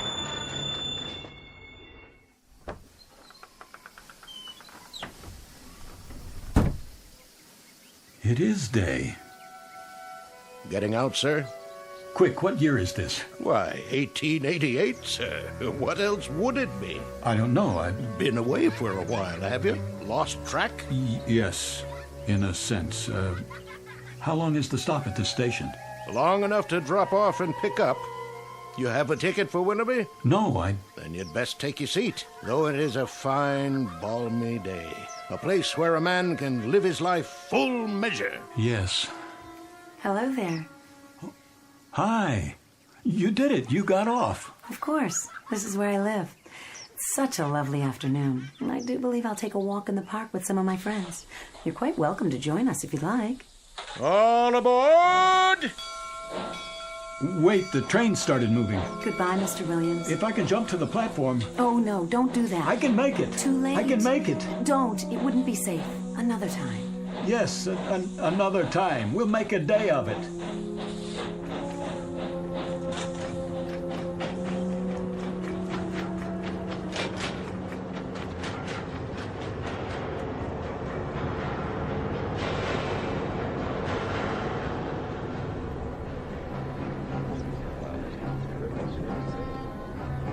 All these people. A full car, Mr. Williams. Always is this time of day. There's your seat right over there. The woman I was talking to. I'm not sure that She's not here now. Oh? Maybe she went to the club car. Or got off. Where? No stops so far. She got off at Willoughby. You on that kick again? I told you there's no such town. I know. That's what you said. Sounds like a nice place, though. A real nice place. Tickets! Next time. Next time, I swear I'm going to do it no matter what. I'm going to get off at Willoughby.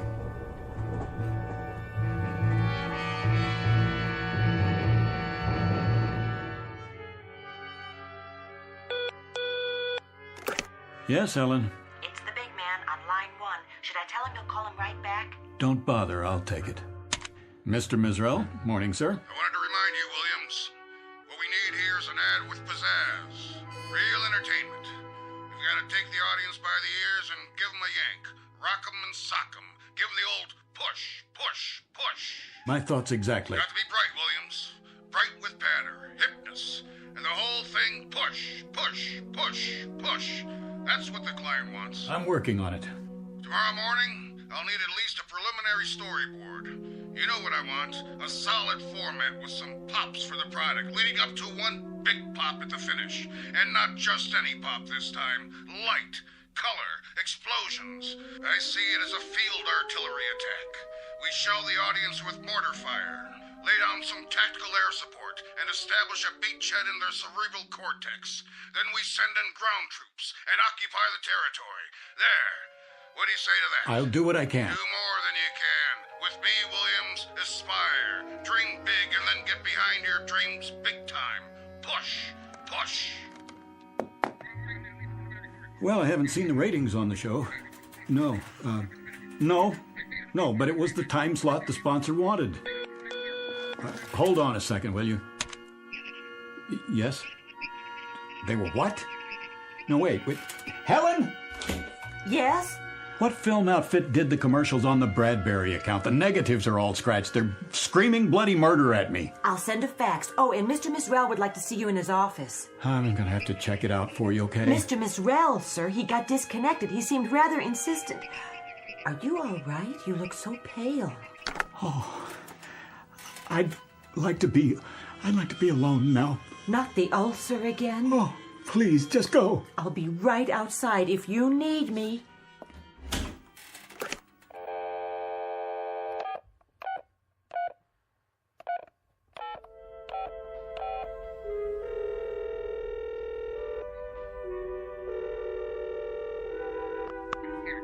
Janie, this is Gart, honey.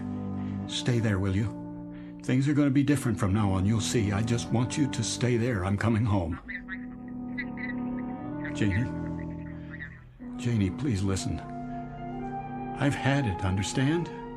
I can't go on for another day, another hour. This is it. I've got to get out of here, Janie. Janie, help me, will you? Please? Please help me. Janie? Janie?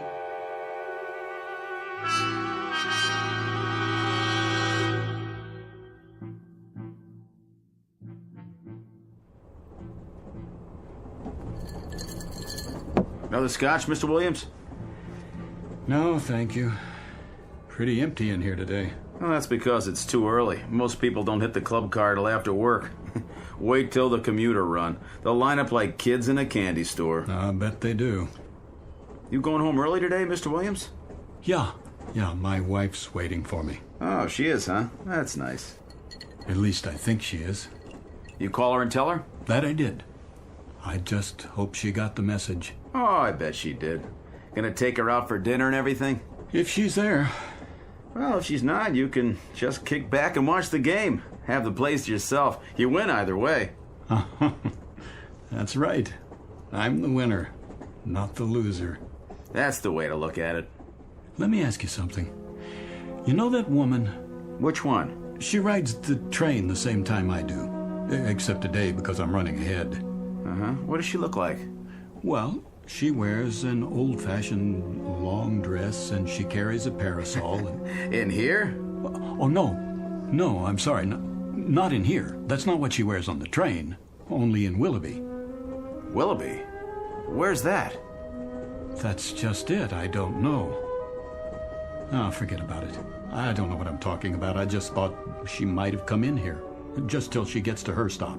Not many women in here today. So I see. You okay, Mr. Williams? A1. Top drawer. See you next time. Sure thing. If there is a next time. Oh, you changing schedules? I might take some time off. Good deal. Vacation, huh? That's right. A vacation. A long one.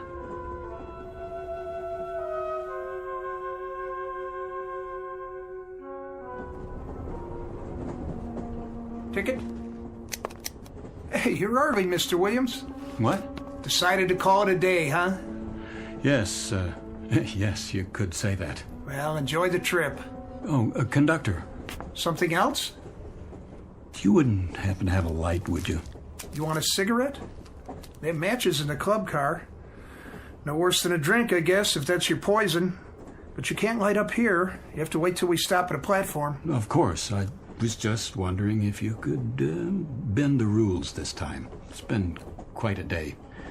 I need to unwind before I get home. I used to smoke 2 packs a day. Had to give it up, though. Doctor's orders. Right. Said it was cutting years off my life. So I decided to stick around. You want to do that, don't you? Yes. As a matter of fact, I do. That's why I'm going home. There you are, then.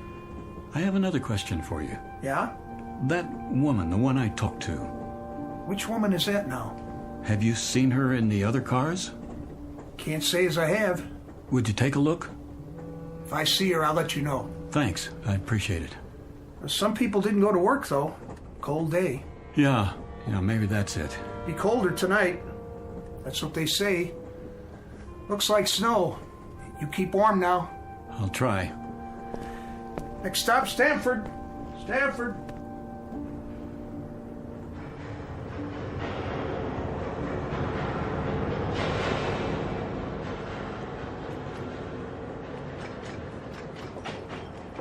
Willoughby, next stop. Next stop, Willoughby. This is where I get off. Stop the train. Yes, sir. That's your station, Willoughby.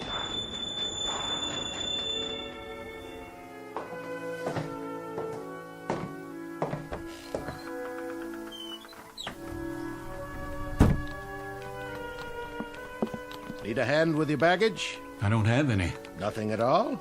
Not a thing. A good day to you, then. Yes, it is. It really is a beautiful day.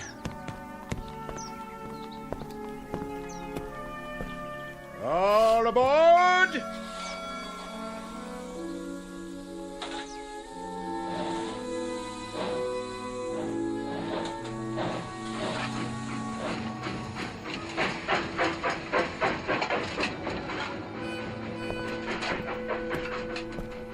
Hi, Mr. Williams. Hi. We're going fishing. I can see that. Catch some big ones today, huh? The biggest you ever saw. Want to come? Maybe some other time. It's pretty hot today. Yeah, we're gonna get a sunburn, then go swimming. That'll be fun. Come on, we got an extra pole, and there's plenty of fish. I'll bet there are. Bye, boys. Catch one for me, okay? Sure.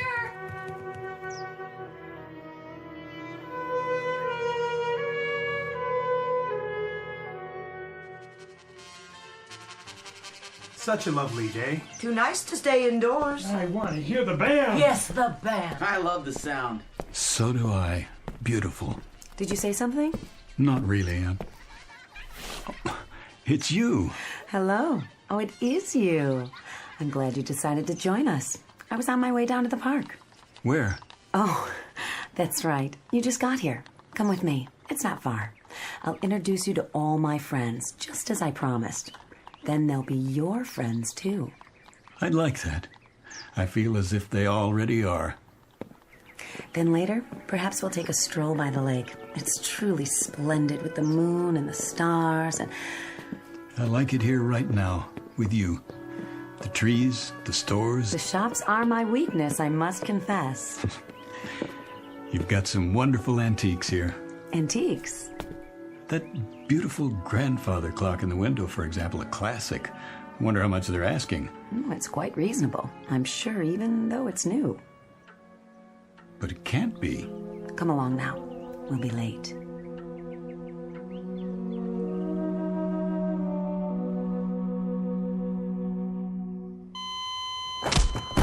Again.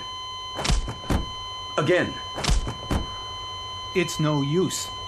There's no pulse. It's a crying shame. He wasn't very old. You say he just jumped off the train? Right here, in the snow, in the middle of nowhere. Never saw anything like it. Poor Mr. Williams. He shouted something, ran out, opened the door, and that's the last I saw of him. Thought he went to have a smoke or something. Well, a heart attack probably. Yeah, if the fall didn't get him. Well, he must have died instantly then. At least he didn't suffer. Look at his face. Like he's at peace. Yeah. That's the way to look at it. All clear. Let's move it out. Where should we take the body? Out of the local mortuary for now. Willoughby's funeral parlor? That's the one. They'll hold him till somebody contacts the family. All right, let's put him on the stretcher. Okay, you ready? 1, 2, 3, lift!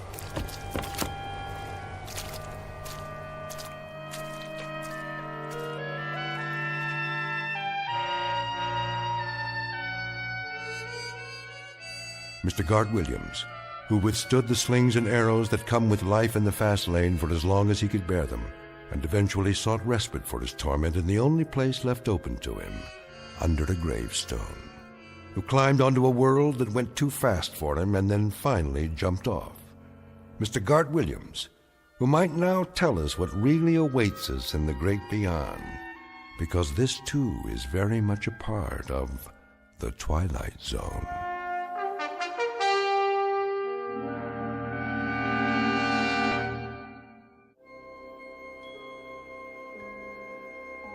Hi, this is Carl Amari, producer of the Twilight Zone radio dramas. I'd like to take a moment to tell you about our official website at twilightzoneradio.com, where you'll get the latest news and information on these Twilight Zone radio dramas. Plus, at twilightzoneradio.com, you can digitally download 3 free episodes or any of our episodes for only $1.95 each. In this age of ever-changing technology, we've decided to make these episodes instantly available to you by making the Twilight Zone radio dramas a digital download-only series. This means that this series will no longer be offered on CD. The CD collections at our website are now being offered while supplies last at buy one, get one free. So be sure to get your favorites before they're sold out. Be sure to visit us often, and I'll see you in the zone.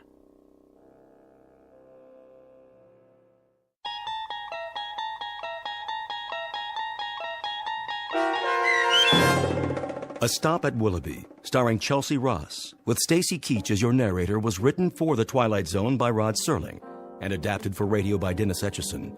Heard in the cast were Rich Komanik, Peggy Roeder, Turk Muller, Lynn Foley, Laura Russell, Tony Castillo, Roderick Peoples, Linda Ryder, Jeff Lupetin, Mike Aljadeff, and Adam Tangway. To learn more about the Twilight Zone radio dramas and to obtain audio cassettes and CDs of these programs, visit our website at twilightzoneradio.com. This copyrighted radio series is produced and directed by Carl Amari and Roger Wolski for Falcon Picture Group. Doug James speaking.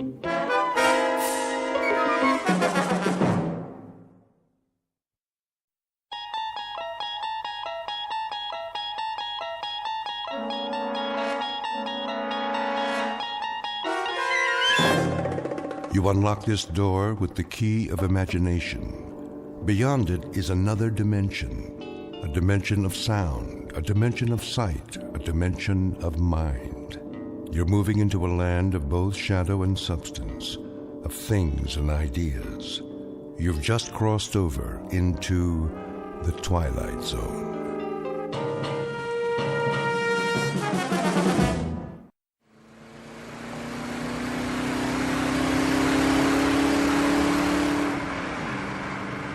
Don? How fast are we going? Oh, 60, 65. Steady as she goes. Are you sure the speedometer's working?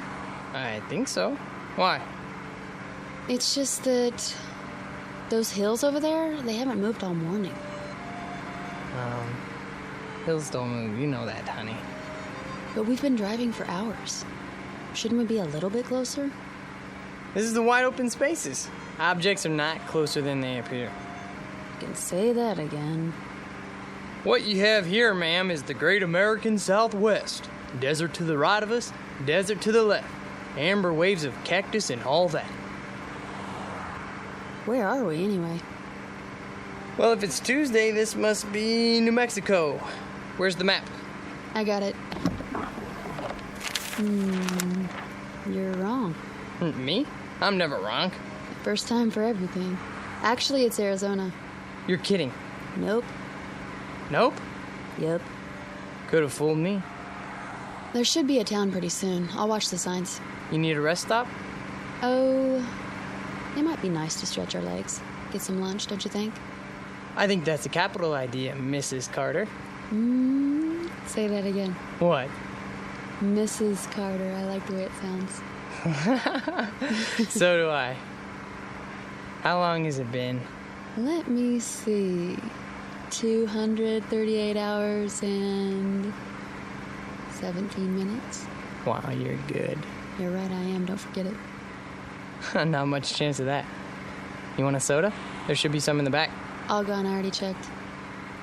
Then we better hope for a town. We could use some gas, too. Don, look out. What does he want? Gosh, I don't know. To go around us? Well, let him. Don't worry. I'm not gonna duel with him. Look at that. His license plate. 3 7s. Don, listen. What's wrong with the car? I don't know. We still got a quarter tank.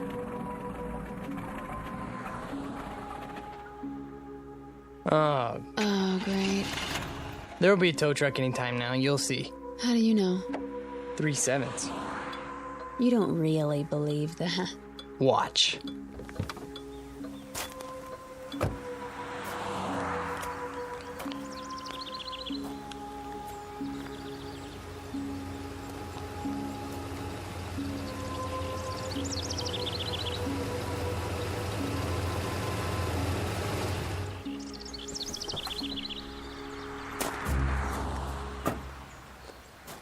Hi there, folks. Need a tow?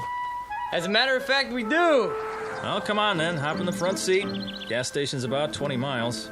They got a mechanic? Oh, sure do. Fix it right up. What did I tell you? Huh? Let's go, honey. You are so lucky, Don. Luck had nothing to do with it. Don and Pat Carter, honeymooning couple on their way back to New York. They've had the time of their lives, and they'll be home in a few days. Or that was the plan. But their new life together is full of surprises. Very shortly, Mr. and Mrs. Carter will be subjected to a gift of sorts, one that most humans never receive in a lifetime. They will be given a glimpse into the future. The price of that glimpse? A mere penny, 1/100th of a dollar. The time is now. The place of their revelation is a little diner in Ridgeville, Arizona. But what our honeymooners don't realize yet is the town just happens to lie on the outskirts of the Twilight Zone. And now, The Twilight Zone and our story, Nick of Time, starring Marshall Ullman and Jamie Brown, with Stacy Keach as your narrator.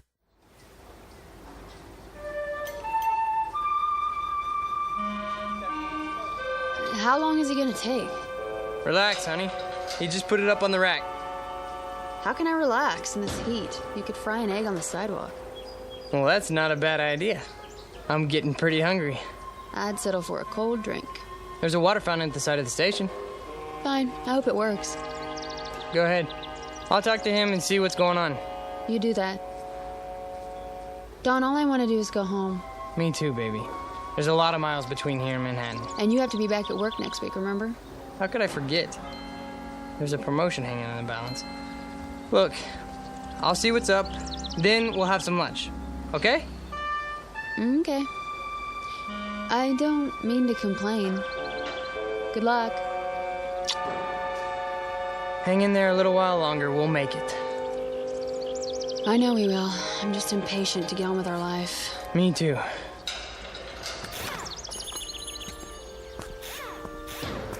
Oh, hi, Mr. Carter. Hi there. How's it coming? Oh, she's coming. You got yourself a bad fuel pump is all. That right. Well, can you fix it? Sure. I can fix it. Be a while, though. Oh. Why's that? Won't take but an hour to put it on. But I got to order one from Klingman. How long's that gonna take? Well, if I send the truck over now, hour and a quarter each way. Oh. You know, my wife would like to get going as soon as possible. I'll bet she would. Can't keep every part in stock, though. Don't see cars like this all the time. Can you get right on it? I'd appreciate it. We can't wait around all day. Oh, I'll get it done before long. Don't worry. Why don't you and the missus take it easy? Have some chow. Where would you suggest? Diner's right down the street. Best in town. Ask the truckers, they'll tell you.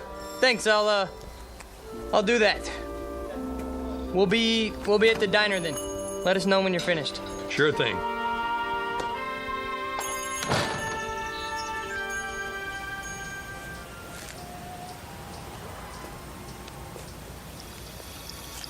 There you are. How you holding up? The drinking water isn't cold. I'm sorry, baby. Well? Fuel pump's shot. But it's a new car. That's what he said. He'll get right on it. How long? Couple more hours. What? Maybe 3. That's crazy. 4 tops. Are you kidding? That's the max he promised. How come? What's the problem? He has to send the truck to the next town for a part? And where is that? I don't know. New Mexico? Colorado? Someplace like that. Oh boy, oh boy, oh boy. Let's take a walk. Ready for some lunch? Lunch? We might as well just move here, put down some roots. Sure. We'll rent a room at a motel. Get the weekly rate. Yeah, well, is it air conditioned? I was thinking an electric fan. Yeah, I'm gonna look for a job tomorrow. Where? I don't know, but I'm holding out for an executive position. Well, maybe there's an Indian reservation. We can move into a teepee. Quiet, you. Yes, sir. Where's Restaurant Row? Just ahead. You can see the diner from here.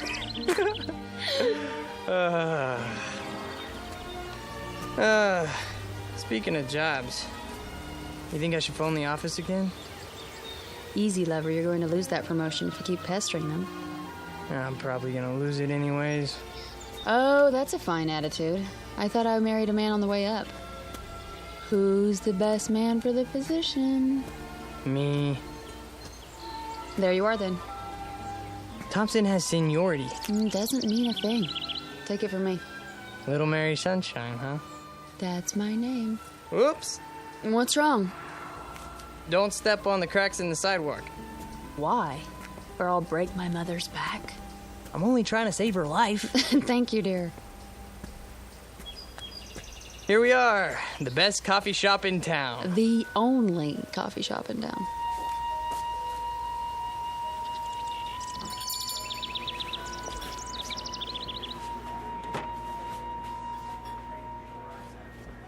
It looks like we got the place to ourselves. Except for that man at the counter. Yeah, nice Stetson. Think I should get one? I'll be right with you, folks. Oh, not at the counter, please. Is the booth all right? Anywhere you like. I wonder what specials they got. I just want something cold to drink. Well, they have ice, don't they? Knock wood. Well, look at that. Huh. Well, wonders never cease. Look at what? The napkin holder. What about it? It's got one of those little built-in vending machines. The Mystic Seer. Answers. Read what it says. Insert 1 cent. Ask me a yes or no question. You put a penny in and push the lever down. Lovely. The plastic devil's head's a nice touch. I'll bet it even wobbles when the coin goes in. I'll bet it does. May I see a menu, please? The Mystic Seer knows all. Does she love me? Will I become rich? Is my future bright? I can answer those questions for free. Well, let's find out what the Mystic Seer says. You're like a little boy. Come on. It'll be fun. I got a penny somewhere. Here's a question. Anything exciting ever happen around here?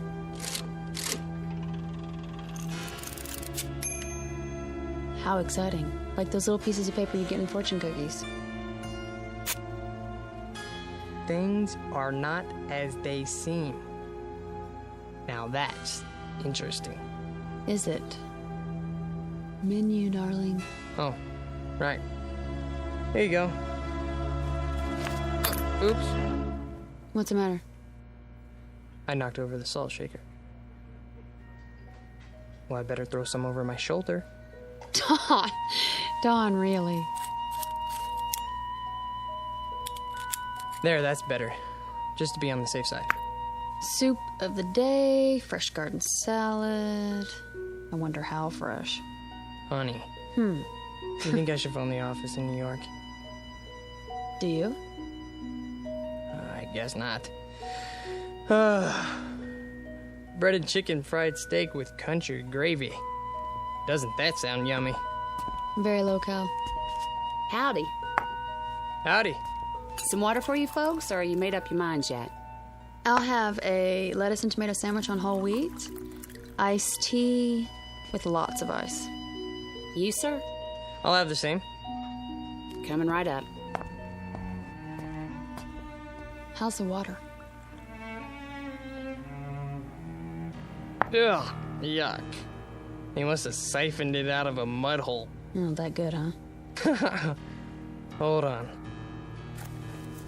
What are you doing? Getting some more pennies. Look at you. A rabbit's foot, a plastic 4-leaf clover. You really are superstitious, aren't you? Isn't everybody? Well, to a degree. What are you going to ask now? What else? Am I going to be promoted, for Pete's sake?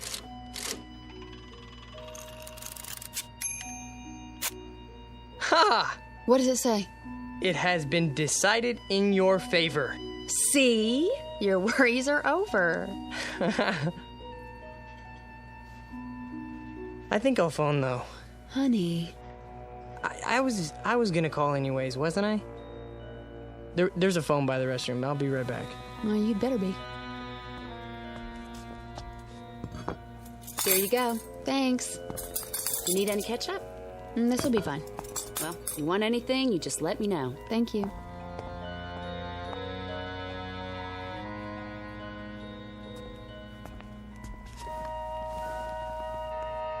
I started already. I hope you don't mind. Not in the least. What are you so happy about? You are now looking at the youngest office manager in the history of the company. Honey, I'm so proud of you. I told you, didn't I? So did he. Who? The Mystic Seer. Well, I told you first. You sure did. How's this sandwich? Passable. Office manager. Oh, that's amazing. We should ask him something else. He really came through on that one. And while you're at it, ask him why he didn't warn us. About what? That the whole wheat bread is stale. Let's see. Does he, she love me? Don't you know? Will I become rich? Wait, I know that too. I'm gonna be the first millionaire accountant in the company. Office manager, dear. All right, Mystic Seer. Is it really gonna be 4 hours before we get out of here? That's my question.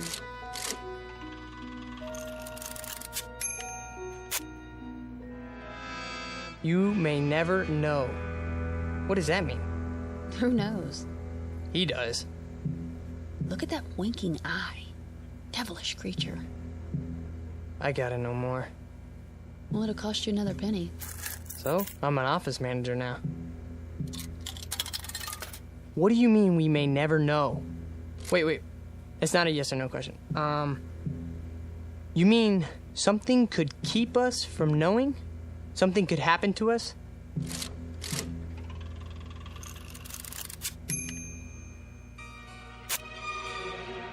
If you move soon. Now what's he getting at? He's a mystic. What do you expect? Give me another penny. I'm all out. Well, I can see I'm going to have to be the frugal one in the family. It's just one. All right. Thanks. You mean we're not supposed to move? We're supposed to stay here? Only one question per penny, please. That makes a good deal of sense. Well, I'm not staying unless I get some dessert. One more. Give me another penny. You're gonna break me.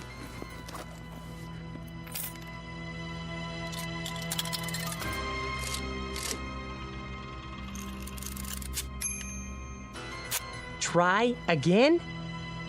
Here. That's all I have. Okay, machine, should we stay here till 3 o'clock then?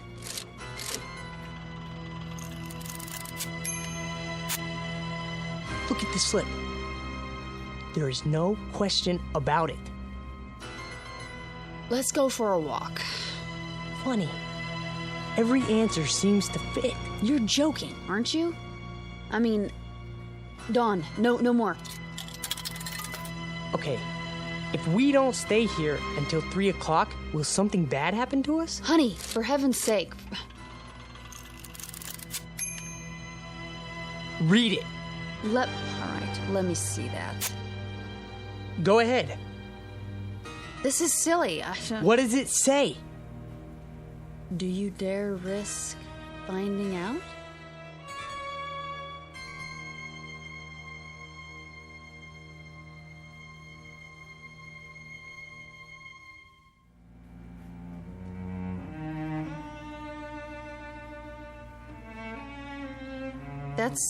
That's what it says.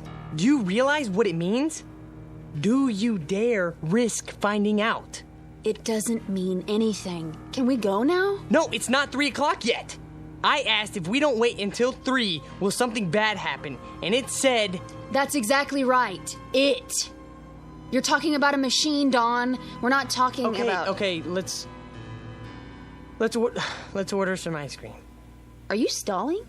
No, of course not. But you said you wanted dessert, didn't you? Look, I think you're taking this a little too seriously. Taking what seriously? It's something to pass the time. Besides, it's hot out there, isn't it? I suppose some ice cream would taste good. Over here. Ready for your check? Not yet.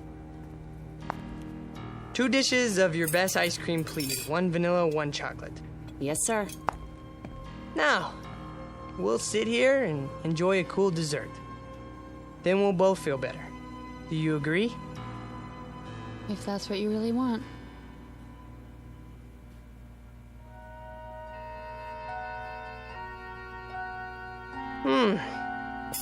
That was good. Yeah, it was. Now can we go? Are you sure you don't want anything else? I'm sure. Some more iced tea? Dawn, please, let's go. Okay. Yes. I suppose we should. It's 2:45 already. Do you have enough cash? Of course. I'll go pay. Just leave it. If you don't mind, I'd like to get out of here. We've done enough sitting lately. No problem. Well, I guess that's it then. That's it.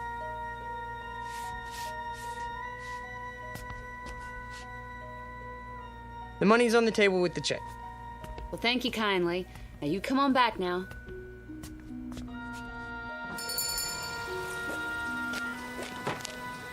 Whew, still hot. Yeah. Hotter than ever. Maybe it won't take them 4 hours to fix the car, you think? Maybe. Dawn. What? Tell me one thing. Yeah? You didn't really want to stay in there till 3 o'clock, did you? No. Honey? No. But what? Why was it so specific? Specific? You saw the answers. If you move soon, that makes a good deal of sense. Try again. You've memorized them? There's no question about it. You may never know. Do you dare risk? Dawn! What? It's a novelty machine, a napkin holder in a cafe in Ridgeville, Arizona. Not something... Don't you think I know that? Well, I'm glad you do, because for a while there you were freaking me out. What about my promotion? Then, huh? Didn't it tell me it has been decided in your favor? Dawn, listen to yourself. Oh, forget it. Don't say it. Superstitious. Well? It's like you married an alcoholic, isn't it? Only instead of bottles hidden around the house, it's rabbit feet and 4-leaf clovers in my pocket, in the car, all over the place. And you're all mine. I wouldn't have it any other way, honey. Truly? Have I ever lied to you? Now, let's walk over to that garage and see how the car's coming. Maybe he took some pity on us and got the fuel pump finished ahead of time. Wouldn't that be nice? You're always looking on the bright side of things, aren't you? That's me. What are you doing? I'm not doing anything. You keep looking around as if you're expecting something to happen. Do I? You are worried, aren't you? I wouldn't say that. Oh, honey. You make me wonder when you act like this. Like how? The little things I can take, you know, the Lucky Charms, not walking under ladders. There's a good reason for that one, okay? Something might drop on your head, a can of paint, or... But this, it's too much. I'm sorry. I'm sorry too, Dawn. We're having such a wonderful trip, so don't spoil it. I said I was sorry, okay? I'm not trying to upset you. Well, I know you're not. Let's just forget it. Green light. What? Time to cross the street. We're almost there. Oh. I wonder what people do here. I don't see one movie theater, you know, maybe they go to the next town. What's it called? Willoughby or, Klingman or... Dawn? Are you listening to me? What? Yeah, I heard what you said. That doesn't change the facts, though. What facts? 6 straight answers telling us to not leave. Hey, don't. Please, let it go, okay? Will you stop treating me like a child? I didn't make those Dawn! answers. That car! Get out of the way! Dawn, look out! Oh my God, he didn't even pay any attention to the light, just kept coming like we weren't even there. I don't even know. You're all right now. It's over. It's over. Oh, Dawn, hold me. What time is it? What? The time. Look at the time. It's exactly 3 o'clock.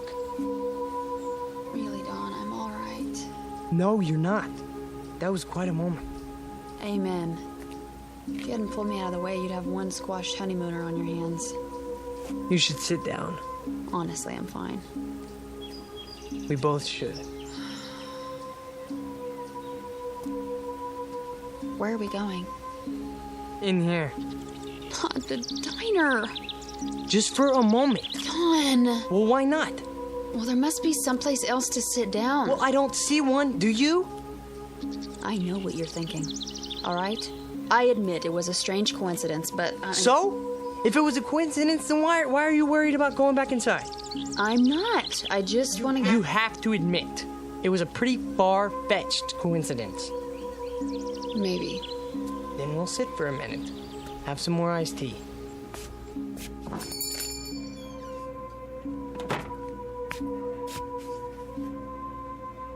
Well, hi, you two. Back already? Yeah. It's pretty hot out there. Yeah, sure is. I'll be right with you. Thanks. Oh, no. They're sitting in our booth, in front of our mystic seer. Yes, they are. Well, we'll just have to try another one. How about that booth? Or the next one. They have machines, too. I'm sure they, Honey. What? Look at me. Do you honestly believe that gizmo over there can foretell the future? It foretold ours. How? Sit anywhere you like, folks. Thank you. Sit down, honey. Yes. All right, what'll it be? Just some iced tea. Honey? I don't care. Make that 2. Be right back. I asked you a question. It's a reasonable one. How? You want to know how? I don't know. But when that car almost hit us, it was 3 o'clock.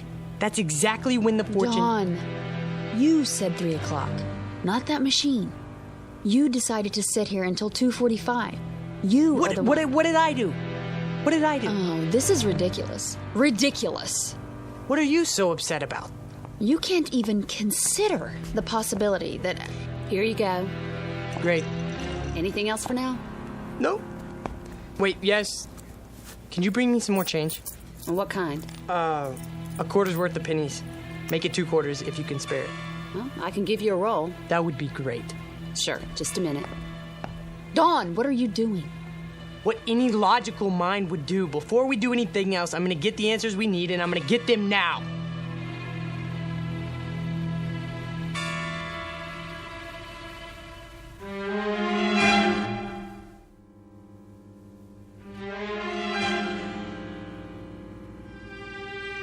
Logical.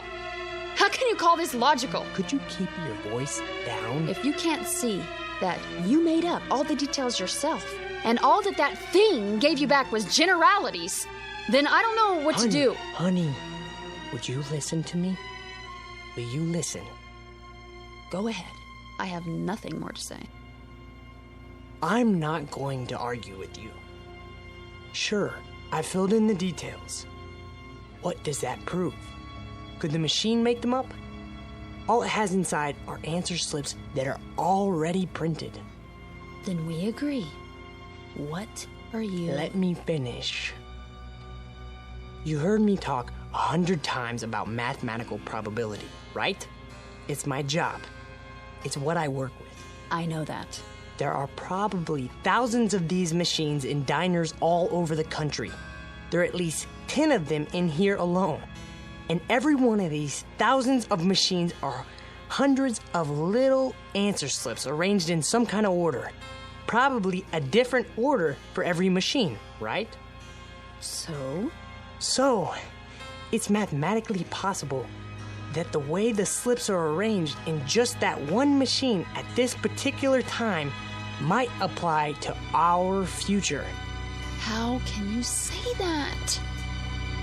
Iced tea for 2. Right. And your pennies. You know, too bad that thing's not a slot machine. Isn't it, though? All right, you need anything else, just wave. I'm here all day. Got it. I'd appreciate it, honey, if you wouldn't act as if I were losing my mind. Well, aren't you? Is that what you think? Let me try to explain. You don't have to explain anything. But I do. Try to follow what I'm saying. There is a higher realm of mathematics that goes beyond probabilities. Some of it comes from quantum physics. Why are you telling me this? Hear me out, please. Jung, the psychologist, talked about synchronicity, meaningful coincidence. The point being that there are no pure coincidences. Everything is interconnected.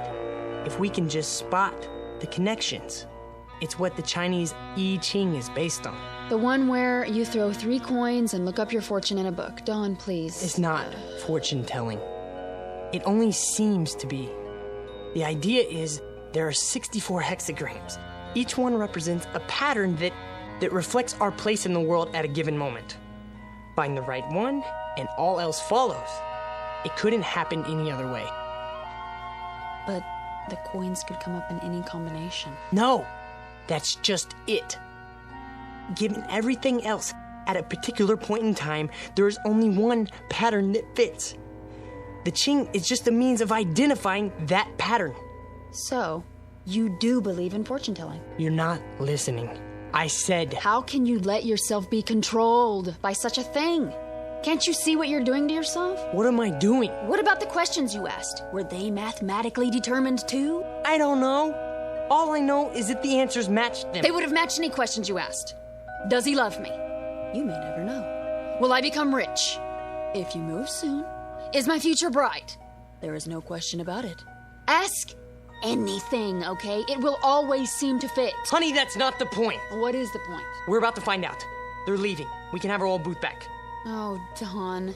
Bring your glass. Now we can test the hypothesis.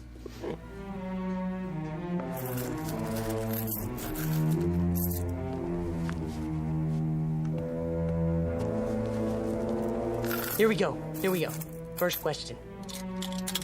Did you know about that car almost hitting us?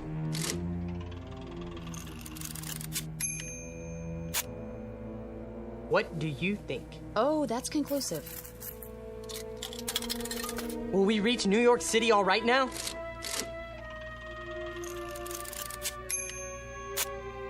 The chances are good. You see that? Very precise. What do you expect? Okay? A slip of paper should come out that says, "Hiya, Dauncey and Patsy, so how's by you?" I never said these slips were made for us personally. I only said... I heard. Honey, don't you see that you could get the same kind of answers from any one of those machines in here? Try. You'll see. The same kind, maybe, but not the same answers. So you're not interested in being objective? I'm interested in what's gonna happen to us. Okay, machine. Is it still going to take 4 hours to fix the car?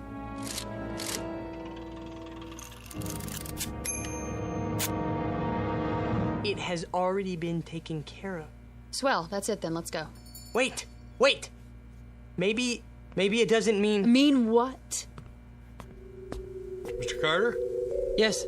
Oh, hi. From the garage. I thought you'd like to know your car's ready. Is it? Had a lucky break. Found a fuel pump right here in town. Last one they had, too. That's good news. We'll be right over. Okie dokie. Shall we? You think that was a coincidence? Yes. Why don't you ask it some questions then? Or are you afraid to? All right, if that's what it takes. Okay, go ahead. Here's a penny. Will we reach El Paso by tomorrow? We're not going through... Quiet. You're trying to trick it. If that's what you really want. See? It can't be tricked. Will I ever get married? Read it. The answer to that is obvious. Mystic Seer. It isn't possible to foresee the future, is it? What does it say? That's up to you to find out. You're a stupid piece of junk, aren't you? It all depends on your point of view. I don't want to stay here. Even if it's true? Sit down. Especially if it's true. What are you talking about? I've had enough. We're not finished with the test. Maybe you're not, but I am. I think you are afraid of it. Not of it, Dawn. Of what then? Don't you know? Can't you see it on my face? Fine, then I'll finish it for you. Okay, machine.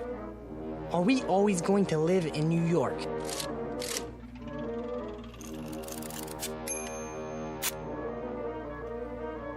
Are we always going to live in Los Angeles then?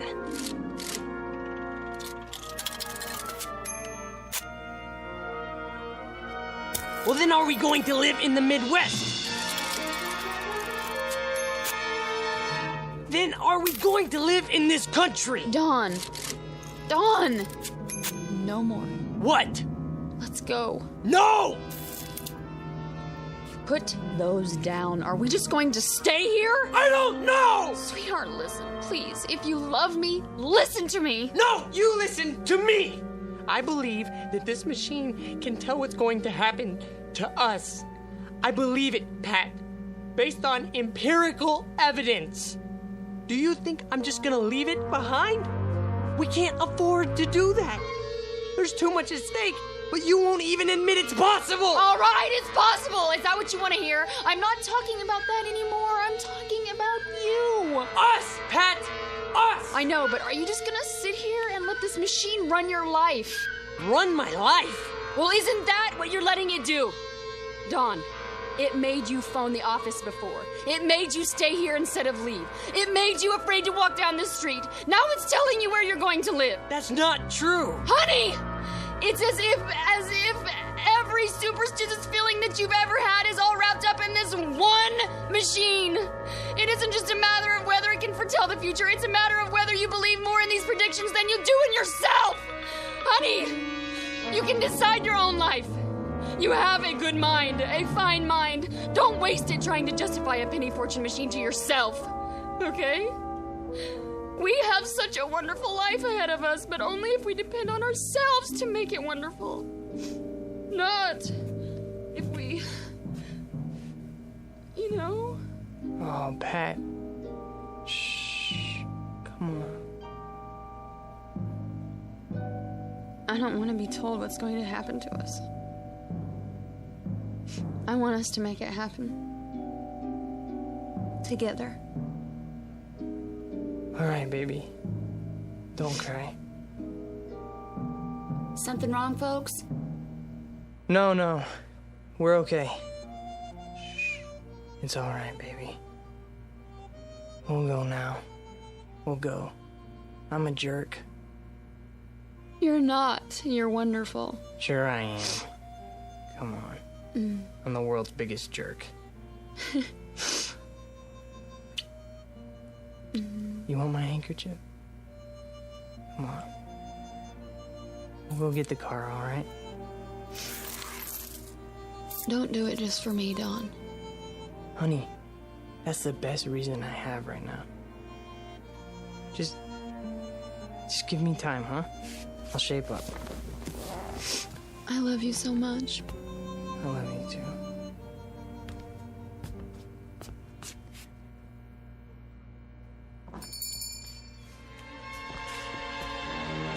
There it is. No one's using it.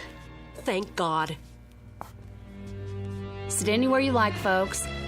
Wow, it's you two. Can we sit here, please? As soon as I clean up. We don't care. Has to be this one. All right, suit yourself. Just water again? It doesn't matter. Do you have any more pennies? I think so, yes. Then go ahead. Can we ask some more questions now?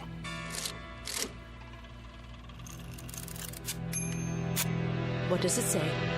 Choice is yours. Do you think we might leave Ridgeville today?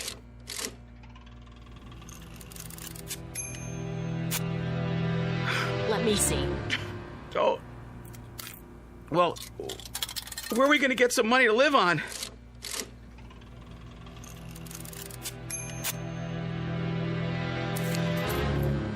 Should I sell our car?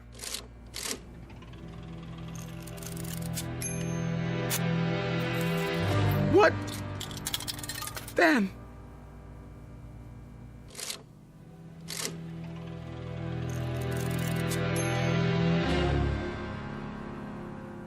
A delicate balance in the little town of Ridgeville, Arizona. Two people who have escaped from the tyranny of fear and superstition. Two others permanently enslaved by it. One couple able to face the future with confidence. Another couple facing it with hopeless dread. Victims of life imprisonment in the darker regions of the Twilight Zone.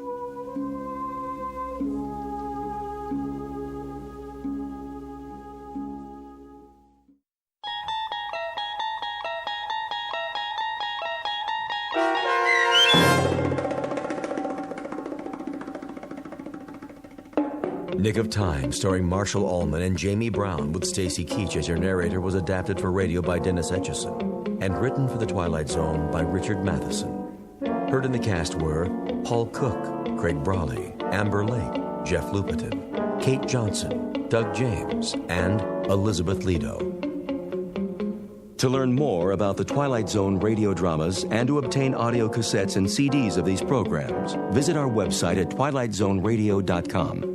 The producers of The Twilight Zone wish to thank CBS Enterprises, Carol Serling, Dennis Etchison, Dick Brescia Associates, Claire Simon Casting, Terry Jennings, XM Satellite Radio, Sirius Satellite Radio, our sponsors, and our radio affiliates for helping make this series possible.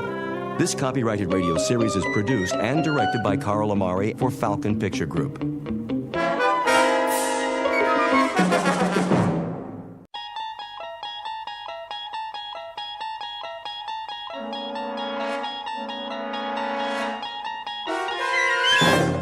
You're traveling through another dimension. A dimension not only of sight and sound, but of mind. A journey into a wondrous land whose boundaries are those of imagination.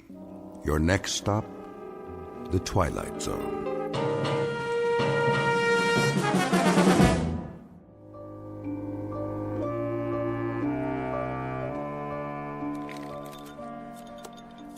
1 old-fashioned, 1 Scotch rocks, a whiskey sour, and a B&B. Which table?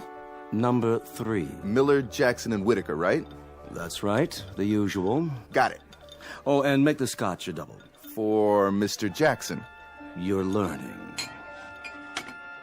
Old man Jackson. Bet he was here before I was born. As was I. No offense, William. None taken. Who's the whiskey sour for? Mr. Corrigan has joined them again this evening. I wonder why. I expect he wants to learn from the past. Yeah, but that's all those old guys talk about. The past. He ought to join another club. Someplace that's co-ed at least. There's no substitute for experience, Daniel. None whatsoever. If you want to learn the ropes, so to speak. I hear that. Here you go. Shall I run a tab? Table 3 always runs a tab. Gotcha. Bring me another bourbon, will you please, William? Certainly, sir. Oh, and some peanuts to go with that. Yes, sir.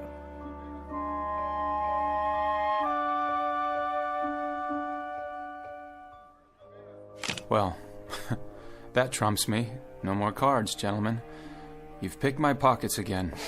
We play by the honor system, Corrigan. You know you have a line of credit with us. No, not tonight. Unless you care to let me make that last bid over again. You don't think that would change anything, do you, Peter? We had you on the ropes 10 minutes ago. Yes, but if I bid spades instead of hearts... Wouldn't have made a bit of difference. Trust me, boy. I do trust you, Mr. Jackson. It was my error. No doubt about that. You have a point, though. One small detail, a jog to the left instead of the right, say, and things might turn out quite differently. So true. Just put the drinks down over there, would you, William? Of course. So you're saying? He's saying that life turns on the finest of points, and I must say I agree. In a game of cards, yes, but... Will there be anything else? Not just now, William. Very good, sir. What exactly are you getting at? Oh, we've all seen it time and again. One vote more or less on the floor, a scandal that might have been avoided, and our current political standings would be quite different. It's a matter of choices as well as luck. Let's say, Corrigan, that you go back in time. Yes, and if that were possible, there'd be nothing to stop me from altering the course of history. Is that it? Imagine this. It's October 1929, the day before the stock market crashed. If only my grandfather had known about that one. You know that on the following morning, the securities are going to tumble into an abyss. And how would I know? Because you carry with you the knowledge of the present, of what's to come. Of course. Of course. Now, using that prior knowledge, there are 100 things you can do to protect yourself. But following your logic, I'd be anachronism.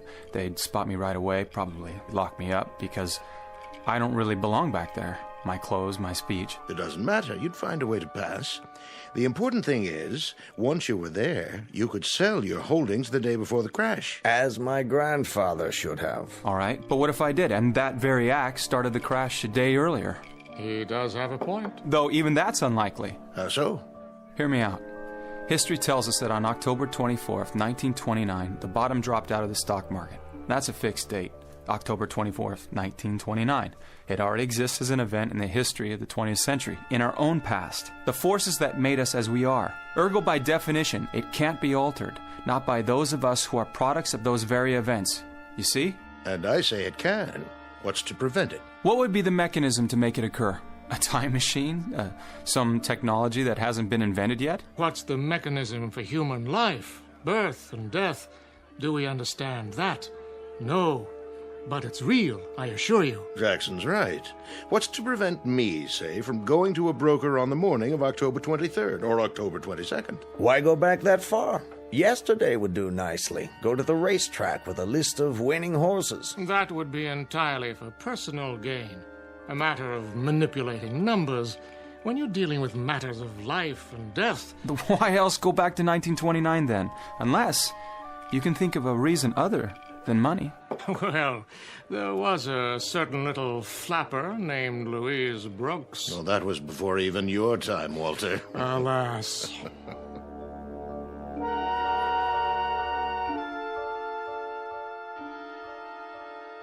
Witness a theoretical argument at the very private Potomac Club in Washington, D.C. The club was founded in 1858, but the argument is occurring in the present between four intelligent men. They're talking about an improbable thing, whether it's possible to go back in time. A friendly debate after a game of cards revolving around a simple issue. Could a human being actually change what has happened before? Interesting and theoretical, because who ever heard of a man going back in time? Until tonight, that is. Because the Potomac Club just happens to be situated not only in Washington, D.C., but somewhere near the edges of the Twilight Zone. And now, back to our story from the Twilight Zone. Back There, starring Jim Caviezel, with Stacy Keach as your narrator.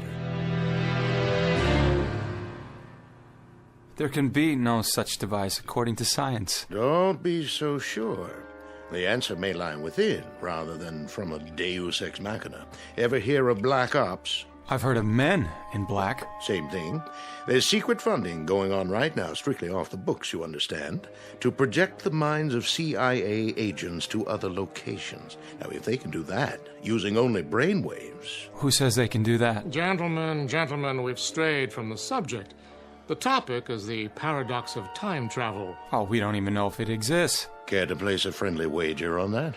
Thousands of people disappear every year into thin air. Poof. Who can say where they go? Maybe they found another place to go. Someplace where they're needed. What? Someplace where their talents are useful. You're all right, my boy. Yes. I just felt a bit dizzy there. Happens to me, too. Not enough sleep. I say where they can make a genuine contribution. I fear that some of us were born too early, or too late. My feelings as well. A man named Charles Fort once said... What time's it getting to be? Coming up on 7 o'clock, I should think. What does your watch say? Closer to 8, actually. Gentlemen, I'm afraid I'll have to leave the subject of time travel to you and H.G. Wells. I'm much too tired to get any more metaphysical than that.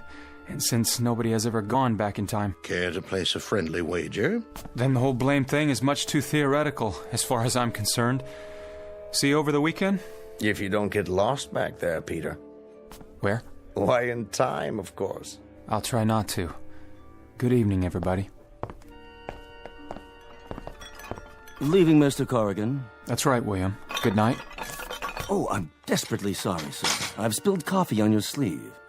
No harm, William. No harm at all. Oh, that was clumsy of me. I think I shall survive. I really do. Let me wipe your jacket. No need, honestly. I'll see you tomorrow. Did you have a coat with you, sir? No, I'm rushing the season a little tonight, William. I felt spring in the air. Came out like this. Well, April is spring, sir. It's getting there. What is the date? April 14th, Mr. Corrigan. April 14th already?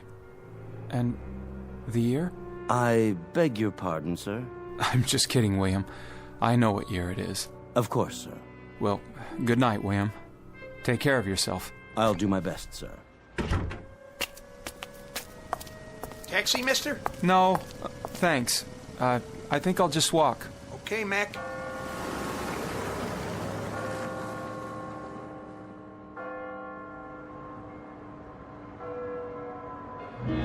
What? What is wrong with me? My head?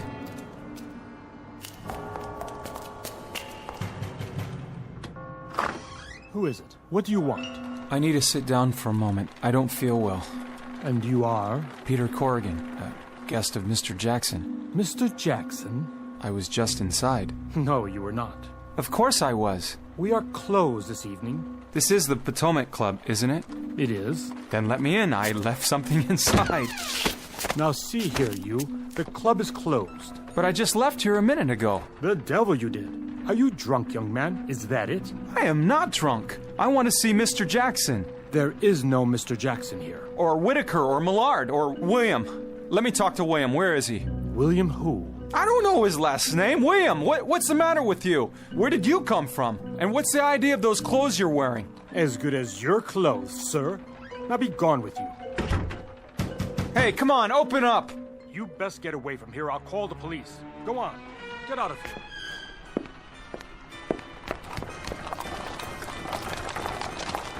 Carriage, sir. Carriage? Since when are there carriages in Washington? Why, since always, sir.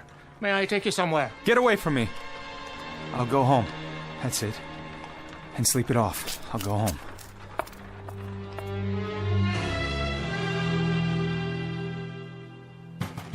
All right. Have a bit of patience. I'm coming. Yes? Sorry, my key didn't work. Your key? Oh, no. Who are you, may I ask? Mrs. Landers, the landlady. You're the landlady? And you, sir? Is this 19 West 12th Street? That's right. Whom did you wish to see? To see? Which one of our guests, young man? I used to live here. It's the oldest building in this section of town. I was just wondering if... How's that? What I mean is, as I remember it, it was the oldest... Well, now, really, I can't spend the whole evening standing here talking about silly things like which is the oldest building. If there's nothing else... Then, do you have a room? I have, for acceptable boarders. Do you come from around here? Yes. Yes, I do. Army veteran? Yes. As a matter of fact, I am. Well, come in. I'll show you what I have. Your coat. What? Your long coat and your hat. You may leave them by the door. Of course, I'm not used to it. Used to what? The hat. I don't wear a hat very often. May I inquire as to your business? I'm an engineer. Really? A professional man? Well, come upstairs and I'll show you the room. Not the one on the second floor by any chance at the end of the hall? Why, yes. How would you know that? Well, I've heard good reports about your establishment. I'm planning to repaint it soon. Oh, don't do that. I beg your pardon? Well, I mean, I'd like to see it in its original colors before it was remodeled, before it is remodeled. Well, I suppose it will do for a while longer. I'm sure it's fine.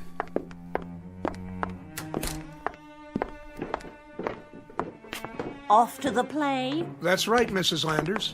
Dinner at the Willard and then to the play if my husband finds a cab in time. Well, enjoy yourselves and applaud the president for me. We'll certainly do that. Good night, Mrs. Landers. Good night, my dear. Have a good time. This way, Mr. Corrigan. What did you say? What did I say? To whom? When? To the gentleman in uniform. What did you just say to him? Now what's the trouble? You just said something to him about the president. She told me to applaud him. Where might your sympathies lie? Yes, young man. Which army were you in? The Army of the Republic, of course. Then why make such an issue of applauding President Lincoln? That's his due, is it not? That and everything else. May the good Lord bless him. You're going to the play tonight? We hope to, if my husband stops dawdling. What theater? What play? Ford's Theater, of course. Ford's Theater. Ford's Theater. Are you all right? I mean, do you feel well, sir? What's the name of the play? I beg your pardon? The play, the one that you're going to see at Ford's Theater. What's the name of it? Why, it's called Our American Cousin. And it's April 14th, isn't it? April 14th, 1865. Our American Cousin. And Lincoln's going to be there. Indeed he is. Get out of my way. Really, sir? I'd call your actions most strange. Where are you going? I have to stop it.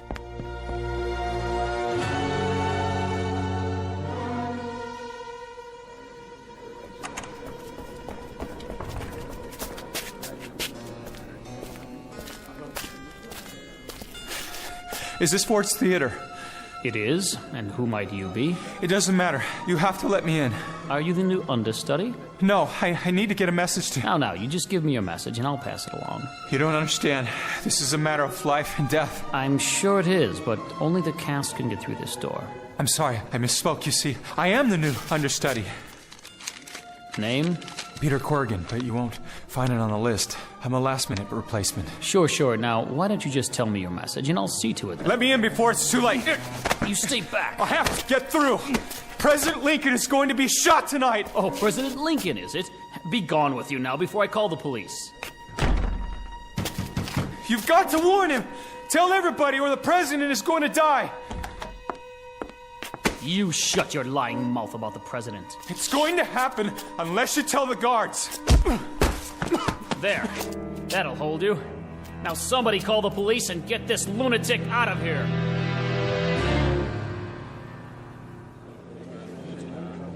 Next. This one was drunken vagrant, sir. You again. Hello, Malloy. Hello, Sergeant. A pleasant evening to you. Whereabouts? Right outside the Capitol, sir. Plain as you like. Ready to camp out, it looked like. That's true, Mr. Malloy. Oh, just for a few hours it was. Such a nice big lawn they have. I'm sure Mrs. Lincoln wouldn't mind none. That's the First Lady to you. Let him sleep it off. I can smell it on his breath. Oh, you needn't trouble yourself.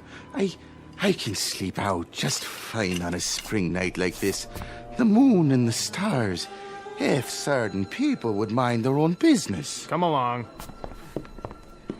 Next. This one, sir. A fancy Dan with too much money in his pockets, huh? What's he done? Nothing except trying to save the country from grief. You best hold your tongue. I demand you let me out of here right now. The sergeant told you to... While you two idiots are arguing, you're gonna lose a president. He's got a mouth on him, doesn't he? That's what he's been yelling all the way over to the station. And that's what the doorman at Ford's Theater popped him on the head for. Tried to pound his way right through the stage door, yelling some kind of crazy things about President Lincoln going to get shot. He will be shot tonight in the theater. A man named Booth. And how would you be knowing this? Never mind. I'm telling you the truth. Now, will you stop wasting time and do something about it? I suppose you've been to one of them seances, some kind of seer or wizard or something with all the fashion these days. Stuff and nonsense, if you ask me. I only know what I know. If I told you how I know, you wouldn't believe me. So, you don't want to answer the question? Look, keep me here if you like. Lock me up, but do something. Good idea. Turnkey, let this one sleep it off too. Come along. This way. You boobs had better hear me out! Somebody get to the president's box at the Ford Theater!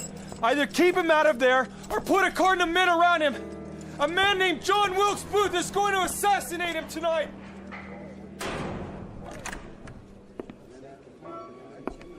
Evening, sir. Can I help you? My card. The name is Wellington, Sergeant. Jonathan Wellington. Well, what can I do for you, Mr. Wellington? That man you just had incarcerated, Mr. Corrigan, I believe he said his name was? Drunk, sir. That's probably what he is. Drunk or perhaps ill. I wonder if he could be remanded in my custody. He might well be a war veteran. If so, I'd hate to see him placed in jail. Well, that's real decent of you, Mr. Wellington. The least I could do for one of our own. A survivor of the Great Conflagration. You say you want him remanded in your custody? Precisely.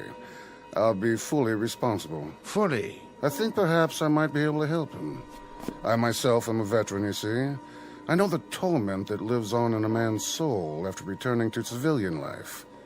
It is a horror, not easily laid to rest. All right, sir, if that's what you like. But I'd be careful of this one if I was you. There's a mighty bunch of crackpots running the streets these days, and many of them his-like. Many of them dangerous, too, sir. I must accept that risk. Turnkey, have Corrigan brought back out here. This gentleman's going to look after him. It's real decent of you, sir. Real decent indeed. I'll be outside. Have him brought out to me, if you would. I will indeed, sir. Next? Begging your pardon, Sergeant. What is it? About that Corrigan, sir. What about him? Well, wouldn't it be wise, sir, if... If what? Well, he seems so positive, sir. So sure. About the president, I mean. What would you have us do? Send all available police to the Ford Theater? And on what authority? On the word of some demented fool who probably left his mind someplace back in Gettysburg. I only thought... If I was you, mister, I'd be considerably more thoughtful at sizing up situations. You'll not advance 1/2 grade the next 20 years. Now be good enough to stand aside and let me get on with my work. Sergeant, it wouldn't hurt. It wouldn't hurt if what? I was going to suggest, sir, that if perhaps we placed an extra guard in the box with the president. The president has all the guards he needs. He's got the whole federal army at his disposal, and if they're satisfied with the arrangements for his protection, then I am too, and so should you be. Next.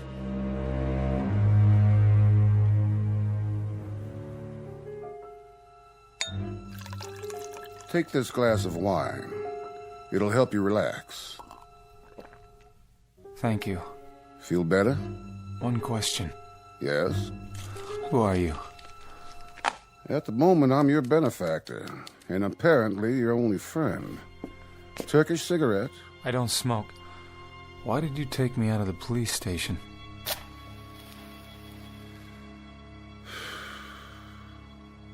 I'm in the government service. But as a young man in college, I dabbled in medicine of a sort. Medicine? Medicine of the mind. A psychiatrist. What? Or what were they called before that? An alienist. I don't know either term. But your symptoms do interest me. What symptoms? This story you were telling about the president being assassinated. What time is it? 7:45. The play won't start for another 45 minutes. This time... Precious little. What gave you the idea that the president would be assassinated? I happen to know, that's all. You have a premonition? I have a lot more than a premonition. Lincoln will be assassinated, and the course of history will be changed. Unless somebody tries to prevent it. I agree that such an event would change history. And very dramatically. As would an event that does not happen. That, too, can change the world. Then do something. Very well. I shall try to prevent it, if you can convince me that you're neither drunk nor insane. If I told you what I was, you'd be convinced I am insane. So all I'm going to tell you is that I happen to know for a fact that a man named John Wilkes Booth will shoot President Lincoln with a pistol in Ford's Theater. I don't know what time it's going to happen. That's something I forgot, but... Something you forgot? Listen. Please. What's the matter? I think I better sit down. Take my handkerchief. That bruise on your head hasn't been treated properly. You'd best cover it. That's odd. What is? I'm so faint all of a sudden. So weak. It's almost as if I were... As if you were what? As if I suddenly got drunk, or something else. I've never felt like this before. Yes? The wine. You devil. You drugged me. You drugged me, didn't you? You drugged me.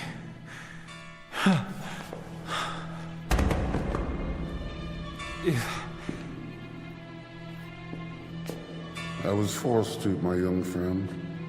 You're a very sick man, and a sick man doesn't belong in jail. He belongs in a comfortable accommodation where he can sleep and rest and regain his composure, his rationale. Rest, Mr. Corrigan. I'll be back soon. Please, you've got to believe me. Lincoln's going to be shot tonight. And that's extremely odd, because perhaps I'm beginning to believe you. Good night, Mr. Corrigan. Rest well. No! No!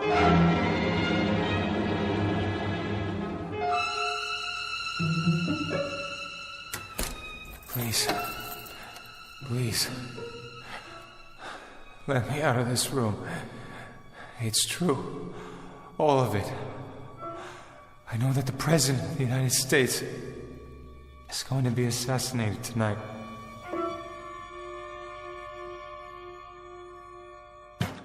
Stand aside. There's no need to break it down, officer. I have an extra key. Oh, good Lord! Are you all right, sir? What's happened here? What time is it? You've got to tell me the time. It's 10:35. Come on, Corrigan. Tell me what you know.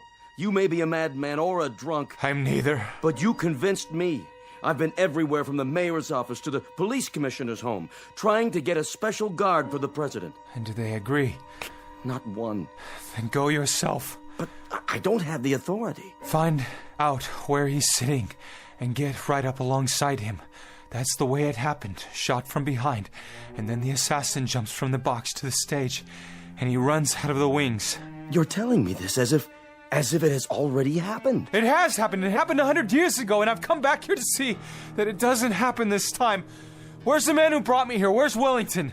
Wellington? There's no one here by that name. You're mistaken.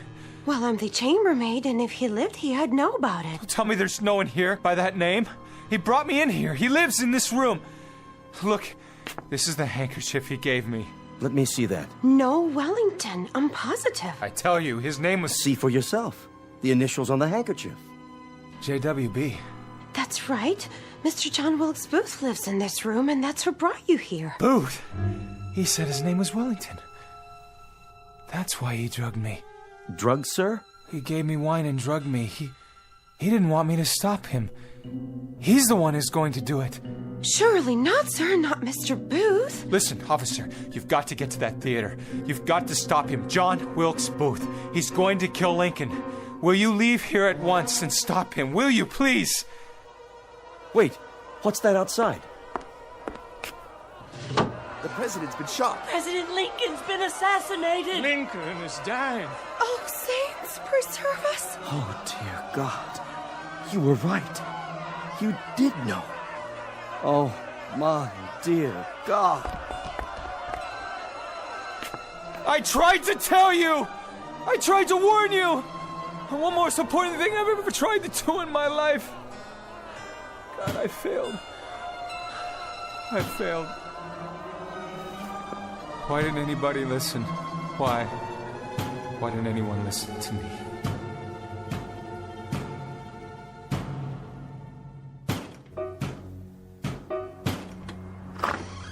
Good evening, Mr. Corrigan. Did you forget something, sir? What? Forget something? You just left a moment ago, sir. I thought you forgot something. A moment ago? Yes, sir. Where's William? William, sir? There's no attendant named William here. And this is the Potomac Club? Of course it is, sir. The oldest club in Washington, as you well know. I want to go back to the card room. By all means.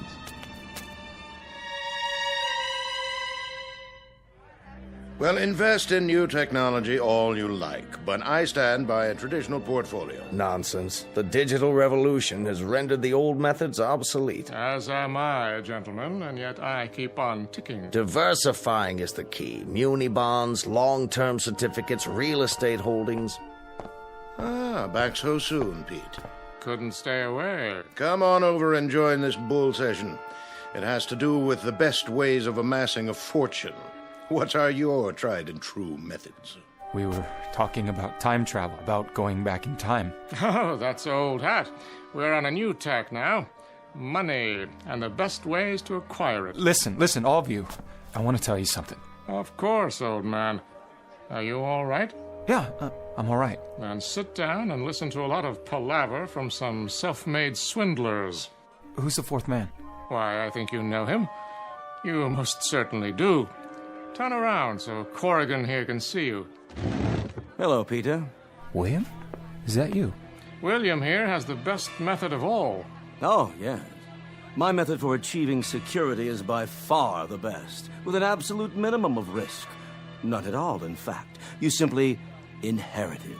It comes to you in a be-ribboned box. William, those clothes, you look like... Yes? A rich man. A very rich man. Well, that's because I am, of course. But how? I was telling the boys, Corrigan, my great-great-great-grandfather was on the police force here in Washington on the night of Lincoln's assassination. He went all over town trying to warn people that something dire might happen. He was a patrolman? A lowly officer of the law. Yes, of course, and he looked a bit like you. Well, there is one surviving photograph. A slight resemblance, perhaps. In any event, exactly how he figured out that the president would be shot, nobody seems to know. The explanation, if there is one, is certainly not a matter of record. But because there was so much surrounding publicity, people never forgot him. He became a police chief, then a councilman, did some wheeling and dealing in land, and became a millionaire. And after that, well, the family fortune only grew. Now then, what do you say we get back to our bridge, gentlemen? Corrigan was going to tell us something. Well, what was it you wanted to say? William, you don't work here as an attendant? Fancy that. Not ever.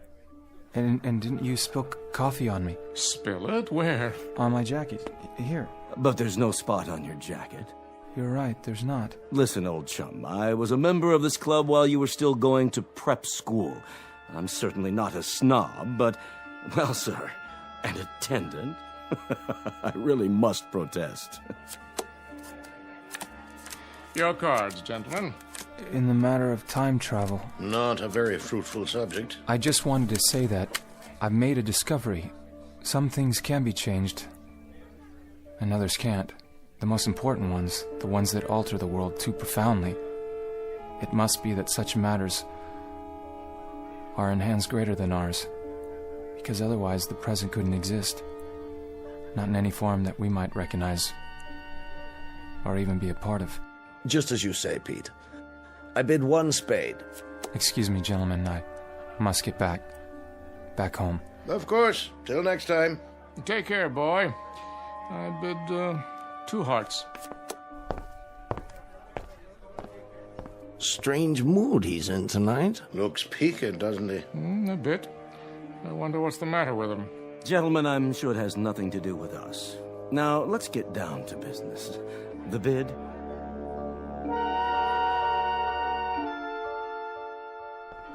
Good night, Mr. Corrigan. Wait. Yes, sir? How long have you worked here? At the Potomac. It's been 17 years now. And when I left the first time a few minutes ago, you remember that? Certainly. You were the attendant who saw me out. Why, yes, sir. I see. Will there be anything else? I guess not. Well, good night, then.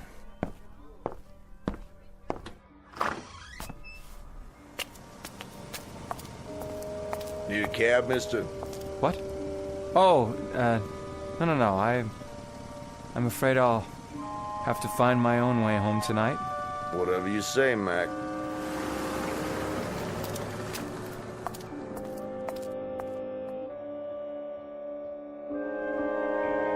Mr. Peter Corrigan lately returned from a place known only as Back There, a journey into time with highly questionable results, proving on the one hand that the threads of history are woven tightly and that the skein of events cannot be undone, and on the other hand that there may be small fragments of the tapestry that can be altered, however unpredictable the final result.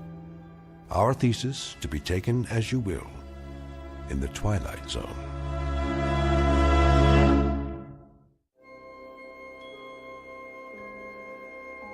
Hi, this is Carl Amari, producer of the Twilight Zone radio dramas. I'd like to take a moment to tell you about our official website at twilightzoneradio.com, where you'll get the latest news and information on these Twilight Zone radio dramas. Plus, at twilightzoneradio.com, you can digitally download 3 free episodes or any of our episodes for only $1.95 each. In this age of ever-changing technology, we've decided to make these episodes instantly available to you by making the Twilight Zone radio dramas a digital download-only series. This means that this series will no longer be offered on CD. The CD collections at our website are now being offered while supplies last at buy one, get one free. So be sure to get your favorites before they're sold out. Be sure to visit us often, and I'll see you in the zone.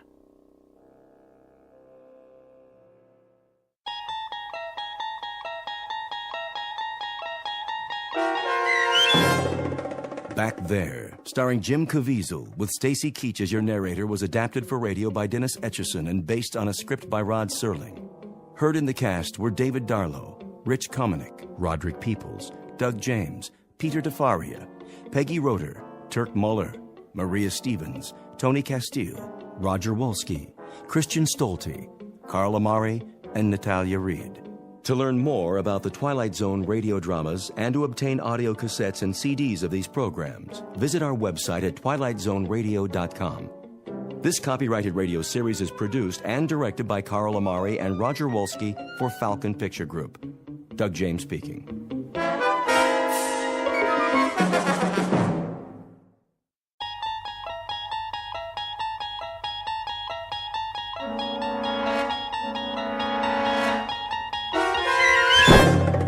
There is a fifth dimension beyond that which is known to man. It is a dimension as vast as space and as timeless as infinity. It is the middle ground between light and shadow, and it lies between the pit of man's fears and the summit of his knowledge. This is the dimension of imagination. It is an area which we call the Twilight Zone.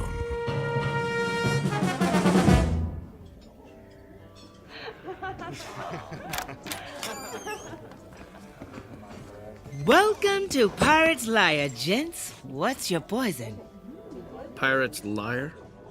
Doesn't your sign say Pirate's Lair? It was supposed to say that, but that's what happens when you hire a sign painter that can't spell. Are you here to complain about our sign, or are you here to shuck and drink? He's more finicky than me. Yeah, I won't complain if you bring me a pitcher of beer. Now, I can see you're a big boy. But are you going to share, or is that all just for you? Just for me. And for you? Look, why didn't you just have the painter fix the sign? It's funnier this way. It is? Why? You new to the Everglades? Sort of. I told you, he's finicky. He's a documentary filmmaker. He does the thinking.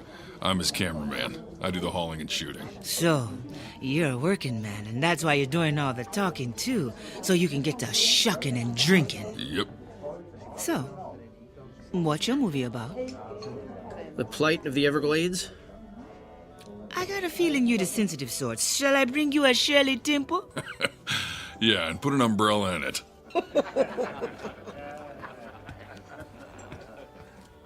Thank you very much for blowing my cover. What do you mean? No one knows you're here. I'm here to get a story. Now that all the locals know I'm a reporter, everybody's gonna clam up. That's a good one. What's so funny? Clam up. We're in a clam bar. You do have a sense of humor. Yeah, I surprise myself sometimes. Now, what's so funny about Pirate's Lair? Would you trust a pirate to tell the truth? No. The sign painter made a mistake. That was the truth when he called this place Pirate's Lair. All pirates are liars. They have to be so nobody finds their buried treasure. If that's true, then why does our place map have a treasure map on it? Your placemat has a treasure map on it, so you'll have the directions on how to find this place in case you want to come back. Here's your Shirley Temple. Yep. Here's your pitcher of beer. Any other questions? Yeah. What smells like fish? Me. I'm a fishmonger. I do a lot of shucking. Personally, I find that smell refreshing on a woman.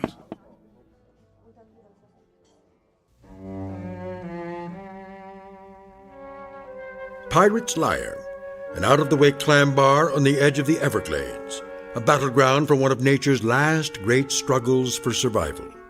An environment as beautiful as it is dangerous, as filled with treasures as it is with death, and as breathtaking as the smell of fish. Documentary filmmaker Richard C. Avendon and his one-man crew Mongo Brewster are about to begin a potentially prize-winning documentary as they begin an expedition deep into unexplored regions of the Everglades and the Twilight Zone.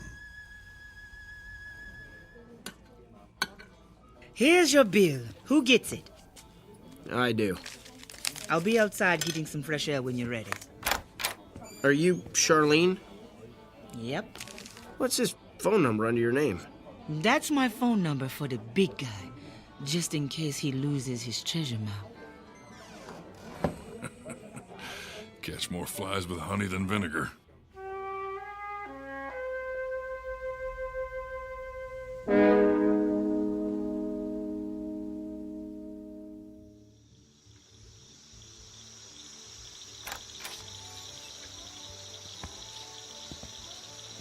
That was one great dinner. And, thanks for the wonderful service. And thank you for the wonderful tip the big guy told you to leave. So, what are you boys looking for? He's looking. I'm just carrying the baggage for him. You afraid of me? No, I just don't know where to begin. Well, I'll give you a hint. Just take a second and listen. What am I listening to?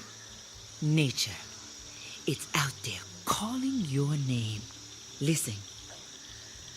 Hear that clicking sound? Yeah, insects? Lizards? Anyway, it's frogs crushing insects' bodies. They crush those hard little shells and bony spines by the million an hour.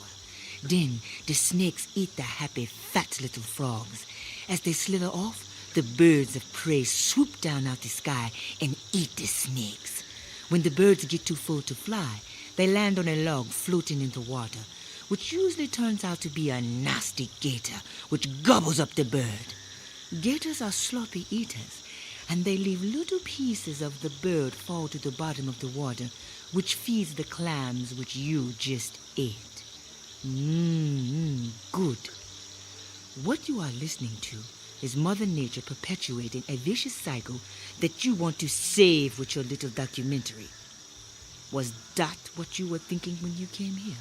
I wasn't quite envisioning it like that. I was thinking more of... What was that?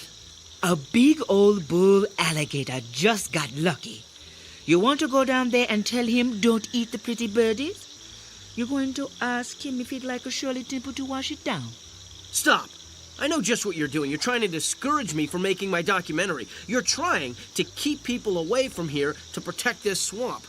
Why would I do that? Yeah, why would you do that? Because you're a pirate's liar. You're lying to scare me to save your restaurant. This is where your clams are. Your clams are your treasure, and you don't want anyone to have them except you. That's right, because they are so finger-licking good. Can't blame a girl for trying, can you? Hey, don't throw your cigarettes in the water. You'll contaminate it. How do you contaminate a swamp? You know, I'm getting that out of there right now.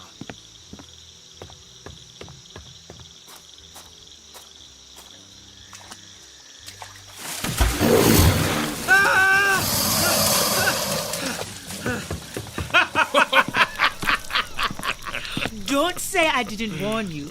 Still think I'm a liar?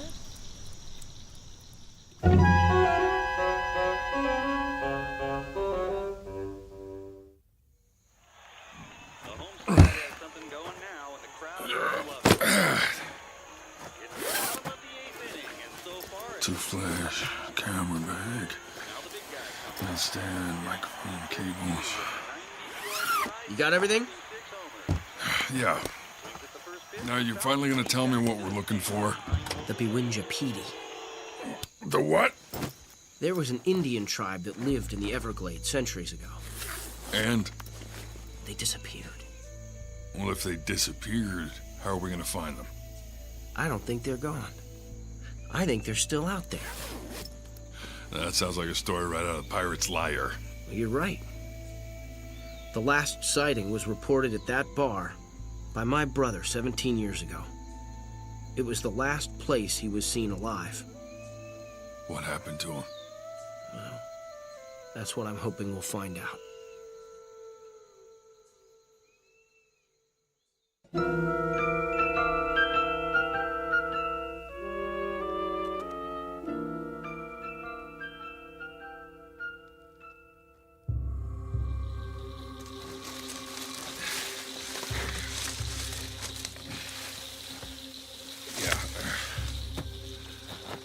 Getting late. I can hear the toads eating the bugs faster. Let's find a spot to set up camp. Well, that looks like a nice spot over there. I was hoping for a Holiday Inn, but I guess a dry spot will have to do. Get a shot of me in the sunset.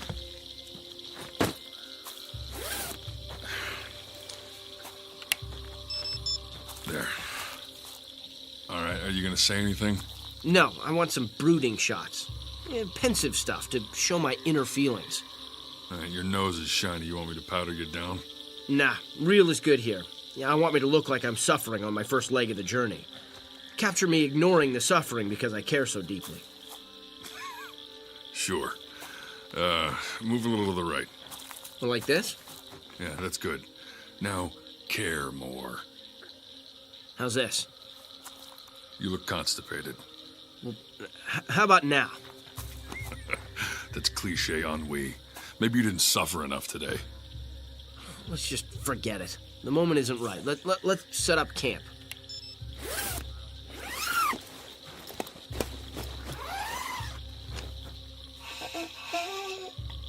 Don't worry, I'll do my share. Don't be sarcastic. What do you mean? Well, that pathetic little voice you just did under your breath. I didn't say anything. Help. Help. Well, there it is again. It's coming from that itty-bitty hole in the dead cypress. This hole? Hello? Oh, please. Help me. That hole is too small for a person to fit through. Please put string into the hole so I can grab it. I'm stuck. How about a shoelace? What's a shoelace? Where's she been? In a hole. Take off your shoelace and drop it in.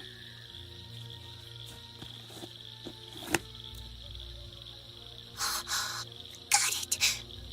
Pull. Okay, hold on. Be careful. Oh. Yes. At last, I'm free. Thank you. It's... What is it? Get the camera. What? Who are you? I am the Princess Beewinjapeedee. You're only 2 inches tall. Oh, that's because I'm wasting away. Quickly, feed me. Are you getting this? Yeah. Give her jerky from my backpack before she starves to death. Do you see how small she is? How's she gonna eat jerky? We need baby food. Wait. You know what? I've got some yogurt. I'm dying. Help. Here. Here's some yogurt. Eat. Oh, you. What is that? I want meat. I want meat. Here, take some jerky.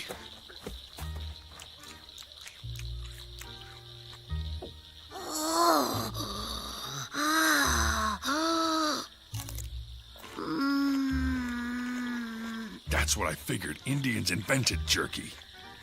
You're crazy. Jerky was invented by a second-generation German guy in Milwaukee. I did a documentary about it. Good. I want more. I want more. What happened to you? My tribe's medicine man put a spell on me to protect me 400 years ago. My tribe discovered the fountain of youth.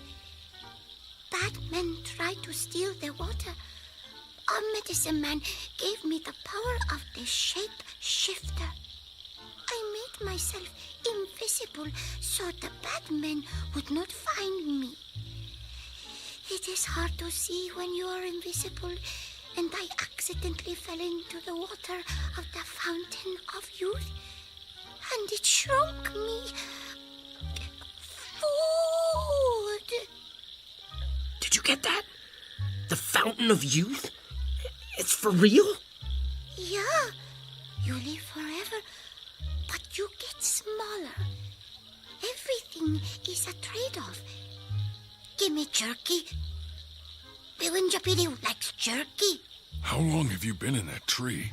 17 years. Each year the tree grew a new ring around me.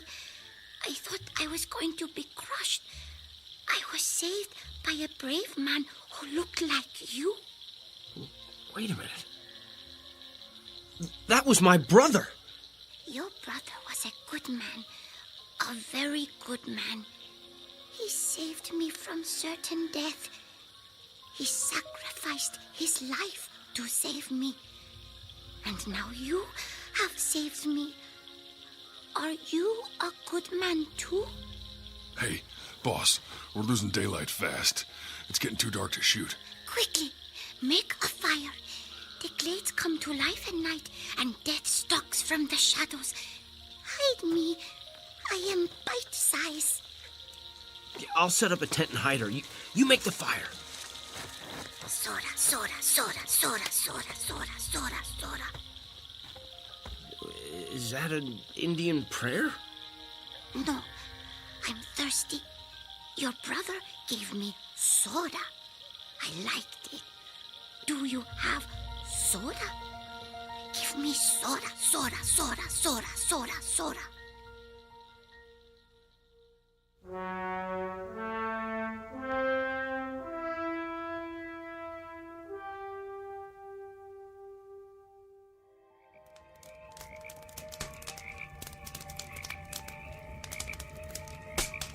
All right. Now we have campfires all around us. We should be safe. This is like sleeping in a zoo at night, except the animals are loose and we're in a cage and can't close the door. How did she survive out here? Well, the Lone Ranger always asks Tonto what to do. Indians always seem to have a sense of how to get in touch with nature. But she's dead asleep. She's full of jerky and soda. I don't think she's going to be in touch with anything tonight. Maybe we better put her between us to keep her safe. Good idea. Good night. Good night.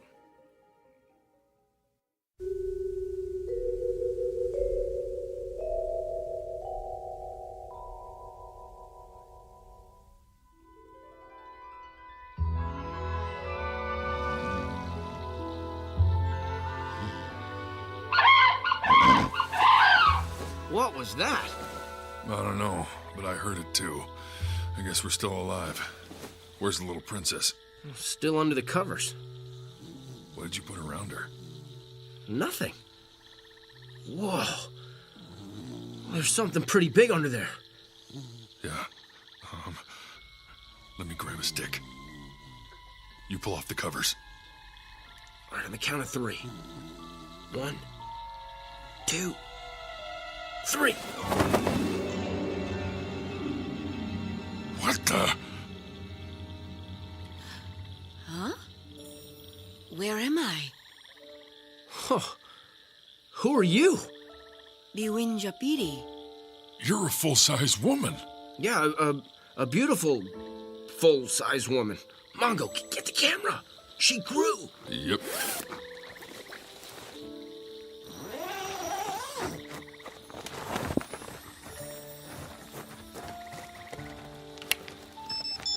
Let me stand next to her. Am I in frame? Okay. This is the 2-inch tall woman we filmed last night. Now she is taller than me. Wait. How do we know you aren't someone else? I still have his shoelace. Yeah, it's not good enough. Like, you could have mugged the little princess and took it. Okay, wait a minute. All right, I've been careful not to mention my brother's name to you. What is it? Your brother's name was Eugene. That's right. God, this is insane. You grew to 6 foot overnight? Are you going to continue to grow? No. Each time I emerge from hibernation, I rehydrate, and I always grow back to the same size I was before I was enchanted. Then what? Then a member of my tribe arrives to equip me for my journey, during which I pay respects to all my ancestors. Look! Charlie! Charlie! Oh, Charlie! Now what? What is that? I think it's one of those airboat things. Yeah, well, it's heading right toward us. Hello, princess! Film this. He's wearing a Hawaiian shirt. Film it! Looks like it just came from a Jimmy Buffett concert. Welcome! Are you a visitor from the past? No, I'm Charlie.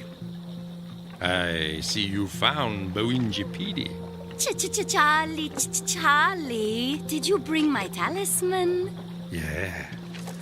And I brought some carry-out from Pirate's Lair. Hey, big guy.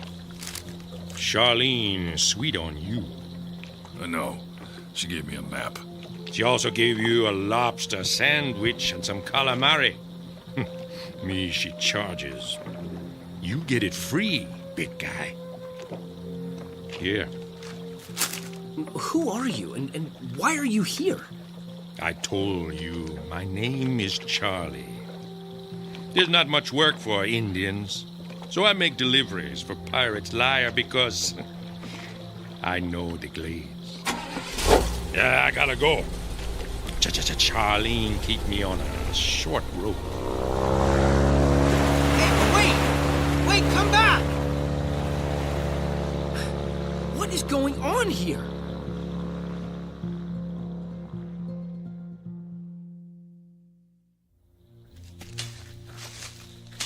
We practically kill ourselves traipsing into the middle of the Everglades to find a legendary princess. Instead, we find a 2-inch tall glutton who's stuck in a tree and then grows 6 feet overnight. Then an Indian who delivers carry-out to the middle of nowhere in an airboat gives her a magic talisman and then takes off without warning and strands us. I mean, this all seems mighty strange to me. 17 years ago, my brother died out here. I want some answers. Is there any more jerky left? No! Tell me how my brother died. The Everglades claimed him, just like they have claimed me. We are both part of the Everglades forever. Yeah, but my brother is dead, and you are alive. This is because the Everglades chose to give me the gift of eternal youth. But they also have taken my life. What does that mean? My tribe is gone. My parents, grandparents, brothers, sisters, husband, and friends died centuries ago. I am eternally alone, struggling each day to remain alive. Your brother, like you, sought to find me. I never asked for that or wished for that. He discovered my hiding place and learned how I could hibernate and live off my own body like a bear, but much longer. I filmed a special about bears. We roused one from hibernation, and it wasn't such a good idea. Leave a sleeping dog lie. What are you saying? That my brother woke an animal? Don't move. Freeze, boss. Durak dura sanua puta junja.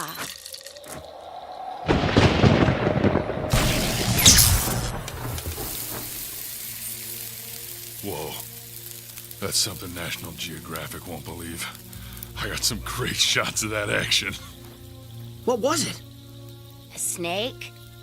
Look behind you. Ah! Oh. That thing is 4 feet long. How did you kill it? My magic talisman. It keeps me safe.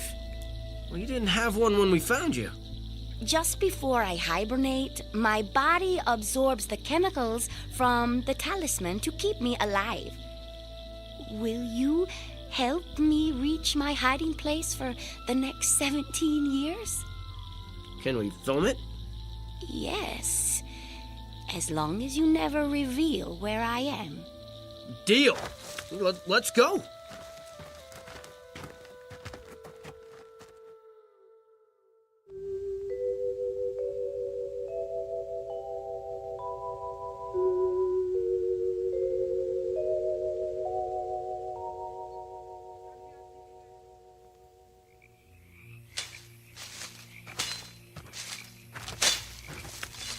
We are almost there.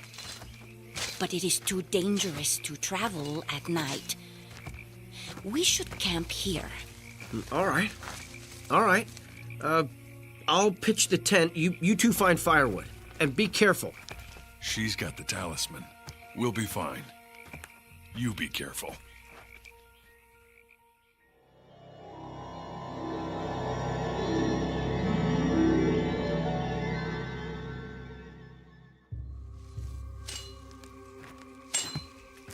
Oh, hey, there's some dead brush over there.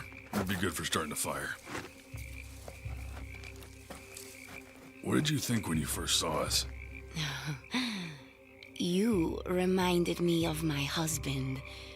A tall, strong warrior. You didn't think I looked like a pack mule? No. I found you attractive. What was your husband like? His hair was like silk, but black as a crow. His body was supple, and he moved like a jaguar. His eyes were soft and warm, and when I looked into them, I found him irresistible. Wow. I wish I had eyes like that. Look into my eyes. Huh? I see.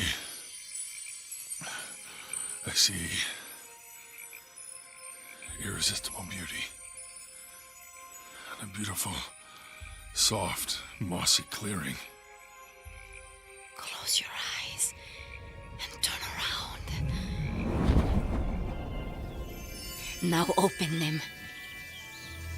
What do you see? A beautiful, soft, mossy clearing where the dry brush was. How did you do that? This is my home, and it is my time. Come lay down with me. What?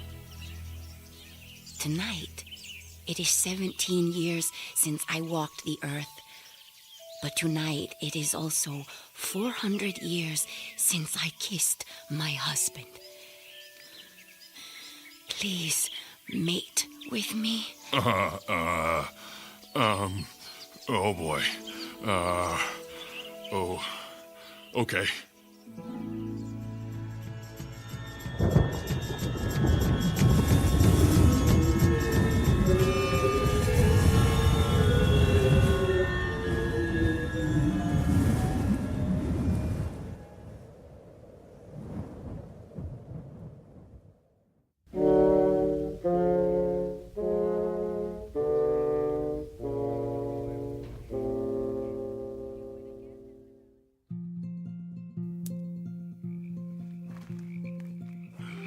Unbelievable. Oh, that was unbelievable. Oh. Princess? Where are you, Princess? I'm over here, by the tree. What are you doing over there? You fell asleep. I didn't want to wake you. Hey, I don't know how to say this, but, don't tell Richard what we did. If that is your wish. I don't want to hurt your feelings, but he just wouldn't understand. Then he shall never know. Harum dara dum sumanu watum. You just hold your talisman and say a few words and that's it? Yes, relax. I just turned our bed of moss into a bed of quicksand. Our secret will be buried forever. What? Well, hey! No, hey, I'm sinking! Now you will be part of our homeland forever. You'll always be here with us. With me. No! Help! Help! No!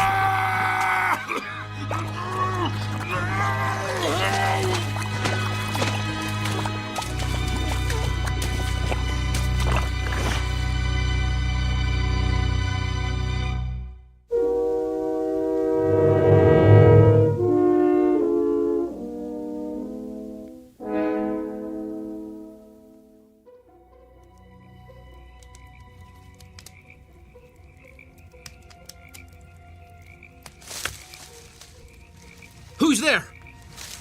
Who's there? Beewinjapeedee. Where's Mongo? Mongo drowned in quicksand. What? Nature claimed him. What? Couldn't you help him? I tried, but there was nothing I could do. Well, now what? You and I become the pack mules and continue our journey. He would not have wanted us to quit. He knows how important this is to both of us. I must honor my ancestors. You must complete your documentary and dedicate it to your brother and your friend. Put out the fire. Let us travel to my hiding place right now. A canoe is hidden close by for our journey.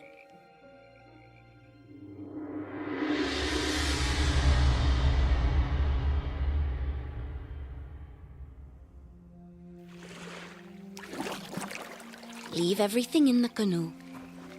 You will be leaving shortly.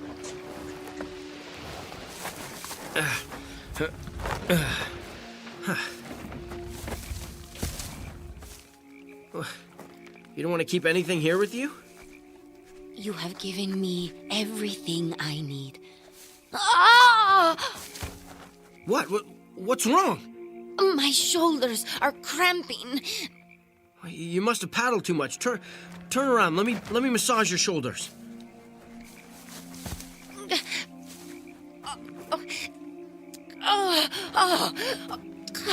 It hurts so much. I'll try to be gentle, but you got a lot of swelling. Did something bite you? 2 huge welts are forming on your back. Oh no. The skin is splitting. Oh, good. Good.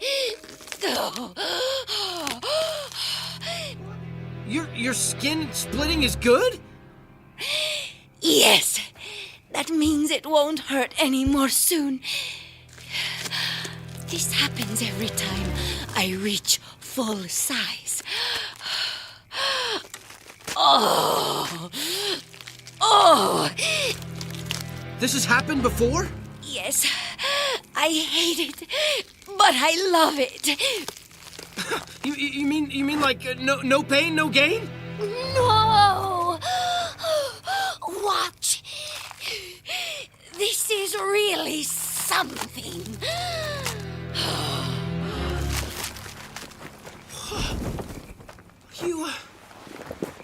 You grew wings. Yes. Yes. Aren't they beautiful? Yes, absolutely. It's one of the most amazing things I've ever seen. I'm so glad we had moonlight so you could see everything. In moments, I must ascend to there. See? The crook of that ancient cypress? Yes. 17 years is a long time. What will you dream of? Meeting someone as kind and caring as you or your brother when I awake 17 years from now. Without your help, I would never have survived. Quickly, set up the camera. The moonlight is perfect. Set the camera up so the moonlight will shine on me as I ascend to the top of the tree. Imagine how beautiful it will be with the moonbeam sparkling on my gossamer wings. Yeah, it would be an incredible thing to see. We must hurry. But before I go, I must do one last thing. What? I must have a final meal. Something that will last me 17 long years. Princess, I just had a terrible thought. My blood kind of turned cold. Why? You're not gonna eat me, are you? Eat you?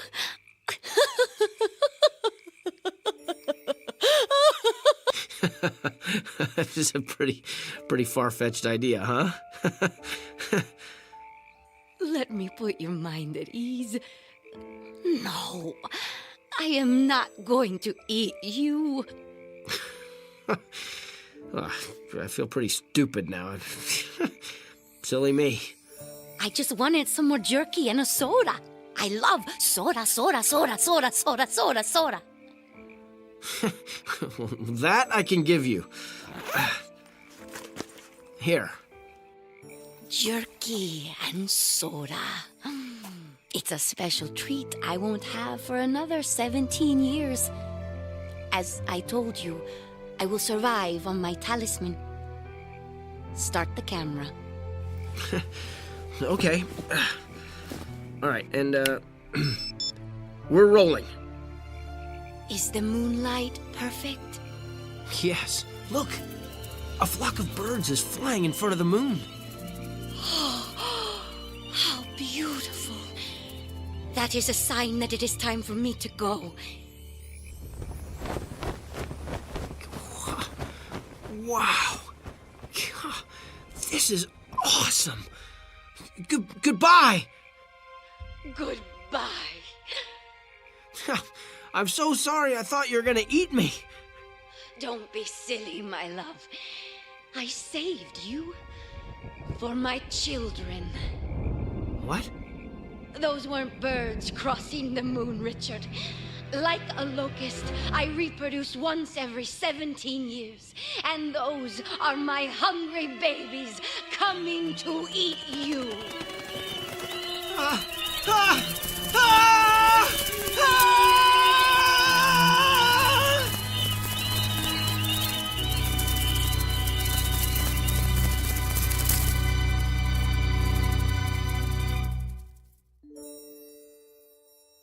When tourists visit the Everglades, they see signs that read, "Don't feed the animals," and they laugh as they recall disasters they have witnessed in the movies. They can't imagine something like that happening in the real world to real people like them. But like all clever predators, Mother Nature is very patient and has a special way of protecting what is hers. And every once in a while, tourists take a step or two off the beaten path and go beyond the boundaries of nature to discover something new and different. So if you do visit the Everglades and see a sign that says, "Don't feed the animals," heed its warning, because Mother Nature always encourages her pets to bite the hand that feeds them. In the Twilight Zone.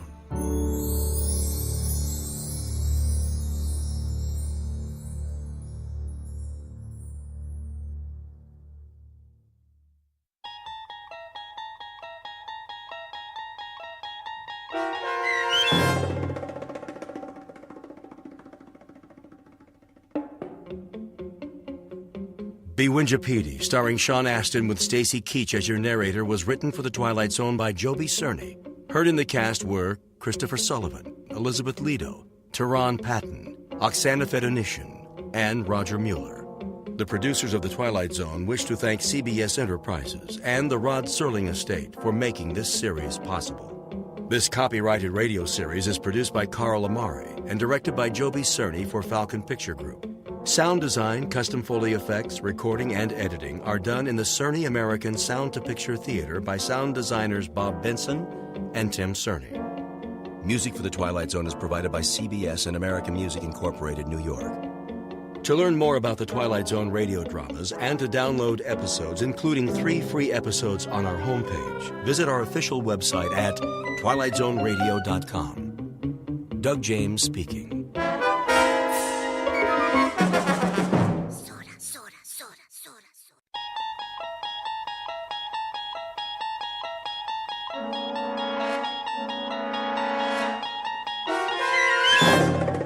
You're traveling through another dimension, a dimension not only of sight and sound, but of mind.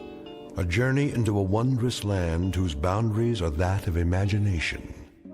Your next stop, the Twilight Zone.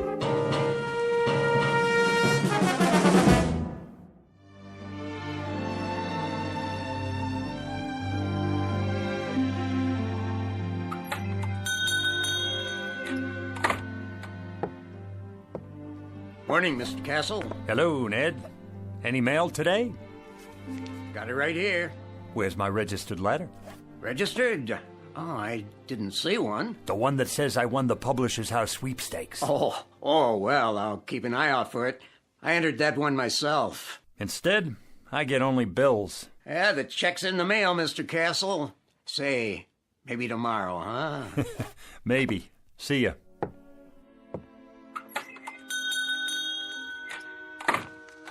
Another bill, and another, and another. Edna, what about the gas and electric? What? The gas and electric bill. How many months is that? 2 months. That's one you'd better pay. That's the one I can't pay. Mr. Castle? How are you, Mrs. Gumley? Just fine, Mr. Castle. Good. Glad to hear it. How have you been? Oh, can't complain. Been having a lot of rain, haven't we? What? Oh, yes. Quite a bit of rain for this time of year. Well, it's good for the flowers. How's that? Good for the flowers. The rain, that is. Yeah, very good for flowers.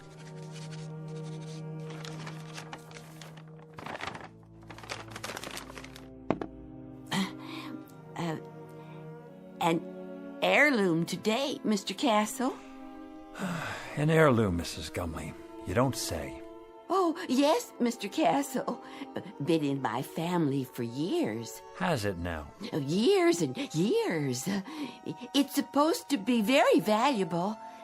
Hand-blown glass is what it is. Mrs. Gumley, it's just a plain old glass wine bottle. Do you know what it's worth, actually? Nothing. Not even a deposit. If you could find the store where it came from, that's what they'd give you. Nothing. I could let it go for $1. Mrs. Gumley, if I could spare $1, I'd give it to you. Believe me, I would. But things have been rough here. The pawn shop business isn't what it used to be. I'm so in debt myself that... I see. Wait a moment. Yes.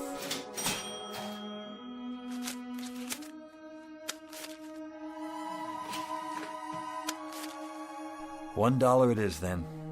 I wish it could be more, Mrs. Gumley. I really do. God bless you, Mr. Castle. I could kiss you. Stop that now. It's nothing. You're a wonderful man. Good luck to you. And to you. Better days for all of us. Mr. Castle, it's not an heirloom, you know. I found it in a garbage can. It's just a dirty old cheap glass bottle. Please forgive me for lying to you. That's all right, Mrs. Gumley. Who knows? Maybe it'll turn out to be an heirloom. We'll just have to wait and see.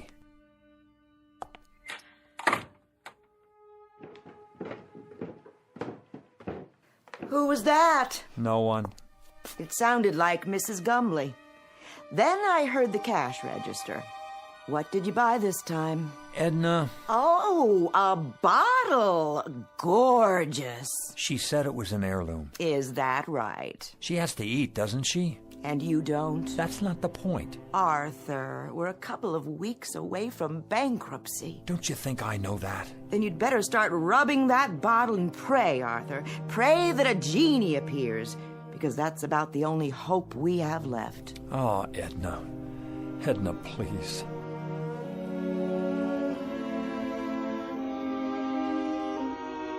Mr. and Mrs. Arthur Castle, suspended in that brief fragment of time before fate comes out of a bottle. Mr. and Mrs. Arthur Castle, gentle and infinitely patient people whose lives have been a hope chest with a rusty lock and a lost set of keys. But in just a moment, that hope chest will be opened, and an improbable phantom will try to bedeck the drabness of these two people's failure-laden lives with the gold and precious stones of fulfillment. Mr. and Mrs. Arthur Castle, standing on the outskirts and about to enter the Twilight Zone.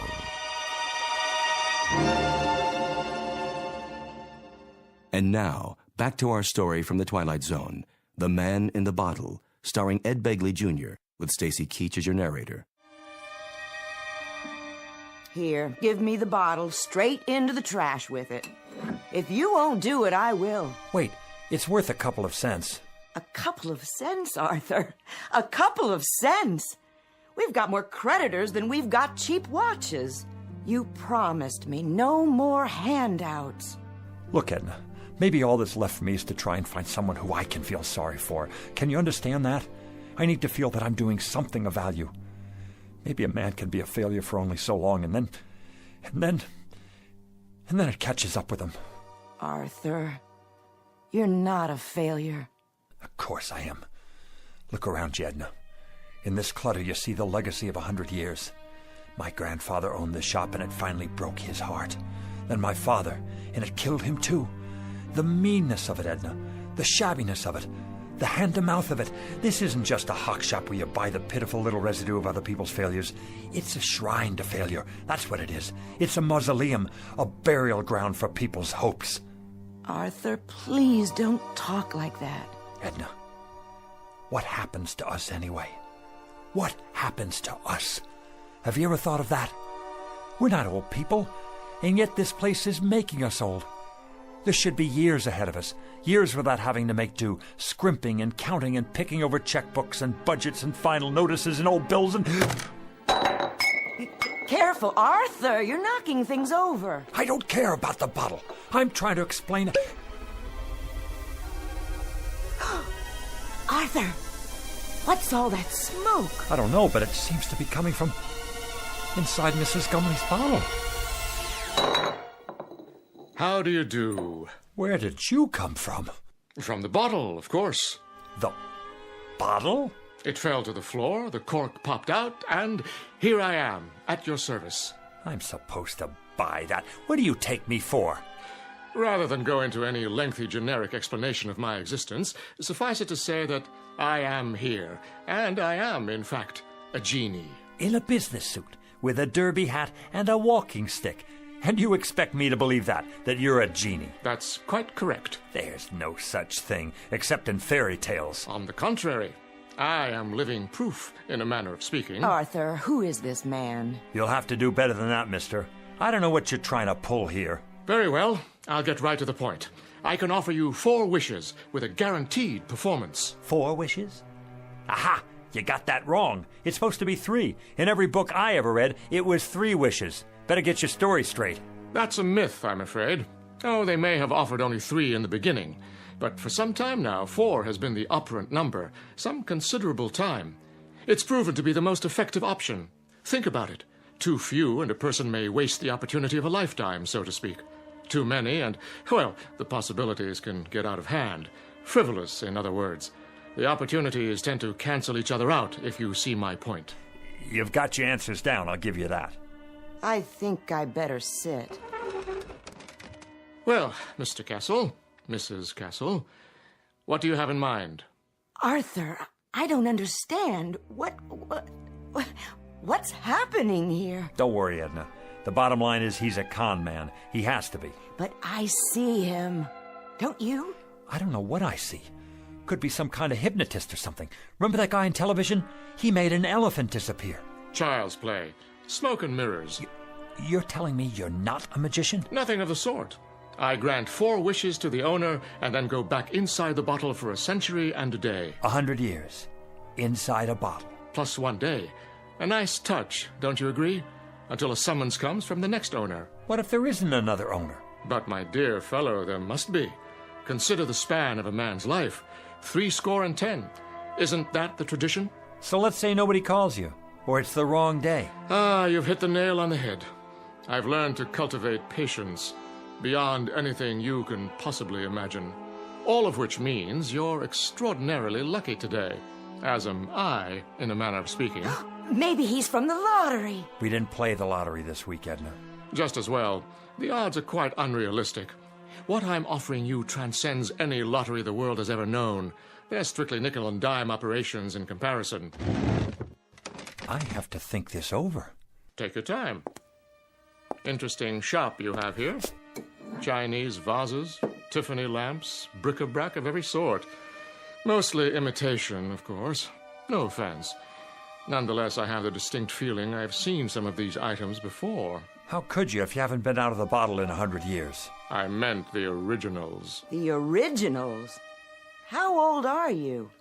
If I told you, you wouldn't believe me. Nice silver cigarette case. Faux Victorian, isn't it? My uncle's. He passed it down from his great-uncle, who bought it in Liverpool in 1914. Is that what he said? How much? Take it. Get back to the subject. What else about the wishes? Oh, yes. Now, I think the business at hand is for you and Mrs. Castle to decide the nature of your 4 wishes, keeping in mind, of course, that each wish is irrevocable. Once made, it is fulfilled, and once fulfilled, it is a matter of record. It can only be altered by yet another wish. Clear, Mr. Castle? Clear enough. I think we better call the police. Why not wish for them? I can bring you Scotland Yard, the Federal Bureau of Investigation, or every bobby in the City of London. That won't be necessary. Is it the police you want? No. That's not what we'd wish for. Arthur, are you out of your mind? Go ahead, Mr. Castle. You were saying? Well, if I had a wish... You believe him? Just for the sake of argument, let's say that I wanted that broken glass in the case over there. Let's say I wanted it to be fixed. The glass display case? Unless that's too hard for you. I broke it cleaning up the other day. One whole side is cracked. Is that all? It's too expensive to replace and impossible to glue together. Impossible. Would you like to make it official, Mr. Castle? Arthur, be careful with this man. You don't know what he's after. Well, Mr. Castle, is that your wish? Yes, that is my wish. I want the glass in the case to be repaired. Very well, then.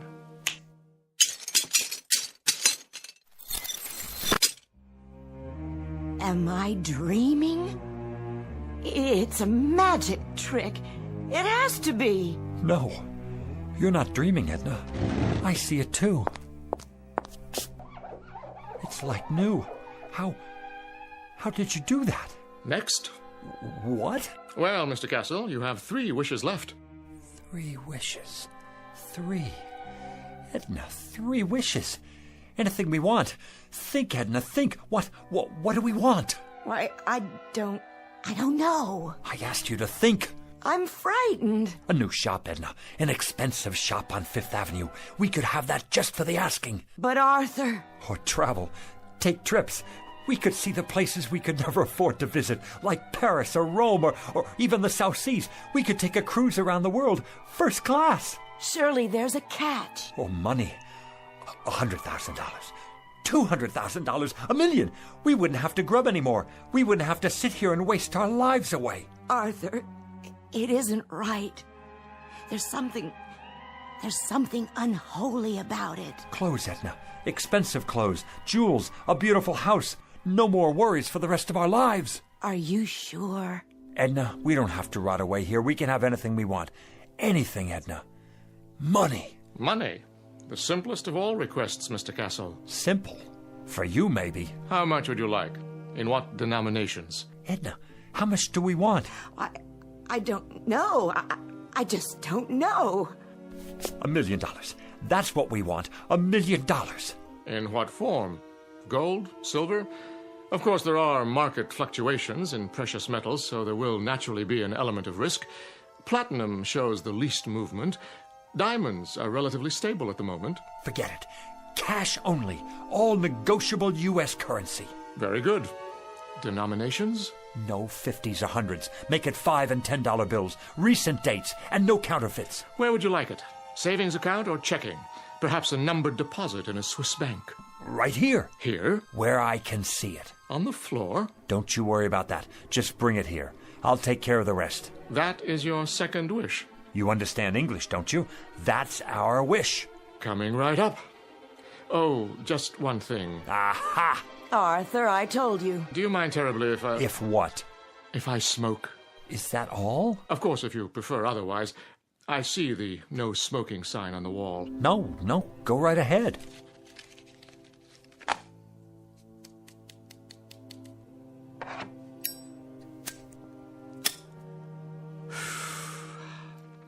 Very well. Now then, Mr. Castle, where were we? Ah, yes, I was about to say, ask and you shall receive. What's that? Where's it coming from? What is it? It's money. Look at it. A rain of money. Edna, $1 million, Edna. $1 million.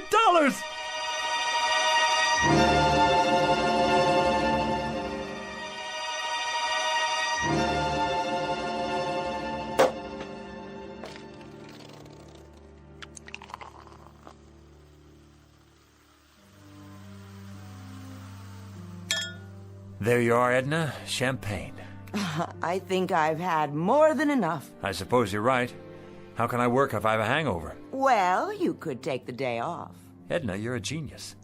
Why didn't I think of that? We both could. Close up the store and... And what? I wouldn't know what to do, would you? Well, let's see now. It's a beautiful day. We could take a walk together in the park. Oh, Arthur, I'd have to get dressed up, and I don't have any comfortable shoes. Or we could go to a restaurant. Any restaurant at all. But we've already had lunch. Then we could take in a film downtown, or a play, a musical. Do you know how many years it's been since we did that?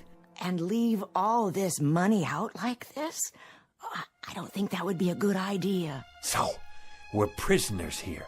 We can't go anywhere, do anything, for fear that someone might steal it from under our noses. What good is it? Oh, Arthur, we can put it in the bank. That's tomorrow. The bank's closed now. Unless... What are you thinking? Call your brother on the telephone. Tell him to come over here. He needs money for his operation, remember? Oh, I like that idea. And while you're at it, call Avritton, the butcher, and Mrs. Tiola, and the checker at the market. And that nice girl at the bank. And the dry cleaner. And here, look in the book. All our old customers, the ones who can't afford to get their valuables out of hock. Call them all, every one. What will I say? Tell them we need their help.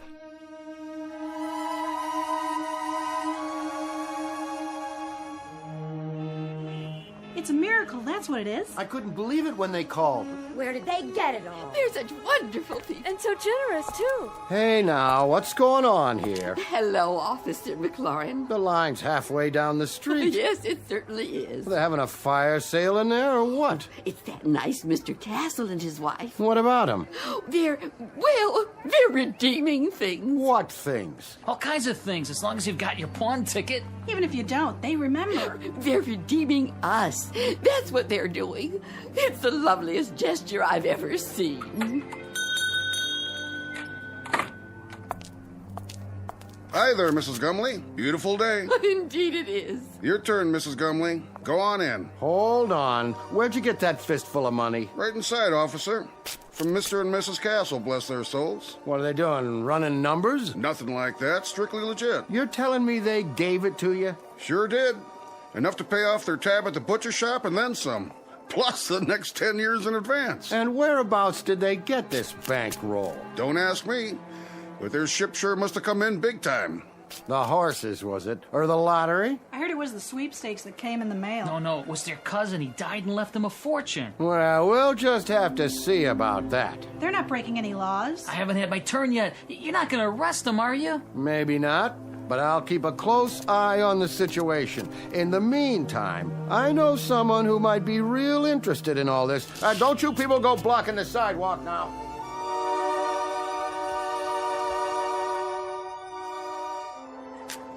Here you go, young man. Pay off that mortgage now. I will. And then go have yourself a ball, you and your lovely wife. I don't get it. Why are you doing this? Do I need a reason? Every time I come in your gas station, you look under the hood. Oh, that's nothing. Check the air and the tires, all of it, without my asking. I say that's worth something. It's worth a lot these days. Well, thanks, Mr. Castle. Bye now. Who's next? Mrs. Gumley, how are you? Very well, thank you. Here, you take this now. I want you to have it. So much. Don't you worry about it, Mrs. Gumley. Anything you need, anything at all, you come to us. There's more where that came from. For you, plenty more. God bless you both. But why are you giving me this money, Mrs. Castle? Why? Because you're so bright and cheery every time I'm in the market. Oh, Mrs. Castle, thank you. You put this in the bank now for when you get married. And for you, Mr. Jacks? And you too, Mrs. Tiola. You have a nice day now.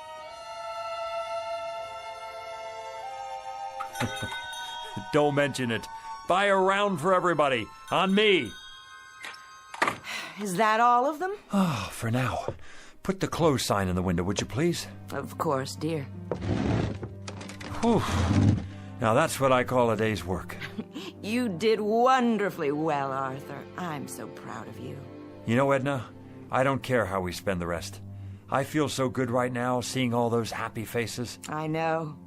It would be nice to get away for a while, though. I agree.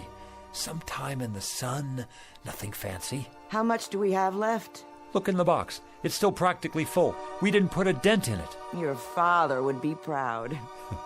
Rest his soul. And your grandfather. Tell me your opinion about something, Edna. If you like, dear. I'm wondering, do you suppose I still need to carry on the family business? Well... We don't have a son or daughter. I'd say you've more than done enough, Arthur. All these years. Even if we did have kids, I'd rather leave them money to start their own business. Something with a future. What about your cousin's children? Oh, that would be a wonderful present. And what about you? You've been so patient all these years. What would you like? Well, first, of course, you're going to retire. No ifs, ands, or buts. And then, wherever you'd like to live, Arthur, as long as we're together. Of course we'll be together. You think I'm going to take up with a young floozy? Oh, no, I don't think that. You wouldn't. It's not in your nature. But you're tired. You need to rest. We both do. Rest and live.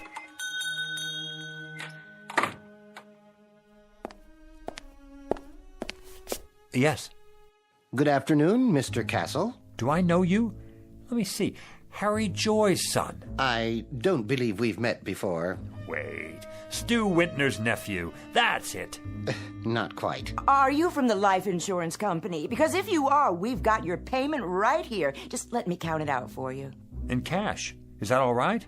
That's not necessary. Or we could write you a check just as soon as we make a deposit. And quite a deposit it will be by the looks of all this. I told you, Arthur, we should have put it away. Let me give you my card. Internal Revenue Service. That's correct. There's a matter of an income tax, Mr. Castle. You just send us the bill and we'll pay it. But send the bill in a hurry, would you please? My wife and I will be taking off for Europe very shortly. Oh, could we? Consider it done. Where would you like to go first? The Eiffel Tower, an African safari, waltzing in Vienna, perhaps? Dancing. We haven't been dancing since I don't remember. Dependents? Just a few details for the record. Ask away, we have nothing to hide. How many dependents can you claim? The whole neighborhood. They don't count.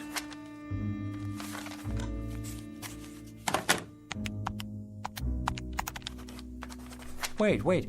What's that figure? The one you just wrote down? Beginning with a sum of $1 million, taxed on the basis of a husband and wife, using the standard deductions and taking into account unpaid back taxes, approximately $907,000. Oh, that's how much I have left? Good. Fabulous. That's how much you owe the government. I beg your pardon? In addition, there's a state income tax involved, which, using thumb rule, would come to a rough figure of $35,000. You mean hundreds, don't you? Then there will be a matter of a 5% penalty. For what? If you fail to file a declaration within 30 days of today's date. But I'm sure you won't let that happen. The whole thing will amount to about, roughly, mind you, let's see here, $942,640. Arthur, we've given away a lot of money already. I'll figure out how much.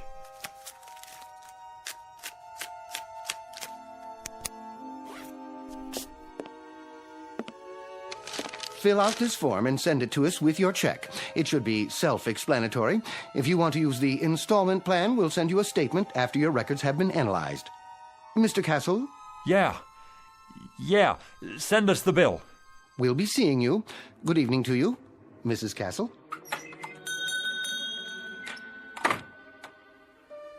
I wonder if we can appeal it. Help me, Edna. You take this pile. 76, 77, 78... Oh, Arthur, where's the genie when we need him? Well, how much is there? $910,535, $910,540. We gave away almost $60,000. And this goes to taxes, leaving us with this. One $5 bill. That's our entire profit, Edna. $5 whole. That was quite a wish, Arthur. Quite a wish. And we haven't even paid the bills yet. If you'll recall, it was my suggestion that you reflect very carefully, Mr. Castle. Very, very carefully. Now he shows up. Had you made a wish that took into account the taxes involved... Look, you.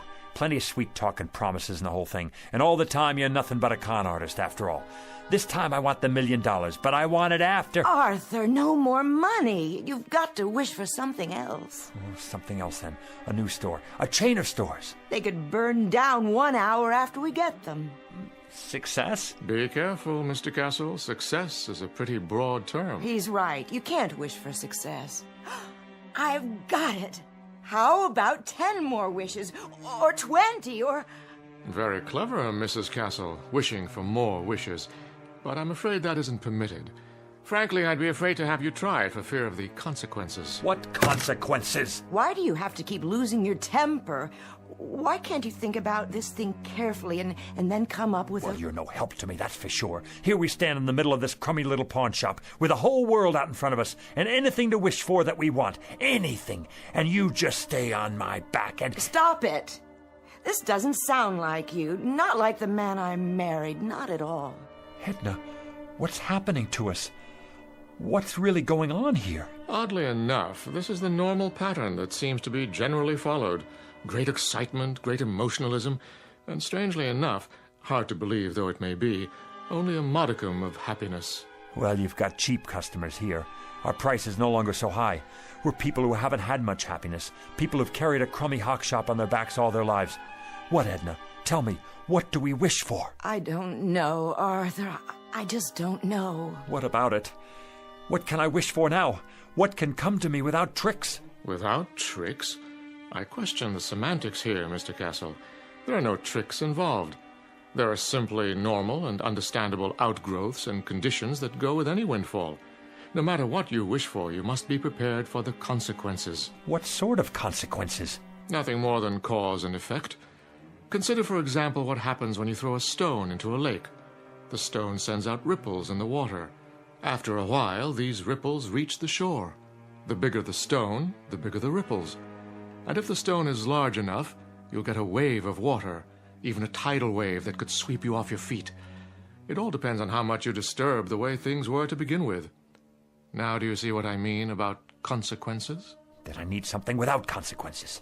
I'm not sure that's entirely possible. Something dead sure, at least. Something anchored, something airtight. I must agree, that would be the ticket. Is there such a thing? Sit down now. You'll give yourself a heart attack. Edna, I think I've got it. I think I know what it is. What, Arthur? Power, Edna. Power, prerogatives, to be in charge of something, to be a boss, to be a leader with respect and the freedom to live as one likes. We could wish for that. Possible. Very possible. President of a corporation? That sort of thing? We could be sued, go bankrupt. Warden of a prison? That's idiotic. Mayor of a city? We could get voted out of office, and then what? Wait a minute. I know what. Head of a country. Ruler of a whole country, that's it. Who can't be voted out of office. What about it, Jeannie? I want to be the head of a country who can't be voted out of office. Is that your wish? Do you want to be more specific than that? Hold on. Let me give it to you this way. I want to be the head of a foreign country who can't be voted out of office, but it must be a major country, well known, not some poverty-stricken third world place, and not in ancient times either, in modern history. How do you define modern? Within my lifetime, and developed. A fully industrialized country with millions of educated people where I'm very popular and can't be voted out of office. No problem. You sure? Of course I'm sure. I mean, what about the consequences? Consequences, Mr. Castle? I've already told you. You run the risk of consequences no matter what you wish for, like the ripples in a stream. There's no predicting, at least not with absolute certainty, where they'll lead. All right, then. Go ahead, Arthur. Wish for that. The thing you said. I want to be the head of a foreign country, just as I've described it. Now it's your turn, Jeannie. Take over. As you wish, Mr. Castle. As you wish.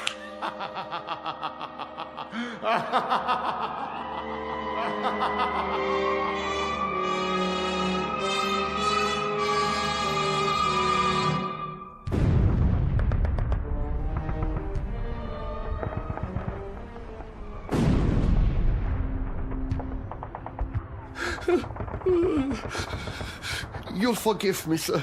Yes? I have not slept in 3 nights now, but the situation is as I described. The first Ukrainian army has cut us off from the south. There's no sign of Wenk's reserve army. There is no reserve army. We are simply doomed. There is no hope for us. From now on, it is just a mass suicide. Did you hear what I said? They are already in Berlin. What about it, Führer? Führer? What do you want to do? Why do you call me that name? Here is what you asked for. Very quick and very painless, mein Führer. And we have the gasoline for you and Miss Braun. When you're finished. Head of a country can't be voted out of office. It's the end of the war and I'm in a bunker and I'm... Heil Hitler! It's almost the end. I've given them the poison. We'll take their bodies out into the courtyard and burn them when it's finished. Have the gasoline ready. I won't take the poison. I wish I were back where it all started. I wish I were Arthur Castle again. Oh, Arthur, you've broken it. What? Broken what? The bottle Mrs. Gumley brought in. Why? I have, haven't I? Not poison, an old wine bottle. Let me sweep it up for you. I can do it. It had no value anyway. No value at all. I'm here. My final wish. I'm really here now. Where is he? Where is who? You know who I mean. The... And why would he be here? You've had your 4 wishes, remember? No, yeah. Well, I guess I'm a 4-time loser. What do you expect? I just wish he doesn't come back. I wish... There you go, wishing again. Right. Why should I? Why did I? Look at what we have here, Edna. We have a business that's been in my family for 3 generations. And each other. We have each other. I'm going to stop wishing for a while. You know, Edna, I can't afford a brand new life. Neither can I. I think I'll just give the old one a new paint job. You know something, Arthur? I think that's a very good idea. What is it? Look, your first wish, the glass case, it's not broken. It's still repaired. So we came out ahead after all. Nothing's ever a complete loss, is it? Careful, Arthur, with the broom handle. Well, we were ahead. Now you have more glass to clean up. You know something? I don't mind cleaning up any of it. Not at all. In fact, not at all.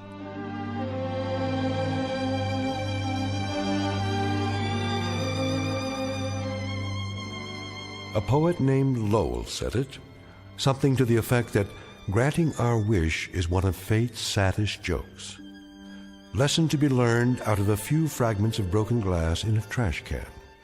And a word to the wise, to the garbage collectors of the world, to the curio seekers, to the antique buffs, to everyone who would try to coax a miracle from unlikely places. Check the bottle you're taking back for that deposit, because the genie you save might be your own. Case in point, Mr. and Mrs. Arthur Castle, fresh from the briefest of trips into the Twilight Zone.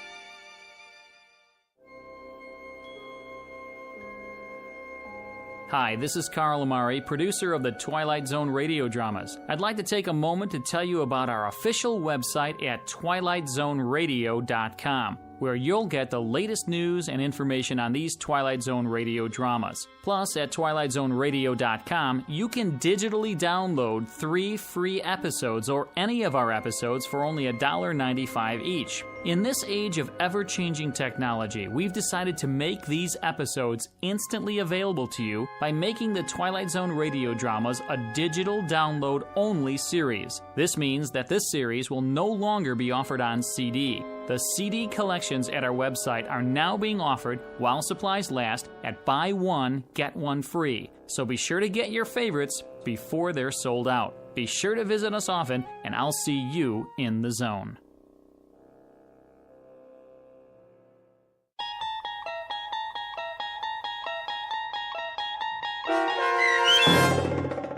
The Man in the Bottle, starring Ed Begley Jr., with Stacy Keach as your narrator, was adapted for radio by Dennis Etchison and based on a script by Rod Serling. Heard in the cast were Linda Ryder, David Darlow, Guy Burrill, Rosalind Alexander, Richard Hensel, Rich Komanek, Carl Amari, Diane Trice, Irene Olsen, and Richard Shavzin. To learn more about the Twilight Zone radio dramas and to obtain audio cassettes and CDs of these programs, visit our website at twilightzoneradio.com. This copyrighted radio series is produced and directed by Carl Amari and Roger Wolski for Falcon Picture Group. Doug James speaking.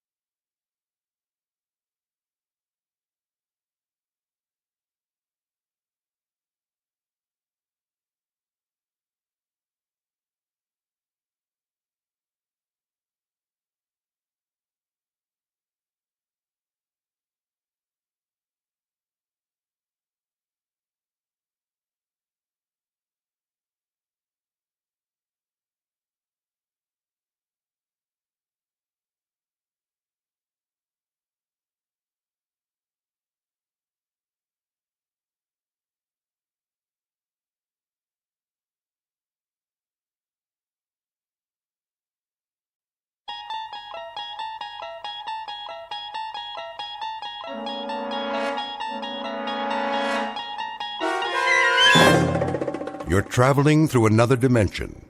A dimension not only of sight and sound, but of mind. A journey into a wondrous land whose boundaries are that of imagination. Your next stop? The Twilight Zone.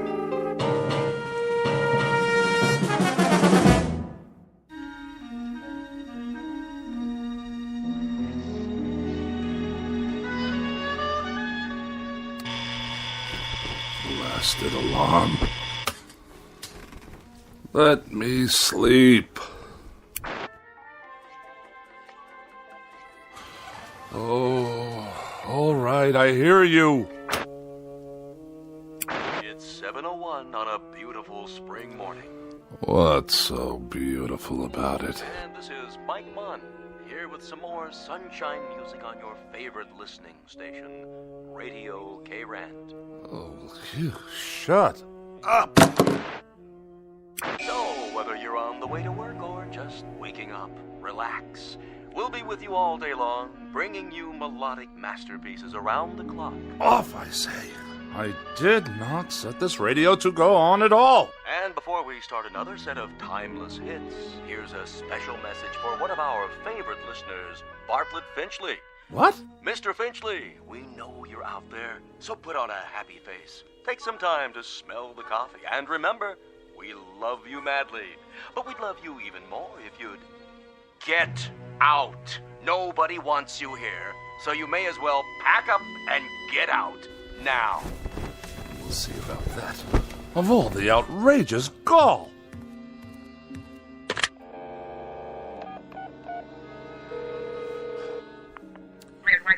Operator, get me K-Rant. Yes, the radio station. No, I don't know the number. Kindly dial it for me, if you can spare a moment from your crossword puzzle. K-Rand, how may I direct your call? Connect me with Mike Munn. I beg your pardon? Munn, your asinine disc jockey. I'm sorry, sir, but there's no one here by that name. Of course there is. I just heard him on the radio. He took it upon himself to broadcast a personal insult directly and specifically aimed at me. We play all music all the time, sir. Do you know who you're speaking to? This is Bartlett Finchley. Yes, Mr. Finchley? And I will not be addressed in such a manner, on or off the air. Of course not, sir. Which manner? I'm sure you know full well what I'm talking about. The airwaves are licensed by the Federal Communications Commission, and they are not to be used for personal messages. I'm sure the FCC will be most interested in these blatant violations. They'll pull your license so fast it'll make your empty head spin like a top. But we don't have disc jockeys. We don't broadcast any messages at all. Only beautiful music 24 hours a day, plus commercials, of course. Let me speak to your station manager.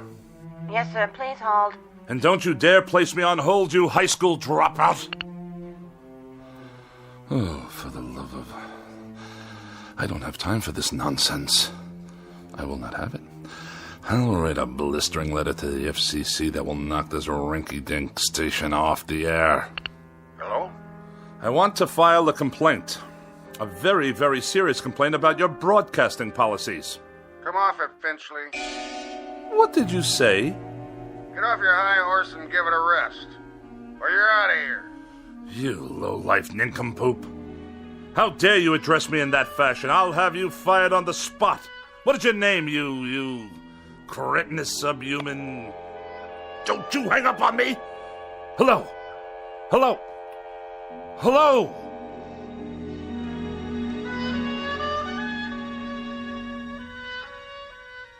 This is Mr. Bartlett Finchley, age 42, a practicing sophisticate and dedicated misanthrope who writes very special and very precious things for gourmet magazines, critical journals, and the like. He's a bachelor and a recluse with few friends, only devotees and adherents to the cause of tart sophistry. He has no interest save whatever current annoyances he can find to occupy his mind. He has no purpose to his life, except the formulation of day-to-day opportunities to vent his wrath on the mechanical contrivances of an age he abhors.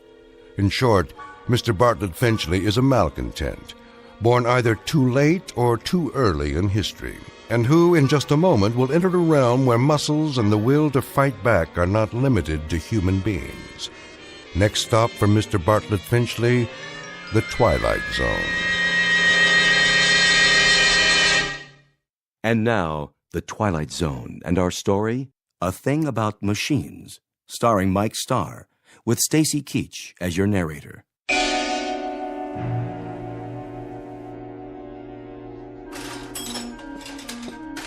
How are you today, Mr. Finchley? I'll answer that burning question after you tell me what's wrong with this electronic abomination in my living room. You mean your TV set? And also acquaint me with how much your current larceny is going to cost me. Well, let's see here. 2 hours labor, new circuit board, new oscillator, new comb filter. How very technical and how very nice. Speak English, man. Well, you asked me what was wrong. Never mind the subterfuge. I presume I'm to be dunned once again for 3 times the worth of the bloody thing. Well, I didn't charge you for my travel time. The total. What is the total? Here you go, Finchley. Oh, surely you jest. All right. I'll give you a break on the sales tax, seeing as how you're a regular. But this is the price of a meal in a 4-star restaurant, with wine. Labor don't come cheap nowadays. And neither, apparently, does my peace of mind. I requested that the device be restored to working order, the alternative being more disruptions to my writing schedule. Well, you could just get a new one every time. Might be easier all around. Last time I was here, Mr. Finchley, you'd kicked your foot through the picture tube, remember? I have a vivid recollection. It was not working properly, like every other electronic contraption in this house. I tried to rehabilitate it. By wrecking it? After a certain point, that is the only option left. I disposed of a clock radio in a similar manner this morning. Unfortunately, I must view a cooking program this evening in order to write my review of their fare, which I'm sure will be abysmal as usual, if the television should choose to operate at all. Why don't you just horsewhip it, Mr. Finchley? That'd show it who's boss. What do you say we cease the small talk? Let's get down to the petty larceny and be done with it. I'll put it on your tab. Send me a check before I come out the next time. I sometimes wonder exactly what it is the purpose of the Better Business Bureau in such transactions. You got a complaint about my work? When they allow you itinerant extortionists to come back week after week, move wires around, busily probe with ham-like hands, and accomplish nothing but the financial ruin of every customer on your route. We're not a jip outfit, Mr. Finchley. We're legitimate repairmen.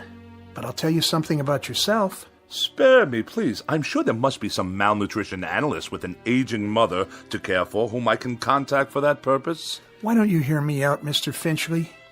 That set doesn't work because you obviously got back there and yanked out wires and heaven knows what else. You had me over here last month to fix your tape recorder because you'd thrown it down the steps. It did not work properly. Well, that's the point, Mr. Finchley. Why don't they work properly? Offhand, I'd say it's because you don't treat them properly. I assume there's no charge for that bit of analysis. What does go wrong with these things, Mr. Finchley? Have any idea? Have I any idea? Now that's worth a scholarly 10 lines in your repairman's journal. Bilk the customer, but let him do the diagnosis. Well, the reason I ask that is because whatever it is that really bothers you about that television set and the radio and all the rest, it's something you're not telling me. Aside from being a rather incompetent clod, you're a most unreceptive listener. I've explained to you already. The television set simply did not work properly. And as for that original Marconi operating under the guise of a radio, it gave me nothing but static. You sure that was all that was wrong with them? I choose my words very precisely, thank you.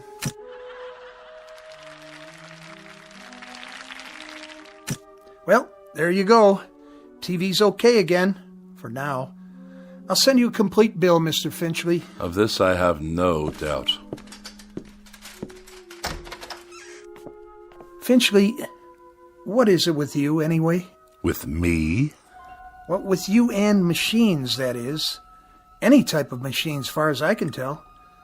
Just curious. You don't have to tell me if you don't want to. If it's something personal. I will file that idiotic question in my memorabilia to be referred to at some future date when I write my memoirs. You will fill one entire chapter. The most forgettable person I have ever met.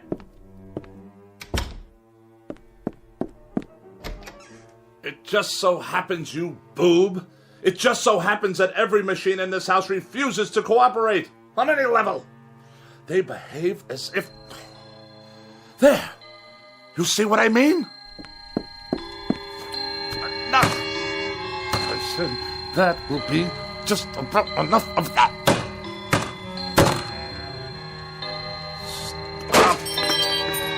Stop! Stop! Please!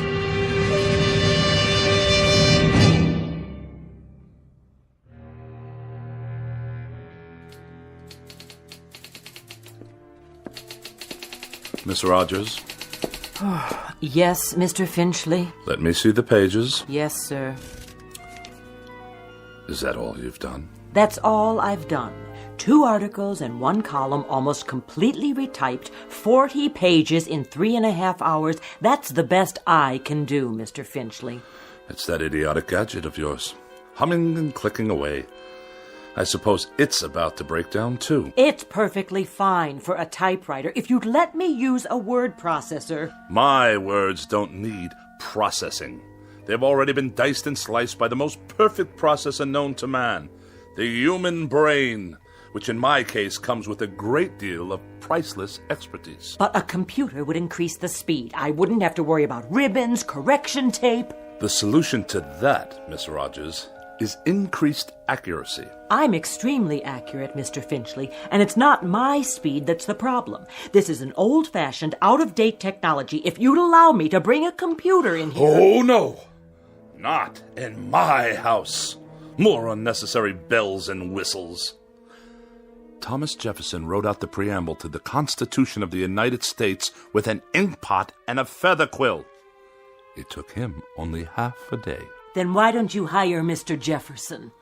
Did I ever tell you with what degree of distaste I view insubordination? Oh, yes, many times, often and endlessly. What are you doing? What does it look like? I'll tell you what, Mr. Finchley. From now on, you can get yourself another girl. Somebody with 3 arms and roughly the same sensitivity as an alligator. Then the 2 of you can work together till death do you part. As for me, I've had it. And you are going where? Where? I think I might take in Bermuda for a couple of weeks, or Mexico, or maybe a quiet sanitarium on the banks of the Hudson. Now, Miss Rogers. Any place where I can be as far away as possible from the highly articulate, oh so sophisticated bon vivant of America's winers and diners, Mr. Bartlett Finchley. Miss Rogers, you don't mean that.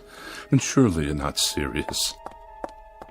You've even got me talking like you. But I'll tell you what you won't get me to do. You won't turn me into a female Finchley with a pinched, scornful little heart and a mean, petty, yellow, jaundiced view of everybody else in the world. Miss Rogers, please. Please don't leave. I beg your pardon? I wish you'd reconsider. Speak up. I can't hear you.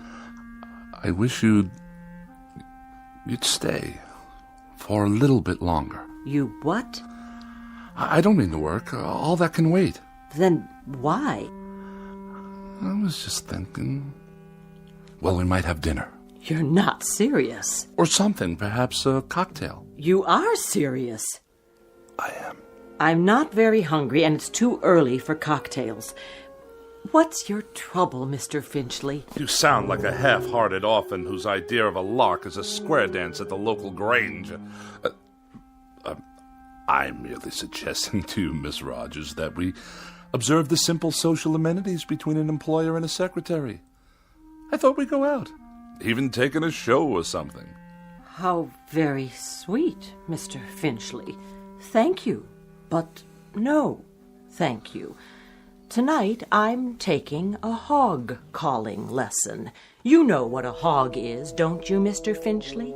He's a terribly bright fathead who writes for gourmet magazines and condescends to let a few other slobs exist in the world just to take his rudeness and run back and forth at his beck and call. Good day, Mr. Finchley. Miss Rogers, before you go, have a cup of coffee or anything at all. If you must know, I'd like very much not to be alone for a while. Are you ill? No, not as such. Then what's the trouble? Does there have to be trouble because I'm desperately tired. I've hardly slept for 4 nights. And the very thought of being alone now, well, frankly, it's intolerable. Things have been happening, Miss Rogers. Very odd things. Go on. That TV set in the corner. It goes on late at night. Just goes on all by itself. I see you got it fixed. And the clock radio I kept in my bedroom, it went on and off, too, of its own accord, whenever I tried to catch up on my sleep. I'll let you in on a little secret. There's a conspiracy afoot in this house, Miss Rogers. Really, Mr. Finchley? That's exactly what it is. A conspiracy. The television set, the radio, electrical devices of every sort. That miserable car I drive. Even the clock on the mantelpiece. There's no clock on the mantel. I know. I threw it away. Why would you do that? What I'm getting at, Miss Rogers, is that for as long as I've lived, I've never been able to satisfactorily operate machines. Mr. Finchley, I think you ought to see a doctor. A doctor? Oh, the universal panacea of dreamless idiots. If you're depressed, see a doctor. If you're happy, see a doctor. If the mortgage is too high and the salary too low, see a doctor. You, Miss Rogers, you see a doctor. I am a logical, rational, intelligent man. I know what I see. I know what I hear. And for the past 3 months, I've been sharing this house with a collection of wheezy Frankenstein monsters whose whole purpose is to destroy me. Now, what do you think of that? I think you're terribly ill. I think you need medical attention. You obviously haven't heard a word I've said. I think you've got a very bad case of nerves from lack of sleep. By no choice of my own, I assure you. And I think that way down deep, you yourself realize that these things are nothing more than delusions. Now I know what you really think of me. That I'm to be pitied. That I'm a poor wretch, not in my right mind, that... Think what you like. Now where are you going? You don't need company, Mr. Finchley. You need analysis. You're no better than a cogwheel robotic machine yourself. You haven't an iota of compassion or sympathy. Mr. Finchley, please, let go of my arm. I'll let you go when I get good and ready to let you go. Mr. Finchley, let's not make an ugly scene here. Now, come on, let me go. Mr. Finchley, let go of me! Get out of here and don't come back! With distinct pleasure and manifest relief. Don't ever come back.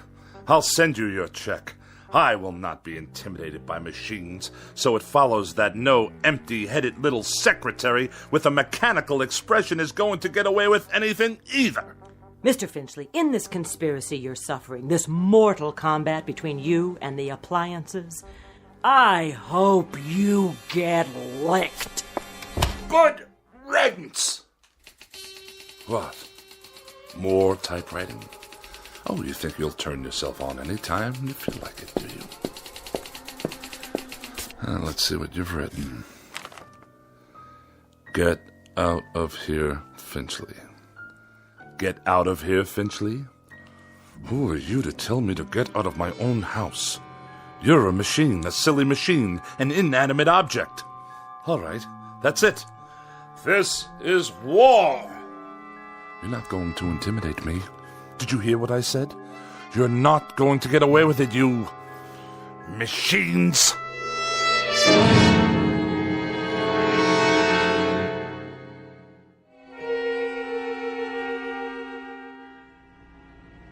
Nice day, huh? Define your terms. I was only making conversation, Mr. Finchley. Just see to it that this elevator takes me all the way to my destination without a mishap. 19th floor. I'm surprised I got here in one piece. Pardon, sir? No matter. You wouldn't understand. You couldn't, since you choose to collaborate with these infernal contraptions all day long. Yes, sir. Good afternoon, Mr. Finchley. Is it? I just meant... I know what you meant. The warm, languid weather outside, fluffy white clouds scudding across a pale blue sky. The sort of day when a young woman's thoughts turn to romantic mush. Disgusting. Mr. Finchley, I assure you Well, I'll have none of it. Do you hear? Excuse me. Editorial department. Ah, another telephone. Mr. Alexander Graham Bell's most loathsome invention. It undoubtedly knows my whereabouts at all times. Please hold. Mr. Finchley, did you want to see the editor? No need. I simply wish to drop off my manuscripts for the next issue, the reviews and the personal opinion column. Oh, and kindly note, the final pages are handwritten this time. Oh, did your computer crash? By no means. My typewriting apparatus is in the shop. Actually, I prefer this method. It allows me to make last-minute revisions directly from my hand to your eye, as it were. I'll tell them it's here. Then I shall take my leave. Out into the blinding white heat of the cruelest month. Reflux Publications. Iron Gourmet Magazine. Just a moment, please.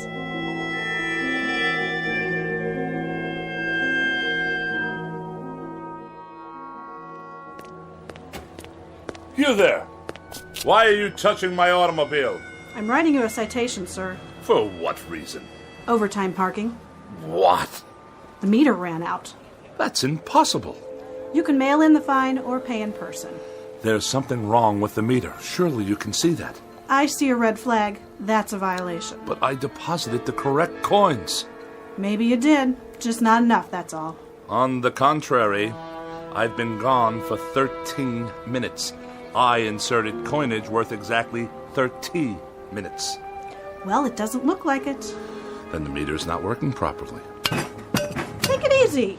You don't want to break city property now, do you? It's already broken. Definitely and absolutely. It runs too fast. Any fool can see that it did not register a full 30 minutes after swallowing my money. If you want to contest it, court hours are 8 to 5, plus night court on Tuesdays and Thursdays. This is a gross miscarriage of justice.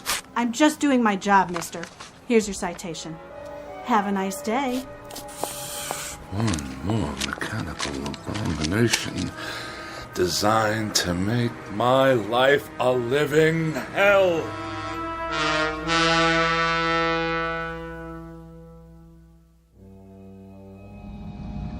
One side, madam. You, sir. Move your vehicle out of my way. Watch it, Mac. Watch what exactly, you imbecile? This is my lane. Park it, Pops. Of all the insolent. Get that rail trap off the road. Stand aside. Bartlett Finchley is at the wheel. I earned my first driving license while that bully was still in kindergarten. The barbarians are at the gates. Yet another red light, waiting for some mother and her toddler to cross the street. Oh, look at them, stuffed to bursting on cheeseburgers. What's wrong with you? Are you blind? I did nothing. Simply placed my foot on the brake pedal. On the gas, you mean? The car moved forward under its own power. Yeah, sure. You trying to kill somebody? I saw the whole thing. He did try to kill you. On the contrary, the motor car obviously malfunctioned. We're in a crosswalk here. Get his license number. You do that. The light is now green. Do I have your permission to proceed? Get that piece of crap out of here. Gladly.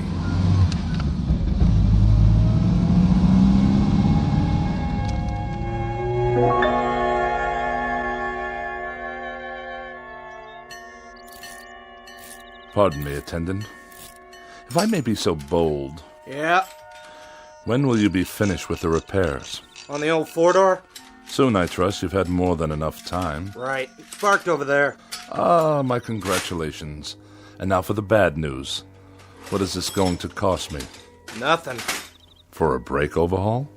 You mean no charge for the labor?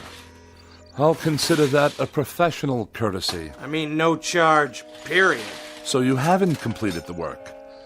My good man, I can't wait around this gas station all day. There's nothing wrong with it. I checked the brakes, transmission, the works. It's an oldie, but there ain't nothing wrong with that car. Nothing? She's a classic. You know, you could sell that baby for good money if you want. But I distinctly felt the machine roll forward under its own volition. All the same, it's working perfect. Real cherry set of wheels you got there. I know a collector looking for something like that. I'll give you, say, $900. $900? The hubcaps cost more than that. Okay, $1,000. Give me the keys. If you say so. Here you go, Mr. Finchley. But she's not gonna last forever, you know. You ought to get back what you put into it. Buy yourself a nice new car. If you can hang on a minute, I'll call the guy. And waste even more of my precious time? Good day.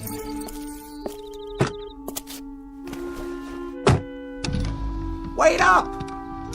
Ah, now you deduce what's wrong, as I'm about to drive away. $1,100. Cash on the barrelhead. Oh, go tighten your fan belts or whatever it is you do in this incompetent establishment.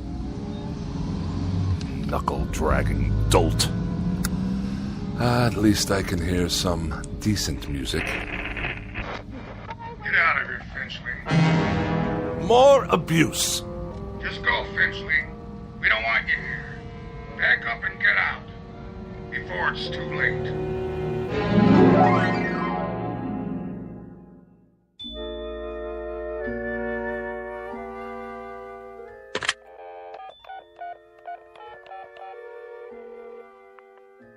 Miss Moore, please? Oh, is that you, Agatha? Bartlett Finchley here. Yes, my dear, it has been a long time. Too long. Which indeed prompts this call. How about, dinner this evening? Yes, with yours truly. Why, at the restaurant of your choosing, of course. Oh, no, you're quite mistaken. There are establishments that meet my standards. In this city, well, I'm sure there are.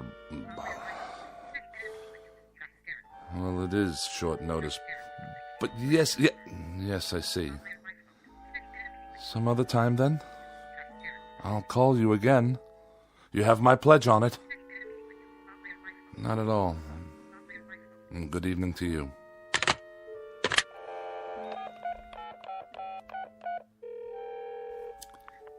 Mrs. Donnelly, please. Pauline, is that you? Oh, and how's my favorite young widow this evening? Bartlett. Bartlett Finchley. You remember? Yes. I'm tip-top. And you? Splendid. Say, listen, Pauline, I was wondering, sort of spur of the moment and all that, but oh... I see. I see. Yes, perfectly. That's quite all right.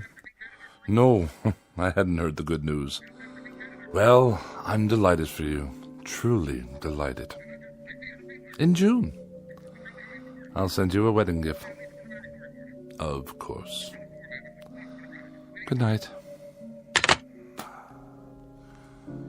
It's the telephone. I'm sure of it. Distorting my voice, twisting my words.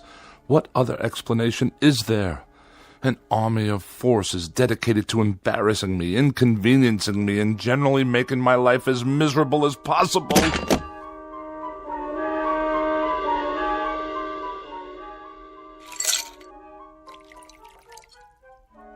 How much longer, may I ask? The phone's all fixed, Mr. Finchley. One in the bedroom, too. So you say? Yeah, she's operating all right now. Had to replace the handset, though. Shouldn't give you any more trouble. I'm deeply indebted.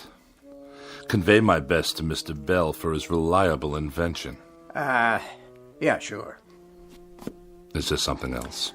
Well, you tripped over the cord. Is that what you said? If that's what I said, you may rest assured that's what happened. Well, you're the boss, Mr. Finchley. Reason I asked, though, those wires sure looked like they were yanked out. Do they now? Proving what a vast storehouse of knowledge the phone company has yet to acquire. Okay. So long, then. Have a nice night. I shall certainly endeavor to do so. One thing. Yes? The thing about phones, though. What? Well, you see, they're just like any other piece of electronics. You have to be careful. Treat them right. Because if you don't, they won't do what you want. Kind of like people, I guess. Kick them to the curb, and they won't be there when you need them. You get back what you give out. But, well, I figure you know that already, don't you, Mr. Finchley? A smart man like you. Good night. So be it. Another evening alone. Just as well. At least this way I'll have the company of a person of quality. And welcome once again to Dinner for One on the Eating Channel. Tonight we prepare a bright and breezy repast guaranteed to liven up any kitchen. Oh, spare me. 3 new and exotic courses imported from jolly old England. For appetizers, a wonderful discovery called the Scotch egg, followed by an exquisite cold watercress sandwich. And the traditional pièce de résistance, bangers and mash. Sound excited? Well, it is. So sit back and enjoy and keep a pencil and paper handy. Now for something completely different. Balderdash, not worthy of a review. Cretins and half-wits at every turn. Well, who needs you? Who needs any of you? Mr. Bartlett Finchley is going out on the town. He's going to have a wonderful evening with some good wine, and who knows what lovely lady I may meet during my nocturnal meanderings. Who knows indeed?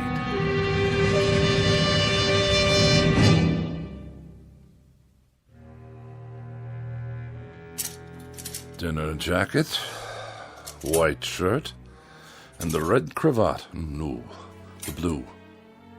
Or perhaps the polka dots. Yes. This will do. Now for a quick shave before dressing. Who do I see in the mirror there? Who can that attractive man be? Don't tell me. It's Bartlett Finchley. Good features. Strong chin. Bred from quality stock. All I need to do is whisk off the stubble. Ow! Bit me. The shaver actually bit me. I'm bleeding. Get away, you filthy bugger. Finchley. Who's there? Finchley. Look in the mirror. What do you really see? Who's speaking? Take a good look. You're ugly, Finchley. That's not my face. It can't be. An ugly, dried up old man. Do yourself a favor. Do us all a favor. Use a straight razor. Stop speaking at once. You have no right.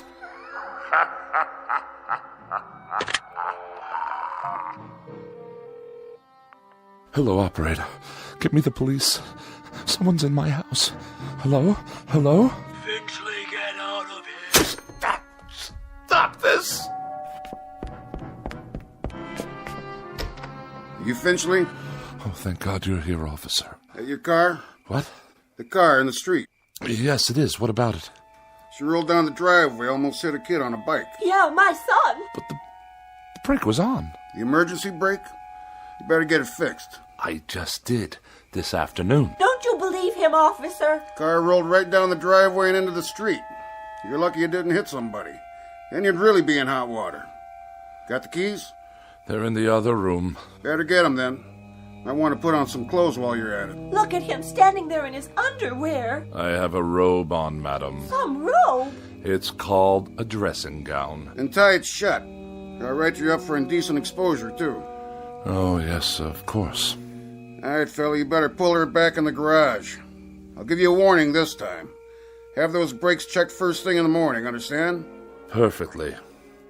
There is another matter I'd like to discuss with you, officer, now that you're here. And what's all the noise in his house? He's always throwing stuff, yelling at the top of his lungs. That true? No, I fell, that's all. Tripped and fell on the stairs. That why your face is bleeding? Precisely. What's the other matter? Matter? You said you have something to discuss. It's difficult to explain. You wouldn't understand. Evening then, Mr. Finchley. So is he going to move his car or what? In one moment, madam. For now, you may remain on my property until I return with the keys. At that time, I should like you to be out of my yard. Otherwise, I shall solicit the aid of this gendarme to forcibly eject you. Idiots! I need a drink.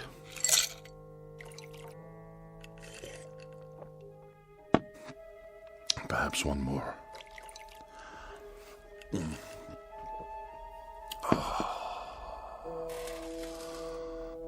That's better. But if the car can't be trusted, how can I go out this evening? I'm a prisoner in this madhouse. Miss Rogers? Edith? Is that you? Yes, of course. You had second thoughts, and now you've come back. Where are you? But if you're not here, then who's typing?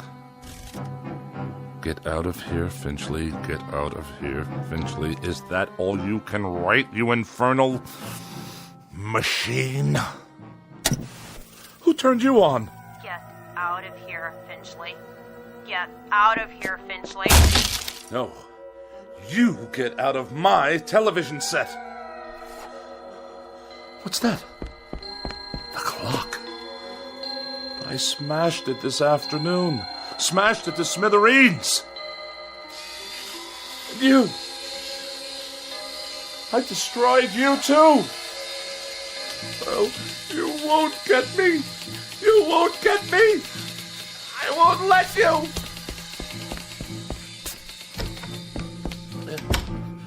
Help me, please. Someone.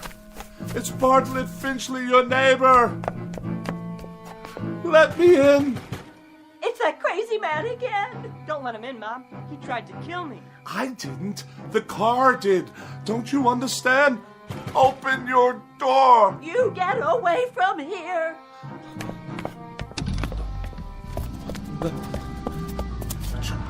You can't follow me. You're only a car. My car. Stop. There's no one at the wheel. You must stop. I demand it. Back to my house. Then it can't follow me to the house. Locked. Wait. I have the keys after all. It can't get in here. I'm safe now. Safe. Oh, where's the light switch? Burned out. Just as well. I'll hide here in the dark until the car goes away. Yes, that's it.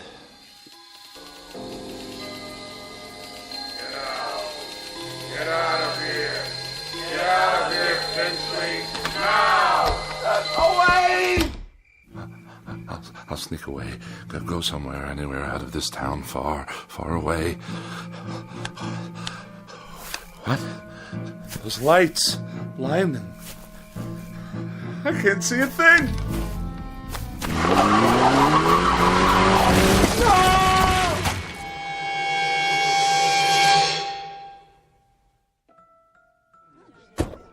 I have your 1019 on Woodlawn Drive. What is the status? Cancel that call for backup. Paramedics have arrived, waiting their decision. Do you have a positive ID? Finchley, first name B for Bartlett. Stand by, 10-4. That man. He was running in his bathroom. Never saw anything like it.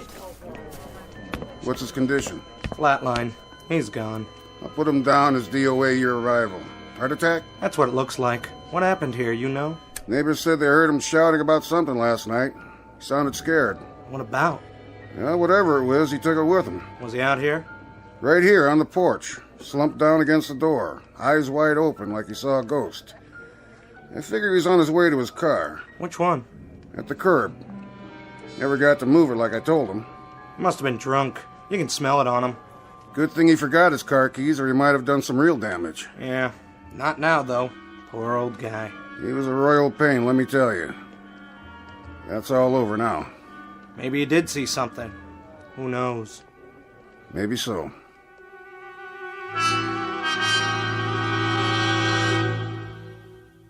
Yes, maybe so. It could just be that Mr. Bartlett Finchley succumbed to a simple heart attack and a set of delusions that were self-generated. It could just be that he was tormented beyond the breaking point by an imagination as sharp as his wit and as pointed as his dislikes. But as reported by those in attendance, this is one explanation that has definitely left the premises with the deceased.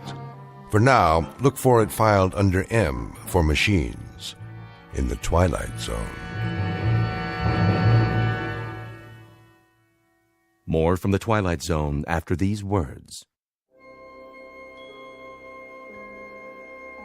Hi, this is Carl Amari, producer of the Twilight Zone radio dramas. I'd like to take a moment to tell you about our official website at twilightzoneradio.com, where you'll get the latest news and information on these Twilight Zone radio dramas. Plus, at twilightzoneradio.com, you can digitally download 3 free episodes or any of our episodes for only $1.95 each. In this age of ever-changing technology, we've decided to make these episodes instantly available to you by making the Twilight Zone radio dramas a digital download-only series. This means that this series will no longer be offered on CD. The CD collections at our website are now being offered while supplies last at buy one, get one free. So be sure to get your favorites before they're sold out. Be sure to visit us often, and I'll see you in the zone.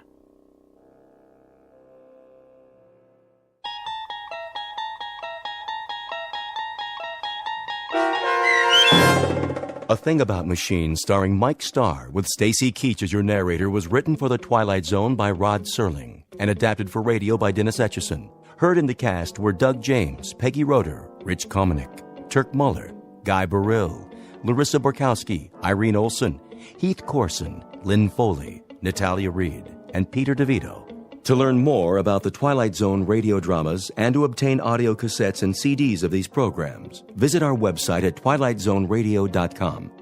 The producers of The Twilight Zone wish to thank CBS Enterprises, Carol Serling, Dennis Etchison, Dick Brescia Associates, Claire Simon Casting, Don Longo, Terry Jennings, the American Forces Radio and Television Service, our sponsors, and our radio affiliates for helping make this series possible.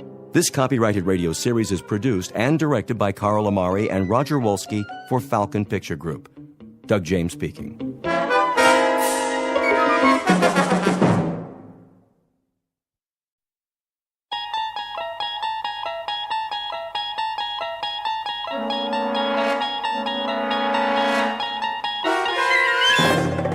You unlock this door with the key of imagination.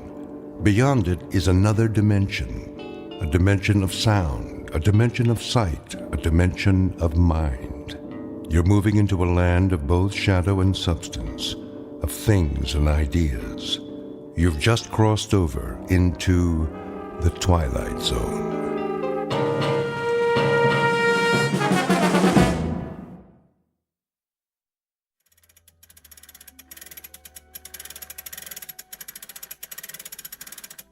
There. That should do it. Alex? In the living room, honey.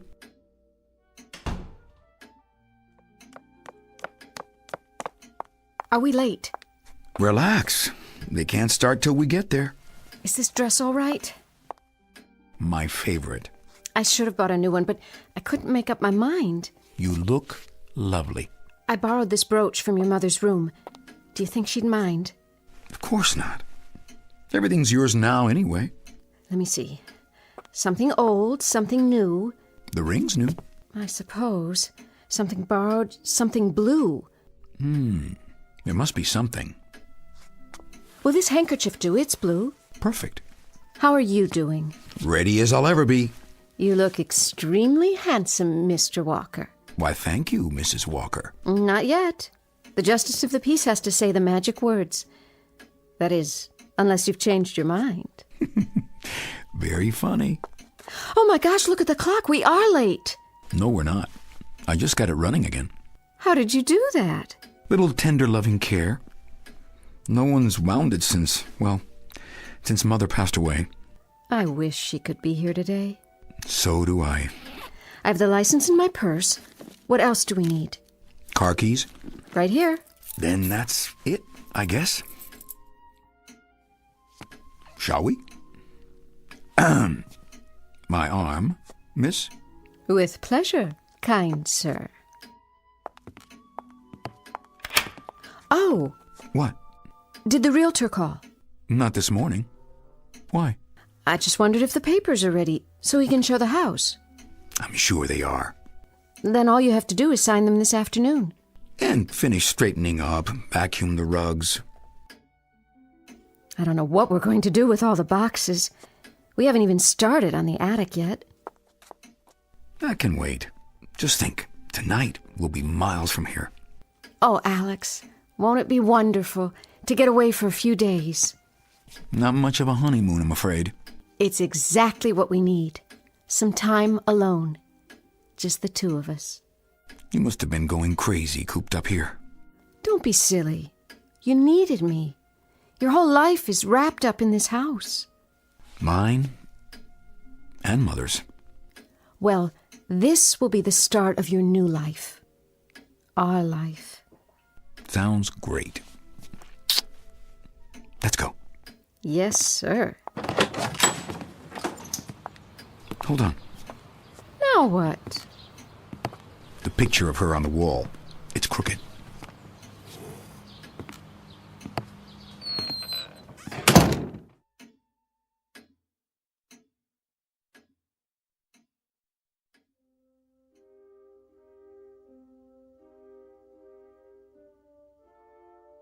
This is the house of the late Henrietta Walker.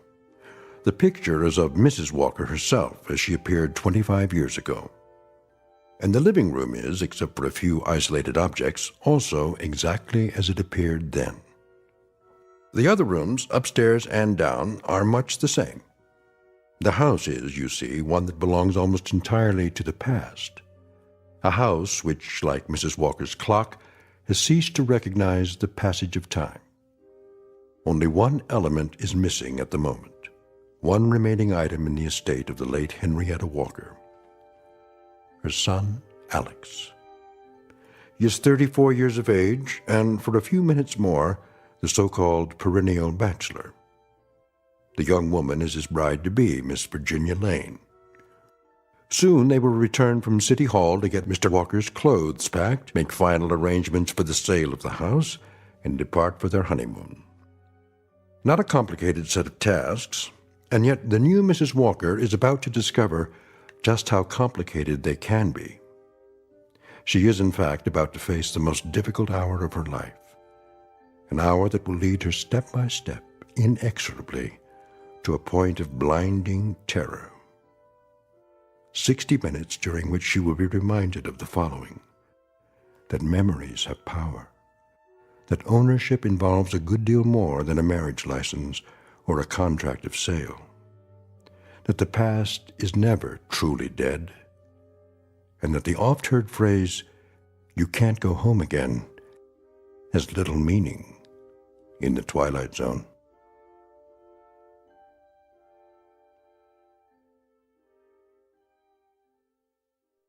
And now, The Twilight Zone, and our story, Young Man's Fancy, starring Tony Plana, with Stacy Keach as your narrator.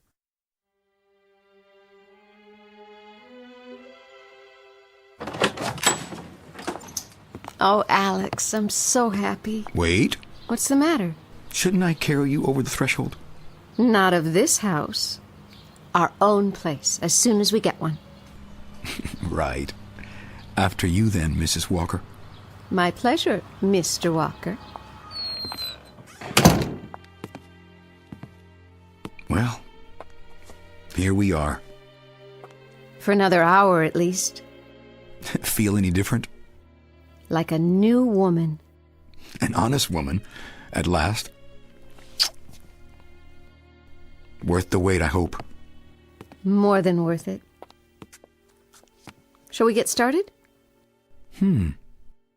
Dear, we should finish packing our suitcases. Yes, of course. Did you phone Mr. Wilkinson? What? The real estate man. Does he know when we'll be back? Oh. No, not yet. Hadn't you better call him now? You have those papers to sign, too. Remember? Yes. Did you leave the vacuum cleaner out? I wanted to get the place straightened up a little before we leave. She trained you well. Who?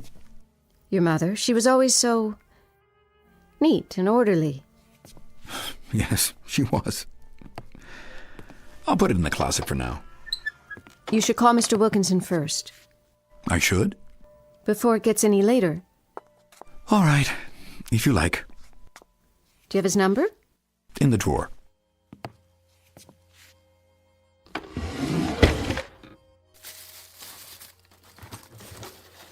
Is it there? I was sure. Check your pockets. Not in this suit. Maybe upstairs.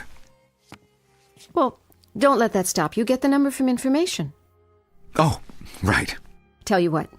You go upstairs and start to pack, and I'll call Mr. Wilkinson, okay? It's not your responsibility. No, but we're a team now. You'd better get used to it. I guess we are. We have been for a long time, or didn't you notice? Now it's official. Oh, Alex, darling, you look so lost. It's going to be all right, you'll see.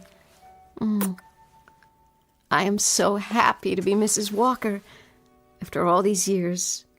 I know. Aren't you? Absolutely. Go on upstairs and pack. I'll be up soon. Thanks. For what? For being so patient. I love you, you know. I love you too. Now go ahead.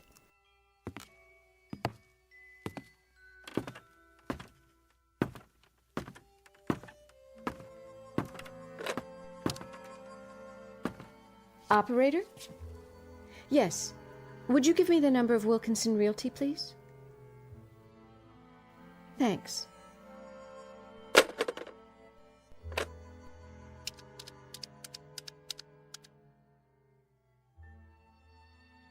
Mr. Wilkinson, Virginia Lane.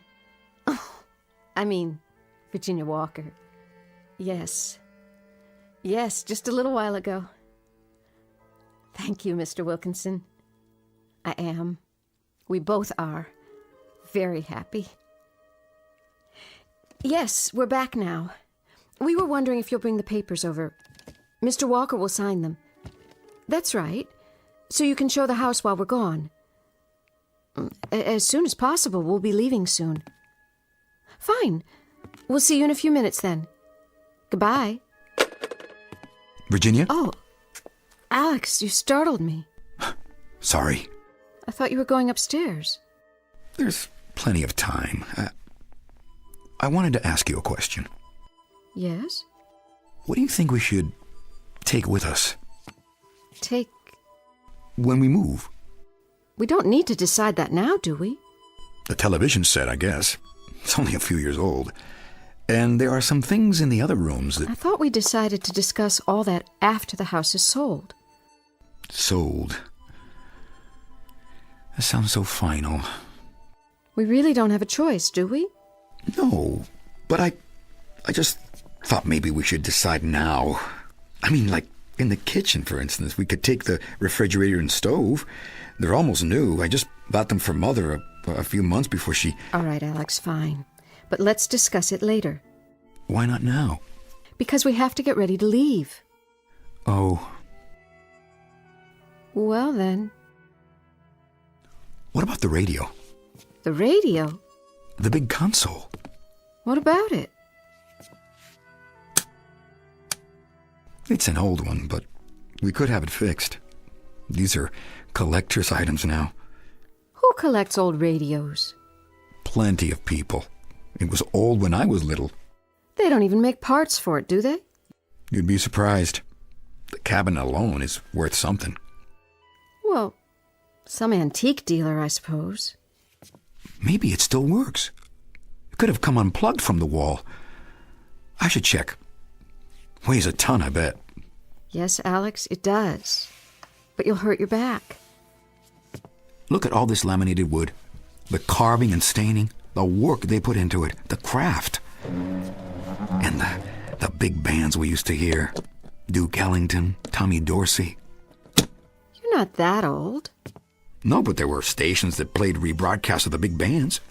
We used to sit in here all the time, listening to them. Mother's favorite was Guy Lombardo. Who? Isn't that something? What is? I just remembered. She used to be crazy about a record of his called Looky, Looky, Looky. Do you know that one? I don't believe I do. Looky, looky, looky, here comes Cookie, walking down the... Alex. Broken. I knew it was, but... But what? You can't imagine what it was like. Mother used to sit here, in this chair, looking at her movie magazines.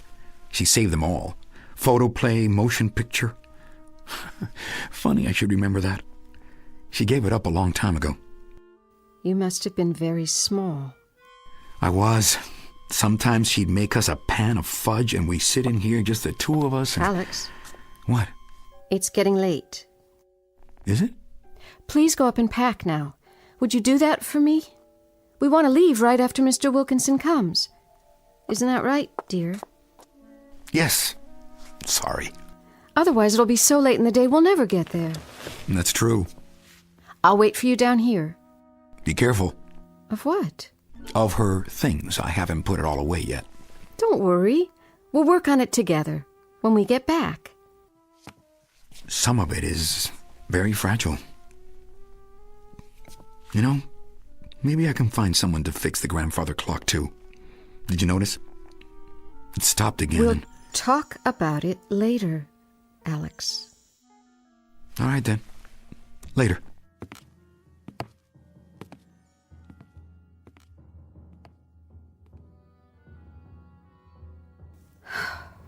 Put it all in boxes. Starting with this picture of her. You think he's still yours, don't you? Well, he may have been once, but not anymore. He's mine now. You'll never get your claws on him again. What in the...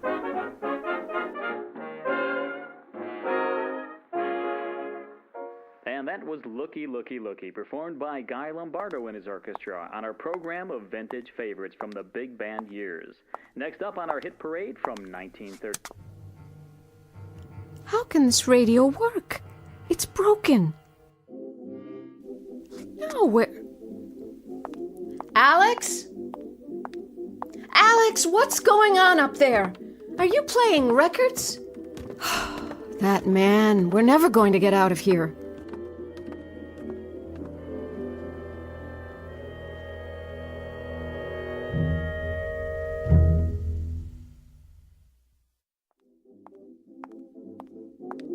Alex? What are you doing? I found it. Found what? That Guy Lombardo record.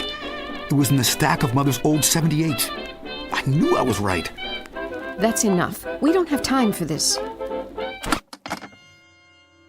Why are you sitting up here listening to records? This used to be my room. I know, but Alex, really... I was just looking at some of my old things that Mother kept. She saved it all for me. just as I left it. Isn't that amazing? I thought you were packing so we could go. I will. But look at this. A Dick Tracy watch. With a picture of Dick Tracy himself on the dial. Alex, Looks as good as ever, doesn't it? Wonder if it works. Oh, no. Mainspring's probably broken. I could take it to a watchmaker. What for? So you can wear it? I got you a watch last year for Christmas. I know, but it's special, don't you think? See this cigar box? It's got everything she ever bought me. My Spider-Man action figure, my Incredible Hulk, and the Wild Wild West hat, belt, and spurs. There's a secret compartment in the buckle. I'm sure some collector will be glad to have them. Oh, look. My Speed Racer cards. And my G.I. Joes. Look, here's my army men in the cardboard battlefields. See, you folded them like so, and then you'd set them out on the table and move the little green plastic figures around. Would you put them away now, please? Here's a picture of me when I was a boy, with my Batman outfit. See the utility belt? That was for my Batarang. I used to walk around the neighborhood all dressed up. Sometimes I'd wear my bat cape, too. Isn't that funny? The other kids laughed at me, but I didn't care. And these books, I read them all. The Hardy Boys and the Secret of the Cave, Bill Bolton and Hidden Danger, Tarzan and the Ant-Man, Tarzan and the Jewels of Opar, Jungle Tales of Tarzan, and my comic books. Alex, please. I wonder why Mother kept them. It's all as I left it, in the same order. Don't you know? Most mothers throw things out when their sons grow up, except for a few school papers, items that have sentimental value, but my mother saved it all, every little thing. Because she would have liked for you to stay exactly as you were when you first had them. Virginia? Oh, I'm sorry. I didn't mean that. Don't worry, I'm putting it away, all of it. Don't be angry with me. Alex. I'm not. I think you are. I think you resent having to clean out this house. You resent me for coming in here like an outsider, an intruder. I don't think anything of the kind. Don't you? Are you sure? You don't think I'm trying to come between you and your past? To steal you away? Because if you do, maybe we shouldn't have... Shouldn't have what? Nothing. Go on. Say it. Oh, Alex. It's just that we're both on edge. This has been a difficult time. More for you than for me, I'm sure, but we're going to make a new start, move on. You do want that, don't you? What do you think? I don't know sometimes. I only want us to be happy. It's all I've ever wanted. Go on downstairs, honey. I'll put these things away. Then I'll get packed. All right, Alex. Let's forget about it. I left your suitcase on the bed in the other bedroom. Thanks. You want me to help you? I can manage. I know you can. I only thought... Sure you're not angry with me? No. I'll make you happy, Alex. You'll see. You won't be sorry. I know. I'll wait downstairs for Mr. Wilkinson, then. He should be here any minute now. You do that.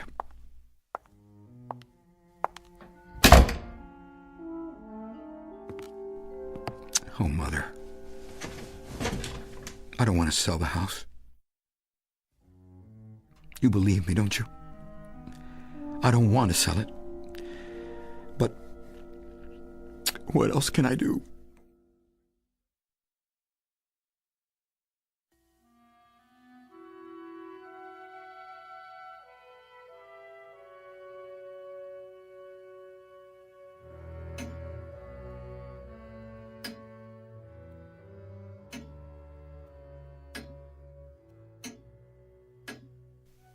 clock. But no one touched it.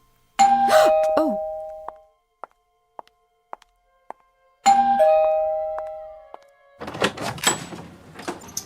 Oh, Mr. Wilkinson. Afternoon, Mrs. Walker. Come in, please. Thank you kindly. I appreciate your making the trip. Oh, no problem. It's only a few blocks. Would you mind waiting in the living room? Mr. Walker will be right down. Fine and dandy, ma'am. Is everything in order? Ma'am? The papers about the house. Oh, yes. All drawn up. I have them right here. Good, that's good.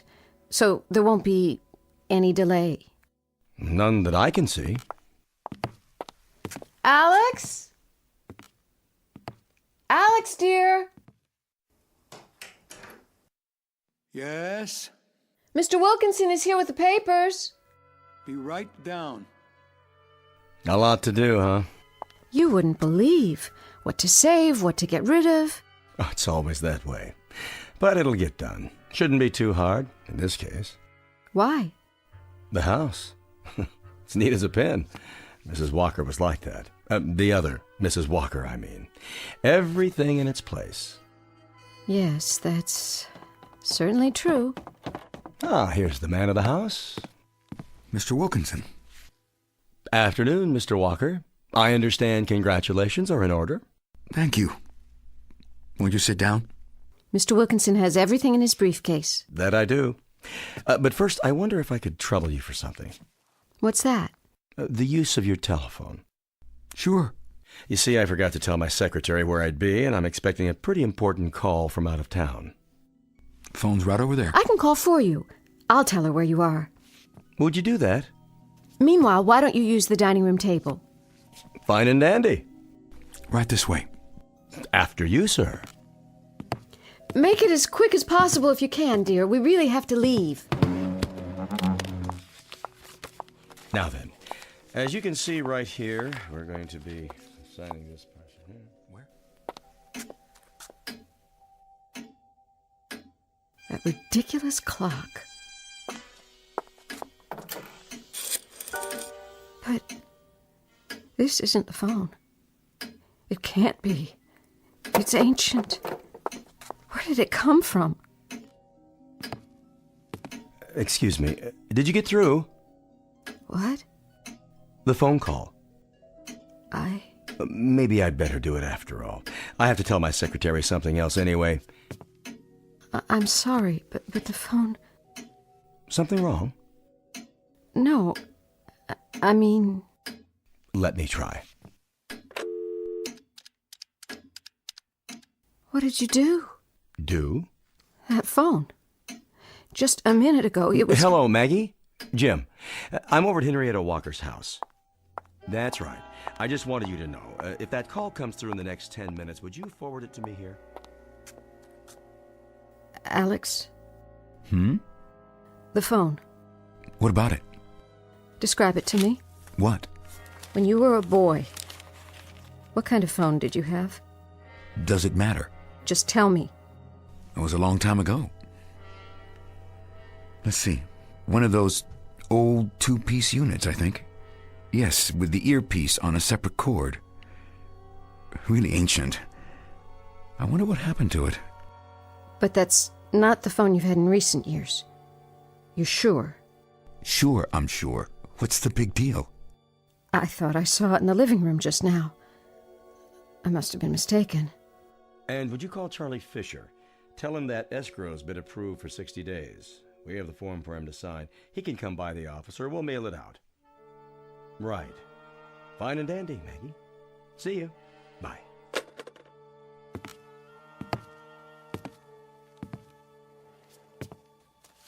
Here, Mr. Wilkinson. We're almost finished. Quite a place, isn't it? Quite a place. No, we shouldn't have any trouble at all selling it. Something you don't understand, Mr. Walker? Pardon? I see you haven't signed yet. If you have a question, that's why I'm here. Yes? I think I'd like to wait. How's that? until we get back. But, Alex... I want to think about it. Oh? Think about what? You decided... No, not yet. I need more time. But you already... I said I want to think about it, Verge. If that's your preference, you have the right. I'm sorry to put you to all this trouble, Mr. Wilkinson. I'm not quite ready yet. I understand. Do you? My mother said never to rush into anything. Always think it through. Good advice. You're positive? I could line up a buyer right away, you know. Alex, please. I'm positive. Uh-huh. I'll get in touch with you on your return, then. Please. I think that would be better. Well, have a nice honeymoon, and don't bother to show me to the door, Miss Lane. Mrs. Walker.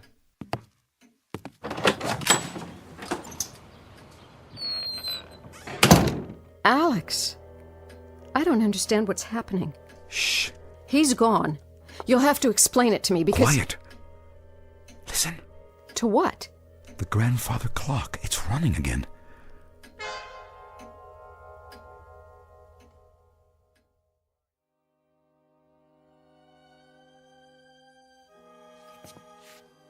I'll go finish packing. Alex?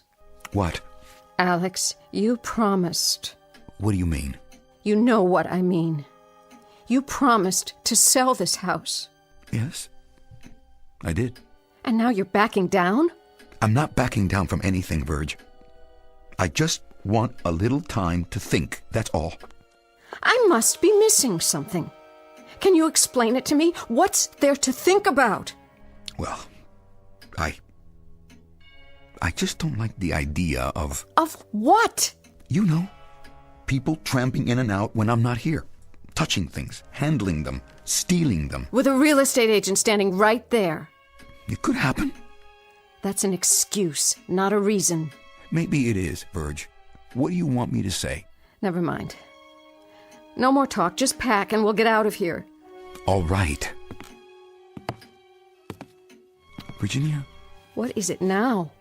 I was thinking, couldn't we... Couldn't we what? Couldn't we live here? What did you say? I know how it sounds, but it's a perfectly good house. Plenty of space, new roof, new appliances in the kitchen. We could... No. No, Alex, no. Don't say no like that without even considering. I don't have to consider it. It's out of the question. We could do whatever you want with it. Even redecorate the rooms to a degree, if that would make you happy. I want to leave, Alex. Do you hear what I'm saying? I want to leave right now. But Virginia... You promised me you'd sell this house after your mother died. Well, she's dead, Alex. Dead. Don't. I've waited for you. All these years. Long years, Alex. Now I want my own home. I have a right to it, don't you think? Or am I being unreasonable? I hate it when you talk this way. And I hate it when you look at me this way. How? As if you don't even know me. I'm sorry. I don't mean to hurt you. Then don't. Oh, Alex, please. Don't do this to us. I'm not doing anything. I'm only trying to figure it all out, but there are so many considerations. Like what? I'm not sure anymore. I only know... Do you know how much I love you? I want to take care of you, make a home for you. But our home, not hers. We've waited so long, darling. So very long. It wasn't my fault. I thought you understood. I do. Your mother was sick and you couldn't... She lost her health raising me, taking care of me in this house for more than 20 years. And now you feel guilty? My father deserted us when I was only 2 months old, Virg. 2 months old. And she had to make do as best she could for the both of us, and... All right, Alex, all right. Please, let's go before it's too late. Before something else can happen to... Like what? I don't know. I only know that I'm frightened. This house has some kind of hold on you. It's as if your mother still... Still what? I don't pretend to understand, but we've got to move on now, or we'll never get away.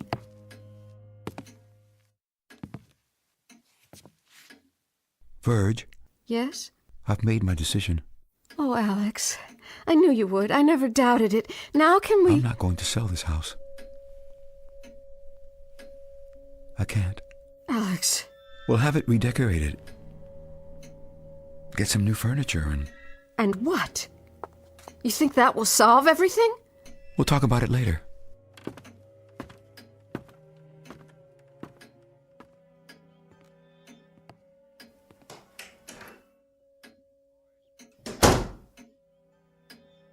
No, Alex.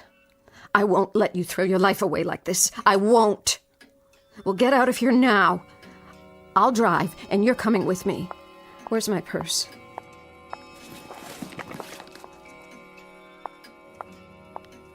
You. In the picture. Look at you, so high and mighty, watching everything that goes on in this house. Watching him. Well, you won't watch him anymore. I won't have it!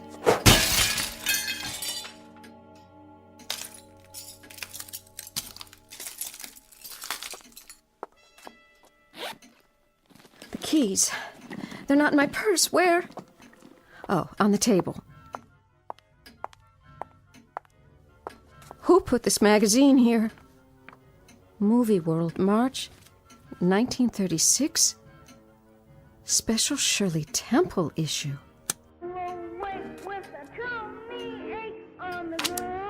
It's you, isn't it, Henrietta?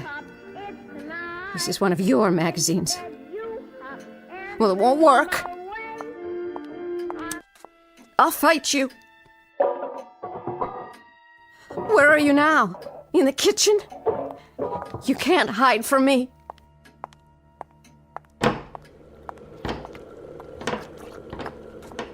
Where did this old stove come from? What are you cooking, fudge? Well, forget it. He doesn't need it anymore.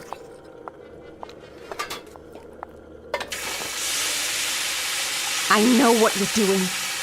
You're changing everything back to the way it was. That's what you want, isn't it? For time to go backwards, to stand still. Well, it'll take more than that, old woman. He's not a child anymore.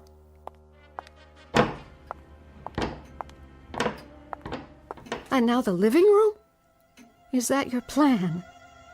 I see what you've done. Musty furniture, no television set, everything old. Old, like you. What's next? You think you can change everything back? Alex. Alex! No. You. Get out of my house. Get out of my way. You can't come up here. No. No. You can't have him. I won't let you. Back. I'm warning you. Stand aside. You don't belong. You're not one of us. Maybe not. But he's mine now. He'll never be yours. He is now. He is. It's already been decided. I'm the one he needs. How can you be? Because I am. I've always known it. I won't try to destroy him like you did. My love will make him strong, not weak, not dependent. Foolish girl. You know it's true. You've always known and hated me for it. Well, your hatred isn't strong enough. Your desire to dominate him. You've lost. We're married. He's not your little boy anymore. He's alive, not dead. You can't have him back. It's too late.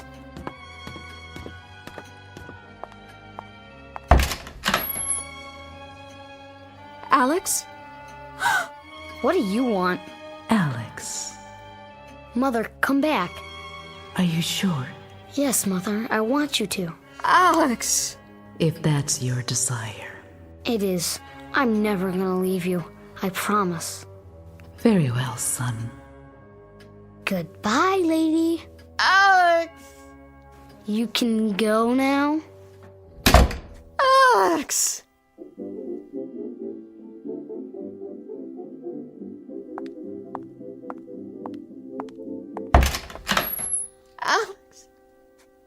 Alex, where are you? Your records, your toys. There's nothing here now. Where did it go? Where did you go? Where? Alex! Alex! Alex!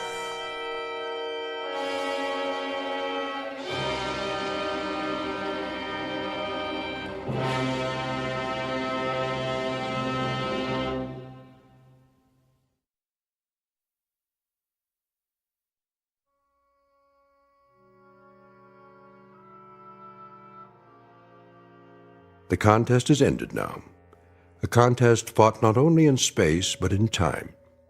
Mr. Alex Walker is gone, no longer in this house as it exists today.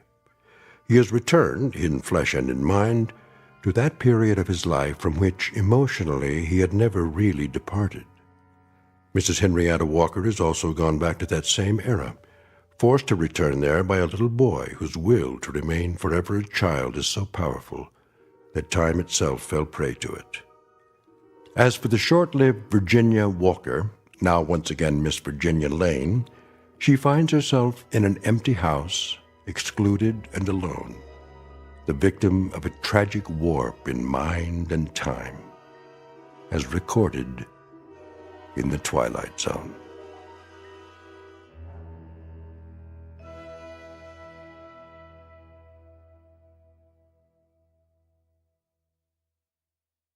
More from the Twilight Zone after this.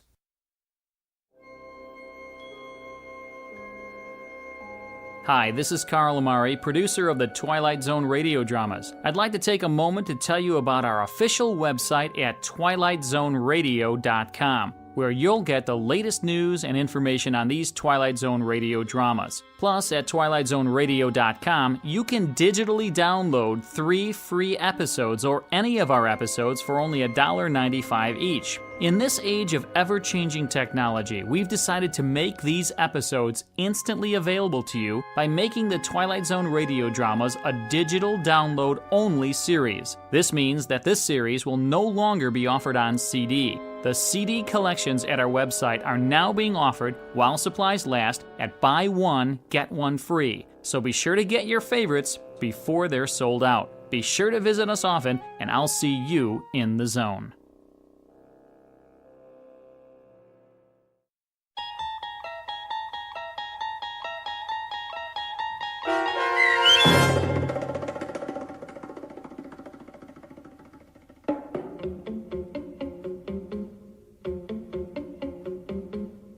Young Man's Fancy, starring Tony Plana with Stacy Keach as your narrator, was adapted for radio by Dennis Etchison and written for The Twilight Zone by Rod Serling, based on a story by Richard Matheson. Heard in the cast were Fernette Lebo, Doug James, Nydia Rodriguez, and C.J. Amari. This copyrighted radio series is produced and directed by Carl Amari for Falcon Picture Group and Westwood One. Sound design and custom Foley effects for The Twilight Zone by Cerny American Creatives Bob Benson, Craig Lee, Matt Sorrow, Tim Cerny, and Todd Beyer.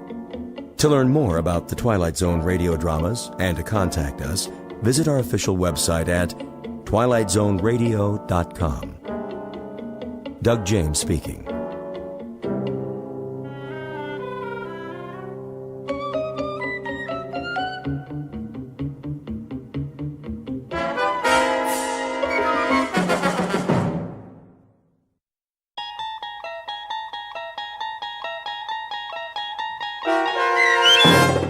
The Time Element, starring Bobby Slayton, with Stacy Keach as your narrator, was adapted for radio by Dennis Etchison and written for The Twilight Zone by Rod Serling.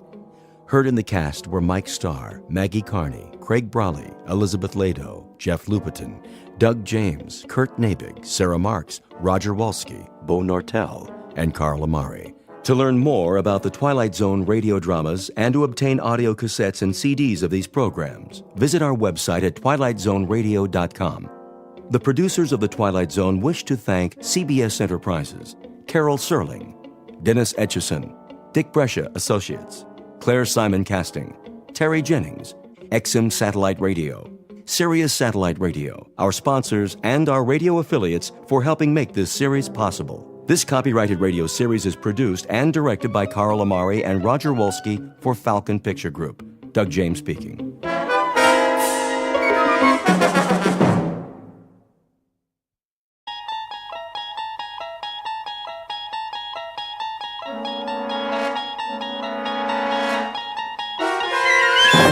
There is a fifth dimension beyond that which is known to man.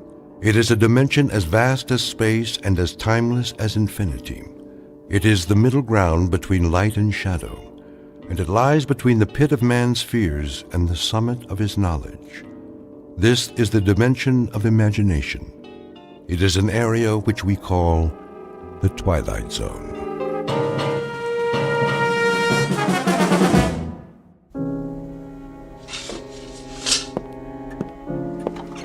Now, Mr. Jensen, I think I have the basics here. Oh, yeah? 41 years old, unmarried, no physical ailments, no previous visits to a psychiatrist. No previous arrest either, okay?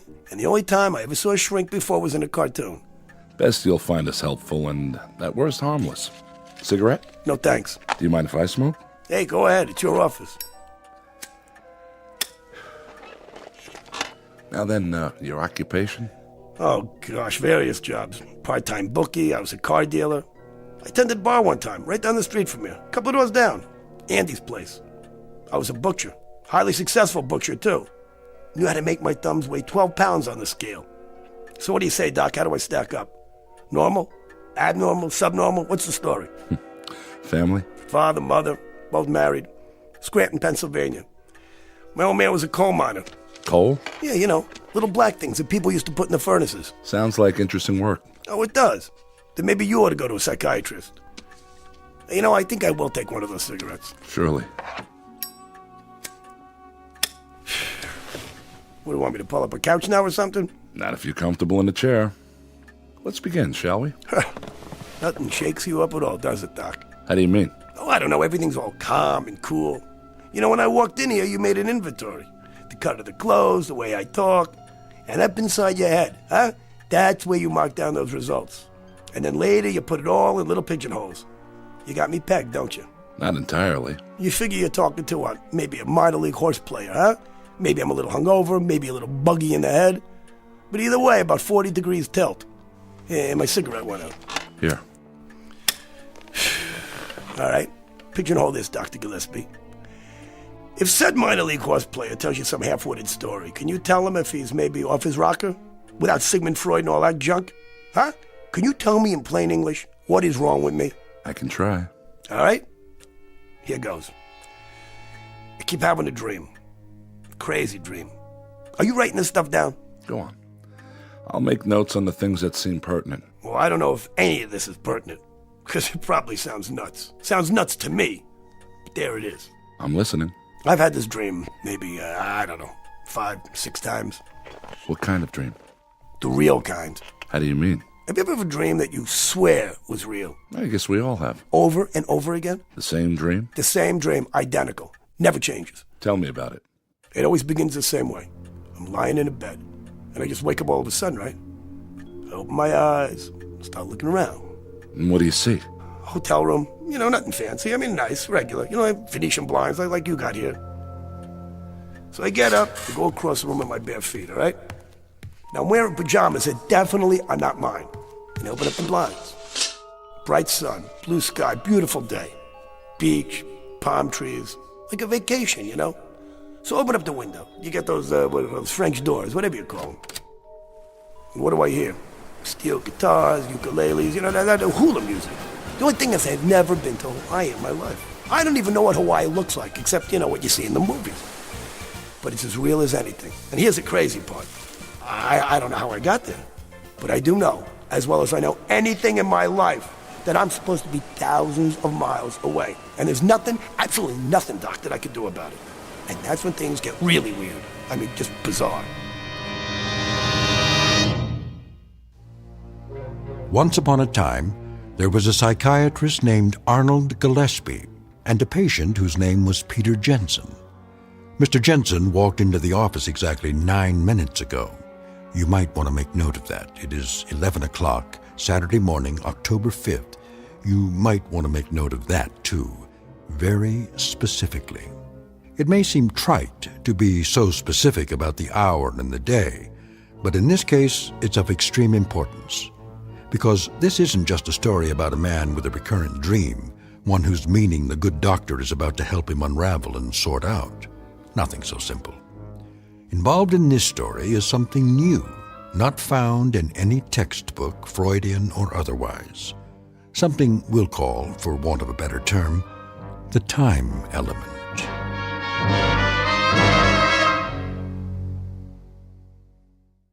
And now, The Twilight Zone and our story, The Time Element, starring Bobby Slayton with Stacy Keach as your narrator.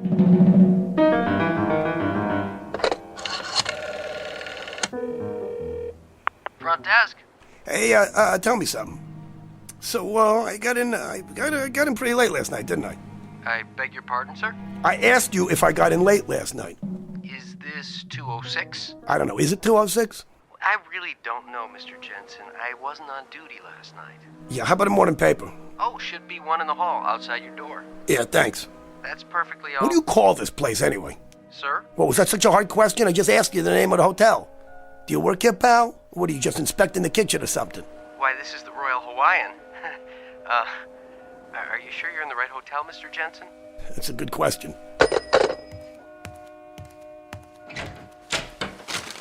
Here's the paper. December 6th. December 6th? What kind of crazy? Maid service. Did you sleep well, sir? Yeah, that's a moot question. Do you want me to clean the room now? Hey, do you want to explain the gag to me now? Excuse me, sir? Do me a favor. Deliver a little message for me. You tell the guy, whoever put you up to this, that I'm going to knock out his teeth one by one. I don't know what you mean. Yeah, and take the phony newspaper with you, all right, lady? This is October. October, sir?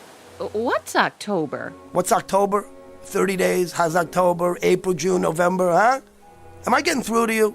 This month right now. It's October, right? I don't believe so, sir. It's December. It's what? December the 6th.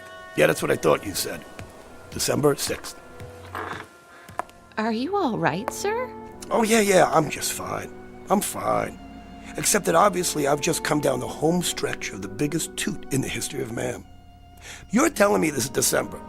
Well, last night I was in New York City. And it was October.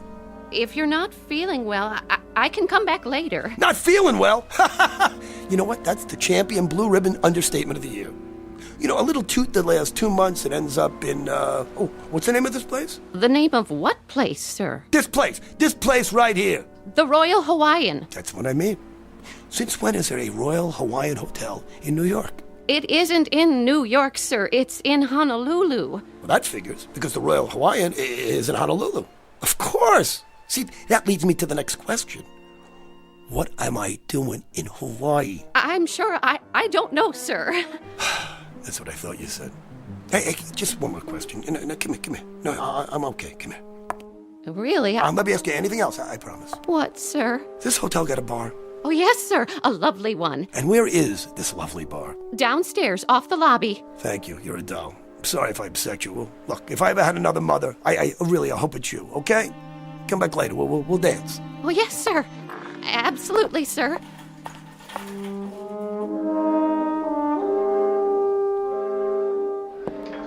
How you doing, pal? Hello, sir. Bar's pretty crowded. I can show you to a booth if you like.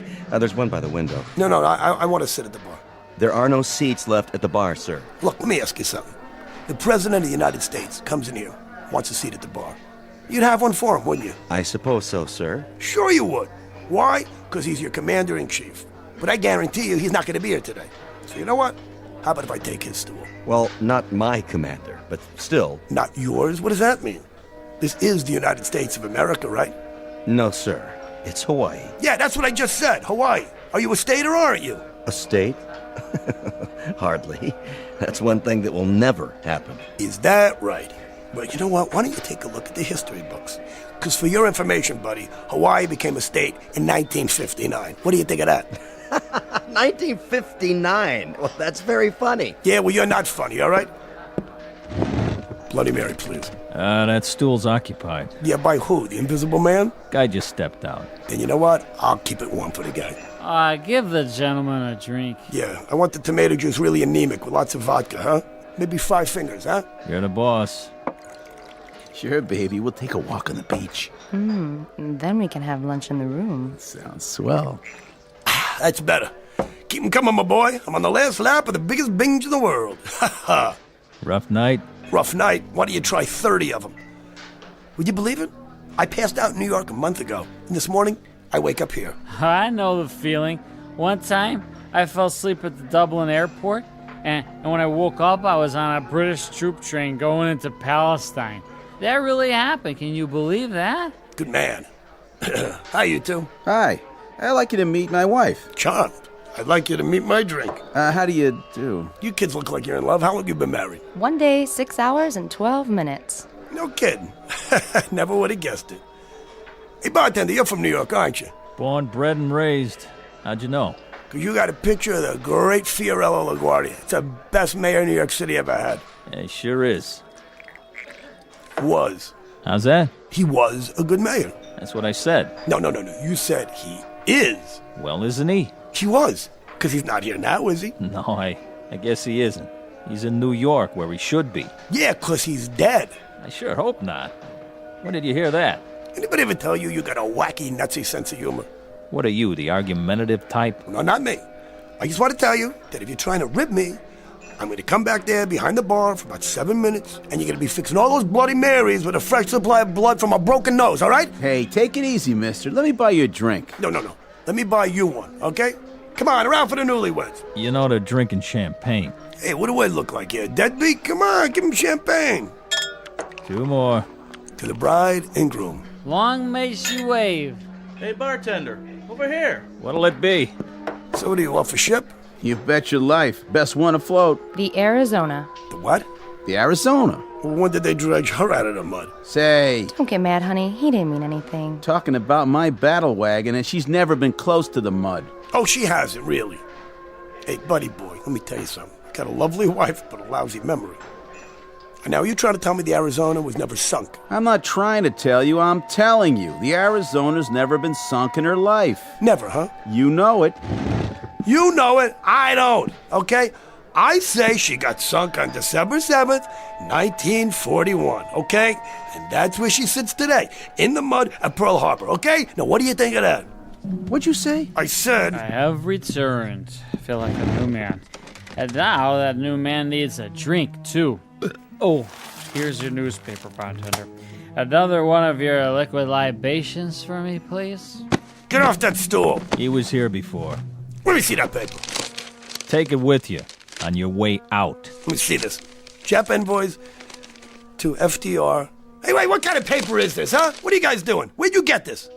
The Honolulu Advertiser, Saturday, December 6th, 1941. You owe me for the champagne. And one Bloody Mary. But it isn't 1941. Do you hear me? Ask anybody. You. How about you? Somebody speak up. What is the matter with you people? I have to ask you to leave now, buddy. Oh, what? Because you think it's 1941? Because everybody in here is in on this stupid joke? It's not 1941. It can't be 1941. I mean, how could it be? So how can it be 1941, Doc? Can you tell me that? Huh? And the dream ends there? No. It just goes on. I see. But up to that point, each dream is identical, you say? Identical. I even remember going to the door of the bar and looking out in the street. And I see all the cars. 1939, 40, 41 models. Nothing newer. Go on. All right. Now get this. And this is what separates the men from the wacky. I don't think it's a dream, Doc. It's not a dream. Make all the little chicken tracks you want on that little piece of paper. What I'm telling you here is the goods. I believe you. You do? Then why don't you call up the sanitarium and tell them we'll take a double room? Because you're nuts also. I mean, I understand why you think it's real. Some dreams are extremely realistic. As often as not, they're impossible to distinguish from reality. No, you don't get what I'm saying. Look, it isn't just that it's real while I'm asleep, Doc. Well, I'm telling you this. It's still real. It's still real even when I'm awake. All of it. Look, I've had dreams like everybody else, but as soon as it started, I knew it was different. Do you understand me? Do you understand me? You don't understand me. These are not dreams. If they're not dreams, Mr. Jensen, what are they? What do you think they are? Let's examine the alternatives. I can think of only one. That's the one I'm thinking of, okay? I wake up in a hotel room in 1941. But I mean, I really wake up, and it's really 1941. Do you understand? Going back in time. That's what I'm doing, Doc. I'm going back in time. Huh. Interesting. What happens then when you're back in time? You sure you want to hear this? I do. Then hold on to your hat, Doc, because from this point on, things go completely screwy.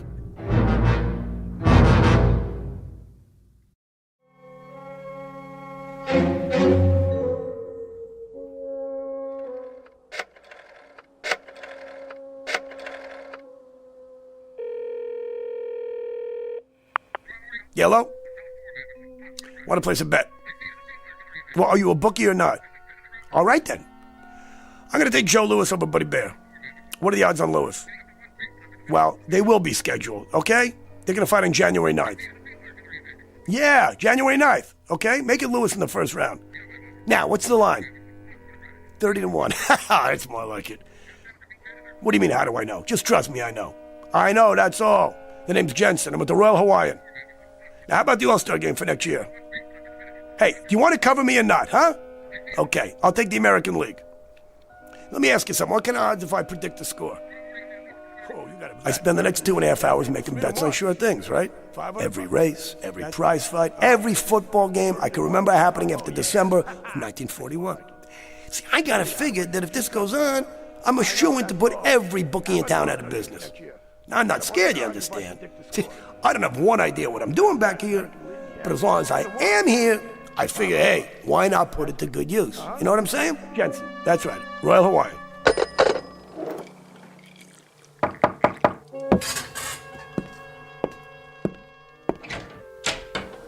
Oh, hey, how are you, buddy? You're the ensign from the bar. I hope you don't mind. No, come in. I just wondered, how you doing? I'm fine. Come on in. Have a drink. My wife asked me to stop by and see how you felt. Yeah, it was very nice of her. I feel great. I'm fine. Hey, what are you drinking? No thanks. We're going swimming. She was a little concerned. My wife, I mean. About what? About me? Well, it's just that down at the bar after you saw the paper and... No, don't worry about it. I was going to ring you up and apologize. That whole Arizona bit. Sure. Are you, sick or something? No, I'm not sick. Well, what made you say it wasn't 1941? No, nothing. I was a little whirly in the head, that's all. Sure. Well, we'll be back about 4 or 5. Maybe you'd like to have a drink with us then, if you feel okay. You got yourself a deal. Hey, one more thing. Yeah? So what do you do on the Arizona? I'm in the engineering section. You work down below? Yeah, most of the time. Good job? I like it. Well, we'll give you a call. Yeah, sure thing. How is he? I think he's okay. Said to give him a call when we get back. Oh, that's great. So I remember thinking, right at that moment, these two kids were so much in love, you could take the looks they gave each other, you could spread it on pancakes. And while I'm watching them, it hits me. This boy looks down in the hold of a ship that has about 14 hours left to ride the waves. After that, it goes down under with 1,000 men. And suddenly, making bets on things that I know will happen seems about as interesting as catching lake trout in a milk bottle. You know what I'm saying? Somehow trying to help those two kids is the one thing in the whole wide world that matters. So I do the only thing I can do. I make a fool out of myself. Hey, front desk? Hey, I need directions to get to the Schofield barracks. Yeah, right. Yeah, U.S. Army base.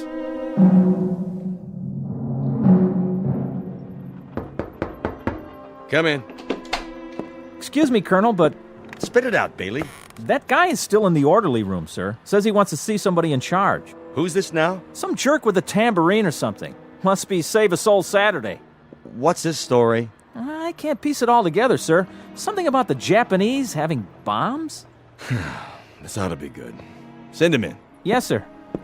The Colonel will see you now. You're Mr... Jensen, Pete Jensen. I'm Colonel Abernathy. What's on your mind, Mr. Jensen? First of all, Colonel, I want to guarantee that I'm not going to get stuck in a rubber room when I'm finished telling you this. You've got it. I have information that the Japanese are bombing Pearl Harbor tomorrow morning. 8 a.m., Honolulu time. You know this to be a fact? Colonel, as sure as I know, the good Lord made racehorses. They're coming over here in about 30 waves off a bunch of carriers. They're going to plaster us while we're still in bed. Oahu, the airfield, right here too. Schofield Barracks. This is very serious. Better take immediate steps. Bailey? Sir? Have Captain Franklin contact the naval station at Pearl. Yes, sir. See that they have all personnel standing by. At least 30 PBYs ready to go up. Tell Lieutenant Ordway to call the commanding general. All troops on the beach. If you say so, sir. All right, come on, knock it off. Cut the game. Listen to me, you brass-covered hyena, okay? Don't you say that nobody warned you. I warn you. You gotta listen to me. I'm sure you're right. Now you can leave peacefully, Mr. Jensen, or I'll have you escorted outside. Go walk by myself, okay? And if anybody grabs me, you're gonna have to call the medical corps on the double. We don't appreciate that kind of talk. Is that a fact? And what do you appreciate, Colonel, huh? Maybe you'd appreciate a big punch in the jaw. All the trouble I take for getting over to try to save you people, and this is what I get? All right, Jensen, zip it. You walk on that lower lip one more time, soldier boy, and I'll get you out of the Army on a medical. You understand me? Believe me, Mr. Jensen, this is going to hurt me worse than it hurts you. Oh, I believe it. Colonel! Oh! Are you all right? Place this man under arrest and fit him for a straitjacket. Yes, sir.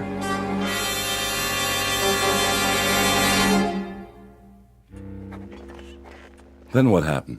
Well, finally they let me leave, right? After I answered some questions about what year it was, and did I know who the president was? I had some trouble with the vice president. Truman, of course, sure, but, Roosevelt dies, Truman takes over, then it's Eisenhower. Good thing I didn't mention Ike. At 41, he was still a light colonel on the general staff in Washington. Think of it. They never heard of rock and roll, jet planes, TV, atom bombs. Anyway, they decided I was harmless. So on the way out, I gave him a V sign and told him to buy some more buns. And after that? What am I going to do? I had my shot. So I figure I'm just going to spend the rest of the day drinking quietly. Of course, the next morning they come looking for me to give me a bronze statue, but by then it's going to be too late, I didn't care anymore. What am I supposed to do? But I'll tell you something. There was some feeling to watch those kids relaxing in the bar with their dates and their drinks. Like everything was fine, like they had a future, and all was well with the world, When tomorrow there'd be a couple odd thousand of them on their way through hell to get to heaven. Hiya. Likewise. Hey, you know what you were talking about this morning? I got a vague recollection. About the Arizona being sunk? Knock it off. You don't believe me? Well, you don't see me bleeding, do you? I'm not trying to drum up an argument. I just wanted to show you something. Take a look out the window. You see that ship in the harbor? That happens to be the Arizona. So I guess somebody got their signals crossed. She's still afloat. Come on, I said knock it off. Mr. Jensen? Yeah, hi. Have that drink with us? Yeah, sure, thanks. Yeah. How was the swim? It was wonderful. So how long's it been now? 32 hours and 15 minutes. Oh, and they said it wouldn't last. Mr. Jensen? Try Pete. Pete. Well, are you all right now? Yeah, I'm fine. I'm all right. Why? It's just that this morning, you seemed so sure it was another year. I did? Hey, look, honey, I'm kind of mixed up here. Look, I didn't mean anything personal, all right? I told you to forget it. Oh, boy, look at you two. What's the matter? I lied just now. I wasn't kidding. The Arizona is going to be sunk. Are we on that again? Yeah, we're on that again. Listen to me, Lieutenant. Ensign. Look, whatever. I got no axe to grind, you understand? Tomorrow morning, I'm going down to the basement so I can cuddle up to a furnace and listen to the sirens. You said you're an engineering officer. That means you're down near the boilers. I'm telling you, at about 20 minutes past 8 in the morning, there's not going to be any boilers. You understand? There's not going to be any decks, and there won't be any ship left. That goes for a lot of boilers and a lot of ships and a lot of decks. Not to mention handsome young ensigns with new brides. Please, don't talk like that. I gotta talk like that. December 7th, 1941 is tomorrow for you, but it's history for me. Do you understand? Last night I was in New York City, and it was years from now. I've lived through those years. I know what's gonna happen. I know it sounds crazy, but I know what's gonna happen. Hey, you. No more trouble, huh? Hey, you shut your mouth. Nobody's talking to you. Hey, look. You're nice young kids. I ain't got no reason in the world to give you any grief. Okay, just do me a favor and listen. Take 100 to 1 shot that this weirdo in front of you maybe has a point, okay? I'm telling you that tomorrow morning we're gonna get attacked. And if you're on that ship... I'll be on that ship, because that's my berth. You're a nice fellow and all, Mr. Jensen, but if you keep saying wild things and making my wife upset, Yeah, what are you gonna do about it? Sit around holding hands and biting earlobes till he goes back to his ship? Because if this boy goes back to that Arizona, he might not be alive at 9 o'clock tomorrow morning. Repeat, he may not be alive. Please. Mr. Jensen, I'm warning you. Hey, buddy, I don't want no trouble. You don't want no trouble, huh? He doesn't want any trouble. Hey, I don't want to give you any trouble. I want to give you music, okay? I want to sing a song for you. Praise the Lord, pass the ammunition. Praise the Lord, pass the ammunition. Praise the Lord, pass the ammunition. And we'll all stay free. Huh? You hear that? It's what you're all going to be singing. You want another one? Oh, how does it go? Let's remember Pearl Harbor. Come on, you write the words. Come on. All right, buddy, that's it. Shut up.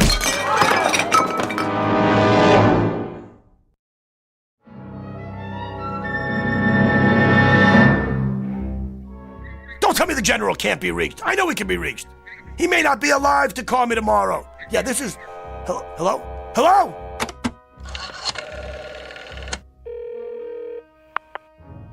Yes, I want to call Navy 7096. 7096, yes, that's right. Hello, is this a naval station? Yeah, let me talk to whoever's in charge. Yeah, hello? Listen, I have some information here. The Japanese are going to attack Pearl Harbor, right? Hello? I said the Japanese are... Hello? What are we going to do? It's almost too late. What time is it? 8 o'clock. It's 8 o'clock in the a.m. It's 8 o'clock. That means it's December 7th. It's December 7th already. What am I going to do? Why wouldn't anybody listen to me? Why? I told you they were coming. I told you they were coming. I told all of you. I told you.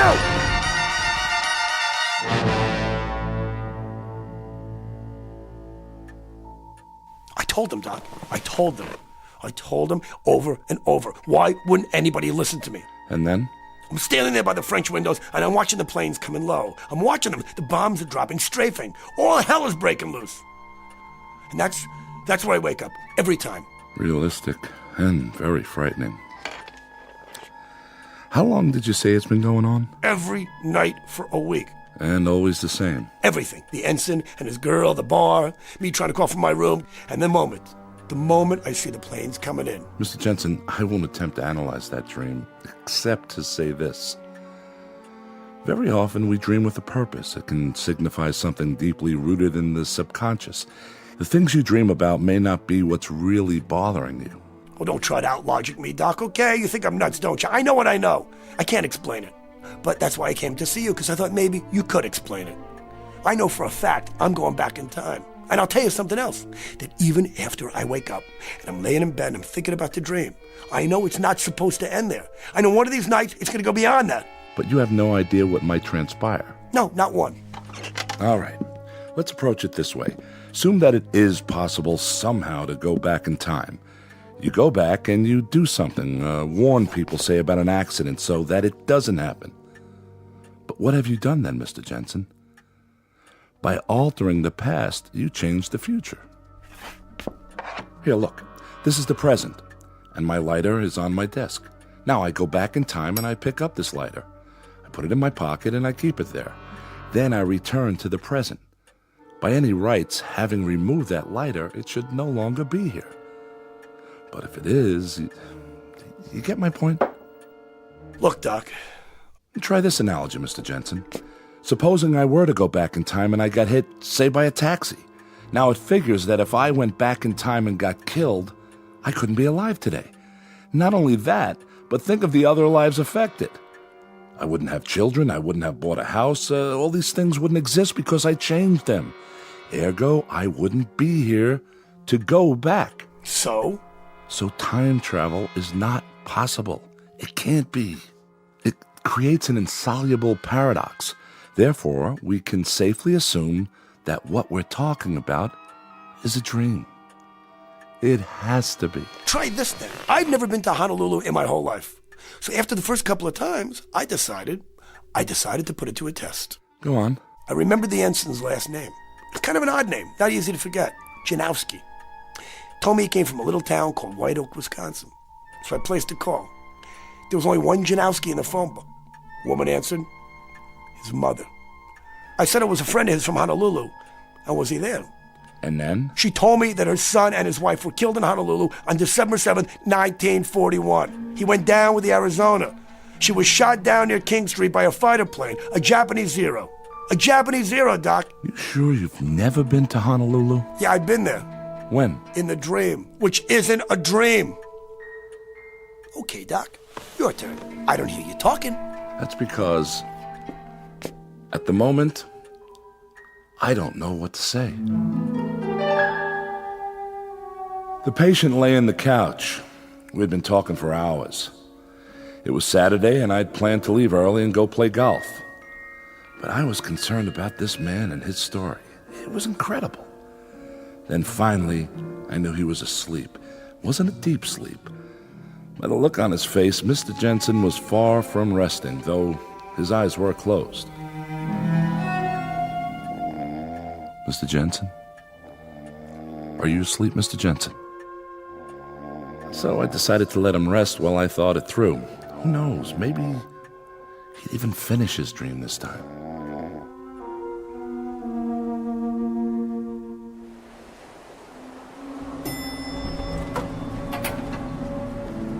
How's your eye, Mr. Jensen?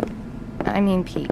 Hey, don't worry about me. I'm fine. I'll put a piece of steak on it. Sorry the bartender hit you. I should have stopped him, but I kind of got carried away, too. No harm done. Well, go lie down and take it easy. Maybe we'll see you later before I go back to the ship. Hey, Janowski, do me one favor, will you? Play hooky tomorrow morning. He's out of his head. Look, if you never do one thing for the rest of your life, do this, will you? Come on. Stay off that ship. Take the little lady. Get away from Pearl Harbor. Come on. I don't care where you go. Get on a Pan Am and go to the Canal Zone. Anywhere, but just get out of here. That's a great plan. And you know what it would cost me? Only my commission in the Navy, that's all. Jimmy, forget it. If you don't go, do you know what that's going to cost you? Just a little item like your life, and hers too. I tried to be nice, but this time I swear I... Come on, Jimmy. Let's go to our floor. Please, come on. What do you got to lose? I'm going to try to save your lives, that's all.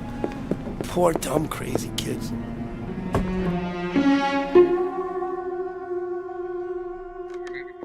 Don't you tell me the general can't be reached. I know he can be reached.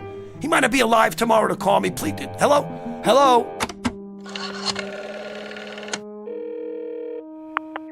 Yes, I want to call Navy 7096. That's right. Hello? Is this the naval station? Let me talk to whoever's in charge. This is Ensign Lamers. It's my watch and it's your nickel, so go ahead. What's on your mind? Listen to me. The Japanese are going to attack Pearl Harbor. Who? What are they gonna do? I said the Japanese... What have you been drinking? I'll tell you what. Take a nice shower and dive into a percolator. Good night. Hello?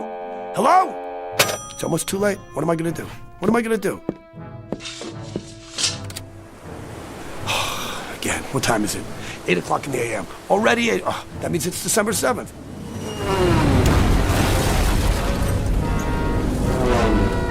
Why would nobody listen to me? Why wouldn't anybody listen to me? Why? I told you they were coming. I told you. I told you. I told you. I told you.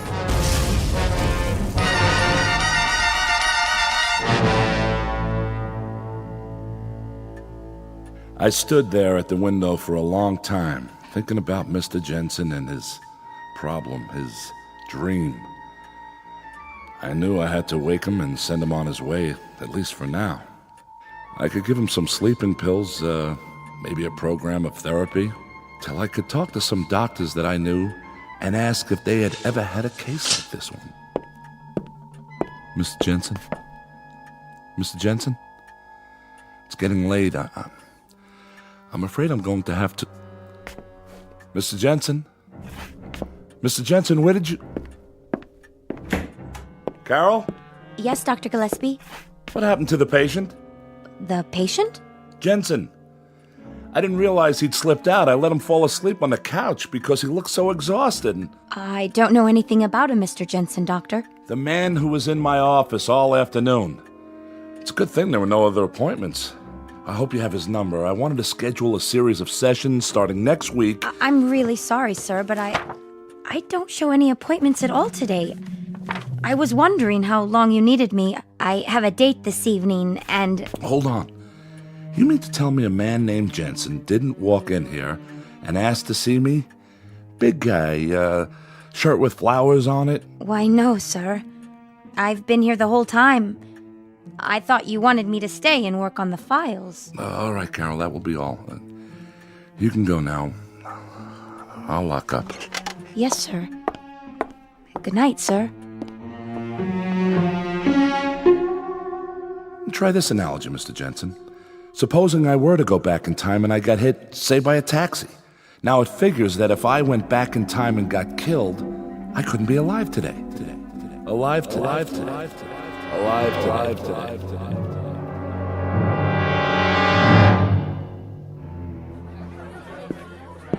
Welcome to Andy's place. What can I get you? Bourbon on the rocks, please. One bourbon coming up. Here you go. Need a light? No, thanks. I've got it. A lighter. Yes, I do. Right here. In my pocket. Cheers. Happy dreams. Same to you. What in the... Problem, mister? No, it's just that picture there. The one in the frame on the wall? Ah, yeah. Group of men in uniform. All except one in a flowered shirt. He looks familiar. Pete Jensen. He used to attend bar here a long time ago. You heard of him? Jensen? No. I don't remember that name. He looked familiar, that's all. Where is he now? Him? He's dead. He got killed before I was born at Pearl Harbor. More down here? Sure. 2 more of the same. Once upon a time, there was a psychiatrist named Arnold Gillespie and a patient whose name was Peter Jensen. You might want to make note of both names for the record, should you ever run across either one in a textbook. It is now Saturday, October 5th at exactly 5:10 p.m. You might want to make note of that, too, if you're even remotely interested in a new theory about something we'll call, for want of a better term, the time element, at least as it is measured in the Twilight Zone. More from the Twilight Zone after this. You are about to enter another dimension, a dimension not only of sight and sound, but of mind, a journey into a wondrous land of imagination. Next stop, the Twilight Zone. Hi, this is Stacy Keach. I'd like to take a moment to tell you about our Twilight Zone website at twilightzoneradio.com. At twilightzoneradio.com, you'll find the latest information on these Twilight Zone radio dramas, including behind-the-scenes photographs, plus the newest product releases, trivia contests, ways to contact us, other Twilight Zone-related info and merchandise, plus links to other fascinating websites. So make your next stop twilightzoneradio.com. Visit twilightzoneradio.com to purchase these Twilight Zone radio dramas on cassette and CD, or call toll-free 1-866-989-ZONE. That's 1-866-989-9663.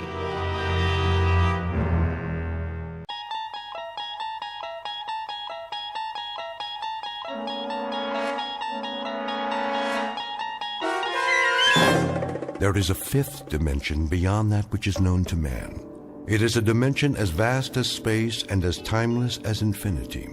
It is the middle ground between light and shadow, and it lies between the pit of man's fears and the summit of his knowledge. This is the dimension of imagination. It is an area which we call the Twilight Zone.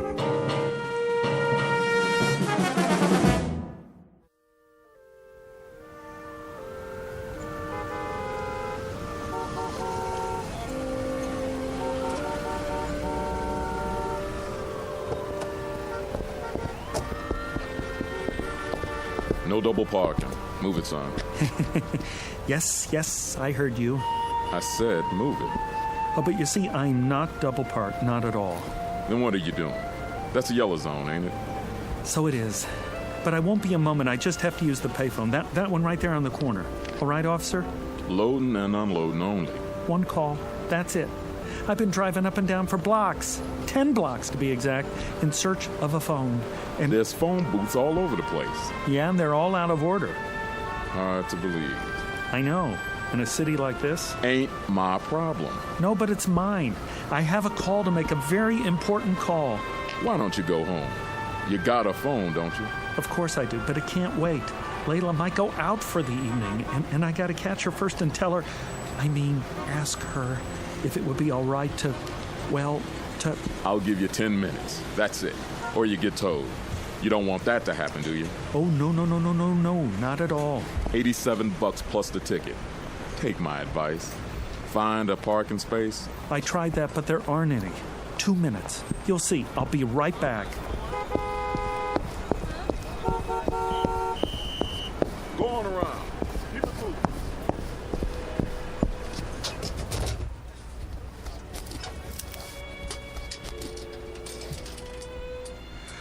Oh, there. Come on. I'm sorry, but all circuits are temporarily busy. Please try again later. I'm sorry, but all circuits are temporarily...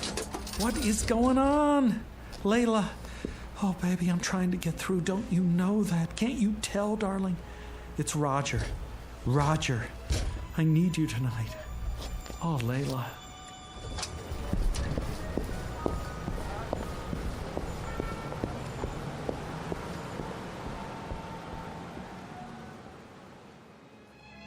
Mr. Roger Shackleforth, age, youthful 20s. Occupation, being in love, full-time. Not just in love, but madly, passionately, illogically, miserably, all-consumingly obsessed with a young woman who has a vague recollection of his face, and even less than a passing interest. In a moment, however, you'll see a switch in attitude, because Mr. Roger Shackleforth, the young gentleman in question, will take a short but very meaningful journey into a calling area known as the Twilight Zone.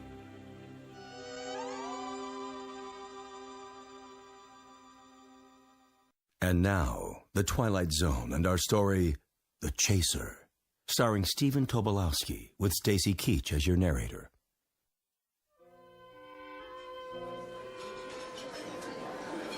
More coffee, Jenny. No thanks, Margie. Well, maybe just a smidge or it'll keep me up. Miss, can I use your... All the way in the back. No, not that. The telephone. Do you have a public telephone? Sure do, on the wall. Good, I'll need some change. Here. Better get in line, though. What? The young man's been at it for...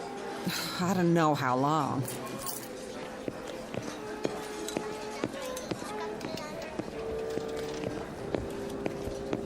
Man, are my dogs killing me. Tell me about it. Back of the line, pal. This is madness. Yeah, they call it New York. It's becoming impossible to make a call anywhere in the city. You can say that again. Thank you. This is an outrage. Watch your blood pressure, honey. Look, it's making another call. Same number over and over. I tell you, he won't give up. Doesn't even talk, just dials. Maybe he's got a dialect. Gonna have to soak his finger in Epsom salts. Oh, I simply can't stand this. I must use the phone. Well, la-di-da. Who are you, Mr. High and Mighty? I have a business appointment and I'm late. Stand aside. Oh, no. We're all in this together. Look, I'll buy your place in line. $1 to get in front of you. $1? Are you kidding? All right, $5. Well, since you put it that way. How about you? Got another $5 on you? Certainly. Who's next? Don't look at me. But I am looking at you. Have you ever made $5 so easily? That ain't the point. I should first pay the same as place and show. How much do you want? Nothing less than a sawbuck. 10! That's... Then take your business elsewhere. I don't come cheap. I can see that. Here we are. After you, sweetie. Time, young man. I've had quite enough.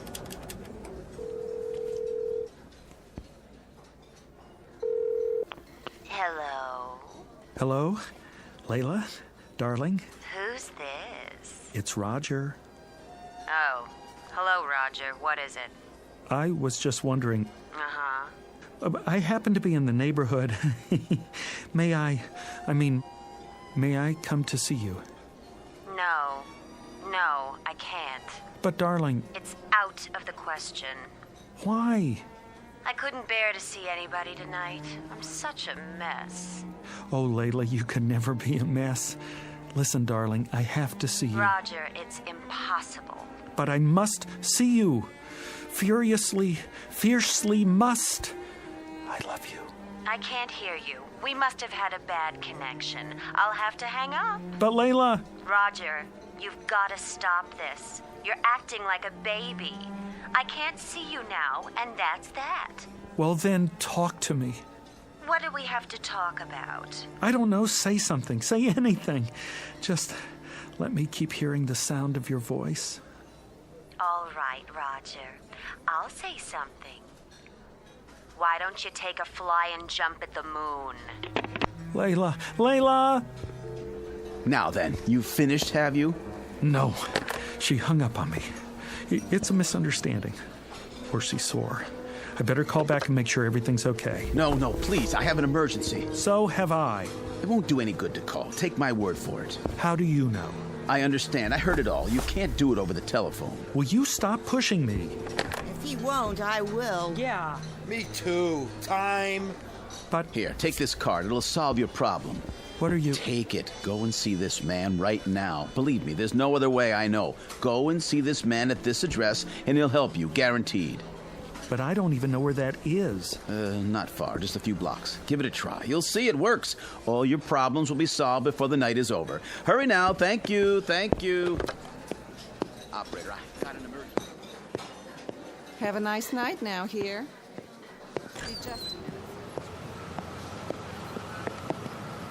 Hey! Where's my car?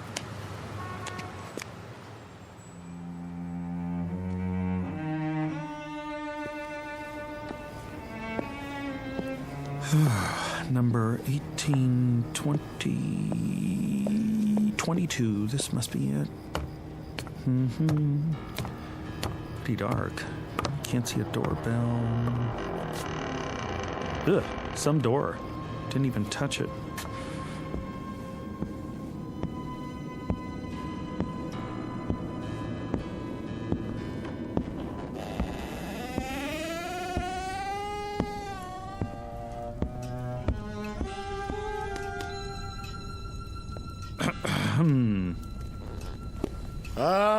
All right, I see you there. Stop skulking around.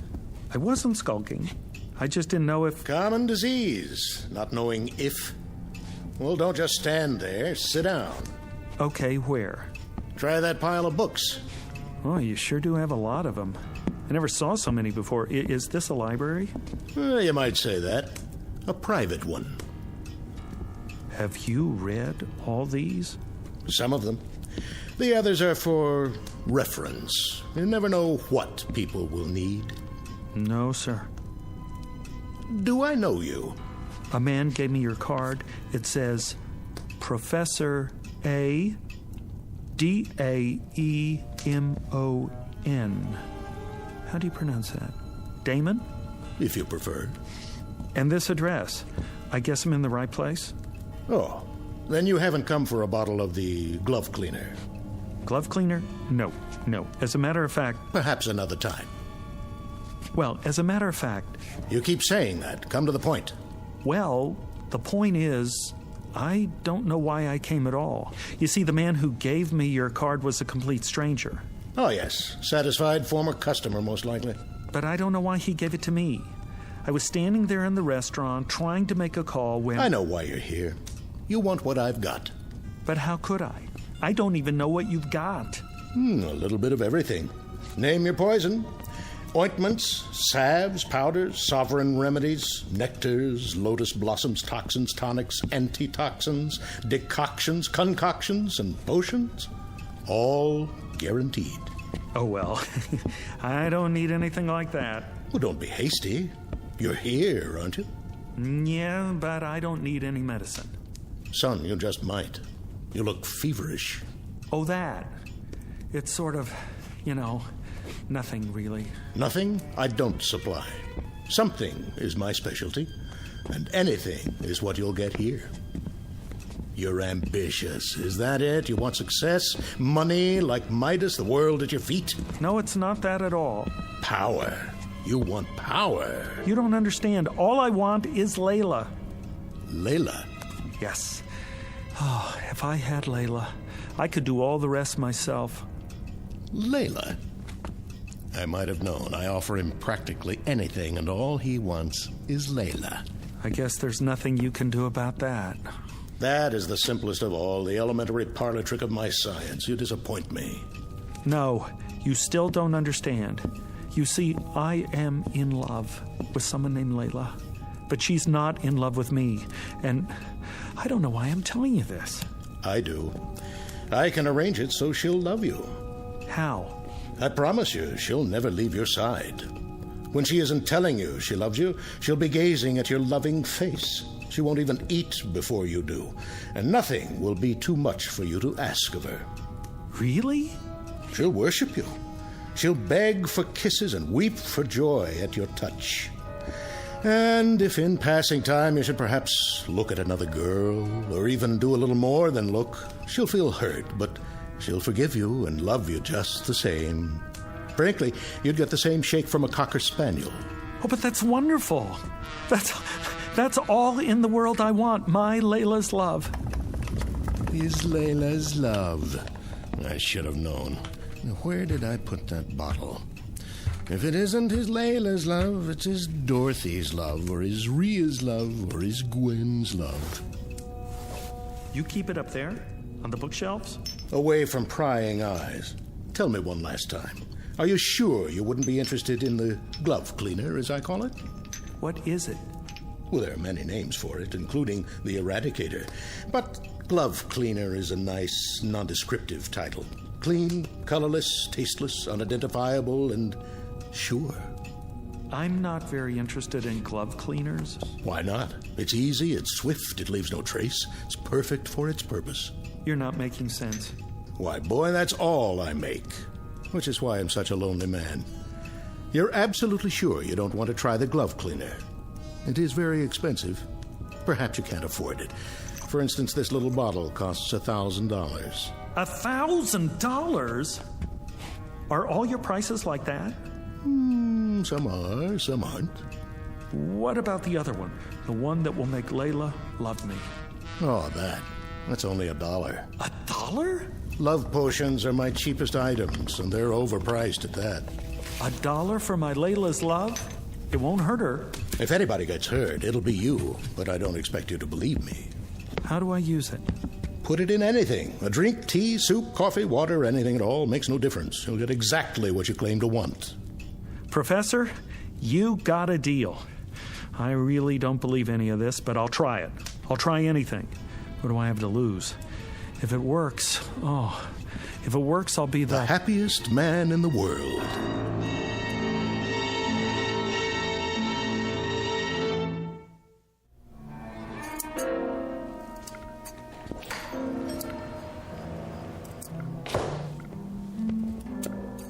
Yes?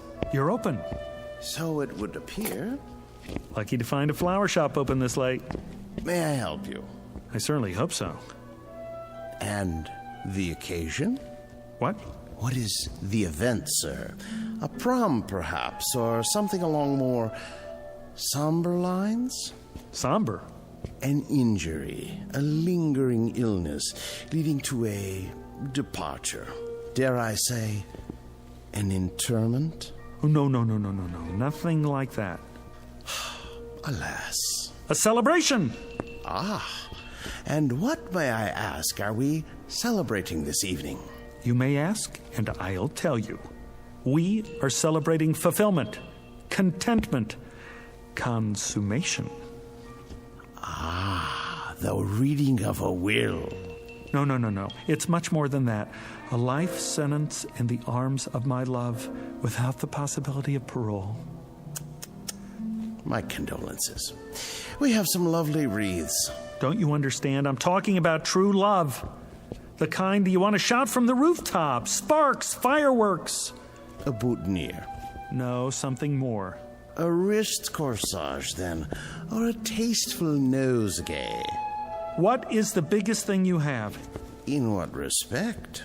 I know. A rose. By any other name. Color. How about blue? Yellow. Green? Pink.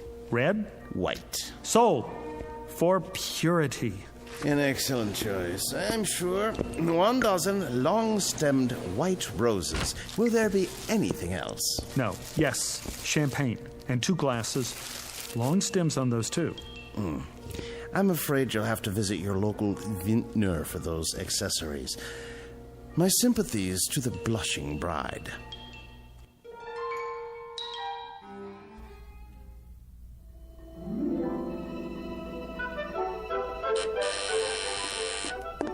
Who could that be? Yes? Layla, it's me. Roger, I told you I was busy tonight. Busy? How busy can you be in a dressing gown? I'm just about to put on my dress. Call me. When? Tomorrow. Just a minute, just a little minute. Flowers, see? And champagne. That's very nice, Roger. Thank you. Now, if you'll just run along. I couldn't have lasted the evening without seeing you, Layla. I'm sure that's not true. You don't know what it's like to love somebody, to love anybody so much, so desperately. No, I suppose I don't. It's good champagne. Just enough for the two of us. Now, that's not asking much, is it? All you have to do is give me 5 minutes for one drink. Roger, you are acting like a clod. A silly, stupid, sophomoric clod. I love you. Stop saying that. But you don't know what I went through to get here. My car was towed. I've been walking for the past hour. How can you be so cruel? All right, one drink. 5 minutes, and then you go. You won't regret it.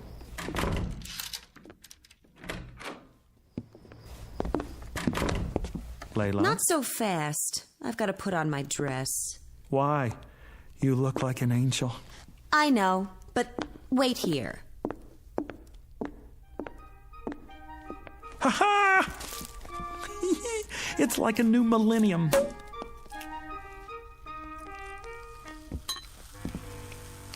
Don't be too long, darling. Just long enough to prepare one very special glass of champagne for you.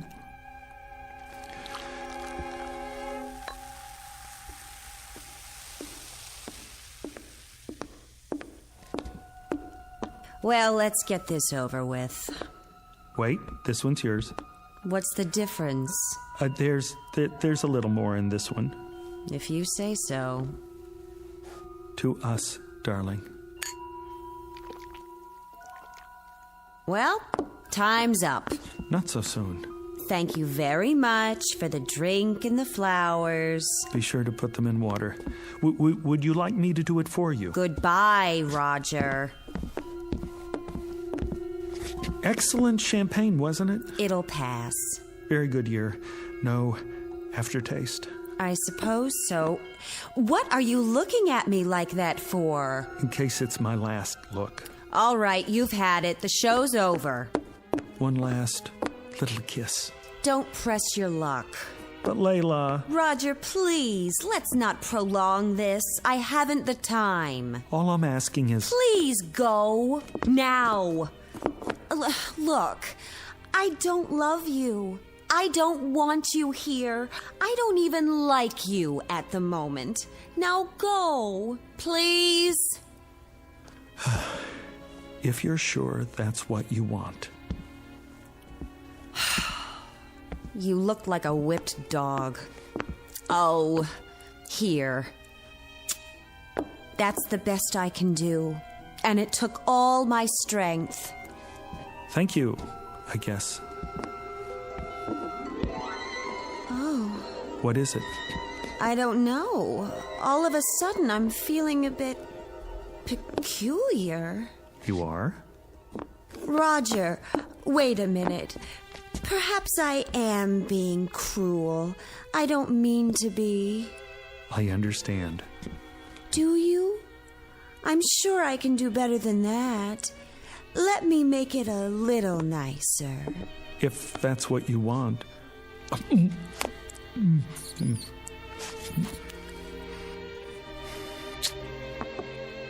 That was definitely an improvement. What's happening? What is happening to me? Who cares? Come here, baby. Oh, Roger.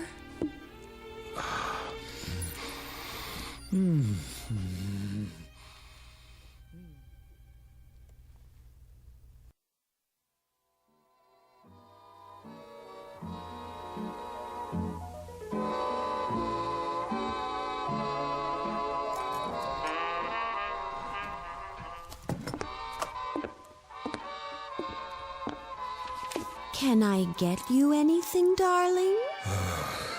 No. Are you sure? Quite sure. Is the music too loud? No, it's fine. Let me turn it up for you. It's fine, I said. What are you doing? Reading. Oh. Is it a good book? Great. Because if it isn't, I can get you another one. Layla, would you sit down, please? Of course, darling, if you want me to. Here? Oh, I meant somewhere else. All right, my love, if that's your wish. I'm sorry if it bothers you. It's just that I love to kneel at your feet. Well, kneel in a chair. Okay. Which one, darling? Anyone. Doesn't matter. Darling? Yes? Do you want your slippers now? No, thank you. Are you sure? I got them especially for you. They're the best the store had. They make my feet hot. Oh, well, if your feet are hot now, I could soak my hands in ice water and then caress them. That might feel good. Do you think so? No, my feet are fine. You have the most beautiful feet, like a dancer. I've never seen a more perfect instep. Would you like to prop them up on something? I'm fine. I know. Do you want to smoke your pipe? I don't think so. Why not? It burns my tongue. I'd be happy to break it in for you.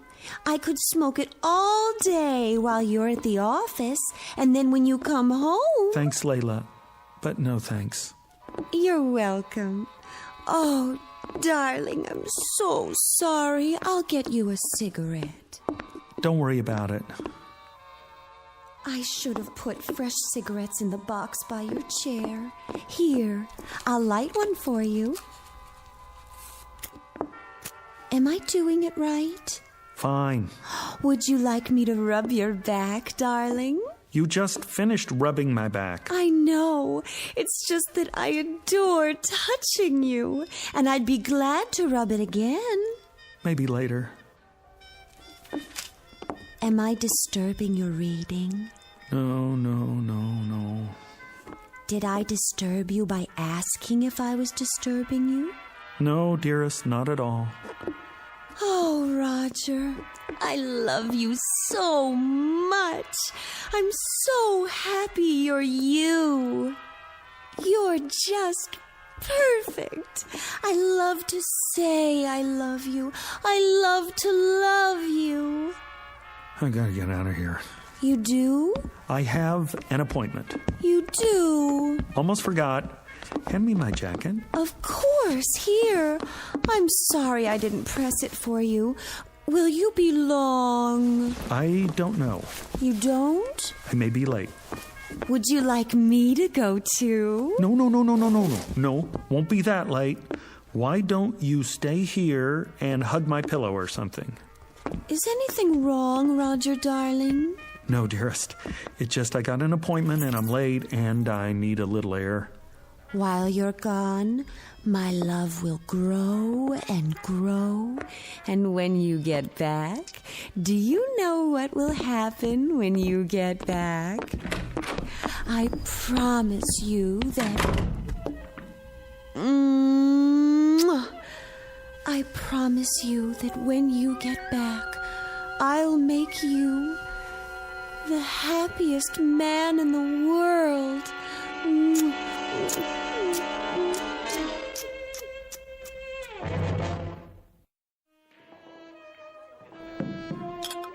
There you go, buddy. Thanks.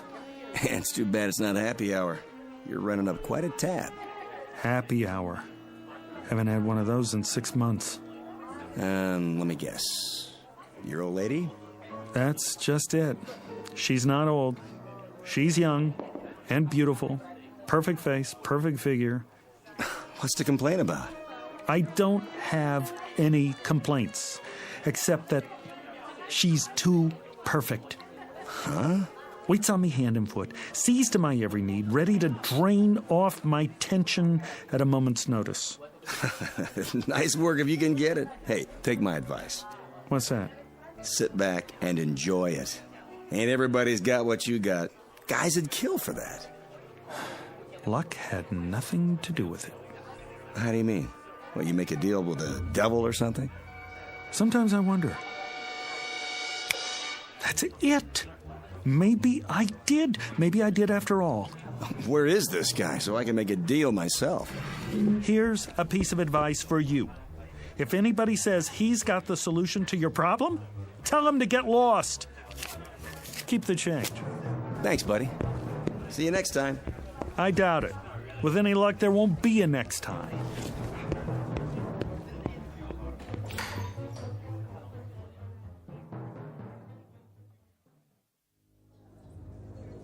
Have a nice night now here. I will, Margie. You take care. Excuse me. Be just a minute, sir. There's room at the counter.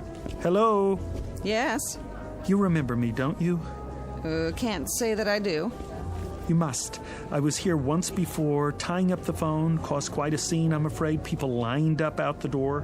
When was this? 6 months ago, exactly. You don't say. Been in here much since then? Not once. I didn't think so. I was desperate to make a call, you see. I kept standing at the payphone, dialing over and over again, and everyone got terribly irritated. Happens sometimes, but I can't say I remember you. Listen, there was a man here that night, middle-aged, carrying an overcoat and a package. He said he was late for a meeting uptown. He bought his way to the front of the line, and when I finally left, he gave me some advice. Handed me his business card, this one right here. What's this now? So he told me to go to the address on the card, said it would solve my problem. I don't know anything about that. That's fine. What I want to know is, do you remember the man? Is he a regular customer? Because if he is, I have to find him and ask him what happened to his problem and what he knows about the address on this card. Anything at all. Sorry, mister. I can't help you. People come and go all the time. Could have been anyone. Then at least keep the card. And if you ever see a man trying to give out one like it, grab it, tear it up. You can't imagine how much grief you'll save some poor soul.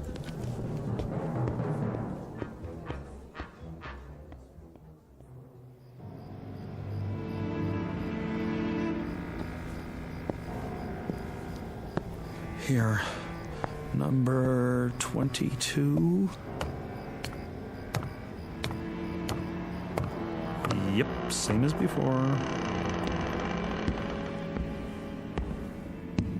Now the second set of doors. Here we go.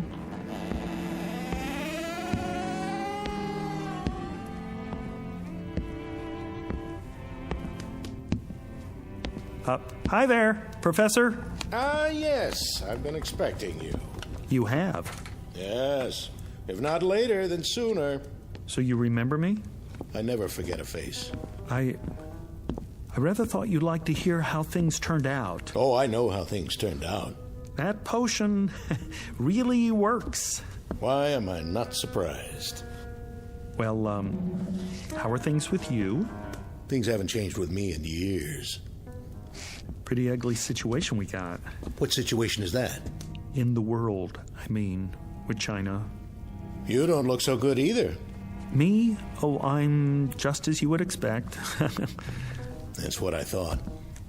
I just dropped by to tell you. I'm glad to hear it. Is this what you're looking for? That's the bottle of the glove cleaner? Mm-hmm. You sell much of that stuff? Now